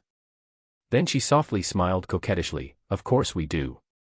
He hadn't expected that within White Jade Tower, there would indeed be women with a spiritual body. It seemed White Jade Tower was even more impressive than he had imagined. Seeing Lu Changsheng's surprise, Feng Jianyang chuckled lightly and continued, however, individuals with a spiritual body are extremely rare, 1 in 10,000, and even White Jade Tower doesn't see many of them. Plus, even if there are any, they are generally thinking of finding a Tao companion through White Jade Tower, hoping to marry a satisfactory gentleman. If young Master Lu is looking to spend spirit stones to buy a maid, I'm afraid he will be disappointed. Even we at White Jade Tower don't have many maids with a spiritual body, and many people come to us with reservations. If young Master Lu is interested, he can first pay a deposit, and when White Jade Tower finds someone with a spiritual body, we will notify him. With a charming smile on her face, Feng Jianyang spoke unhurriedly. I was just asking casually. Hearing this, Lu Changsheng was not really disappointed, as he found this more normal. Otherwise, if even women with spiritual bodies were being casually sold at White Jade Tower, their power would be quite terrifying. He didn't ask further. Now, women bearing a spiritual body were a bit out of reach for him, not something he could contemplate at this stage. If he happened to meet one, that would be more than good enough. But to spend money at White Jade Tower to buy a maid with a spiritual body, that was out of the question. With that money, he might as well buy a few maids with middle-grade spiritual roots. After all, the grade of the parents' spiritual roots directly affects the potential of their children's spiritual roots. If both parents have lower-grade spiritual roots, it is difficult to have children with middle-grade spiritual roots. If among the parents, one has a middle-grade spiritual root, then the probability of their children having middle-grade spiritual roots becomes much higher. Immediately after, under Feng Jianyang's escort, Lu Changsheng left White Jade Tower. As Lu Changsheng was on his way back, he heard a commotion from a nearby shop. Turning to look, he saw a familiar figure. Chapter 119, 85, Do you have any strange habits? _1. Chapter 119, Chapter 85, Do you have any strange habits? _1. Within the nimble gown pavilion. Second Miss Lu Miaohuan, holding a deep blue dress, prepared to pay. Lu Miaohuan, I already reserved that dress, could you pick another one? Just then, a fair-skinned young lady around 18 or 19, with a petite figure, pressed her palm on the table and spoke indifferently. Jing Yongshan, you say you reserved it and that means it's reserved. Did you pay for it? Second Miss Lu Miaohuan immediately frowned, her expression cold as ice, and spoke in a hostile tone. She then turned to the shopkeeper and asked, Shopkeeper, tell me, did she pay a deposit for this dress? The shopkeeper, clearly intimidated by the question, didn't want to offend either side. How many spirit stones? I'll pay you now. The young lady in the yellow dress let out a light snort. Seeing this, Lu Miaohuan immediately knew the other party hadn't paid a deposit. She couldn't help but sneer derisively, Miss Zheng, you said you'd reserved it, how come you haven't even paid a deposit? Did you reserve it with just your eyes? Lu Miaohuan, I haven't paid yet, and neither have you. I've reserved this dress, so it naturally belongs to me. The young lady in the yellow dress retorted defiantly. You haven't paid a deposit, and you call that reserved? According to Miss Zheng, does that mean if you just lay eyes on something, it's reserved? Then, in the Nine Dragons market, no one else needs to buy anything. Before purchasing anything, they should first check whether Miss Zheng has reserved it. Lu Miaohuan wore an expression of cold, noble beauty, looking down on others with a side eye, and spoke contemptuously, dripping with mockery. I've never said such a thing, Lu Miaohuan, don't twist my words. I've told you, I have my eyes on this dress, I've reserved it, so I've decided to buy it today. The young lady in the yellow dress raised her voice, speaking coldly as well. There was already a conflict between her and Lu Miaohuan, and they did not get along. Now, not only were her close girlfriends nearby, but the shop was full of people watching them. At this point, it was no longer just about a dress, but also about face. There was no way she could back down. Ladies, we will have new stock of this dress in 3 days, why don't one of you wait? The shop is willing to offer a 20% discount at that time. The shopkeeper, faced with this scene, felt somewhat overwhelmed and spoke in a humble tone. However, neither of the ladies paid him any attention. For both women, it was no longer just about a dress at this time. Jing Yongshan, I really can't understand, what exactly are you fighting me over? Lu Miaohuan glanced at the young lady in the yellow dress before her lips curled into a sneer, puffing up her impressive chest with utter disdain in her eyes as she said, Can you even wear this dress if you buy it? Don't you see yourself, flat in the front and flat in the back, just like a board? As soon as she said this, the other people in the shop gasped. They felt that for a woman, Lu Miaohuan's words were just too harsh, too damaging. Lu Miaohuan. You're going too far. Upon hearing these words, Zheng Yongshan was trembling with rage, her voice becoming shrill. Although petite and cute in stature, she was just starting to develop nicely. But compared to Lu Miaohuan, she suddenly seemed insignificant. Moreover, which female could remain calm and composed in the face of such humiliation? Too far. I'm just telling it like it is. Isn't there a mirror in this shop? Go take a look for yourself and you'll understand. Lu Miaohuan watched the young lady in the yellow dress's annoyed expression, laughed lightly with contempt filling her voice. Seeming to think her mockery wasn't sufficient, Lu Miaohuan, with her long legs, took a dress for a girl of about 10 from a rack nearby and said to the young lady in the yellow dress, Jing Yongshan, I think this suits you quite well, why don't you try it on? If you can't afford it, don't just reserve it with your eyes, consider it a gift from me. Lu Miaohuan was already tall, and with her slim high-heeled shoes, she stood a full head and more above the young lady in the yellow dress. At this moment, she looked down upon her from her lofty height, speaking coldly and mockingly, pushing her derision to the extreme. Under such provocation from Lu Miaohuan, the young lady in the yellow dress's anger flared up. Unable to contain her humiliation and rage, she snapped. Her voice rose into a scream, "Lu Miaohuan, I'm going to rip your mouth apart." In a state of extreme anger, people are capable of anything. Normally, Jing Yongshan also had the temperament of a pampered young mistress, used to being coaxed and spoiled. Now, not only personally attacked but publicly humiliated, she completely lost her composure and raised her hand to strike Lu Miaohuan. Lu Miaohuan caught Jing Yongshan's palm in a swift motion and flung it away, saying, "Jing Yongshan, stop making a spectacle of yourself, I don't have time for your nonsense. Furthermore, your figure hasn't developed, just like a child's, and your fists are as soft as a child's. Go back and drink some milk from your mother to grow some body and strength." Whoosh! As these words came out, everyone in the store and the onlookers couldn't help but gasp in astonishment, marveling at the venom of the Lu family's young Mississippi. Lu Changsheng, who happened to be passing by the entrance, overheard Lu Miaohuan's words and his lips twitched. He suddenly felt that the younger Mrs. Prior treatment of himself, merely snorting at him with a disdainful face, was indeed quite generous and merciful. Otherwise, with such a biting tongue, he would have struggled not to retaliate. "Ah! Lu Miaohuan, I'm going to kill you." At that moment, Jing Yongshan, her eyes red with fury and spiritual power surging within her, let out a high-pitched scream.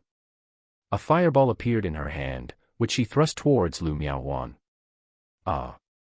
Seeing this, the onlookers in the middle of the marketplace couldn't help but cry out in shock, some even screaming. Chapter 120, 85, Do you have any strange habits, _2. Chapter 120, Chapter 85, Do you have any strange habits, _2. Not only is fighting forbidden in the Nine Dragons market, but at such a close distance, casting a spell leaves no time for a reaction. If Lu Miaohuan hadn't been wearing a magic artifact for protection, she might not have died from the fireball, but she would have been seriously injured. Lu Changsheng, who had been watching the excitement like everyone else, was shocked at the scene unfolding before him. He hadn't expected the girl in the yellow skirt to actually make a move, let alone use a spell.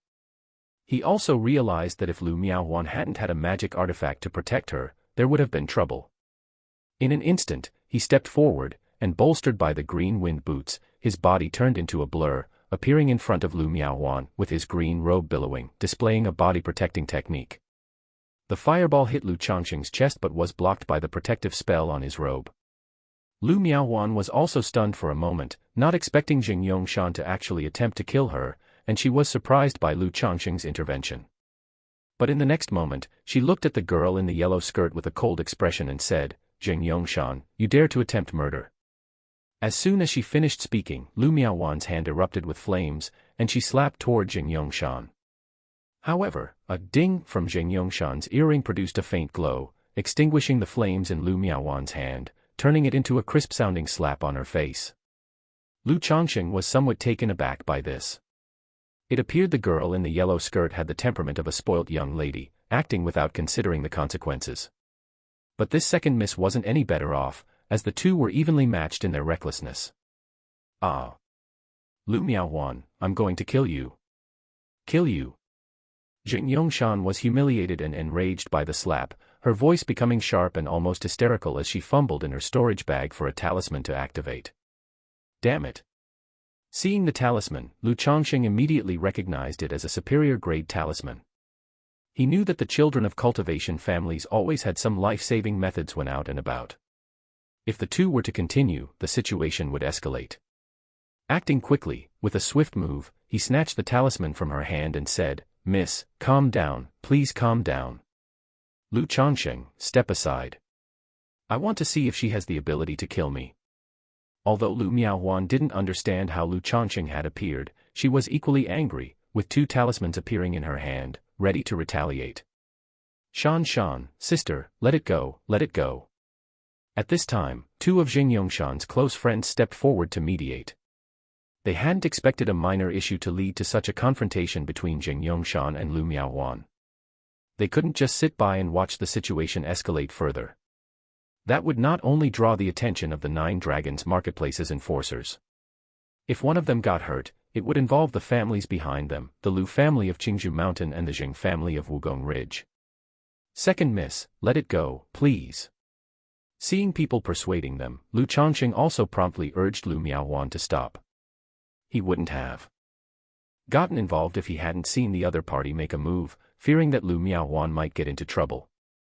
Now that he was involved, he couldn't just watch the two of them continue to quarrel and sought to defuse the situation.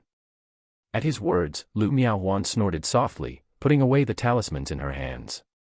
She may have been impulsive, but she was not foolish and knew continuing the argument would make things difficult to resolve. Miss, let's stop here, please. I apologize on behalf of the 2nd Mississippi. If we continue, the enforcers will be here soon. Although your families have some influence, you were the one who struck first, and it won't look good if things get out of hand. Lu Changsheng, seeing Jing Yongshan's eyes red with rage, returned the talisman to her with a soft tone. Although he thought her attempt to kill was a serious problem. Such matters, if left to escalate further, wouldn't do either party any good.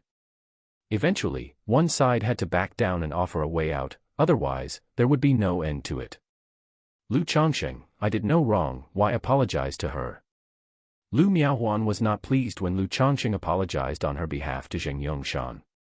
My lady, please just do me a favor and keep quiet. Lu Changsheng immediately said to Lu Miaowan upon seeing Jing Yongshan's anger flaring up again. Humph, Lu Miaowan, you just wait for this. Jing Yongshan regained her composure, aware of her impulsivity, took the talisman back from Lu Changsheng, and coldly said, looking at Lu Miaowan with reddened eyes. She was about to leave, then paused, turned back, and added, Lu Changsheng, right. I'll remember you too. Lu Changsheng was somewhat speechless at this. Always amicable, he never offended anyone, and he hadn't expected to be remembered over such an incident. Who's afraid? Lu Miaowan was about to retort, not willing to yield, when Lu Changsheng, seeing where this was headed, quickly covered her mouth to stop her. Allowing Lu Miaowan to retort would probably lead to Jing Yongshan doing the same, and the argument would become never-ending. At this moment, Lu Changsheng thought to himself that it was a miracle these young ladies had managed to live this long without someone killing them over their attitudes. Lu Miaowan felt the warmth of Lu Changsheng's palm on her mouth and was momentarily startled. She had never been so close to a man before, and Lu Changsheng's actions made her nervous and flustered. Hastily removing his hand from her mouth, her face flushed with a hint of embarrassment, she said, Lu Changsheng, what are you doing? Lu Changsheng also felt the moisture of her lips against his palm. Realizing his behavior was a bit overboard and somewhat rude, he immediately showed a hint of apology and said, sorry, I acted hastily in a moment of urgency. Please forgive me, 2nd Mississippi. Chapter 121, 85, Do you have any strange habits, _3. Chapter 121, Chapter 85, Do you have any strange habits, _3. Humph, whose side are you on to actually help outsiders bully me? Lu Miaowan's rosy lips pursed slightly as she spoke in annoyance. Second miss, it's best to forgive and forget. Continuing this fuss isn't good for you, so let's just let it be. Lu Changsheng spoke in a gentle voice. Enough already, you're about the same age as me, yet you talk like you're my father, all long-winded. Lu Miaowan bit her lip and said impatiently. Then, she put down the gown in her hands, not caring for it any longer, and strode out of the shop with long, determined steps. Truly has the temper of a young lady. Lu Changsheng watched Lu Miaowan's retreating graceful figure, shaking his head and feeling as if he'd asked for the annoyance himself. But in that situation, he couldn't just watch Lu Miaowan get hit by the fireball. After all, he was protected by 4 magic artifacts and was unafraid of such ordinary spells. And it was unknown whether Lu Miaowan had any protective magic artifacts on her. Though it was highly likely she had them, what if she didn't? Lu Changsheng gave the shopkeeper a slight bow and then left the shop too. Stepping out of the shop, he saw Lu Miaowan standing on the side, waiting for him with an aloof and noble air. Lu Changsheng, what are you doing here? Lu Miaowan asked as soon as Lu Changsheng appeared. I just happened to be passing by, and when I heard you were arguing with someone, I took a longer look. Lu Changsheng replied offhandedly. Hearing this, Lu Miaohuan, remembering her recent disdainful demeanor being witnessed by Lu Changsheng, felt somewhat embarrassed. She then placed her hands behind her back and gently swayed her body, whispering in a low voice, "Thanks for just now." She was aware that if the situation had really escalated, it would have been difficult to settle things without either side giving in. And she felt somewhat touched by Lu Changsheng appearing to shield her from the fireball technique. Although she did have a protective artifact, the sudden appearance of Lu Changsheng, standing tall in front of her, stirred some emotions within her. Lu Changsheng raised an eyebrow upon hearing this. He hadn't expected the second miss to actually thank someone, to thank him. He moved a bit closer and teased, "What was that, second miss? Your voice was so soft, I didn't hear clearly." "Humph, if you didn't hear it, forget it." Lu Miaohuan huffed and quickly walked away. She wasn't someone who easily thanked others. But considering how she'd never shown Lu Changsheng a friendly face before, and how he'd still stood in front of her in a dangerous moment, and even apologized to Jing Yongshan on her behalf, she felt that saying thanks wasn't too much. Seeing this, Lu Changsheng knew that the second miss thanking him must have taken some courage. He couldn't help but smile, catching up with her and saying, I heard it, I just thought I might have heard wrong. I wanted to confirm it, but if you're going to say thanks, shouldn't you show a little more gratitude? What do you want?" Lu Miaohuan asked, her face cool and dignified. "It's nothing much, just improve your attitude a bit and call me brother as a sign of thanks," Lu Changsheng said jokingly. Lu Miaohuan was stunned by his words. She bit her lip slightly, her clear eyes showing surprise. A delicate blush spread over her exquisite, cold features, like that of a bashful young girl. She shot Lu Changsheng a glance and uttered 3 words, "In your dreams." Then, those long legs wrapped in black silk stockings, stepped in slender high heels, quickened their pace, her figure swaying enticingly. Lu Changsheng was amused by Lu Miaohuan's half-annoyed, half-charming reproach and couldn't help but smile. He found teasing the seemingly aloof and noble second miss quite amusing. At that moment, Lu Changsheng noticed that after walking briskly for a stretch, Lu Miaohuan's pace had slowed down again. She even walked slower and slower, at a pace well below that of a normal person. Seeing this, Lu Changsheng's lips couldn't help but curl up slightly, revealing a trace of a smile, and he too slowed down his pace. He watched Lu Miaohuan move at such a slow pace, admiring the graceful and lithe figure of her from behind. It had to be said, the second Mrs. figure, especially those long legs clad in black silk and high heels, was truly stunning. Only Feng Jianyang of the White Jade Tower could compare. But such things, everyone has their own flavor. Lu Changsheng already had so many wives, maids, and concubines, especially the maids purchased from the White Jade Tower not long ago, who all had looks and figures that were top-notch, but in his eyes, compared to the second miss, they certainly lacked that certain flavor. When it comes to physical appearance, after a certain point, it's all about status, temperament, and other aspects. Lu Miaohuan walked slowly for a while, and upon seeing that Lu Changsheng didn't catch up to coax her, she immediately felt some displeasure. She had walked away without paying him any attention, yet he didn't know to come and apologize. After walking slowly some more, Lu Miaohuan couldn't stand it any longer and decided to outright ignore Lu Changsheng, promptly walking away at a normal pace. Seeing that Lu Miaohuan had resumed her normal speed, Lu Changsheng immediately quickened his steps and in an instant came up beside her, giving her quite a scare. "All I wanted was for you to say thanks with a better attitude, but if you don't want to, that's fine, why get angry? It's not polite at all." Hearing Lu Changsheng's complaint, Lu Miaohuan felt so irritated that she didn't know where to vent her anger, thinking it was too annoying, and again she thought about ignoring him and walking away. But she also felt that it might not be very nice, indeed it wasn't very polite. Lu Miaohuan felt that even though she really disliked Lu Changsheng, according to her usual temperament, she wouldn't be concerned about what's not so nice or polite, yet she subconsciously didn't think about why she was behaving this way. She was also somewhat afraid to consider why she was acting so out of character. "Lu Changsheng, why on earth did you decide to move out and live by yourself?" Lu Miaohuan asked as if it was no big deal. "Every time you see me, second miss, you look disgusted and displeased, so I thought it over and decided to move out and live by myself," Lu Changsheng then said. "Do you even know how to speak?" Lu Miaohuan huffed, her tone anything but pleasant. She remembered that at the initial meeting for the arranged marriage, Lu Changsheng was actually very eloquent, making conversations very comfortable. Yet now, he was so irritating. Isn't that what you asked me? Why I moved out? I'm just telling the truth, Lu Changsheng said with a shrug, looking helpless. Well then, to express my gratitude for today, from now on, I won't be disgusted by you. Lu Miaohuan snorted softly, speaking with a face of cold and noble beauty. No worries, feel free to be disgusted if you like, don't make yourself sick over it. And having seen it so many times, I've gotten used to it. I actually think you look pretty cute when you're disgusted. He felt that when chatting with a miss of such a temper, one has to do the opposite. Playing along with her was absolutely out of the question. Anyway, he didn't have too many pursuits regarding this second miss. If he did fancy anything, it was her body, so he was very unconcerned. Are you sick in the head? Lu Miaohuan, infuriated, kicked Lu Changsheng right away. She felt that she was being very patient in speaking to Lu Changsheng, yet every sentence he spoke was irksome. Lu Changsheng dodged lightly, and as he looked down, he saw Lu Miaohuan's delicate feet adorned with a pair of elegant crystal shoes, the exposed skin wrapped in a layer of black sheer stockings.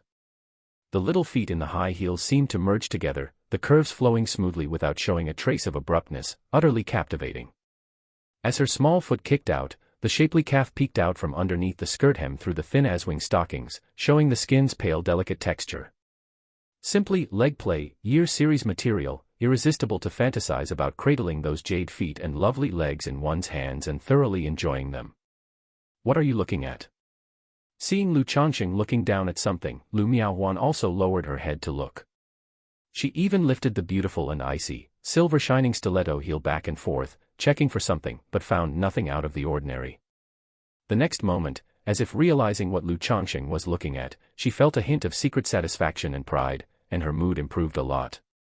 Then, glancing at Lu Changsheng with a bit of scrutiny, she spoke coldly, "Do you have some kind of strange fetish or something?" Chapter 122, 86, Stunning Beauty Like Wolves and Tigers, Breaking Down One's Will, _1. Chapter 122, Chapter 86, Stunning Beauty Like Wolves and Tigers, Breaking Down One's Will, _1. What strange habits could I possibly have? Lu Changsheng's eyes were clear, and he spoke with a forthright demeanor. Watching the candid expression on Lu Changsheng's face, Lu Miaohuan eyed him suspiciously for a moment before shifting her gaze away without saying much. After all, if you look, you look. Dressing up like this was meant to be seen by others. Although she usually confronted such gazes with a "what are you looking at? Keep staring and I'll gouge out your eyes" attitude or would directly scold them. At this moment, she didn't feel the slightest disdain or disgust towards Lu Changsheng's gaze. Instead, she felt a stealthy joy. She felt attractive, truly believing that she was the most beautiful. And so, the two walked side by side for a while. "All right, I'm home now, see you later, 2nd Mississippi." When they reached an intersection, Lu Changsheng waved goodbye to Lu Miaohuan. He didn't have much to chat about with this second miss, and since he was home, it was natural to head back and take a bath. Seeing that Lu Changsheng only walked a short distance before leaving, without any intention to escort her or even asking if she wanted to visit and have a cup of tea, Lu Miaohuan pursed her lips in displeasure and huffed, saying, "Goodbye." Then, like a proud and aloof peacock, she left with the clack clack clack of her high heels. The white jade tower sent the 4 maids purchased by Lu Changsheng. Since Lu Changsheng couldn't be bothered to wait, all 4 maids were readily available stock. But Xiao Yueru, who possessed a spiritual root, would only arrive within a month after notification from White Jade Tower. Gao He, the neighbor, saw that Lu Changsheng had bought more maids and was somewhat speechless.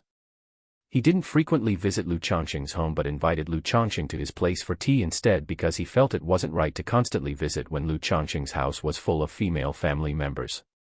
Seeing Lu Changsheng buying more maids, Gao He couldn't help but think that he should be more cautious. After all, he had a daughter at home.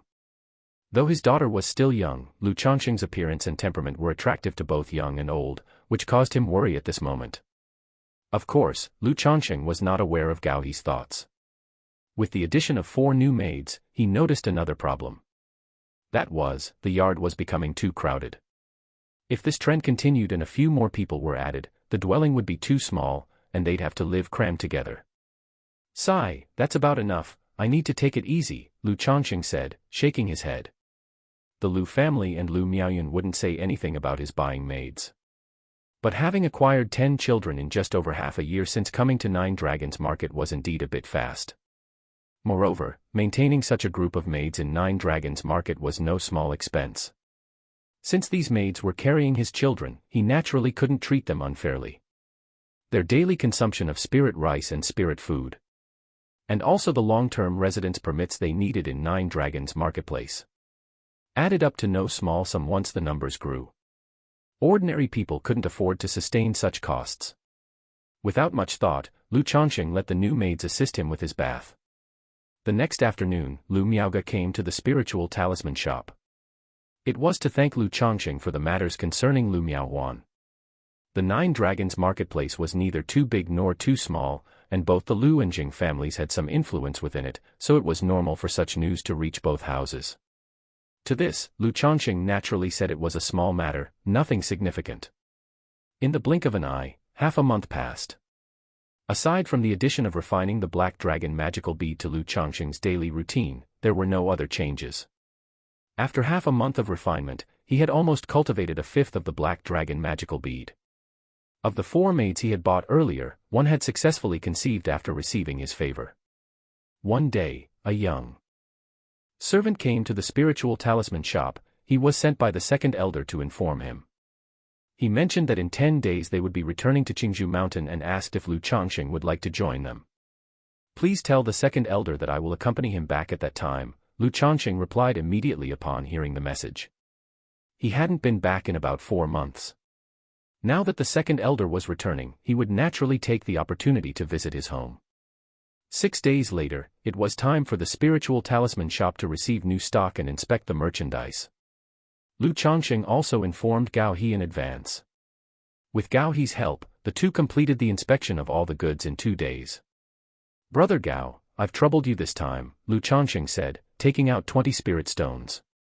This was the wage they had agreed upon. Where does that come from, Brother Lu? I should be thanking you, Gao He replied, not standing on ceremony and cheerfully accepting the spirit stones. As a middle-grade talisman master, a daily wage of 10 spirit stones was quite a decent extra income for him. After taking the spirit stones, Gao He hesitated before saying, Brother Lu, there's something I'm not sure whether I should say. Oh. Just speak your mind, Brother Gao. Is there really anything that should or shouldn't be said? Lu Changsheng raised an eyebrow and casually replied. As a resident talisman master in the spiritual talisman shop, I often drink and chat with talisman masters and shopkeepers from other talisman shops, so I have a rough idea of the situation in the marketplace's talisman shops and the quality rate of their goods. Given the reputation of your Lu family's shop, the defects in these goods seem a bit unusual. Especially for you, Brother Lu, who cancels contracts with different shops every few months. If this continues, I fear that you would have worked with every talisman master in the marketplace, Gao He started to say. Chapter 123, 86, Stunning Beauty Like Wolves and Tigers, Breaking Down One's Will, _2. Chapter 123, Chapter 86, Stunning Beauty Like Wolves and Tigers, Breaking Down One's Will, _2. Upon hearing these words, Lu Changsheng immediately understood what Gao He meant. It was a sign that there were some issues with the supplies for the shop. Having been in the shop for so long, how could he not understand the ins and outs? The entire procurement, purchasing, and partnership of the spiritual talisman shop were left to the shopkeeper Zhang Shan alone. To claim there was not a hint of embezzlement or personal gain, he couldn't believe it at all. He had casually established a supplier title himself for collaboration. It obviously wouldn't be difficult for Zhang Shan to do the same. However, Zhang Shan had been working in the spiritual talisman shop for over 10 years, and his performance was decent for the most part of this past year, capable of doing things well. Hence, taking a little extra for oneself wasn't entirely indefensible. As long as it wasn't excessive, Lu Changsheng was willing to turn a blind eye. After all, the clearest water has no fish. Thank you for the reminder, Brother Gao. I also understand the principles behind it. It seems I've said too much, but then again, there isn't really any serious problem, said Gao Shan, realizing that his concern was unnecessary. Having interacted with Lu Changsheng for so long and having a good relationship, he worried that Lu Changsheng, being so young, might be kept in the dark, so he spoke out as a reminder. Brother Gao, willing to discuss this with me shows that you regard me, Lu Changsheng, as a friend. Lu Changsheng waved his hand, knowing Gao he meant well. He also knew what kind of person Gao he was, or else he wouldn't have asked him for help. Soon after, the two left the shop with a laugh and went to the Jade Meal Pavilion for a meal. Upon seeing the two, the owner of the Jade Meal Pavilion, Yu Maocheng, gave them a 20% discount and even offered a plate of appetizers for free. Second elder, Sister Miaoga. Lu Changsheng was bathing in the backyard. Upon hearing from the maid, Bai He, that the second elder and the young lady had come to visit, he promptly went to the living room. He, I originally intended to notify you to come directly to the great residence to stay, as we will be departing for Qingzhou Mountain early tomorrow morning. However, I thought you've been living by yourself for such a long time without us visiting, so we decided to come and see you. I hope we haven't disturbed you. In the hall, the second elder, clad in a green robe with a tall figure, held tea in his hand and said with a chuckle. Sister Miaoga, Lu Miaoga, sat elegantly in white to the side. How could that be? Second elder, your visit is most welcome. Lu Changsheng replied politely. Then, Lu Changsheng chatted with the second elder for a while and took the second elder and Lu Miaoga on a brief tour of the yard.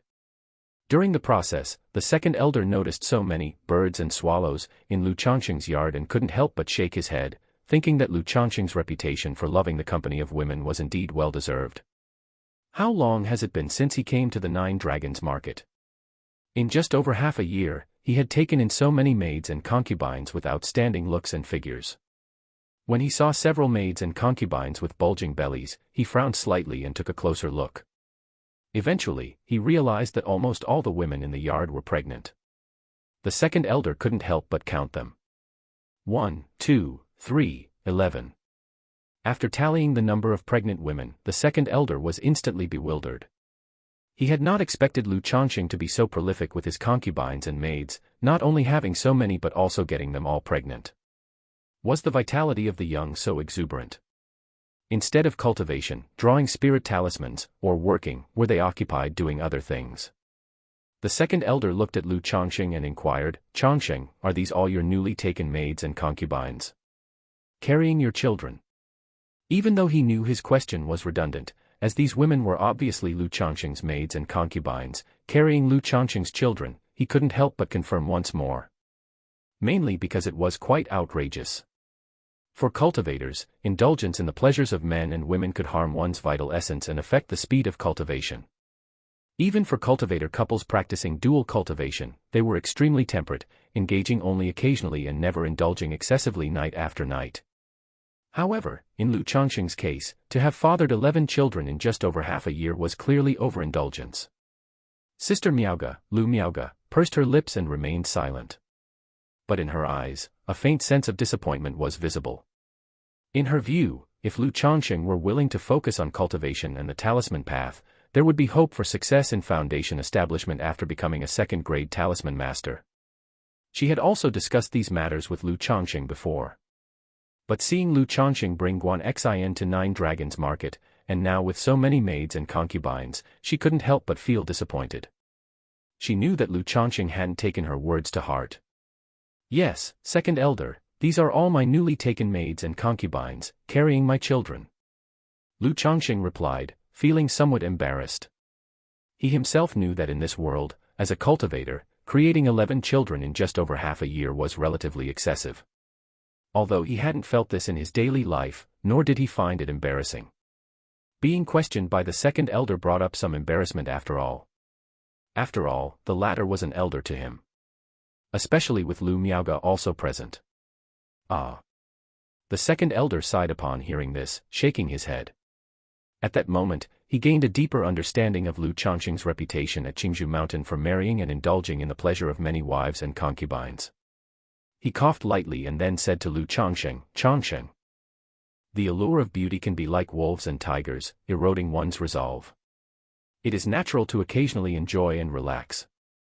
But do not indulge too much in this, and instead, focus your time and energy on cultivation and the talisman path.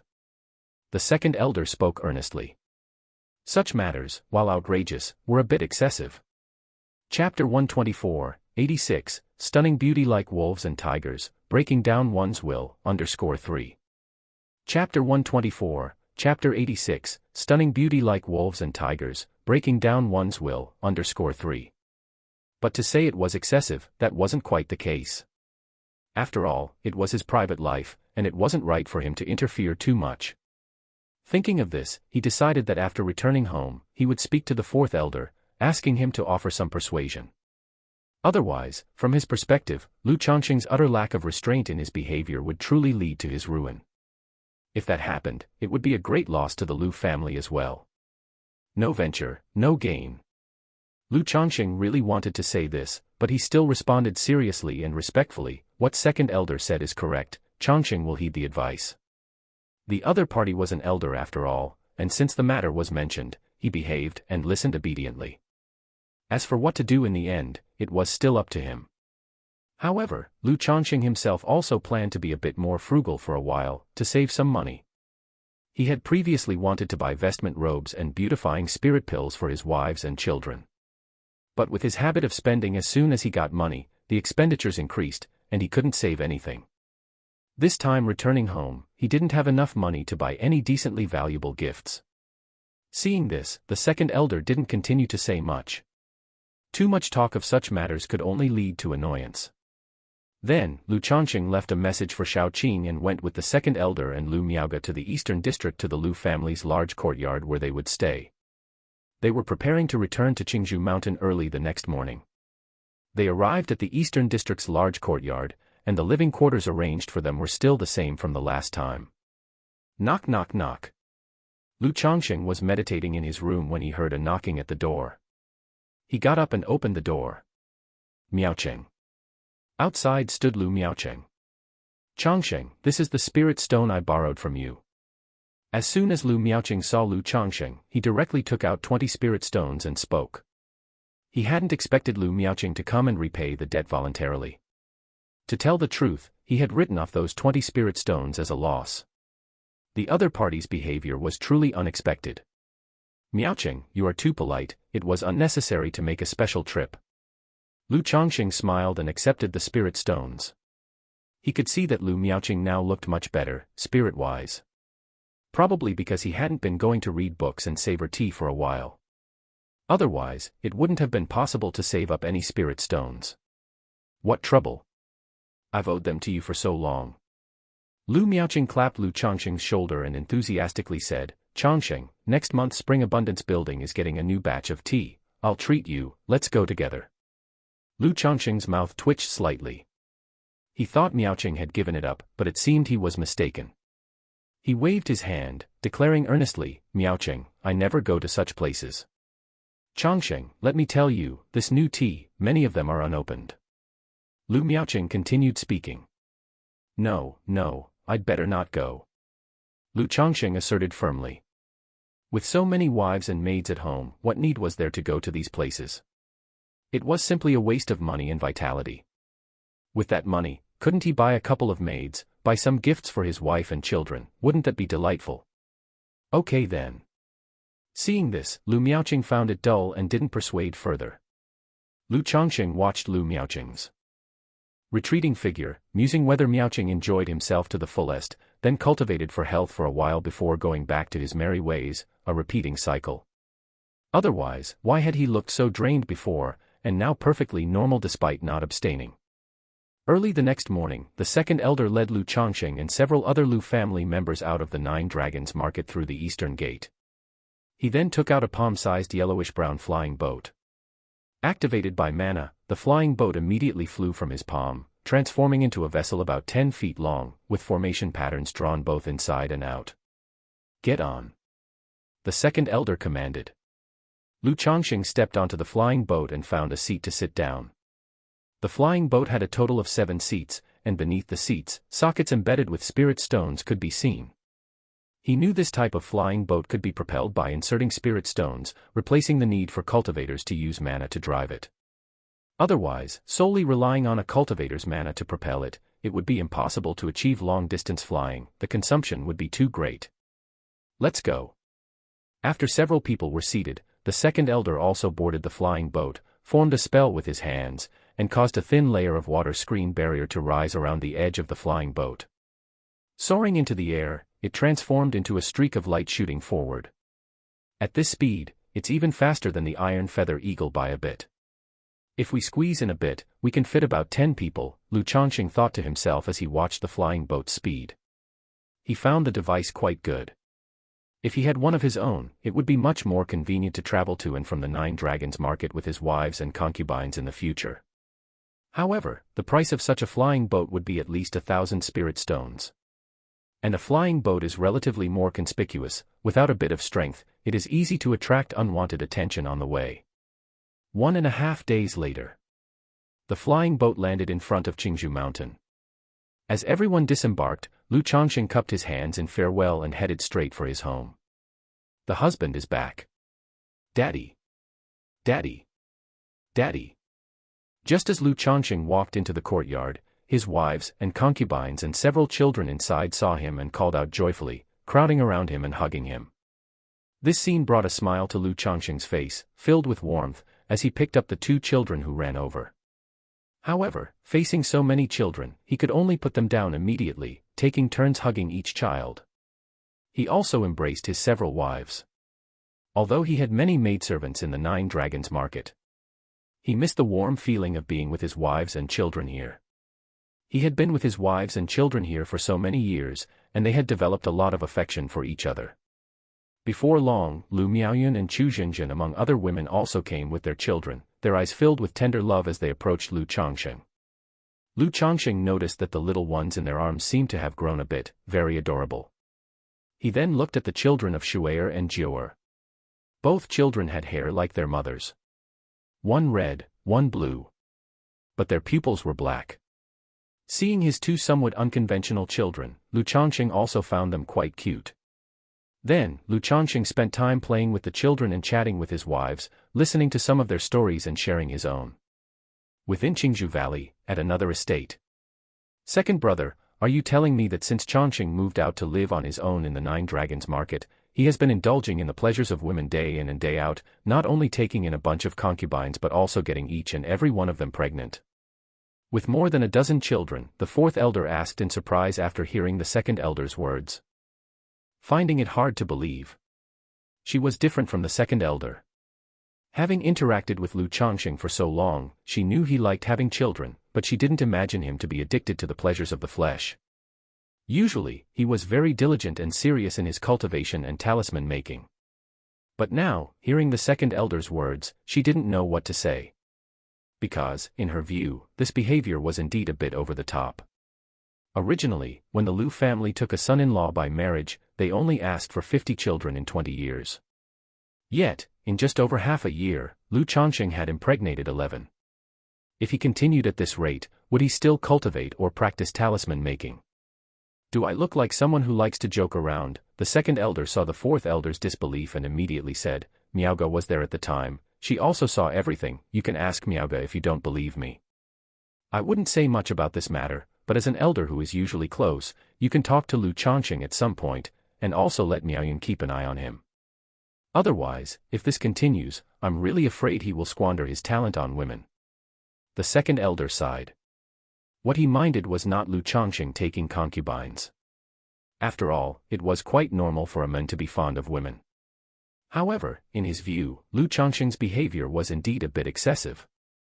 Women can be as ferocious as wolves and tigers, they can undermine a man's will. And Lu Changsheng, being so young with an unstable will, was very likely to lose control of himself in this regard. If this kept up, a remarkable talent in the talisman path could very well fall from grace. Alright, I'll go check it out tomorrow. Ask Changsheng what's going on, what the deal is, the 4th elder said with a serious expression, nodding her head. She had a favorable impression of her grandson-in-law Lu Changsheng. She still did not believe that Lu Changsheng would completely drown in the pleasures of flesh and neglect his cultivation and talisman making.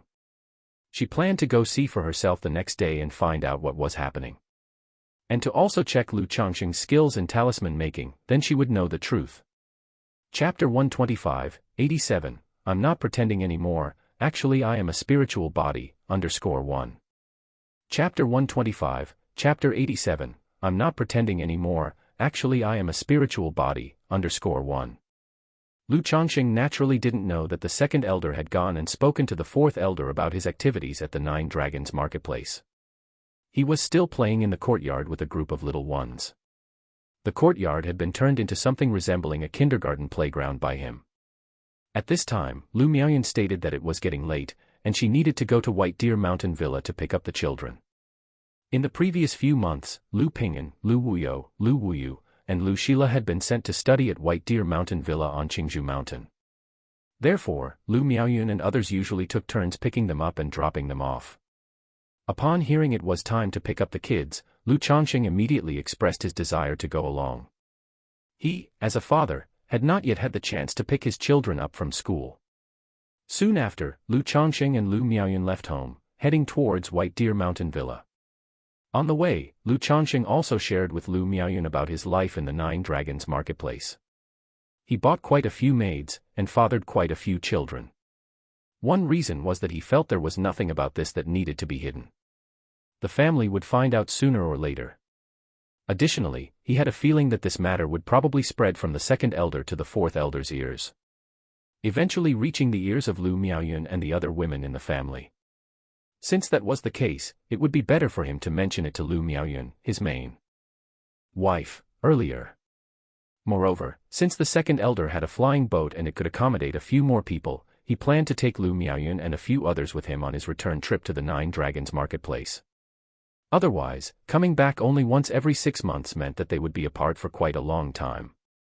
By the time they went to the Nine Dragons marketplace, Lu Miaoyun and the others would see for themselves, so it was better to give them a heads up to prepare them mentally. When Lu Miaoyun heard that Lu Changsheng had found so many maids, she fell silent for a moment. However, she didn't say anything and just playfully requested that Lu Changsheng spend more time with them in the coming days. Having a wife like this, what more could a husband ask for? Lu Changsheng mused to himself. While he could indeed take many maids and concubines if he wished, and Lu Miaoyun wouldn't have much to say about it, he still hoped his wives could understand and accept the arrangement, making the inner palace more peaceful. If not, the constant rivalry and jealousy in the palace would drive anyone crazy. And this was something he greatly appreciated about Lu Miaoyun. Husband, next year's spiritual root testing ceremony is coming up, and Ping'an and the others will have to participate.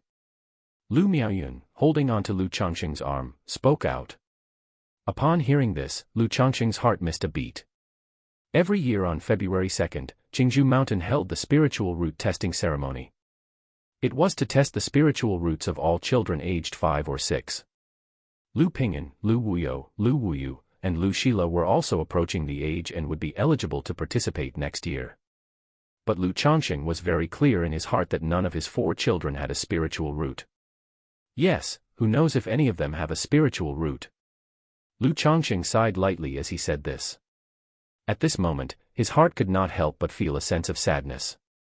He had a lot of affection for the children like Lu Ping'an. Husband, maybe Ping'an and the others all have spiritual roots. Lu Miaoyun, holding Lu Changsheng's hand, said softly. She knew that such a thing could be cruel for parents. If there were no spiritual roots, their futures would be divided between the worlds of immortals and mortals. She couldn't help but think of her own son, Lu Yun. If he also had no spiritual root, he would have to be sent into the secular world as well. I'm fine. With such matters, let nature take its course. If they have spiritual roots, they can learn talisman making with me in the future. If not, they can still lead a good life in the secular world. Lu Changsheng pinched his wife's hand and said with a laugh. He had long considered such matters and had prepared himself mentally. It was just that now, with Lu Miaoyun suddenly bringing it up, the reminder that the day was fast approaching made him feel a touch of sorrow. As they walked and talked, the couple arrived at White Deer Mountain Villa. The villa wasn't very large, about the same size as the estate where Lu Changsheng lived. Inside, there were many other men, women, and children coming to pick up kids, all from the Lu family. Changsheng, Miaoyun, you're here to pick up the kids. Brother Changsheng, sister Miaoyun. Changsheng, little sister Miaoyun. Some recognized Lu Changsheng and Lu Miaoyun, and greeted them. Lu Changsheng didn't know many of them. Some he had seen but didn't know their names. Lu Miaoyun, on the other hand, knew most of them and greeted them warmly. Before long, the sound of a bell ringing came from the villa, and many children came out. They were all quite young, mostly 5 or 6 years old, with a few around 7 or 8. Because children without a spiritual root would be sent away from Changsheng Mountain by the age of 8 or 9 at the latest. After all, being born on Changsheng Mountain and having seen the cultivation world. But being unable to cultivate oneself was a cruel reality to face if one remained there. Daddy X4, Mother Yun X4. Just then, 2 boys and 2 girls saw Lu Changsheng and Lu Miaoyun and called out. They then hurried over with their short little legs. As Lu Changsheng saw his own children, he immediately greeted them with a smile and scooped up Lu Wuyo and Lu Shila into his arms. Did you miss Daddy? Lu Changsheng asked as he pulled out sugar-glazed haws he had prepared from his storage bag and passed them to the girls. We did. The 2 little girls replied crisply. Then, Lu Changsheng turned to Lu Pingyan and Lu Wuyu, who were standing aside somewhat bewildered, and handed each a sugar-glazed haw. He also pulled out one more and offered it to Lu Miaoyun. Since he had many children in his family, Lu Changsheng would directly buy these spirit fruit sugar-glazed haws wholesale. Lu Miaoyun, having received one as well, couldn't help but flash a sweet smile, her eyes curving like crescent moons. She took a bite from the sugar-glazed haw and then extended it for Lu Changsheng to take a bite. Chapter 126, 87, I'm not pretending anymore, actually I am a spiritual body, _2. Chapter 126, Chapter 87, I'm not pretending anymore, actually I am a spiritual body, _2. So it went, as the family of 4 walked home, with Lu Changsheng carrying 2 children, and Lu Miaoyun leading the other 2 by the hand. So, what has your teacher been teaching you at school? Lu Changsheng asked aloud. He was quite curious about what the erudite tutor hired by the Lu family usually taught the children. He worried that the education within such a cultivation family might involve brainwashing from a young age, indoctrinating the children to be loyal to the family and such. Soon enough, the children began chirping to Lu Changsheng about their lessons, all while munching on candied haws. It was basic enlightenment education for children, teaching them reading and writing, without any trace of brainwashing. Listening to his children's stories, Lu Changsheng felt a lot more at ease. A separation can be sweeter than a honeymoon. During Lu Changsheng's previous visit home, Lu Miaoyun and Chu Xinzhen were pregnant and couldn't share his bed. This time, Lu Changsheng naturally had to make up for it. He also wanted to show the 2 women the strength he had gained from his recent success in body refinement.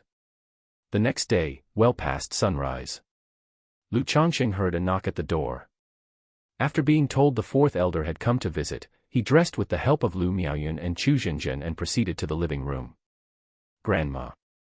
When Lu Changsheng and Lu Miaoyun arrived in the living room, they immediately saw the 4th elder clad in a green dress, her black hair flecked with silver, lovingly cradling a baby in her arms.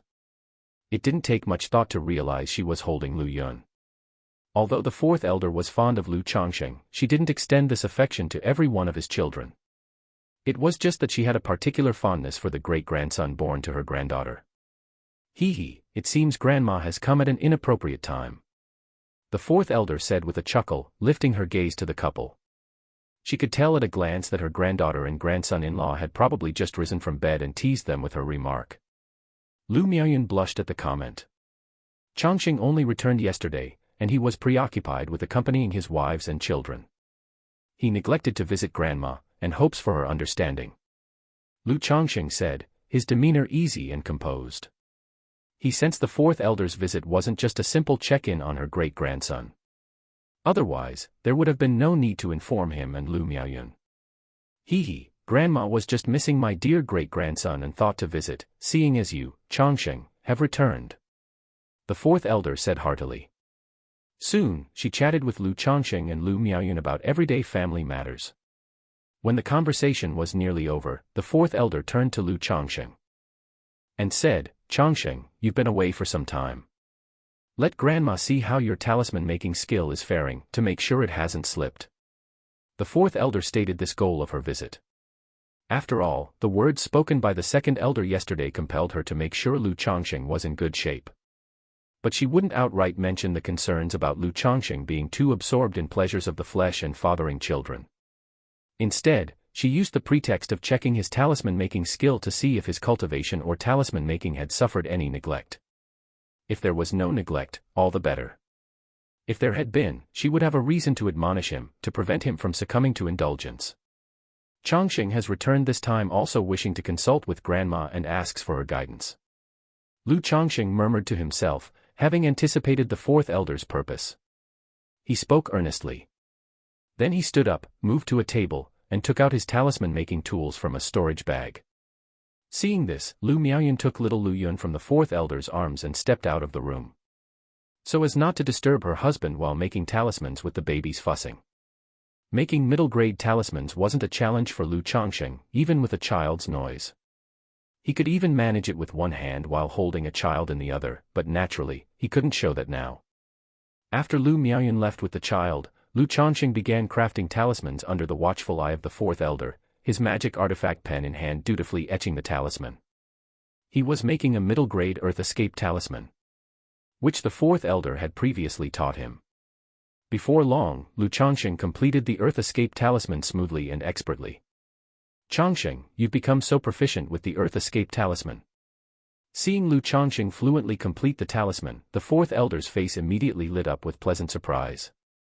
Just over 4 months ago, she had started teaching him to craft the Earth Escape talisman. But at this moment, not only had Lu Changsheng successfully crafted it, but he did so with practiced ease, achieving a success rate of around 70 to 80%. This came as a delightful surprise to her. She realized at once that Lu Changsheng had by no means neglected the talisman path during his time in Nine Dragons Market. It's all thanks to your initial guidance, Grandma. Lu Changsheng said with a modest laugh, continuing, Grandma, not only have I mastered the Earth Escape talisman, but in my recent explorations, I've also made inroads into the Frost talisman, though I'm still not quite proficient and would like to seek your guidance. Since he had an inkling of the fourth elder's reasons for her visit, Lu Changsheng naturally had to play his part well and put on a good show. He had already been considering that his frenzied acquisition of concubines and servants might not sit well with the family. The Lu family was bound to have some concerns. Therefore, he thought it over and concocted a reason or excuse for himself. What, you've made progress with the Frost talisman? The fourth elder, hearing this, could hardly maintain her composure. Her graceful facade slipped for a moment, her eyes widened with shock and disbelief as she gazed at Lu Changsheng. Her look resembled Duan Yanqing's when he learned that Duan Yu was his own son, astonished disbelief. Yes, Grandma, I've indeed made progress, but I still need more practice. Lu Changsheng replied to the elderly lady, managing not to betray any emotion, thinking to himself that he may have overplayed his hand. Chapter 127, 87, I'm not pretending anymore, actually I am a spiritual body, _3. Chapter 127, Chapter 87, I'm not pretending anymore, actually I am a spiritual body, _3. Okay, show me how you draw a Frost talisman, said the fourth elder as she took a deep breath. The Frost talisman was a middle-grade talisman of similar difficulty to the Earth Escape talisman. But the problem was that she had never taught Lu Changsheng the Frost talisman. It was just over 4 months ago that she taught Lu Changsheng the Earth Escape talisman. For Lu Changsheng to have reached such proficiency with the Earth Escape talisman in 4 months was already incredibly surprising. Yet now, Lu Changsheng was telling her that not only had he mastered the Earth Escape talisman, but he had also managed to grasp the basics of the Frost talisman on his own. How could she not be shocked? Under the fourth elder's watchful eye, Lu Changsheng clumsily began to draw the Frost talisman. As expected, the first attempt naturally ended in failure. When you're drawing, the flow of your spiritual power isn't smooth enough, which causes it to dissipate a bit. On seeing this, the fourth elder gently pointed out the issue in a mild tone. Yes, grandmother, Lu Changsheng nodded, then continued drawing again. But it was still a failure. The fourth elder continued to identify the problem. However, her look at Lu Changsheng was different now. She could tell that Lu Changsheng did indeed have a certain degree of proficiency with the Frost talisman. At this moment, Lu Changsheng took a sip of white jade 100 flowers wine and started his third attempt at drawing. Finally, under the fourth elder's gaze, Lu Changsheng fortunately managed to successfully draw the Frost talisman. Although it's still not proficient, it's evident that you have indeed grasped the basics of the Frost talisman. The fourth elder looked at the Frost talisman, her expression full of surprise and delight, but also somewhat incredulous. If she hadn't seen it with her own eyes, she would have never believed that Lu Changsheng could become so skilled with the Earth Escape Talisman in just over 4 months. While also mastering the basics of the Frost Talisman. This talent for talisman making was simply completely beyond what Lu Changsheng had displayed before in his talismanic aptitude. Changsheng, how did you do it? I heard from the second elder that during this period at 9 Dragons Market, you have taken quite a few concubines into your residence, some of whom you are indulging in. The fourth elder began, her tone also uncertain what to say next. She had actually planned to use this check on his talisman-making skill as an excuse to give Lu Changsheng a little scolding. But to her surprise, Lu Changsheng's talisman-making skills had not only not deteriorated in the slightest. They were unexpectedly much more advanced than before. She was momentarily dumbfounded. She even doubted whether the second elder had been deceiving her. After all, how could someone who spends his days indulging in pleasures and fathering children have so much energy to devote to talisman making? Upon hearing the fourth elder's words, Lu Changsheng thought to himself that the second elder had indeed told her about these matters. He fell silent, saying nothing. It's fine, as long as your cultivation and your pursuit of the talisman path are not delayed, said the fourth elder, not pressing him further upon seeing his silence. After all, with Lu Changsheng performing so excellently in talisman making, what more could she say? Hearing this, Lu Changsheng bit his lip and responded, I won't hide it from you, grandmother, and you might not believe these words. I have found that after being intimate, drawing talismans afterward feels extremely smooth.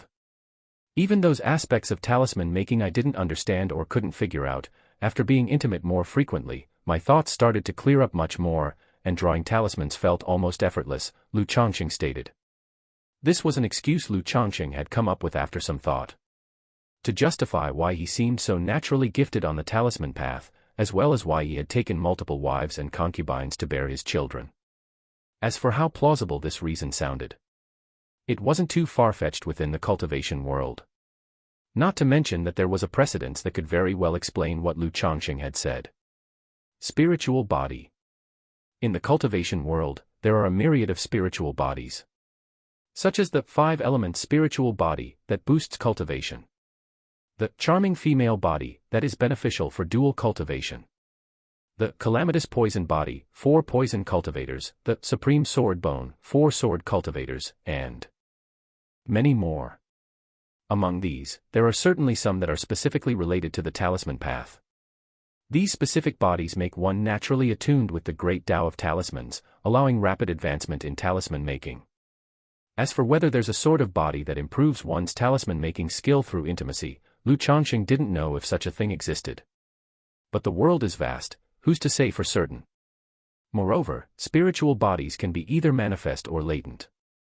The Lu family, being merely a foundation establishment family, could not be expected to have a deep understanding or extensive research into spiritual bodies. That's why Lu Changsheng dared to attribute his condition to having a potentially latent spiritual body.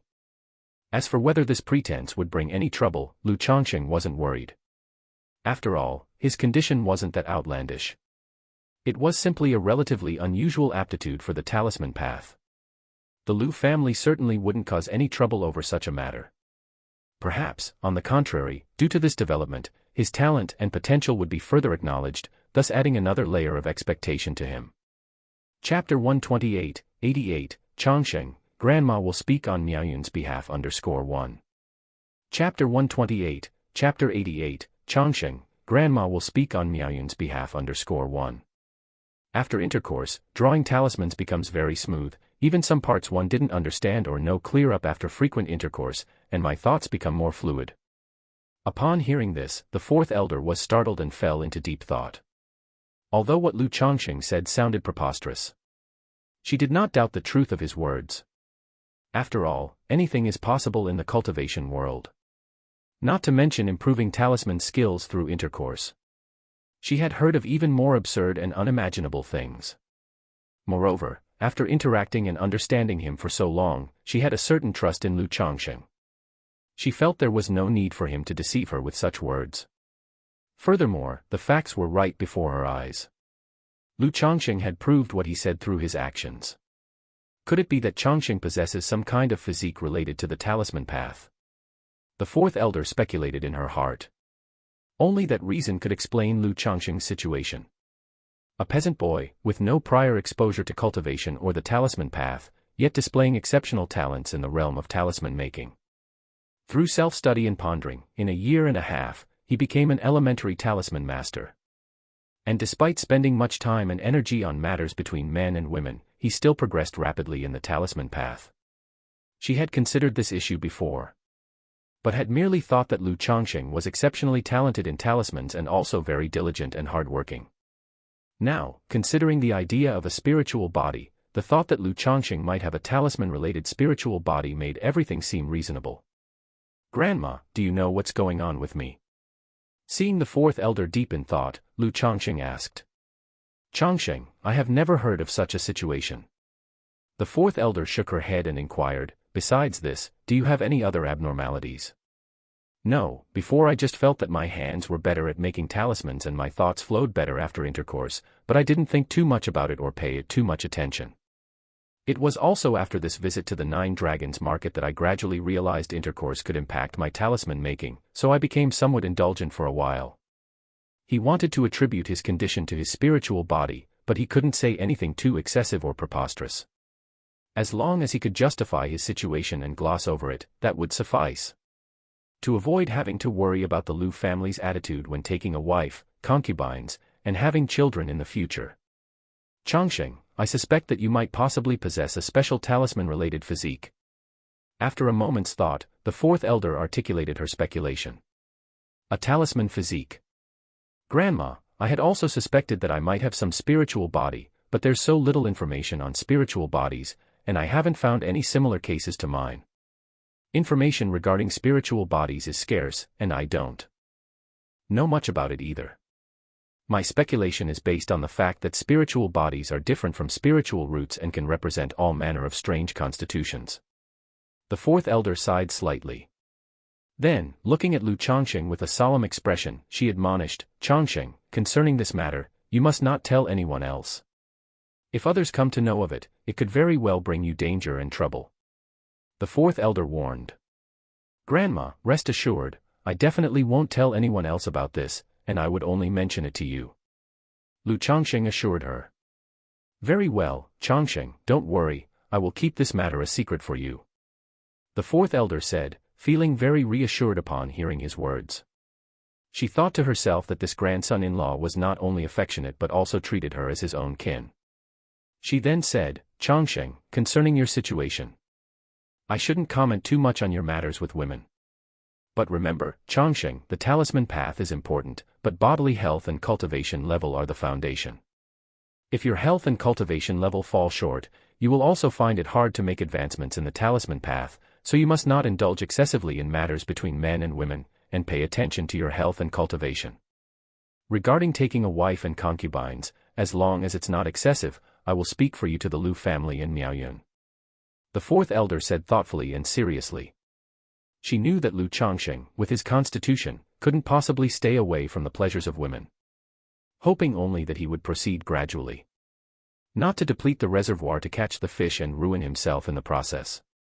"Grandma, I understand that too." Lu Changsheng immediately nodded.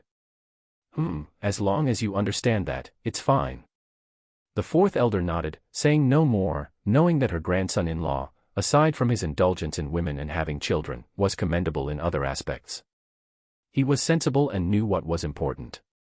She figured that his recent indulgence in Nine Dragons Square could be attributed to this constitution. Suddenly, she felt that Lu Changsheng's preferences and his physique were indeed a perfect match. "Changsheng, you should also be somewhat cautious about having children. Otherwise, too many children in the future will be a considerable burden on you and affect your well-being," the fourth elder added, thinking of Lu Changsheng's situation with over 10 children in just over half a year. In the family, children can be a source of strength and a legacy, but beyond a certain point, they can also become a liability. Their needs can distract one's energy, and at times, draw one into turmoil. "Grandma, you know that I'm a man without great ambitions, and I don't covet that fleeting hope of foundation establishment. I'm already content with my current life, and my plan is to have many children for a full household in the future. If any of the children have a spiritual root, I'll fully support their cultivation so that they can have an easier and further future," he declared. Chapter 129, 88, Changsheng, Grandma will speak on Miaoyun's behalf _2. Chapter 129, Chapter 88, Changsheng, Grandma will speak on Miaoyun's behalf _2. Lu Changsheng spoke, saying the following. This was not his first time expressing his aspiration publicly, so he appeared very sincere in his speech. Okay, Grandma understands, just take care of yourself, and don't neglect your cultivation. The fourth elder sighed softly upon hearing this. She also knew that Lu Changsheng did not have grand ambitions and did not have a great pursuit in the realm of cultivation. It was only in the matter of wives and concubines bearing children that he had a certain obsession. But considering Lu Changsheng's 9th grade spiritual root, she couldn't say much about it and chose to be understanding. Moreover, for the Lu family, they hoped for the same from Lu Changsheng. A person who only sought a stable life with a warm family was much better than one full of ambition, solely focused on the path of cultivation. Lu Changsheng bowed with a clasped fist in gratitude, knowing that this matter was now in the past. And with this spiritual body as a cover, whether for taking wives, concubines, having children, or advancing in the talisman path, explanations would now be much more convenient. We're all family, no need for such courtesy with Grandma. The fourth elder said with a loving smile on her face. Then she proceeded to give guidance on drawing the frost talisman. After teaching the frost talisman, and considering Lu Changsheng's physical condition, knowing that his trip to 9 Dragons Market would mean he wouldn't return for some time, she taught Lu Changsheng 2 more middle-grade talismans. It wasn't to make him learn them right away, but just to explain them to him, so that he could more easily learn to explore them by himself in the future. After finishing the talisman-making lesson, the fourth elder also held her heavy grandson for a while and chatted with Lu Miaoyun before leaving. In the blink of an eye, 3 days passed. During this time, apart from spending time with his wives, Lu Changsheng also visited Li Feiyu. He met with this good friend to catch up and chat. Li Feiyu was still immersed in back-breaking work, acting as a butcher, nurturing spirits, casually working as a purifying craftsman, and even raising 2 black hogs at home. Knowing that advice would be futile, Lu Changsheng didn't urge him further. They simply had a meal, chatted, and when leaving, Lu Changsheng gave red envelopes to the children. Let's go. Lu Changsheng, accompanied by Lu Miaoyun and Chu Zhenjun, headed out, preparing to go to 9 Dragons Market. This time, Lu Miaoyun and Chu Zhenjun were also going to 9 Dragons Market with him. This was after discussion with his numerous wives and concubines. Each trip, he would take 2 wives to stay in 9 Dragons Market for a short while. 2 people were chosen because the second elder's flying boat had limited seating. Too many people would mean potentially no seats available. Before leaving, Lu Changsheng also entrusted the business of trading talismans with Hong Yi to Lu Lanchu. If Hong Yi's people arrived, she could just take the talisman box to complete the trade. After all, such matters were simply a case of exchanging goods for money. Now, his dealings with Hong Yi had expanded, from the original 3-month deal of 30 low-grade talismans to 50 low-grade talismans and 10 middle-grade talismans. Lu Changsheng and the 2 ladies arrived at the gates of Qingzhou Mountain, where they saw the second elder and 2 other Lu family disciples waiting. Yesterday, Lu Changsheng had already informed the second elder in advance about taking Lu Miaoyun and Chu Zhenjun on the flying boat to 9 Dragons Market. Grandpa second. The 3 greeted the second elder with a salute. Since you've arrived, let's get going. The second elder said with a smile, nodding. He then released the flying boat and had everyone get on board. Chu Zhenjun, experiencing her first flight on a flying boat, was visibly nervous, holding tightly onto Lu Changsheng. As the flying boat took off, she looked around curiously and would timidly lean to whisper into Lu Changsheng's ear. But even these whispers, no matter how quietly spoken, could be heard by everyone else. In such a manner, after a day and a half, the flying boat landed safely in the outskirts of 9 Dragons Market. Lu Changsheng arranged for long-term identity passes for Lu Miaoyun and Chu Zhenjun. Even though the women were only going to live there for about half a year, short-term passes were only valid for half a month, so it was better to get long-term ones. After bidding farewell to the second elder, Lu Changsheng led the 2 ladies to their residence. Miss Little Qing, nearly 6 months pregnant, was sporting a baby bump. Seeing Lu Miaoyun, her face suddenly flushed with a hint of shame. Initially, Lu Miaoyun had sent her to 9 Dragons Market with Lu Changsheng to keep an eye on him. And now she was greeting her, heavily pregnant. Miaoyun's sister, Zhenjin's sister. Guan Xin also called out to the two women. Following that, Lu Changsheng introduced Lu Miaoyun and Chu Zhenjin to the other women in the courtyard. Greetings, madam. Xiao Yuyao and several other maids saluted. Although most of these maids were also pregnant. Since they had entered this world, the inevitable hierarchy between wives, concubines, and maids was still evident. Even though Lu Miaoyun and Chu Zhenjin had already been informed in advance about the multitude of wives and concubines Lu Changsheng had in Nine Dragons Market. Seeing a courtyard full of women, all pregnant, they couldn't help but feel a little jealous. Lu Changsheng noticed the slight jealousy of his two wives. After making introductions, he took them out shopping, dining, and enjoying themselves. The two women had been living a monotonous life in Qingzhou Valley. In Nine Dragons Market, indulging in shopping and entertainment made them extremely happy, dissipating any minor displeasure they had. Over these 3 days, Lu Changsheng spent over 100 spirit stones shopping and having fun with the two ladies.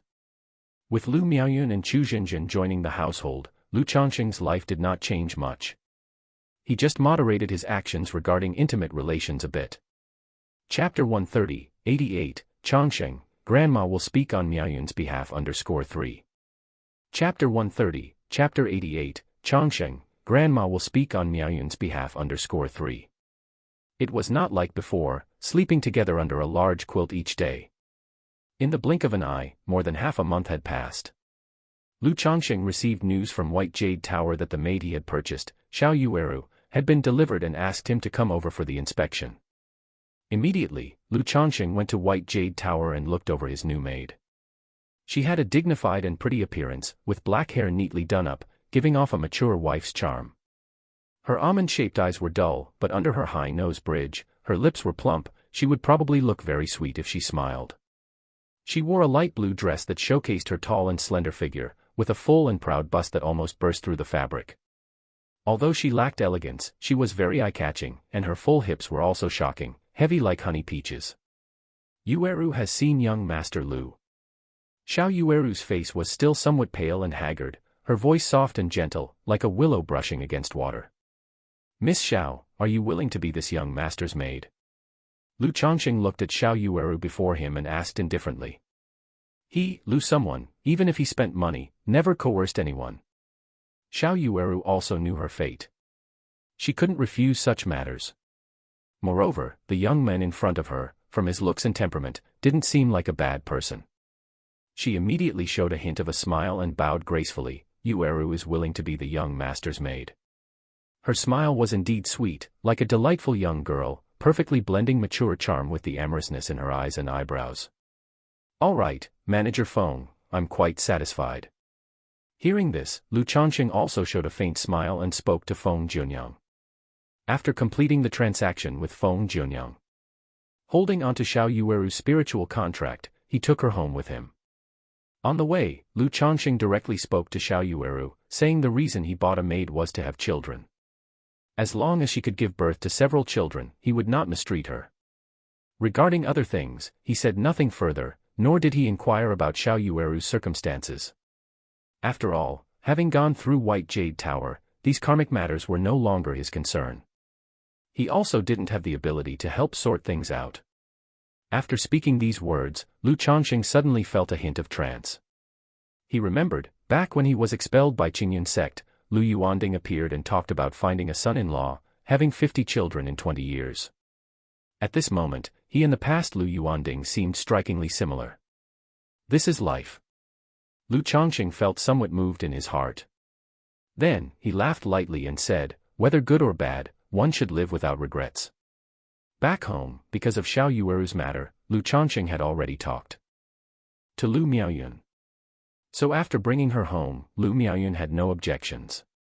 He arranged for Xiao Yueru to share a room with another maid. Since Lu Miaoyun and Chu Zhenjin had arrived, the courtyard seemed a bit cramped. Thus, a few maids ended up sharing rooms, 2 or 3 to a room. In the day-to-day life, Lu Changsheng saw that Lu Miaoyun and Chu Zhenjin were often bored, so he occasionally taught the two talisman making. He thought of leveraging his own talisman making skill to see if he could make both women into talisman masters. Lu Miaoyun had been verified by the fourth elder and indeed lacked the talent for it. Chu Zhenjun was a bit better, but still not notably so. This made Lu Changsheng sigh inwardly, fearing that having his children learn a skill would be difficult as well. Without any talent, one could only rely on money. However, skills built up by money alone had their limits. Time flew by, and in the blink of an eye, over a month had passed. Xiao Yueru became pregnant under Lu Changsheng's care. And the child in Xiao Yuyao's womb was also born. To Lu Changsheng's disappointment, this child did not possess a spiritual root. In the spiritual talisman shop, on the third floor in the talisman room, Lu Changsheng let out a long breath, looking at the black dragon magical bead floating before him, his eyes filled with joy. After nearly 3 months of refinement, this magical treasure was finally ready for him to integrate into his body. Immediately, Lu Changsheng took off his top garment, revealing a well-defined and smooth chest. He planned to integrate the black dragon magical bead into his breastbone. However, each body part could only be integrated with one magical treasure. To integrate the black dragon magical bead, he would first need to remove the shard of the previous treasure from within his breastbone. With a light exhalation, Lu Changsheng activated the 100 Refinements treasure body art. A glowing light of precious energy circulated on his chest, and the black birthmark formed by a chunk of iron started to wriggle gently. Gradually, a black shard emerged slowly from his chest, bit by bit. After a long time, the shard of the magical treasure was removed. Lu Changsheng took a sip of jade bamboo liquor and then held a spirit stone to recover his spiritual power. Refining the black dragon magical bead and removing the shard had taken a toll on him. He needed to restore his inner spiritual power before he could continue to integrate the black dragon magical bead. When his spiritual power was sufficiently restored, Lu Changsheng began to integrate the black dragon magical bead into his body. Under the concentration of his spiritual power, the black dragon magical bead slowly assimilated with Lu Changsheng's chest. Like this, as time passed bit by bit, the black dragon magical bead completely merged into Lu Changsheng's chest, integrated into his breastbone. This left the pattern of a black dragon magical bead on his chest. As the black dragon magical bead entered his breastbone, Lu Changsheng felt a powerful force washing over and refining his flesh, meridians, and bones. He felt as if his 100 Refinements treasure body art was training and improving at every moment. Is this the effect of integrating a magical treasure into my body? It's 100 times better than the previous magical treasure shard. With this force refining me, even if I don't cultivate, just give it a couple of years and my 100 Refinements treasure body art will break through to the second level. Lu Changsheng quietly savored the refining power of the black dragon magical bead, his face full of surprise and happiness. The effect of integrating the magical treasure into his body was several times better than he had anticipated. If he continued to cultivate like this, the strength of his body refinement would fully catch up with his chi refinement. I wonder when I'll be able to draw a chi refinement cultivation technique. I'm so done with this lousy returning origin technique, Lu Changsheng thought to himself. If he had a chi refinement cultivation technique, like the 100 Refinements treasure body art, not only would his foundations and strength improve, but his cultivation speed might also increase. However, Miaoyun is about to give birth soon. If this child possesses a spiritual root, then according to my earlier guess, there is a very likely chance to receive a draw. Lu Changsheng let out a long sigh, thinking to himself. At that moment, he prepared to put on his top garment, looking at the dark, gleaming pattern on his chest, where an indistinct image of a flood dragon seemed to come and go, and he nodded in satisfaction. It looks much better now. In his view, this pattern was so much more attractive than the previous one from the magical treasure shard, which looked like a black birthmark. There's only a bit of spiritual essence left in this shard, which makes it unnecessary to integrate it elsewhere, Lu Changsheng remarked as he looked at the shard in his hand. This shard had been in his body for nearly a year already, helping him in his cultivation. Most of the spiritual essence inside was consumed. Otherwise, he could have integrated the shard into a hand or foot bone to assist his cultivation. Seeing that it was getting late, Lu Changsheng got up to tidy up and left the spiritual talisman shop to head home. Chapter 131, 89, Lao Lu, Do You Want a Wife, _1. Chapter 131, Chapter 89, Lao Lu, Do You Want a Wife, _1. Lu Daoist, I don't know if your spiritual talisman shop has sold out of supreme talismans. Just as Lu Changsheng reached his home's entrance, the courtyard door to the left opened. A middle-aged man in his 40s with thick eyebrows, a square face, and a calm demeanor stepped out and called out to Lu Changsheng upon seeing him. "Xia Daoist, all 3 of the supreme talismans in my shop for this month have already been sold. Are you going to hunt some demon beast again that you actually need to buy a supreme talisman?" Lu Changsheng said, somewhat surprised. The middle-aged man was named Xiao Long and had moved in a few months ago as a new neighbor. Like the neighbor who had moved away previously, he said he usually hunted demon beasts to earn money. As for the truth of that statement, Lu Changsheng did not know. This neighbor often went out and wasn't home much, but he knew that Lu Changsheng was a talisman master and that he was the owner of Lu family's spiritual talisman shop. He would usually come to Lu Changsheng to buy talismans. "I've made plans with a few fellow Taoists to explore an ancient tomb, so I thought to purchase a few talismans for protection from you." Xiao Long spoke up. "I only have 3 supreme talismans in my shop each month, and they are usually reserved. If you want one, Xiao Daoist, I can keep one aside for you when we restock. If you're in urgent need, I still have a few premium talismans on me. I don't know if they would be of use to you, Xiao Daoist." He did possess supreme talismans he had made, but they weren't readily available for sale. After all, the shop sold only 3 each month. Just one extra could attract unwanted attention from the observant. However, selling premium talismans was no big deal. He had plenty on hand and didn't mind selling more. "May I ask which premium talismans you have on you, Lu Daoist?" Xiao Long asked. Lu Changsheng listed several types of premium-grade premium talismans. Afterward, Xiao Long purchased a thunder-summoning talisman and an escape talisman.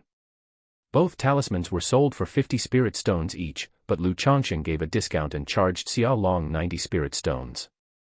The other party was straightforward and did not haggle. "Thank you, Lu Daoist." Xiao Long put away the talismans and bowed slightly.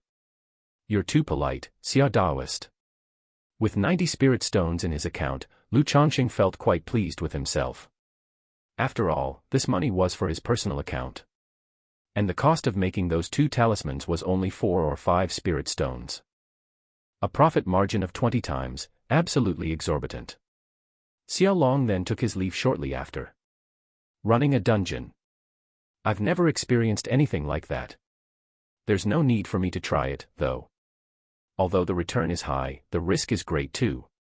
A single misstep, and it could cost you your life."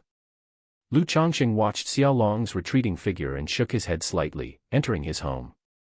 He was somewhat curious about exploring the ancient tombs and secret realms like others did, but he had no desire to try such endeavors. With the system at his side, he didn't need to struggle and fight as Xiao Long did. All he needed was to honestly pursue his path without contest or strife, calmly getting married, taking concubines, raising children, and the great Tao could be expected. If he worked too hard, striving too much, he might end up on an inferior path. The child in little Qing's belly was born. This child also had no spiritual root, which caused Lu Changsheng to let out a sigh. The firstborn children of Chu Zhenjian and Lu Miaoyun had spiritual roots, which had filled him with great expectations for the offspring of his wives and concubines blessed with spiritual roots. But now, 3 children in a row, born to wives and concubines with spiritual roots, were without them. It inevitably brought some disappointment to his heart. "Phew, no matter, there's no rush, the chance will come eventually. After all, this kind of thing only has a probability of 1 or 2 in 10. Lu Changsheng exhaled deeply, consoling himself.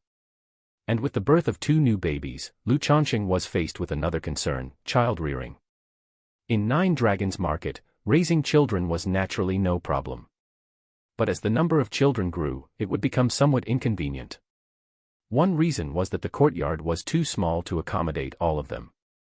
As the children grew, there was also no place for them to play or have activities. Furthermore, when the children reached a few years older, he had to consider their education. After pondering for a moment, Lu Changsheng planned to send the children to Qingzhou Mountain for upbringing when the second elder returned there. In Qingzhou Mountain, not only was the environment better and more spacious, but the children also had companions. A bunch of brothers and sisters could grow up together and strengthen their relationships. Additionally, in 9 Dragons Market, children over 6 years old would be charged a residence fee, which was utterly ridiculous. Is the stress of raising children one of the reasons cultivators don't like having them? After all, for a cultivator, the ages between 20 and 50 are considered prime years, the time to make progress with vigor. If one has children at that age, it's an added burden. Not only do you have to nurture and educate the child, but whatever you do in the future, you also have to consider the child. Lu Changsheng suddenly thought to himself. He felt that if he did not have Qingzhou Mountain as a strong rear base, it would be quite a burden to support so many wives and children within the cultivation marketplace.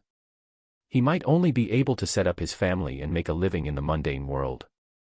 At this moment, Lu Changsheng gained a deeper understanding of the land aspect in the wealth, companionship, and land triad. He realized that to start a family and establish his own cultivation family, it was essential to have his own land.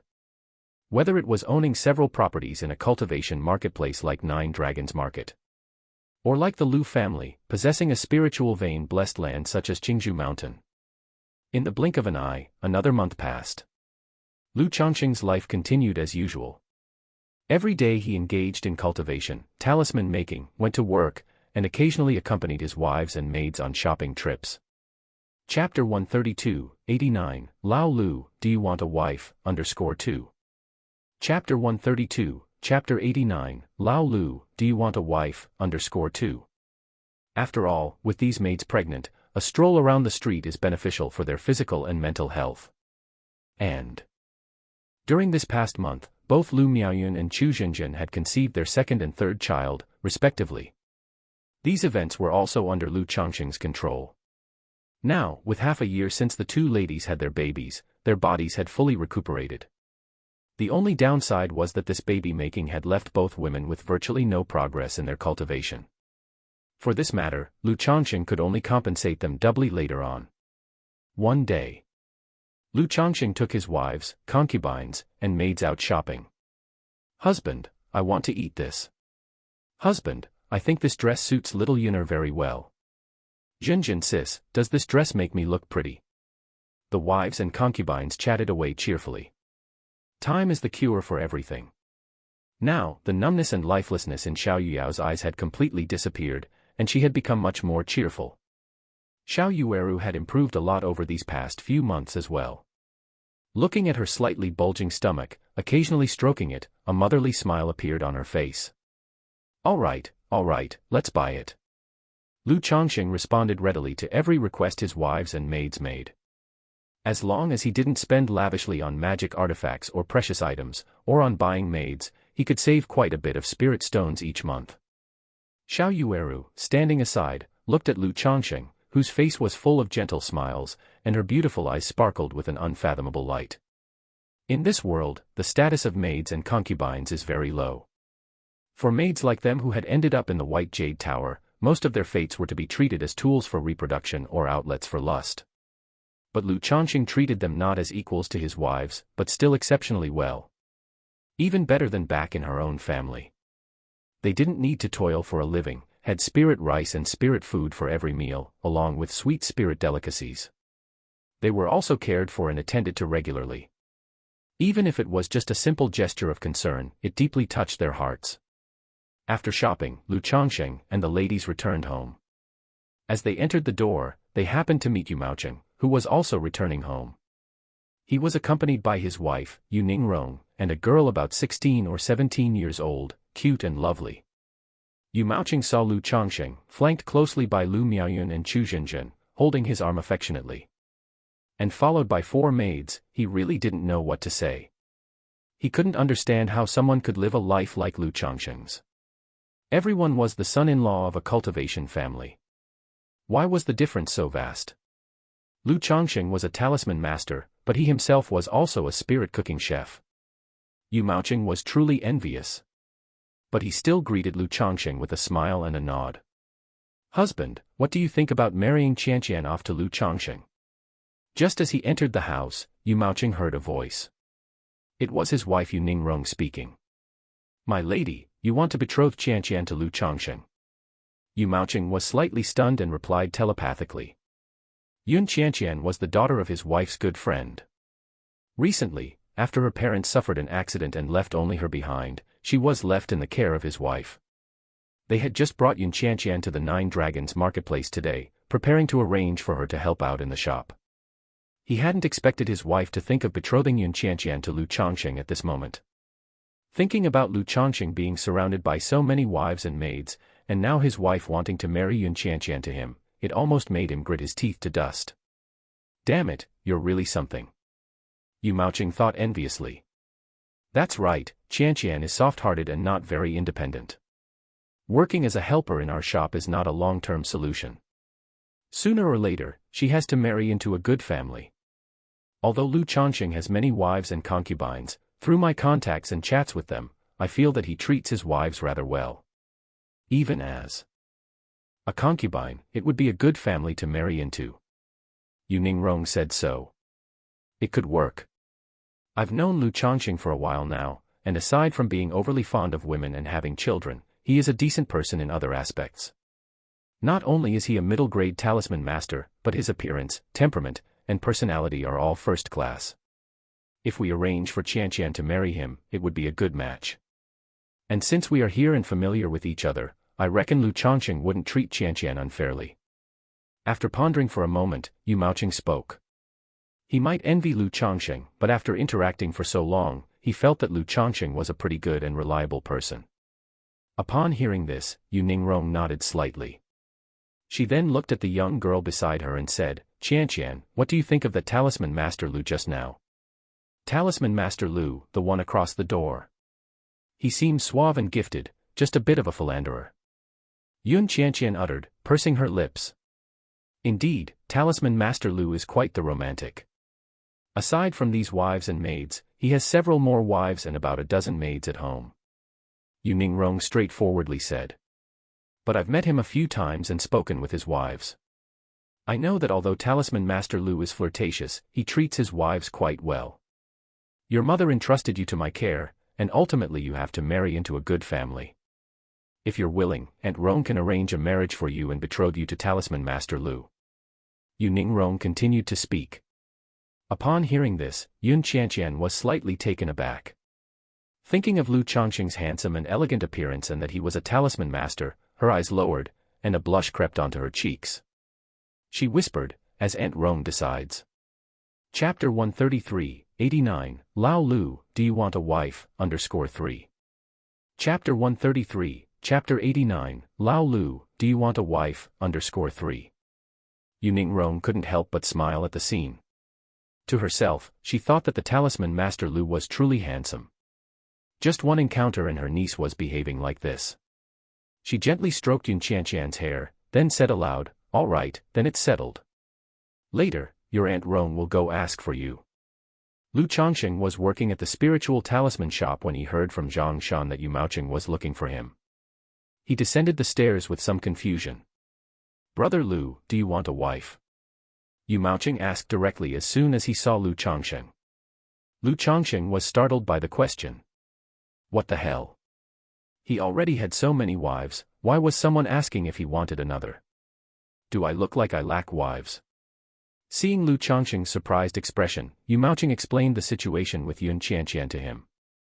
Hee, all right, then send her over, Lu Changsheng said with a chuckle after hearing Yu Maoqing's words. His approach to taking wives and concubines nowadays was naturally not as simple as before. He had several major requirements in mind. First, she must possess a spiritual root. Next, he did not want someone with too high of a cultivation level. No good in terms of character. Unwanted. Profound family background. Unwanted. Burdened with karma and entanglements. Unwanted. As for attributes like appearance, figure, gentleness, and understanding, or being alone and helpless, those were bonus points. The Yun Qianqian whom Yu Maoqing introduced was a perfect match for his criteria. She possessed an 8th grade spiritual root, was at the 2nd level of qi refinement, and had a gentle and understanding personality. Not only was she without a family background, but her parents had both passed away, leaving her alone. The only close person she had was Yu Maoqing's wife, Yu Ningrong. And Lu Changsheng had also met this Yun Qianqian the day before. Although he hadn't looked at her closely, he could tell she was fairly attractive and above average in terms of looks. For Lu Changsheng, such a woman could naturally be taken as a concubine. You agreed just like that. Yu Maoqing was startled. When Lu Changsheng immediately agreed after he had finished speaking. Otherwise, you don't need to check with your wife first. Yu Maoqing expressed his confusion. Yuner is very understanding. She will surely understand and support me in this matter, Lu Changsheng said. Damn it, you're really infuriating, you know. This is even more painful than killing me. Yu Maoqing stood up and left upon hearing these words. He then said he would bring Yun Qianqian to Lu Changsheng's house later to settle the matter. It seems having a few friends does have its benefits, Lu Changsheng thought to himself after Yu Maoqing had left. Lu Changsheng finished work and headed home. Before Lu Changsheng could bring up Yun Qianqian's matter, Lu Miaoyun brought it up proactively with him. Not only had Yu Maoqing discussed it with Lu Changsheng, Yu Ningrong had also spoken about it with Lu Miaoyun that day. And Lu Miaoyun had long since come to terms with this aspect of Lu Changsheng's life. Knowing her husband always wanted to bring more wives and concubines into the household for a blessing of many children, she naturally agreed immediately to the favorable concubine arriving at their doorstep. My dear Yuner, marrying you is truly the greatest fortune of my life, Lu Changsheng said. Just as they were about to have dinner, Bai came to notify them that Yu Maoqing and his wife had come for a visit. Lu Changsheng instantly knew they must have come about Yun Qianqian's matter. He immediately got up to receive them. Brother Yu, sister-in-law, Lu Changsheng greeted Yu Maoqing and Yu Ningrong with hands clasped together. A young girl followed behind the couple. It was Yun Qianqian. Looking at Yun Qianqian, he saw that she had dressed up specially for the occasion. Her black hair was done up in an elaborate coiffure, decorated with a jade butterfly hairpin with tasseled pearls hanging from it. She wore a lake blue tube-top dress, with a figure that was not spectacular, but was starting to take shape. Her almond-shaped eyes were clear and animated, betrayed a hint of shyness at this moment. Her oval-shaped face was sweet and endearing, the kind one could keep looking at without tiring, pleasing to the eye. Brother Yu, sister Rong, you haven't dined yet, right? You've come at the perfect time. Join us for a meal. Lu Miaoyun also came out, speaking to Yu Maoqing and Yu Ningrong. Then, turning to the slightly nervous Yun Qianqian with an air of grace and poise, she said, You must be Qianqian, right? Lu sister, Yun Qianqian called out. Although she called Yu Maoqing and Yu Ningrong uncle and auntie, it obviously wasn't appropriate to call Lu Miaoyun auntie now. After all, the day before, Yu Ningrong had made Lu Changsheng's situation and their family circumstances clear to her once more. So her current visit meant that the matter was effectively settled. Come on, let's go inside and have something to eat. Lu Miaoyun warmly took Yun Qianqian's hand and invited Yu Maoqing and Yu Ningrong into the house. Yu Maoqing, witnessing the scene before him, felt as if he were in a magical world. When the three entered the dining hall and saw Lu Changsheng being surrounded by a group of women, they were even more bewildered. They knew Lu Changsheng had numerous wives, concubines, and maids. But seeing the large dining table encircled by more than a dozen women, many of whom were obviously pregnant, presented a sight that was too intense, too staggering. However, seeing that all the women seemed happy, and the food comprised spirit rice, spiritual vegetables, and demon beast meat, along with spiritual tea to drink, they felt more at ease. Soon, Yu Maoqing and Yu Ningrong, accompanied by Yun Qianqian, took their seats and ate a few bites, and thus the concubine acceptance was considered settled. There wasn't much red tape involved. They just planned to book 2 tables at the Jade Meal Pavilion after a couple of days to treat a few neighbors and friends, to make it official. Lu Miaoyun largely took charge of this event. It was the first time Lu Changsheng accepted a concubine with the active involvement of his wife, Lu Miaoyun. 3 days later, Yun Qianqian officially crossed the threshold of the house. With a soft song from a young girl, she formally became one of Lu Changsheng's concubines. That year, Lu Changsheng was 24 years old. With 5 wives, 9 concubines, 2 favored consorts, and 15 maids. Chapter 134, 90, Book of Malevolent Curses and Fates. 77 Children, _1. Chapter 134, Chapter 90, Book of Malevolent Curses and Fates. 77 Children, _1. The peaceful and leisurely life always seemed to fly by quickly. In the blink of an eye, more than a month had passed. During this month or so, Yun Qianqian had perfectly integrated into the big family of Lu Changsheng, and was successfully pregnant with a child. This made Yu Maoqing and his wife couldn't help but marvel at Lu Changsheng's efficiency. During a conversation, Yu Maoqing asked Lu Changsheng how he would support so many children in the future. While it's said that the poor raise their children one way and the rich another. If a child had a spiritual root, no matter what, it would still require a considerable amount of expense. Faced with this inquiry, Lu Changsheng exhibited an air of nonchalance, indicating that as a talisman master, he had some savings. He was also saving money for his children's future upbringing. After all, he didn't mind suffering a bit himself, but he absolutely couldn't let his children suffer. Hearing Lu Changsheng's words, Yu Maoqing immediately revealed an expression like that of an old man scrutinizing a smartphone. He believed Lu Changsheng wouldn't let his children suffer. But no matter how he looked at it, he didn't think Lu Changsheng was the type to let himself suffer either. Yu Maoqing had never seen anyone who knew how to enjoy life quite like Lu Changsheng. Not only was he served by a host of wives and maids. His eating, drinking, spending, and shopping habits also made him, with a mere 10 spirit stones a month, look on with great envy. However, things like this Yu Maoqing wouldn't inquire too much about. With the relationship involving Yun Qianqian, although there was more interaction between the two families, it wasn't as if they were like in-laws. Knowing that Yun Qianqian was doing well in Lu Changsheng's household was enough for them. On this day, Lu Changsheng was in the spiritual talisman shop drawing talismans. All of a sudden, he felt an indescribable sense of wonder. It gave Lu Changsheng the premonition that his spiritual root had advanced from an 8th grade spiritual root to a 7th grade spiritual root. Did I just have a child with a spiritual root born? Under this thrilling realization, Lu Changsheng was suddenly startled and his face showed a surprised delight. The talisman he was creating failed, and the paper emitted a wisp of blue smoke. Lu Changsheng didn't mind, and after a brief sensing, he shook his head and said, "No, this is not the thrill of a child's spiritual root contributing. This is just a natural enhancement, an elevation from an 8th grade spiritual root to a 7th grade spiritual root. That's right, the spiritual roots of my 4 children are still developing, so it's as if my own spiritual root is growing as well. With the previous enhancements, my spiritual root had already neared the pinnacle of 8th grade, and now as it grows, it has naturally advanced to 7th grade. Lu Changsheng quickly understood what was happening. Based on the timing, it was indeed true that 2 of his wives on Qingzhou Mountain would be giving birth to their children around this time.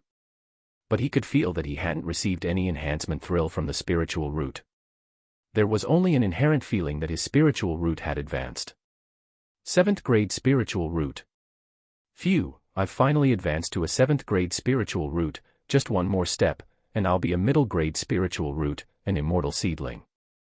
Lu Changsheng took a deep breath and exhaled it slowly, his face full of joy. The spiritual root was the foundation of one's cultivation. For Lu Changsheng, the spiritual root was not just the foundation of his cultivation. It was also related to the upper limit of his future children's spiritual root quality.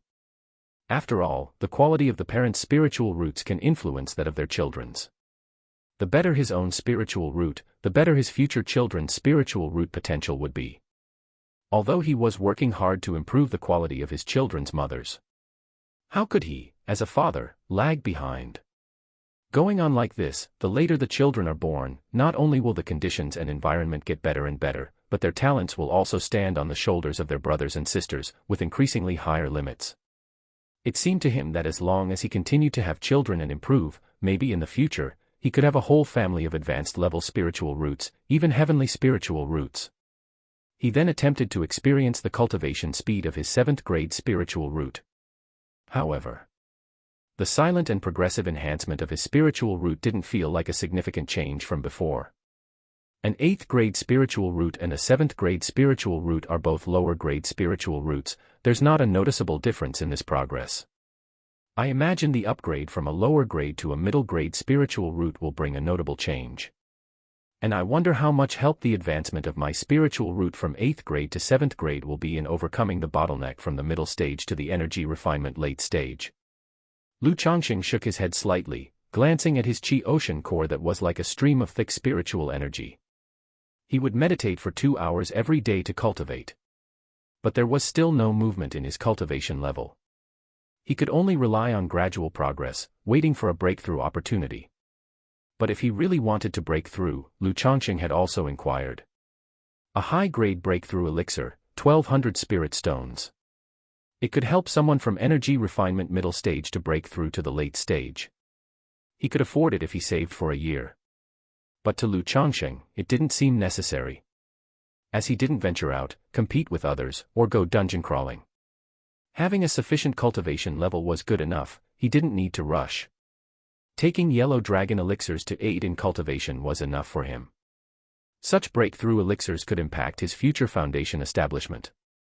Guan Xin should be giving birth soon, wonder if this child will have a spiritual root. Lu Changsheng stretched his limbs, looking out at the clear azure sky, feeling a sense of anticipation. He had become quite philosophical about children born to wives without spiritual roots. But he couldn't help feeling a bit of anticipation when it came to those wives who did have spiritual roots.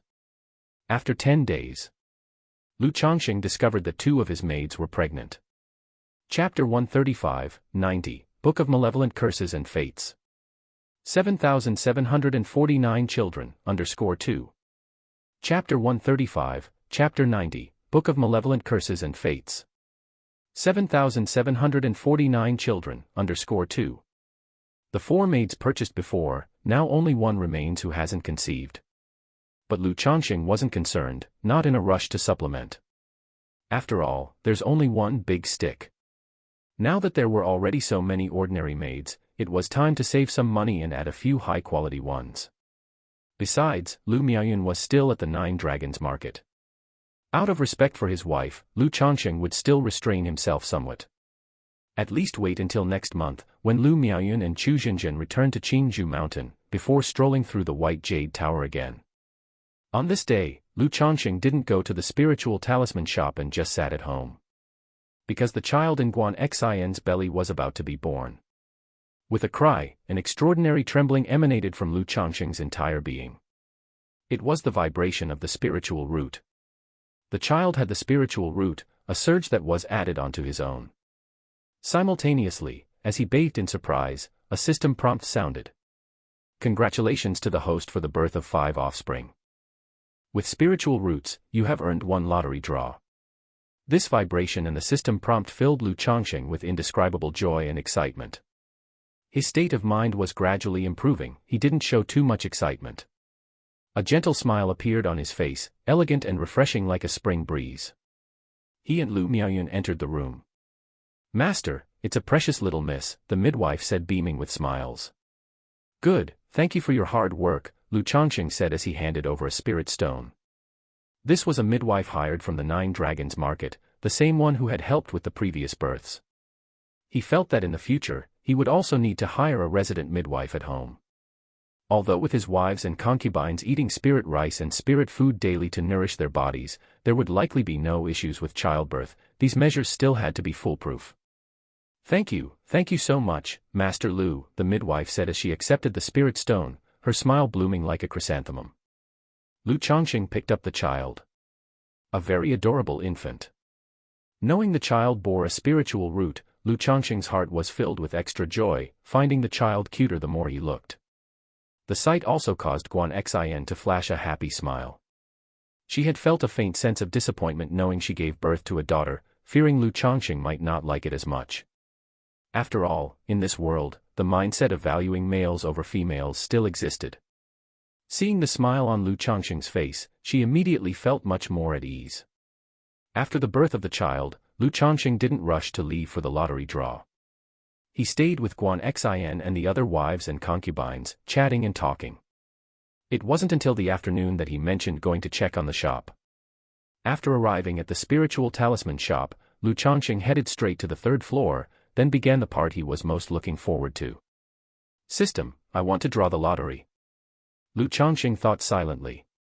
Instantly, the pale red system lottery wheel appeared. "I wonder what I will draw this time, if not a cultivation technique, another magical treasure would also be nice," Lu Changsheng thought to himself as he looked at the lottery wheel, filled with anticipation. After all, the black dragon magical bead had been of great assistance to him. If he could refine a magical treasure for each of his limbs, he reckoned his cultivation would soar. Lu Changsheng didn't think too much, he simply commanded, "Start the draw." Immediately, golden lights on the wheel began to spin. Under Lu Changsheng's expectant gaze, the golden light slowly settled on the treasures section of the lottery wheel. Ding! Congratulations to the host for obtaining an extraordinary treasure, Book of Malevolent Curses and Fates.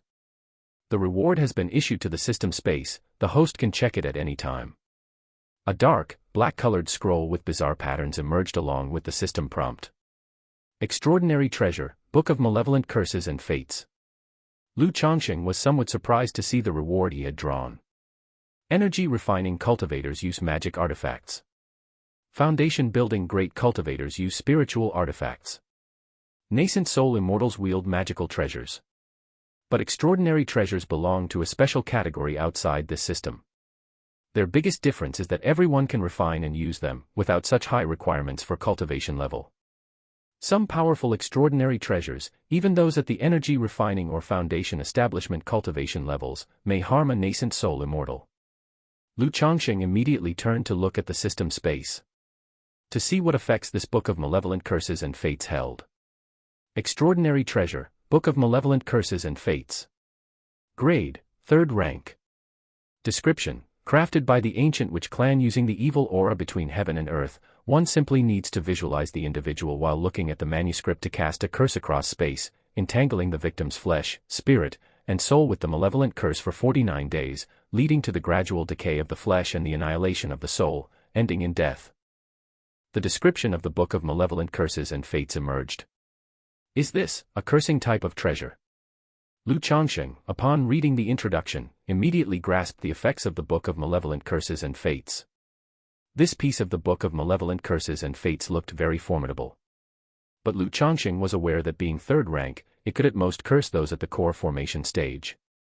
Furthermore, such extraordinary treasures would certainly have limitations and side effects. He called forth the Book of Malevolent Curses and Fates. Instantly, a thick, jet-black manuscript that looked like a book but couldn't be turned appeared before Lu Changsheng. There were no words on the manuscript, only faint black patterns. These patterns looked like threads of malevolent energy slowly flowing, giving off an eerie impression. And as he extracted this Book of Malevolent Curses and Fates, a stream of information also entered Lu Changsheng's mind. A detailed description of this extraordinary treasure. Indeed, just as he had guessed. This Book of Malevolent Curses and Fates, while appearing formidable, was ultimately just a 3rd rank extraordinary treasure with limited effects. First, this Book of Malevolent Curses and Fates was a one-time use treasure. Once used, it would be gone. Next, it could only kill nascent soul immortals at most. And it came with side effects. Chapter 137, 91, 7th level of Chi Refinement, Lottery, _1. Chapter 137, Chapter 91, 7th level of Chi Refinement, Lottery, _1. A flying boat descended outside Qingzhou Mountain. Lu Changsheng and his family of 6, alongside the second elder and a few others, disembarked from the flying boat and entered Qingzhou Mountain. Along the way, people noticed Lu Changsheng carrying a child, Lu Miaoyun and Chu Zhenjian with slightly bulging bellies also holding infants, which sparked curiosity and some discussion among the onlookers. Why are Lu Changsheng and sister Miaoyun still carrying a baby each when they return? They must be their own children. I remember they didn't take any babies with them when they left. Wasn't Lu Changsheng supposed to be managing the store in the marketplace? Could it be that he fathered the children while away? Then he's really good at this, isn't he? Just popping out kids wherever he goes. Don't you know? Lu Changsheng really loves having children. Just look at Sister Miaoyun and that Chu Zhenjian, they're pregnant again. Gosh, when it comes to having kids, I only respect Lu Changsheng. If the family head had recruited more of these immortal seedlings like Lu Changsheng to begin with, who knows how much vitality they could have brought to our Lu family. Many of the Lu family disciples talked among themselves. Damn, wasn't Lu Changsheng obliged to have 50 children? Why is he going to such lengths? You can tell, he genuinely loves having kids from the bottom of his heart. I'm still short of 38 children, think if I ask Lu Changsheng to help me have them, would he agree? A few of the immortal seedlings muttered to themselves upon witnessing this scene. Lu Changsheng was unaware of others' curiosity and commentary, but even if he knew, it wouldn't matter to him. After all, it's not like they're saying anything bad, he genuinely loves having children. Once back at home, Lu Changsheng settled the 3 infants. He went to see his 33rd and 34th children. Even though all the babies looked more or less the same, and having so many children might seem overwhelming. But as a father, upon returning home, he had to see his children. Afterward, Lu Changsheng handed out elixir medicines and some gifts he had purchased to his wives and concubines. "Thank you, husband. This item is too precious. You're being too generous, my husband." "Thank you, Sister Miaoyun." The wives and concubines were overjoyed and touched upon seeing these gifts and hearing about the effects of the elixir medicines. They had not expected Lu Changsheng to give them such precious elixir medicines. For them, these were truly divine pills. Several wives and concubines, moved by the gesture, even burst into tears. These first wives and concubines, all from the Lu family's secular world, married Lu Changsheng back then. Simply for the rewards offered by the Lu family, with the idea of contributing to the clan. At most, there was the notion of gaining status through their children. Hoping to give birth to children with spiritual roots. They had no real expectations for Lu Changsheng as a husband. Never could they have imagined that Lu Changsheng would go from a mere breeding son-in-law to the point where he is now. Their status, along with Lu Changsheng, rose with the tide. They were living a blissful life beyond their wildest dreams. Now that Lu Changsheng had reached this status, they were starting to feel inferior, aware that they were no longer worthy of being his wives and concubines. Still, Lu Changsheng's treatment of them remained unchanged. The bestowing of such precious gifts made them feel beyond moved and filled with joy, leading to tears. They felt that choosing to marry Lu Changsheng was the most correct decision in their lives. "Why are you crying now?" Lu Changsheng hadn't expected that a simple gift would move them to tears and immediately began to console them. "Husband, you've simply been too good to your concubine, making me overwhelmed and so happy," Lu Yuzhu said, her face filled with emotion. "You are my wives and concubines. If I'm not good to you, to whom should I be? This is just the beginning. In the future, our home will become better and better, and life for you and the children will continue to improve." Lu Changsheng wiped her tears away and spoke gently. While these wives and concubines might not epitomize the proverbial wives of poor circumstances, Lu Changsheng was not the type to forget old faces upon meeting new ones. As he always said, let pragmatism be pragmatism. Since they have become his wives and the mothers of his children, he, Lu Changsheng, would shoulder the responsibilities he ought to. His words moved the other wives and concubines deeply. Lu Miaoyun and Chu Zhenjin were also greatly touched by this. After all, this world, at its core, belonged to a feudal society dominated by the law of the jungle. Although Lu Changsheng had numerous wives and concubines, his behavior was respectable, marking him as one of the few good men who respected women. After comforting his wives, Lu Changsheng had the children capable of walking line up to receive their gifts. "Thank you, Daddy." "Muah, thank you, Daddy." The children were clearly delighted at receiving gifts, things to eat and play with. As for the very young ones who couldn't walk or speak and were still in their swaddles, Lu Changsheng simply turned the warm sun jade into pendants and hung them around their necks. After these tasks were completed, seeing the joyous and delighted faces of his wives and children, Lu Changsheng also wore a broad smile, feeling pleased and exceptionally fulfilled. Such is life, what more could one ask for? As he was overwhelmed by these strong emotions, Lu Changsheng suddenly felt a tremor from his dantian. The bottleneck of his 6th-level energy refinement cultivation level seemed to loosen at this moment. Lu Changsheng was immediately overjoyed. He realized the opportunity to break through from the energy refinement middle stage to the late stage had arrived. He excused himself from his wives and quickly made his way to his private cultivation chamber to break through to the energy refinement late stage. Lu Changsheng took out a bottle of energy refining powder from the storage bag and poured it into his mouth. Then, clutching 2 spirit stones, he closed his eyes and focused, began circulating the returning origin technique, and aimed to break through to the 7th-level energy refinement. The energy refining powder in his belly made the spiritual energy in his dantian, which was like a stream, seem to boil at this moment, emanating a faint spiritual pressure around his body. Chapter 138, 91, 7th level of Qi refinement, lottery, _2. Chapter 138, Chapter 91, 7th level of Qi refinement, lottery, _2. Lu Changsheng used the returning origin technique to guide the flow of spiritual energy through his dantian and meridians, creating a complete operational circuit that made his aura surge, increasingly exerting a greater spiritual pressure. He didn't know how much time had passed. Lu Changsheng's body shuddered intensely, and a wave of invisible dust spread out around him. At that moment, he seemed almost ethereal, as if he were about to ascend, with his entire being feeling lighter and more translucent. The 7th level energy refinement, achieved. He suppressed the excitement and joy in his heart, slowly calming the agitated spiritual power in his meridians. After a long while, his aura stabilized. The 7th level of Qi refinement, I've finally stepped into the late stages of Qi refinement. Lu Changsheng opened his eyes, which sparkled bright, filled with joy as he spoke. The 7th level of Qi refinement signified his entry into the late phase of the Qi refinement realm. This level of cultivation, even within the entire Lu family, was as rare as phoenix feathers and unicorn horns. Only Lu Yuanding from his generation and the elders from the older generation of the high-ranking Lu family members possessed such cultivation strength. Among his peers and those of his age, Lu Changsheng knew only of Lu Miaoge. He estimated that there were probably just a few other Lu family disciples. The path of cultivation is myriad, it isn't simply about bitter practice. Different people have different paths.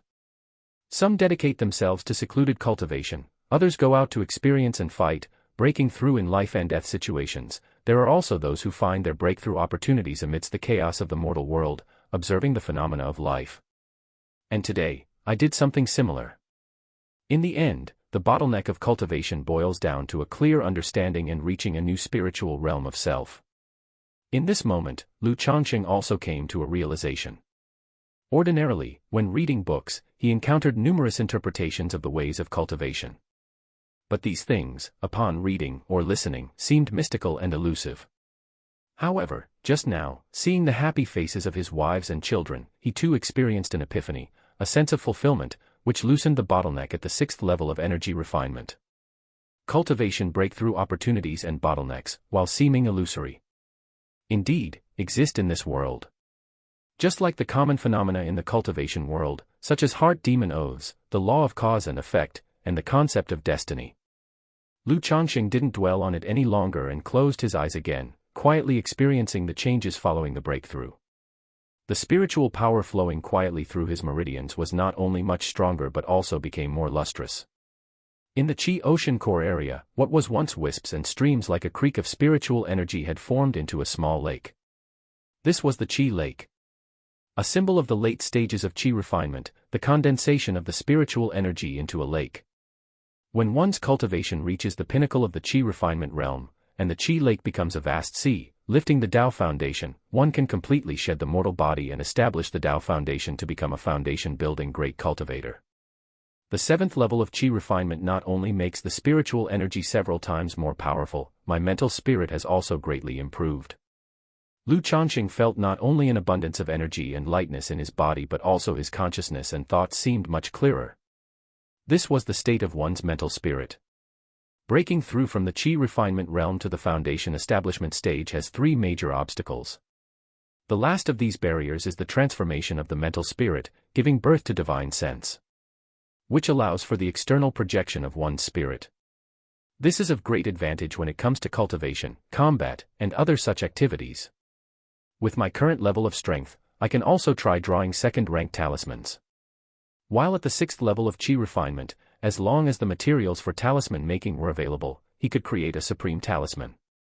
Now that he had broken through the bottleneck and became a 7th level energy refinement cultivator, both his mental spirit and spiritual power had greatly increased, giving him the confidence and at least a 70 to 80% chance of success in drawing a second-rank talisman.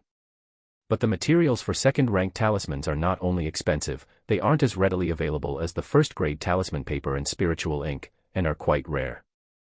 Moreover, if I want to draw second-rank talismans, my current middle-grade magic artifact talisman brush obviously won't do. I would need at least a first-grade supreme magic artifact talisman brush. He was aware that he was missing the most crucial thing to draw second-rank talismans: money. Without giving it much thought, he stood up, flung his sleeves, and with a gentle smile on his face, said, "Not bad, breaking through to the 7th level of Qi refinement in less than 7 years. All these years of relentless effort haven't been in vain." Pleased with himself, Lu Changsheng nodded and was about to leave the practice room. However, just as he was about to open the door, Lu Changsheng paused. He double-checked to make sure that the aura of his spiritual power was completely concealed by the magic artifact on his body and the jade pendant gifted by the colored skirt woman. After all, to the outside world, he was still at the 4th level of Qi refinement. Now that he had made a breakthrough, he could at most reveal being at the 5th level of Qi refinement. Showcasing the 7th level would be impossible to explain. Once sure there were no issues, Lu Changsheng finally opened the door and stepped out of the practice room. Outside the small courtyard, his wives were all waiting for him. Earlier, when Lu Changsheng mentioned he felt an epiphany coming and was about to break through, they all came to wait. They hoped to be the first to see their husband after the breakthrough and to share the joy together. All of the women's gazes converged on Lu Changsheng, calling out in unison. Seeing the scene before him, where the women's eyes were filled with love, admiration, and concern, Lu Changsheng chuckled and said, "Hey, it's only a small step forward in cultivation." Lu Changsheng, with his handsome features, spoke with an air of composure and ease. "Congratulations to my husband for breaking through to the 5th level of Qi refinement." Seeing Lu Changsheng's demeanor and posture, Lu Miaoyun immediately showed a face full of joy and was the first to congratulate Lu Changsheng. "Congratulations to my husband for the breakthrough. Congratulations to my husband for advancing further on the path of immortality. Congratulations, Dad. Congratulations, Daddy. You're amazing." The rest of his wives followed Lu Miaoyun's lead, bowing and instructing their children to offer their congratulations to Lu Changsheng. Seeing this, Lu Changsheng couldn't help but laugh heartily and said, "Good, good, good. Today, having broken through to the 5th level of Qi refinement, we must celebrate properly." Chapter 139-91, Qi Refinement Level 7, Lottery, _3.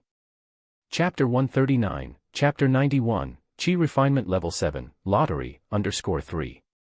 The entire Qingzhou mountain was engulfed in darkness and silence. Only in the Qingzhou Valley were the lights in Lu Changsheng's home bright, as he celebrated his breakthrough with his wives and concubines. The next day, Lu Changsheng and Lu Miaoyun left the house to pay a visit to the 4th elder. After all, since he was back, it was only right to pay respects to the esteemed old lady. Just as they arrived at the 4th elder's residence, they happened to run into the 2nd elder leaving. "Second grandpa. Second elder." Lu Changsheng greeted with a beaming smile and a bow. In his heart, he couldn't help but wonder, could this 2nd elder be a gossip? The very moment he returned to Qingzhou Mountain, he had to come and speak with the 4th elder about what he was up to in the 9 Dragons Market. Lucky for him, Lu Changsheng walked the straight path and had nothing to fear from others talking behind his back.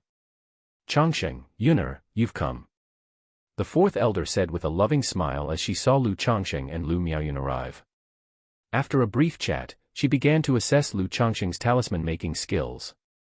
In terms of talisman making, Lu Changsheng was about the same as his last visit. He had already mastered the Frost Talisman, and then there was another middle-grade talisman, barely a beginner in that area. Given his previous performance and the explanation of his spiritual body, the 4th elder was much more accepting of Lu Changsheng's progress. Indeed, his progress over the past 6 months was nearly the same as in the preceding 4 months. She couldn't help but think, did Lu Changsheng not improve as much this time because he had been physically together with his wife less over these past 6 months? But as his elder, it was not proper to inquire about such matters. It's not as if she could say, "Changsheng, if you can handle it physically, more intimacy won't hurt, and I'll explain things to Yuner for you." Not bad, not bad. "Changsheng, at this rate, I'm afraid it may only take another year for you to become a superior grade talisman master," the 4th elder said with a joyous and gratified expression. "I will certainly work hard." He had indeed planned to do so, preparing to demonstrate the skills of a superior grade talisman master in about a year. Almost a full year ahead of his original schedule. After all, he had fabricated a spiritual body, so a sped-up rate of progress was somewhat justifiable. "Changsheng, you must also diligently pursue your cultivation, and not become complacent. Although the 4th level of energy refinement is sufficient to draw a superior grade talisman, it's a bit strenuous, so it would be best if you could break through to the 5th level as soon as possible." The 4th elder glanced at Lu Changsheng's cultivation level and spiritual power. However, she found that his spiritual power was so well concealed that she could not ascertain it at a glance. She did not bother to look further. believing that some treasure must be hiding his spiritual aura. After all, it was quite normal to conceal one's energies while traveling outside. "Granny, Changsheng just made a breakthrough to the 5th level of energy refinement yesterday," said Lu Changsheng, who knew that under the cover of the magic artifact and the jade pendant of the lady in the colorful skirt, the 4th elder had not seen his true cultivation level, and he spoke without a change in his expression. The breakthrough from yesterday was also nothing to hide, there was nothing worth concealing. Though having a 9th grade spiritual root and making a breakthrough from the 4th to the 5th level of energy refinement in a year and 8 months was somewhat exaggerated, it could still be barely explained. "What, you've broken through to the 5th level of energy refinement?" the 4th elder exclaimed in surprise. Indeed, Lu Changsheng was not just a possessor of a 9th grade spiritual root. He had also devoted many hours and energy to talisman making, managing the store, as well as intimate affairs. Therefore, under these circumstances, this rapid advancement to the 5th level of energy refinement was truly astonishing. "Yes, Granny. Changsheng knows his talents are lacking, so I have never slacked in my cultivation. Usually, I also drew some talismans to sell to a former good friend, and put some up for sale at the spiritual talisman shop, and with the spirit stones earned, I bought elixir medicines to aid in cultivation." Lu Changsheng spoke up, relating to Hong Yi the affair of selling talismans at the spiritual talisman shop. After all, he had never intended to hide these matters from the Lu family and wasn't afraid of them finding out. Good, knowing that you haven't neglected your cultivation, Grandma is reassured. These matters are trivial, as long as you are clear on them, that's fine. If you have any problems with your cultivation, you can always ask Grandma, and if you need any help, feel free to mention it, the 4th elder said with a face full of gratification. In her heart, she vaguely guessed that Lu Changsheng's spiritual body might also contribute to speeding up his cultivation. However, the speed was not too astonishing, and she didn't inquire further. After all, in the cultivation world, everyone has their secrets. There's no need to be overly curious and insist on asking everything. She immediately began instructing Lu Changsheng in the art of talisman making. Teaching Lu Changsheng to make talismans was also a pleasure for her. After all, mentoring a disciple was very fulfilling and rewarding. Especially thinking about the future, nurturing a 2nd grade talisman master made her love Lu Changsheng even more. Lu Changsheng returned to the 9 Dragons market with the 2nd elder. Originally, he planned to bring Lu Lanxu or the sisters Lu Qing'er and Lu Zier to the 9 Dragons market. However, the women expressed that the spirit root testing ceremony was just 3 months away and wanted to stay at home with the children. Hearing this, Lu Changsheng did not insist. He immediately took his other 2 wives to the 9 Dragons market. "Brother Lu, just how many wives and concubines do you have?" After arriving at the 9 Dragons market, Yu Maocheng, seeing Lu Changsheng with 2 women he had never seen before, couldn't help asking. "Not many. Just 5 wives, 9 concubines, 2 favored beauties, and 15 maids. Am I really such a damned cheap bastard?" Yu Maocheng, hearing this response, wondered why he had even asked. He slapped his own mouth twice. "Brother Yu, don't be like this, don't. Brother Yu." Lu Changsheng hurriedly held him back. When he got back home, Lu Changsheng shook his head. He felt that if he wanted to remain friends with Yu Maocheng, he needed to talk less about these topics. After that, he counted the spirit stones he had on him. A total of 205 spirit stones. Sigh, I'm broke. Lu Changsheng let out a deep sigh. His monthly expenses were substantial. Plus, he had recently purchased gifts for his wives and children, which meant he had spent far too much and saved hardly any money. Looks like I can only go to the White Jade Tower later. As for the matter of the 2nd grade talismans, that will also have to be put on hold for now. Lu Changsheng, looking at the meager amount of spirit stones, decided to temporarily forego visiting the White Jade Tower and crafting 2nd grade talismans. Before long, half a month had passed. The last of the 4 maids Lu Changsheng had purchased ended up pregnant. This brought the total number of Lu Changsheng's children to 50. The Lu family is still quite decent, allowing 20 years just to have 50 children. Lu Changsheng couldn't help but sigh when he thought about completing the Lu family's initial request in just over 6 years. Too bad he was no longer the Lu family's son-in-law. Otherwise, with his efficiency, Patriarch Lu Yuanding would certainly have lauded him with great praise before everyone. Another month and more had passed. Lu Changsheng's 36th, 37th, 38th, and 39th children were born. I wonder if there's any reward for the 40th. Lu Changsheng couldn't help but look forward to the birth of the next baby, which was due soon. When the 40th child was born, a system notification rang out. Congratulations, host, for the number of your progeny reaching 40, you have earned one chance to draw a prize. Chapter 140, 92, Screwing on the Assembly Line, _1. Chapter 140, Chapter 92, Screwing on the Assembly Line, _1. Really? Upon hearing the system notification, Lu Changsheng's heart immediately leapt with joy. In his boring and monotonous daily life, only giving birth and the system lottery could stir some ripples in his heart.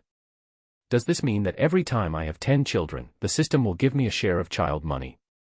System, I want to draw the lottery. He did not speculate too much. After all, too much speculation leads to expectations. And with expectations come disappointments. As he watched the lottery wheel appear before his eyes, Lu Changsheng's mental spirit stirred. Start the lottery draw. Immediately, the lottery wheel began to shimmer with golden light. Under Lu Changsheng's gaze, the golden light finally stopped on skills. Ding! Congratulations to the host for obtaining second-rank puppet skills.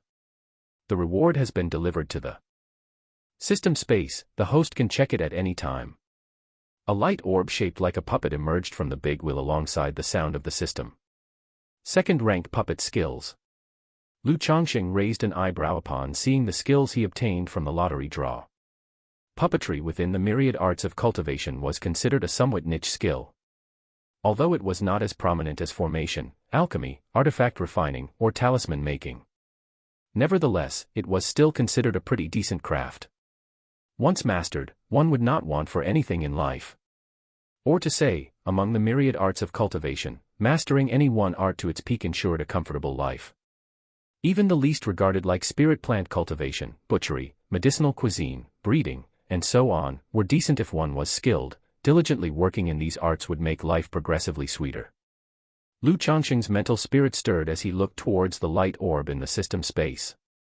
Second-rank puppet skills, upon use, immediately comprehend second-tier top-level puppet skills and the corresponding puppet compendium. Indeed, just like the talisman making I received before, it directly provides second-tier top-level puppet skills, meaning the highest I can craft are puppets comparable to the peak of foundation establishment. With these puppet skills, I can not only deploy Talisman C tactics but also perform Puppet C technique in the future. If I have a few second-rank puppets with me, that will ensure my safety in the future.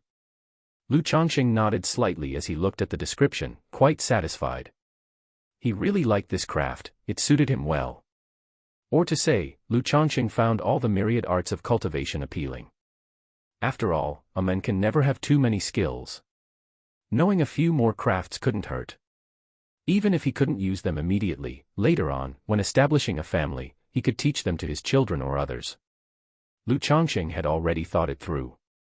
If he were to establish a cultivation family, it would be just like now. Avoiding conflict and strife, making connections, and living harmoniously and profitably. The entire family would rely on mastering various crafts, earning money, and cultivating steadily. Without hesitation, Lu Changsheng used the second-rank puppet skills from the system space. In an instant, a wealth of knowledge entered his mind out of thin air. Puppet Primer. Basic Puppet Compendium. First-grade Puppet Compendium. Second-rank Puppet Compendium. Crafting puppets by hand. How puppets are made. My affairs with puppets. After a while, Lu Changsheng's mind was filled with a flood of knowledge about puppets. Identifying materials for making puppets. How to use the skeletons of demon beasts and ferocious beasts to create puppets. Puppet formation, engraving, spirit mechanisms, and control, etc. Worthy of the system, even though I've experienced it once before, this sensation still feels incredibly profound. Lu Changsheng breathed out deeply and looked at his own hands. Not only was his mind filled with loads of knowledge about puppets, but his hands also felt like they had been crafting, assembling, polishing, and refining puppets for decades. If he had a pile of materials now, he could perform live puppet crafting with his bare hands. However, this puppet skill doesn't seem as good as I thought it would be. After absorbing the second-rank puppet skills, Lu Changsheng slightly frowned. Based on his new understanding of puppet crafting, he realized there were several significant issues with making puppets. It took time. It cost money. Even with second-rank puppet skills and being a second-tier top-level puppet master, working with the right materials, it would still take 2 or 3 days, maybe even longer, to craft an ordinary first-grade low-quality puppet. For a first-grade middle-grade puppet, at least 7 or 8 days, possibly up to a fortnight. And as for first-grade high-quality puppets, even longer, usually starting from a fortnight. With his regular cultivation, talisman making, spending time with his wives and concubines, and child creation, Lu Changsheng clearly knew he did not have enough time or energy to mass-produce puppets. Moreover, the material costs for creating puppets were high. Lu Changsheng made a rough estimate. Just the material costs for an ordinary first-grade low-quality puppet would be around 20 or 30 spirit stones. Although he wasn't sure of the exact price of a low-grade puppet, he vaguely knew that the price of one would not exceed 100 spirit stones. That meant that crafting a puppet, busying himself for 3 or 4 days, would only yield 3 or 4 times the profit. This profitability paled in comparison to talisman making. It was downright embarrassing. No wonder there exists a hierarchy among craftsmen. Formation, alchemy, artifact refining, and talisman making, the mainstream arts, look down on other crafts. Puppetry might be decent within the myriad arts of cultivation, but compared to the relatively effortless and highly profitable talisman making, the difference is immediately apparent. Furthermore, among the mainstream 4 arts of cultivation, talisman making is ranked at the bottom. Lu Changsheng shook his head, reflecting. Suddenly, he felt that these second-rank puppet skills were somewhat superfluous to his current situation. Firstly, this skill was not a means to make money. Chapter 141, 92, Screwing on the Assembly Line, _2. Chapter 141, Chapter 92, Screwing on the Assembly Line, _2.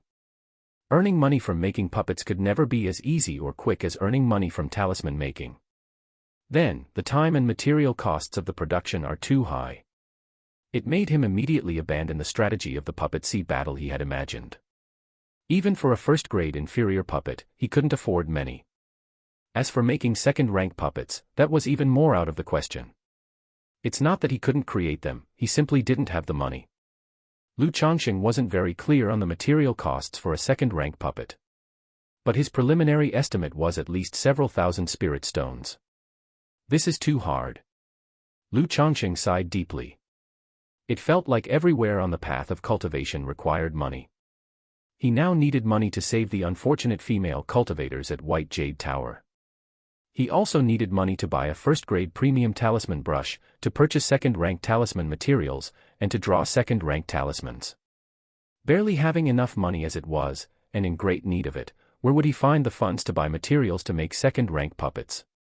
Alas, one person can only do so much. If you try to do everything yourself, it's just too hard. There's simply not enough time and energy. No wonder many artisans choose to join a power. Lu Changsheng shook his head in contemplation. He also understood why many would choose to join a power. Because by joining a power, there were many conveniences.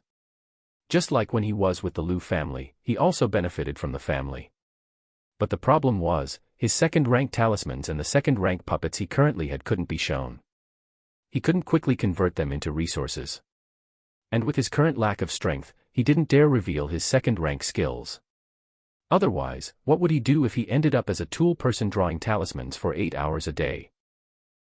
Wait a second, puppet making, though difficult, is mainly complex. Not only do you need to refine materials, create parts, craft components, and assemble them, but you also have to engrave spiritual pattern formations onto the puppets, and so on. One person trying to master all of this is of course very hard, but these steps can be divided up and done by different people. Lu Changsheng assimilated the puppet knowledge in his mind. All of a sudden, he felt producing puppets was a bit like the assembly line factory where he had screwed in bolts in his previous life, and an idea occurred to him. If a person only had to master one thing, wouldn't that be much simpler? I could find a group of somewhat talented apprentices and teach them different parts of puppet making, parts, components, and assembly to different people. Then, I could teach the most central spiritual pattern formation engraving to a trustworthy person. Wouldn't that achieve an assembly line for puppets?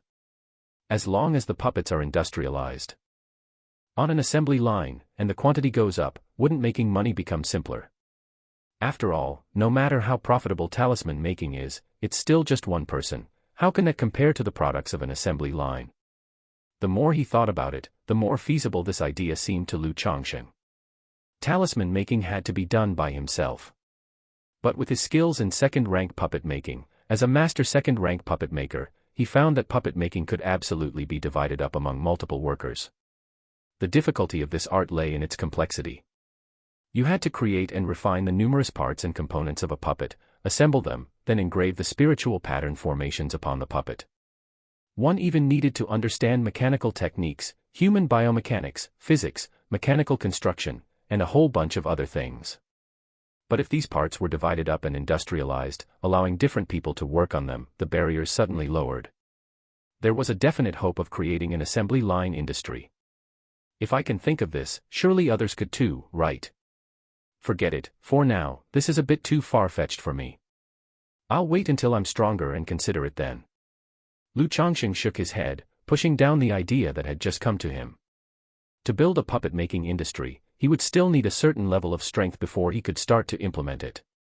Currently, with no money and no strength, it's better to stick to making talismans to earn money, to survive and grow. Looking at the sky outside, which was almost evening, Lu Changsheng walked out of the spiritual talisman shop. He prepared himself to purchase some materials for making puppets. Despite the high costs, since he had the skills, he had to put them to use and create a couple for fun. If all else failed, they could later serve as toys for his children. Lu Changsheng didn't go to the loose cultivator market to buy materials. This round trip would take too long, and by the time he finished, it would be dark. Lu Changsheng arrived at the Qingyun Commerce Guild. This was a shop opened by the Qingyun sect itself, with 7 floors and was extremely luxurious. Inside, elixir medicines, magic artifacts, cultivation techniques, heavenly and earthly treasures, and more were sold, all with guarantees. Lu Changsheng went to the Qingyun Commerce Guild and purchased materials for making a first-grade inferior puppet and a first-grade middle-grade puppet. He also casually bought some spiritual materials needed for practicing the 100 Refinements treasure body technique. Even though he was making rapid progress with the Black Dragon magical bead for the treasure body technique, Lu Changsheng still spent an hour each day cultivating the 100 Refinements treasure body technique. Eventually, Lu Changsheng bought everything he needed, spending 236 spirit stones, adding more difficulties to his already not affluent household. The day of his visit to the White Jade Tower would be postponed yet again. After leaving the Qingyun Commerce Guild, Lu Changsheng passed by the 1000 Mechanism Pavilion, a shop selling puppets. He went in to inquire about the prices of the puppets. The shopkeeper told him that different puppets, with different effects, even of the same grade, have different prices. Then he told him the rough prices of the puppets. A first-grade inferior puppet cost about 70 to 80 spirit stones. Chapter 142, 92, Screwing on the Assembly Line, _3. Chapter 142, Chapter 92, Screwing on the Assembly Line, _3. A first-grade middle-grade puppet costs about 300 spirit stones. A first-grade superior-grade puppet costs about 1,100 spirit stones. A first-grade supreme puppet costs about 3,000 spirit stones. After hearing the prices, Lu Changsheng bid farewell and left. It was not that the prices were too high, he was just inquiring about how much the puppets could sell for. Regarding the prices, Lu Changsheng could only say that puppets indeed made money. But compared to talismans, they could only be considered as earning a bit of hard-earned money. Of course, if the other party's production resembled the assembly line process he envisioned, that would be a different story. After buying the materials, Lu Changsheng didn't return to the spiritual talisman shop, but went straight home instead. After all, there was a child born in the family today, so naturally, he wanted to go back early and check. Once home, Lu Changsheng visited his newborn child and carried it to the yard to sit leisurely. Occasionally sitting in the yard with the child, enjoying the quiet, was also a form of relaxation for Lu Changsheng. Of course, that was under the premise that the child wasn't crying. After sitting quietly for a while, Bai came to report to Lu Changsheng that Xiao Long from next door had come to visit. Upon hearing this, Lu Changsheng immediately got up, handed the child to Bai He, and went to greet Xiao Long with a hearty laugh. This neighbor was a major customer of his. Every few months, he would come to purchase talismans, and he would always buy superior grade talismans. He was considered a fairly stable channel for selling talismans. Lu Daoist, are you preparing for another adventure? Lu Changsheng arrived in the main hall, saw Xiao Long, and asked. He remembered that the latter had returned just a half a month ago. Yes, I am already 50 years old. If I don't give it my all now, there won't be any opportunity left. Besides, there are twin children at home who are about to start their cultivation. Xiao Long sighed and spoke thus. Lu Changsheng knew that when he said there won't be any opportunity left, he was referring to foundation establishment. In the cultivation world, there's a widespread saying. If a cultivator wants to tackle foundation establishment, the last age limit is 60 years old. After 60, the body will start to decline. Not only will the chance of successfully establishing a foundation decrease, but the risk will also become greater. After all, foundation establishment is no joke. If the process fails, one might end up lightly wounded and regress in cultivation level. Or at worst suffer severe damage to the meridians, become a cripple, or even directly perish. Lu Daoist, what kind of talismans are you looking for this time? Lu Changsheng didn't dwell on the topic but asked directly. Do you have any thunder summoning talismans, golden light barrier talismans, sweet dew talismans, and escape talismans? Xiao Long inquired. There are several of those talismans carried by Lu. How many of each do you need, Xiao Daoist? Lu Changsheng replied nonchalantly. Do you have 2 or 3 thunder summoning talismans? Just so happens I have 3. If you need them, Xiao Daoist, I can sell all of them to you, as I just so happen to need to restock next month. Of course, that was not true. The talismans he sold to Xiao Long were usually ones he had drawn for his own protection and carried on himself. He had over 100 superior grade talismans. And about 50 supreme talismans. The reason there were only so many talismans and he didn't draw more was partly because of limited time. Furthermore, aside from personal defense, he had no secure channel for selling them. Material costs were what they were, so it wasn't good to stockpile too many. Then I thank you, Lu Daoist. Aside from the 3 thunder summoning talismans, I would like one of each of the other 3 types of talismans. Xiao Long said. Xiao Daoist, you're purchasing so many talismans this time. Is the place you're going to particularly dangerous? I also have a thunder talisman on me for personal protection. If you need it, I can sell that to you as well. Lu Changsheng thought that he was currently in need of money, and having dealt with Xiao Long as a neighbor for so long, he felt it was possible to sell the other party 1 or 2 supreme talismans. After all, he did have a thunder talisman given to him by the 4th elder, which made the offer plausible. Daoist Lu actually has a supreme talisman available for sale. I wonder at what price you are selling it. Upon hearing this, Xiao Long's face immediately lit up with joy. This is also for self-defense from my family elders. If Daoist Xia needs it, consider it as me selling next month's supreme talisman from the store in advance. As for the price, it'll be the same as the store's, 220 spirit stones. Okay, then thank you very much, Daoist Lu. Xiao Long immediately clasped his hands in thanks. In the 9 Dragons market, supreme talismans were not so easy to buy. Now that he heard there were some available, he naturally wanted to purchase them. Daoist Xia is too courteous. Lu Changsheng took out 7 talismans from his storage bag and then said, that will be a total of 490 spirit stones, just give me 450 spirit stones, Daoist Xia. He would always give Xiao Long a discounted price when trading with him. This was one of the reasons why the other party regularly came to him to purchase talismans. Not only was the channel stable, the quality of the talismans was guaranteed, and the prices were relatively favorable. Alright, thank you, Daoist Lu. Xiao Long was also very straightforward. He took out 450 spirit stones from his storage bag and then took his leave. Lu Changsheng saw him out and then hummed contentedly, indeed, talismans are the true path to wealth, what good are those trashy puppet masters, they're not worth a damn. The cost of these 7 talismans, 6 superior grade talismans, was about 15 spirit stones. And the cost for the supreme talisman Thunder Talisman was only 7 spirit stones. The cost of 22 spirit stones in total was sold for 450 spirit stones, a profit of more than 20 times over. It was completely incomparable to making puppets. I can go to White Jade Tower tomorrow. Looking at the warm spirit stones, Lu Changsheng thought to himself. He also had over 200 spirit stones on him, plus these 450, he could find 1 or 2 high-quality female cultivators. At the same time, he hoped that Daoist Xia could return safely. Otherwise, he would lose a stable major client. The next day, Lu Changsheng, with his spirit stones, arrived at the White Jade Tower. Having been through the process before, he spent 580 spirit stones and bought 2 maids.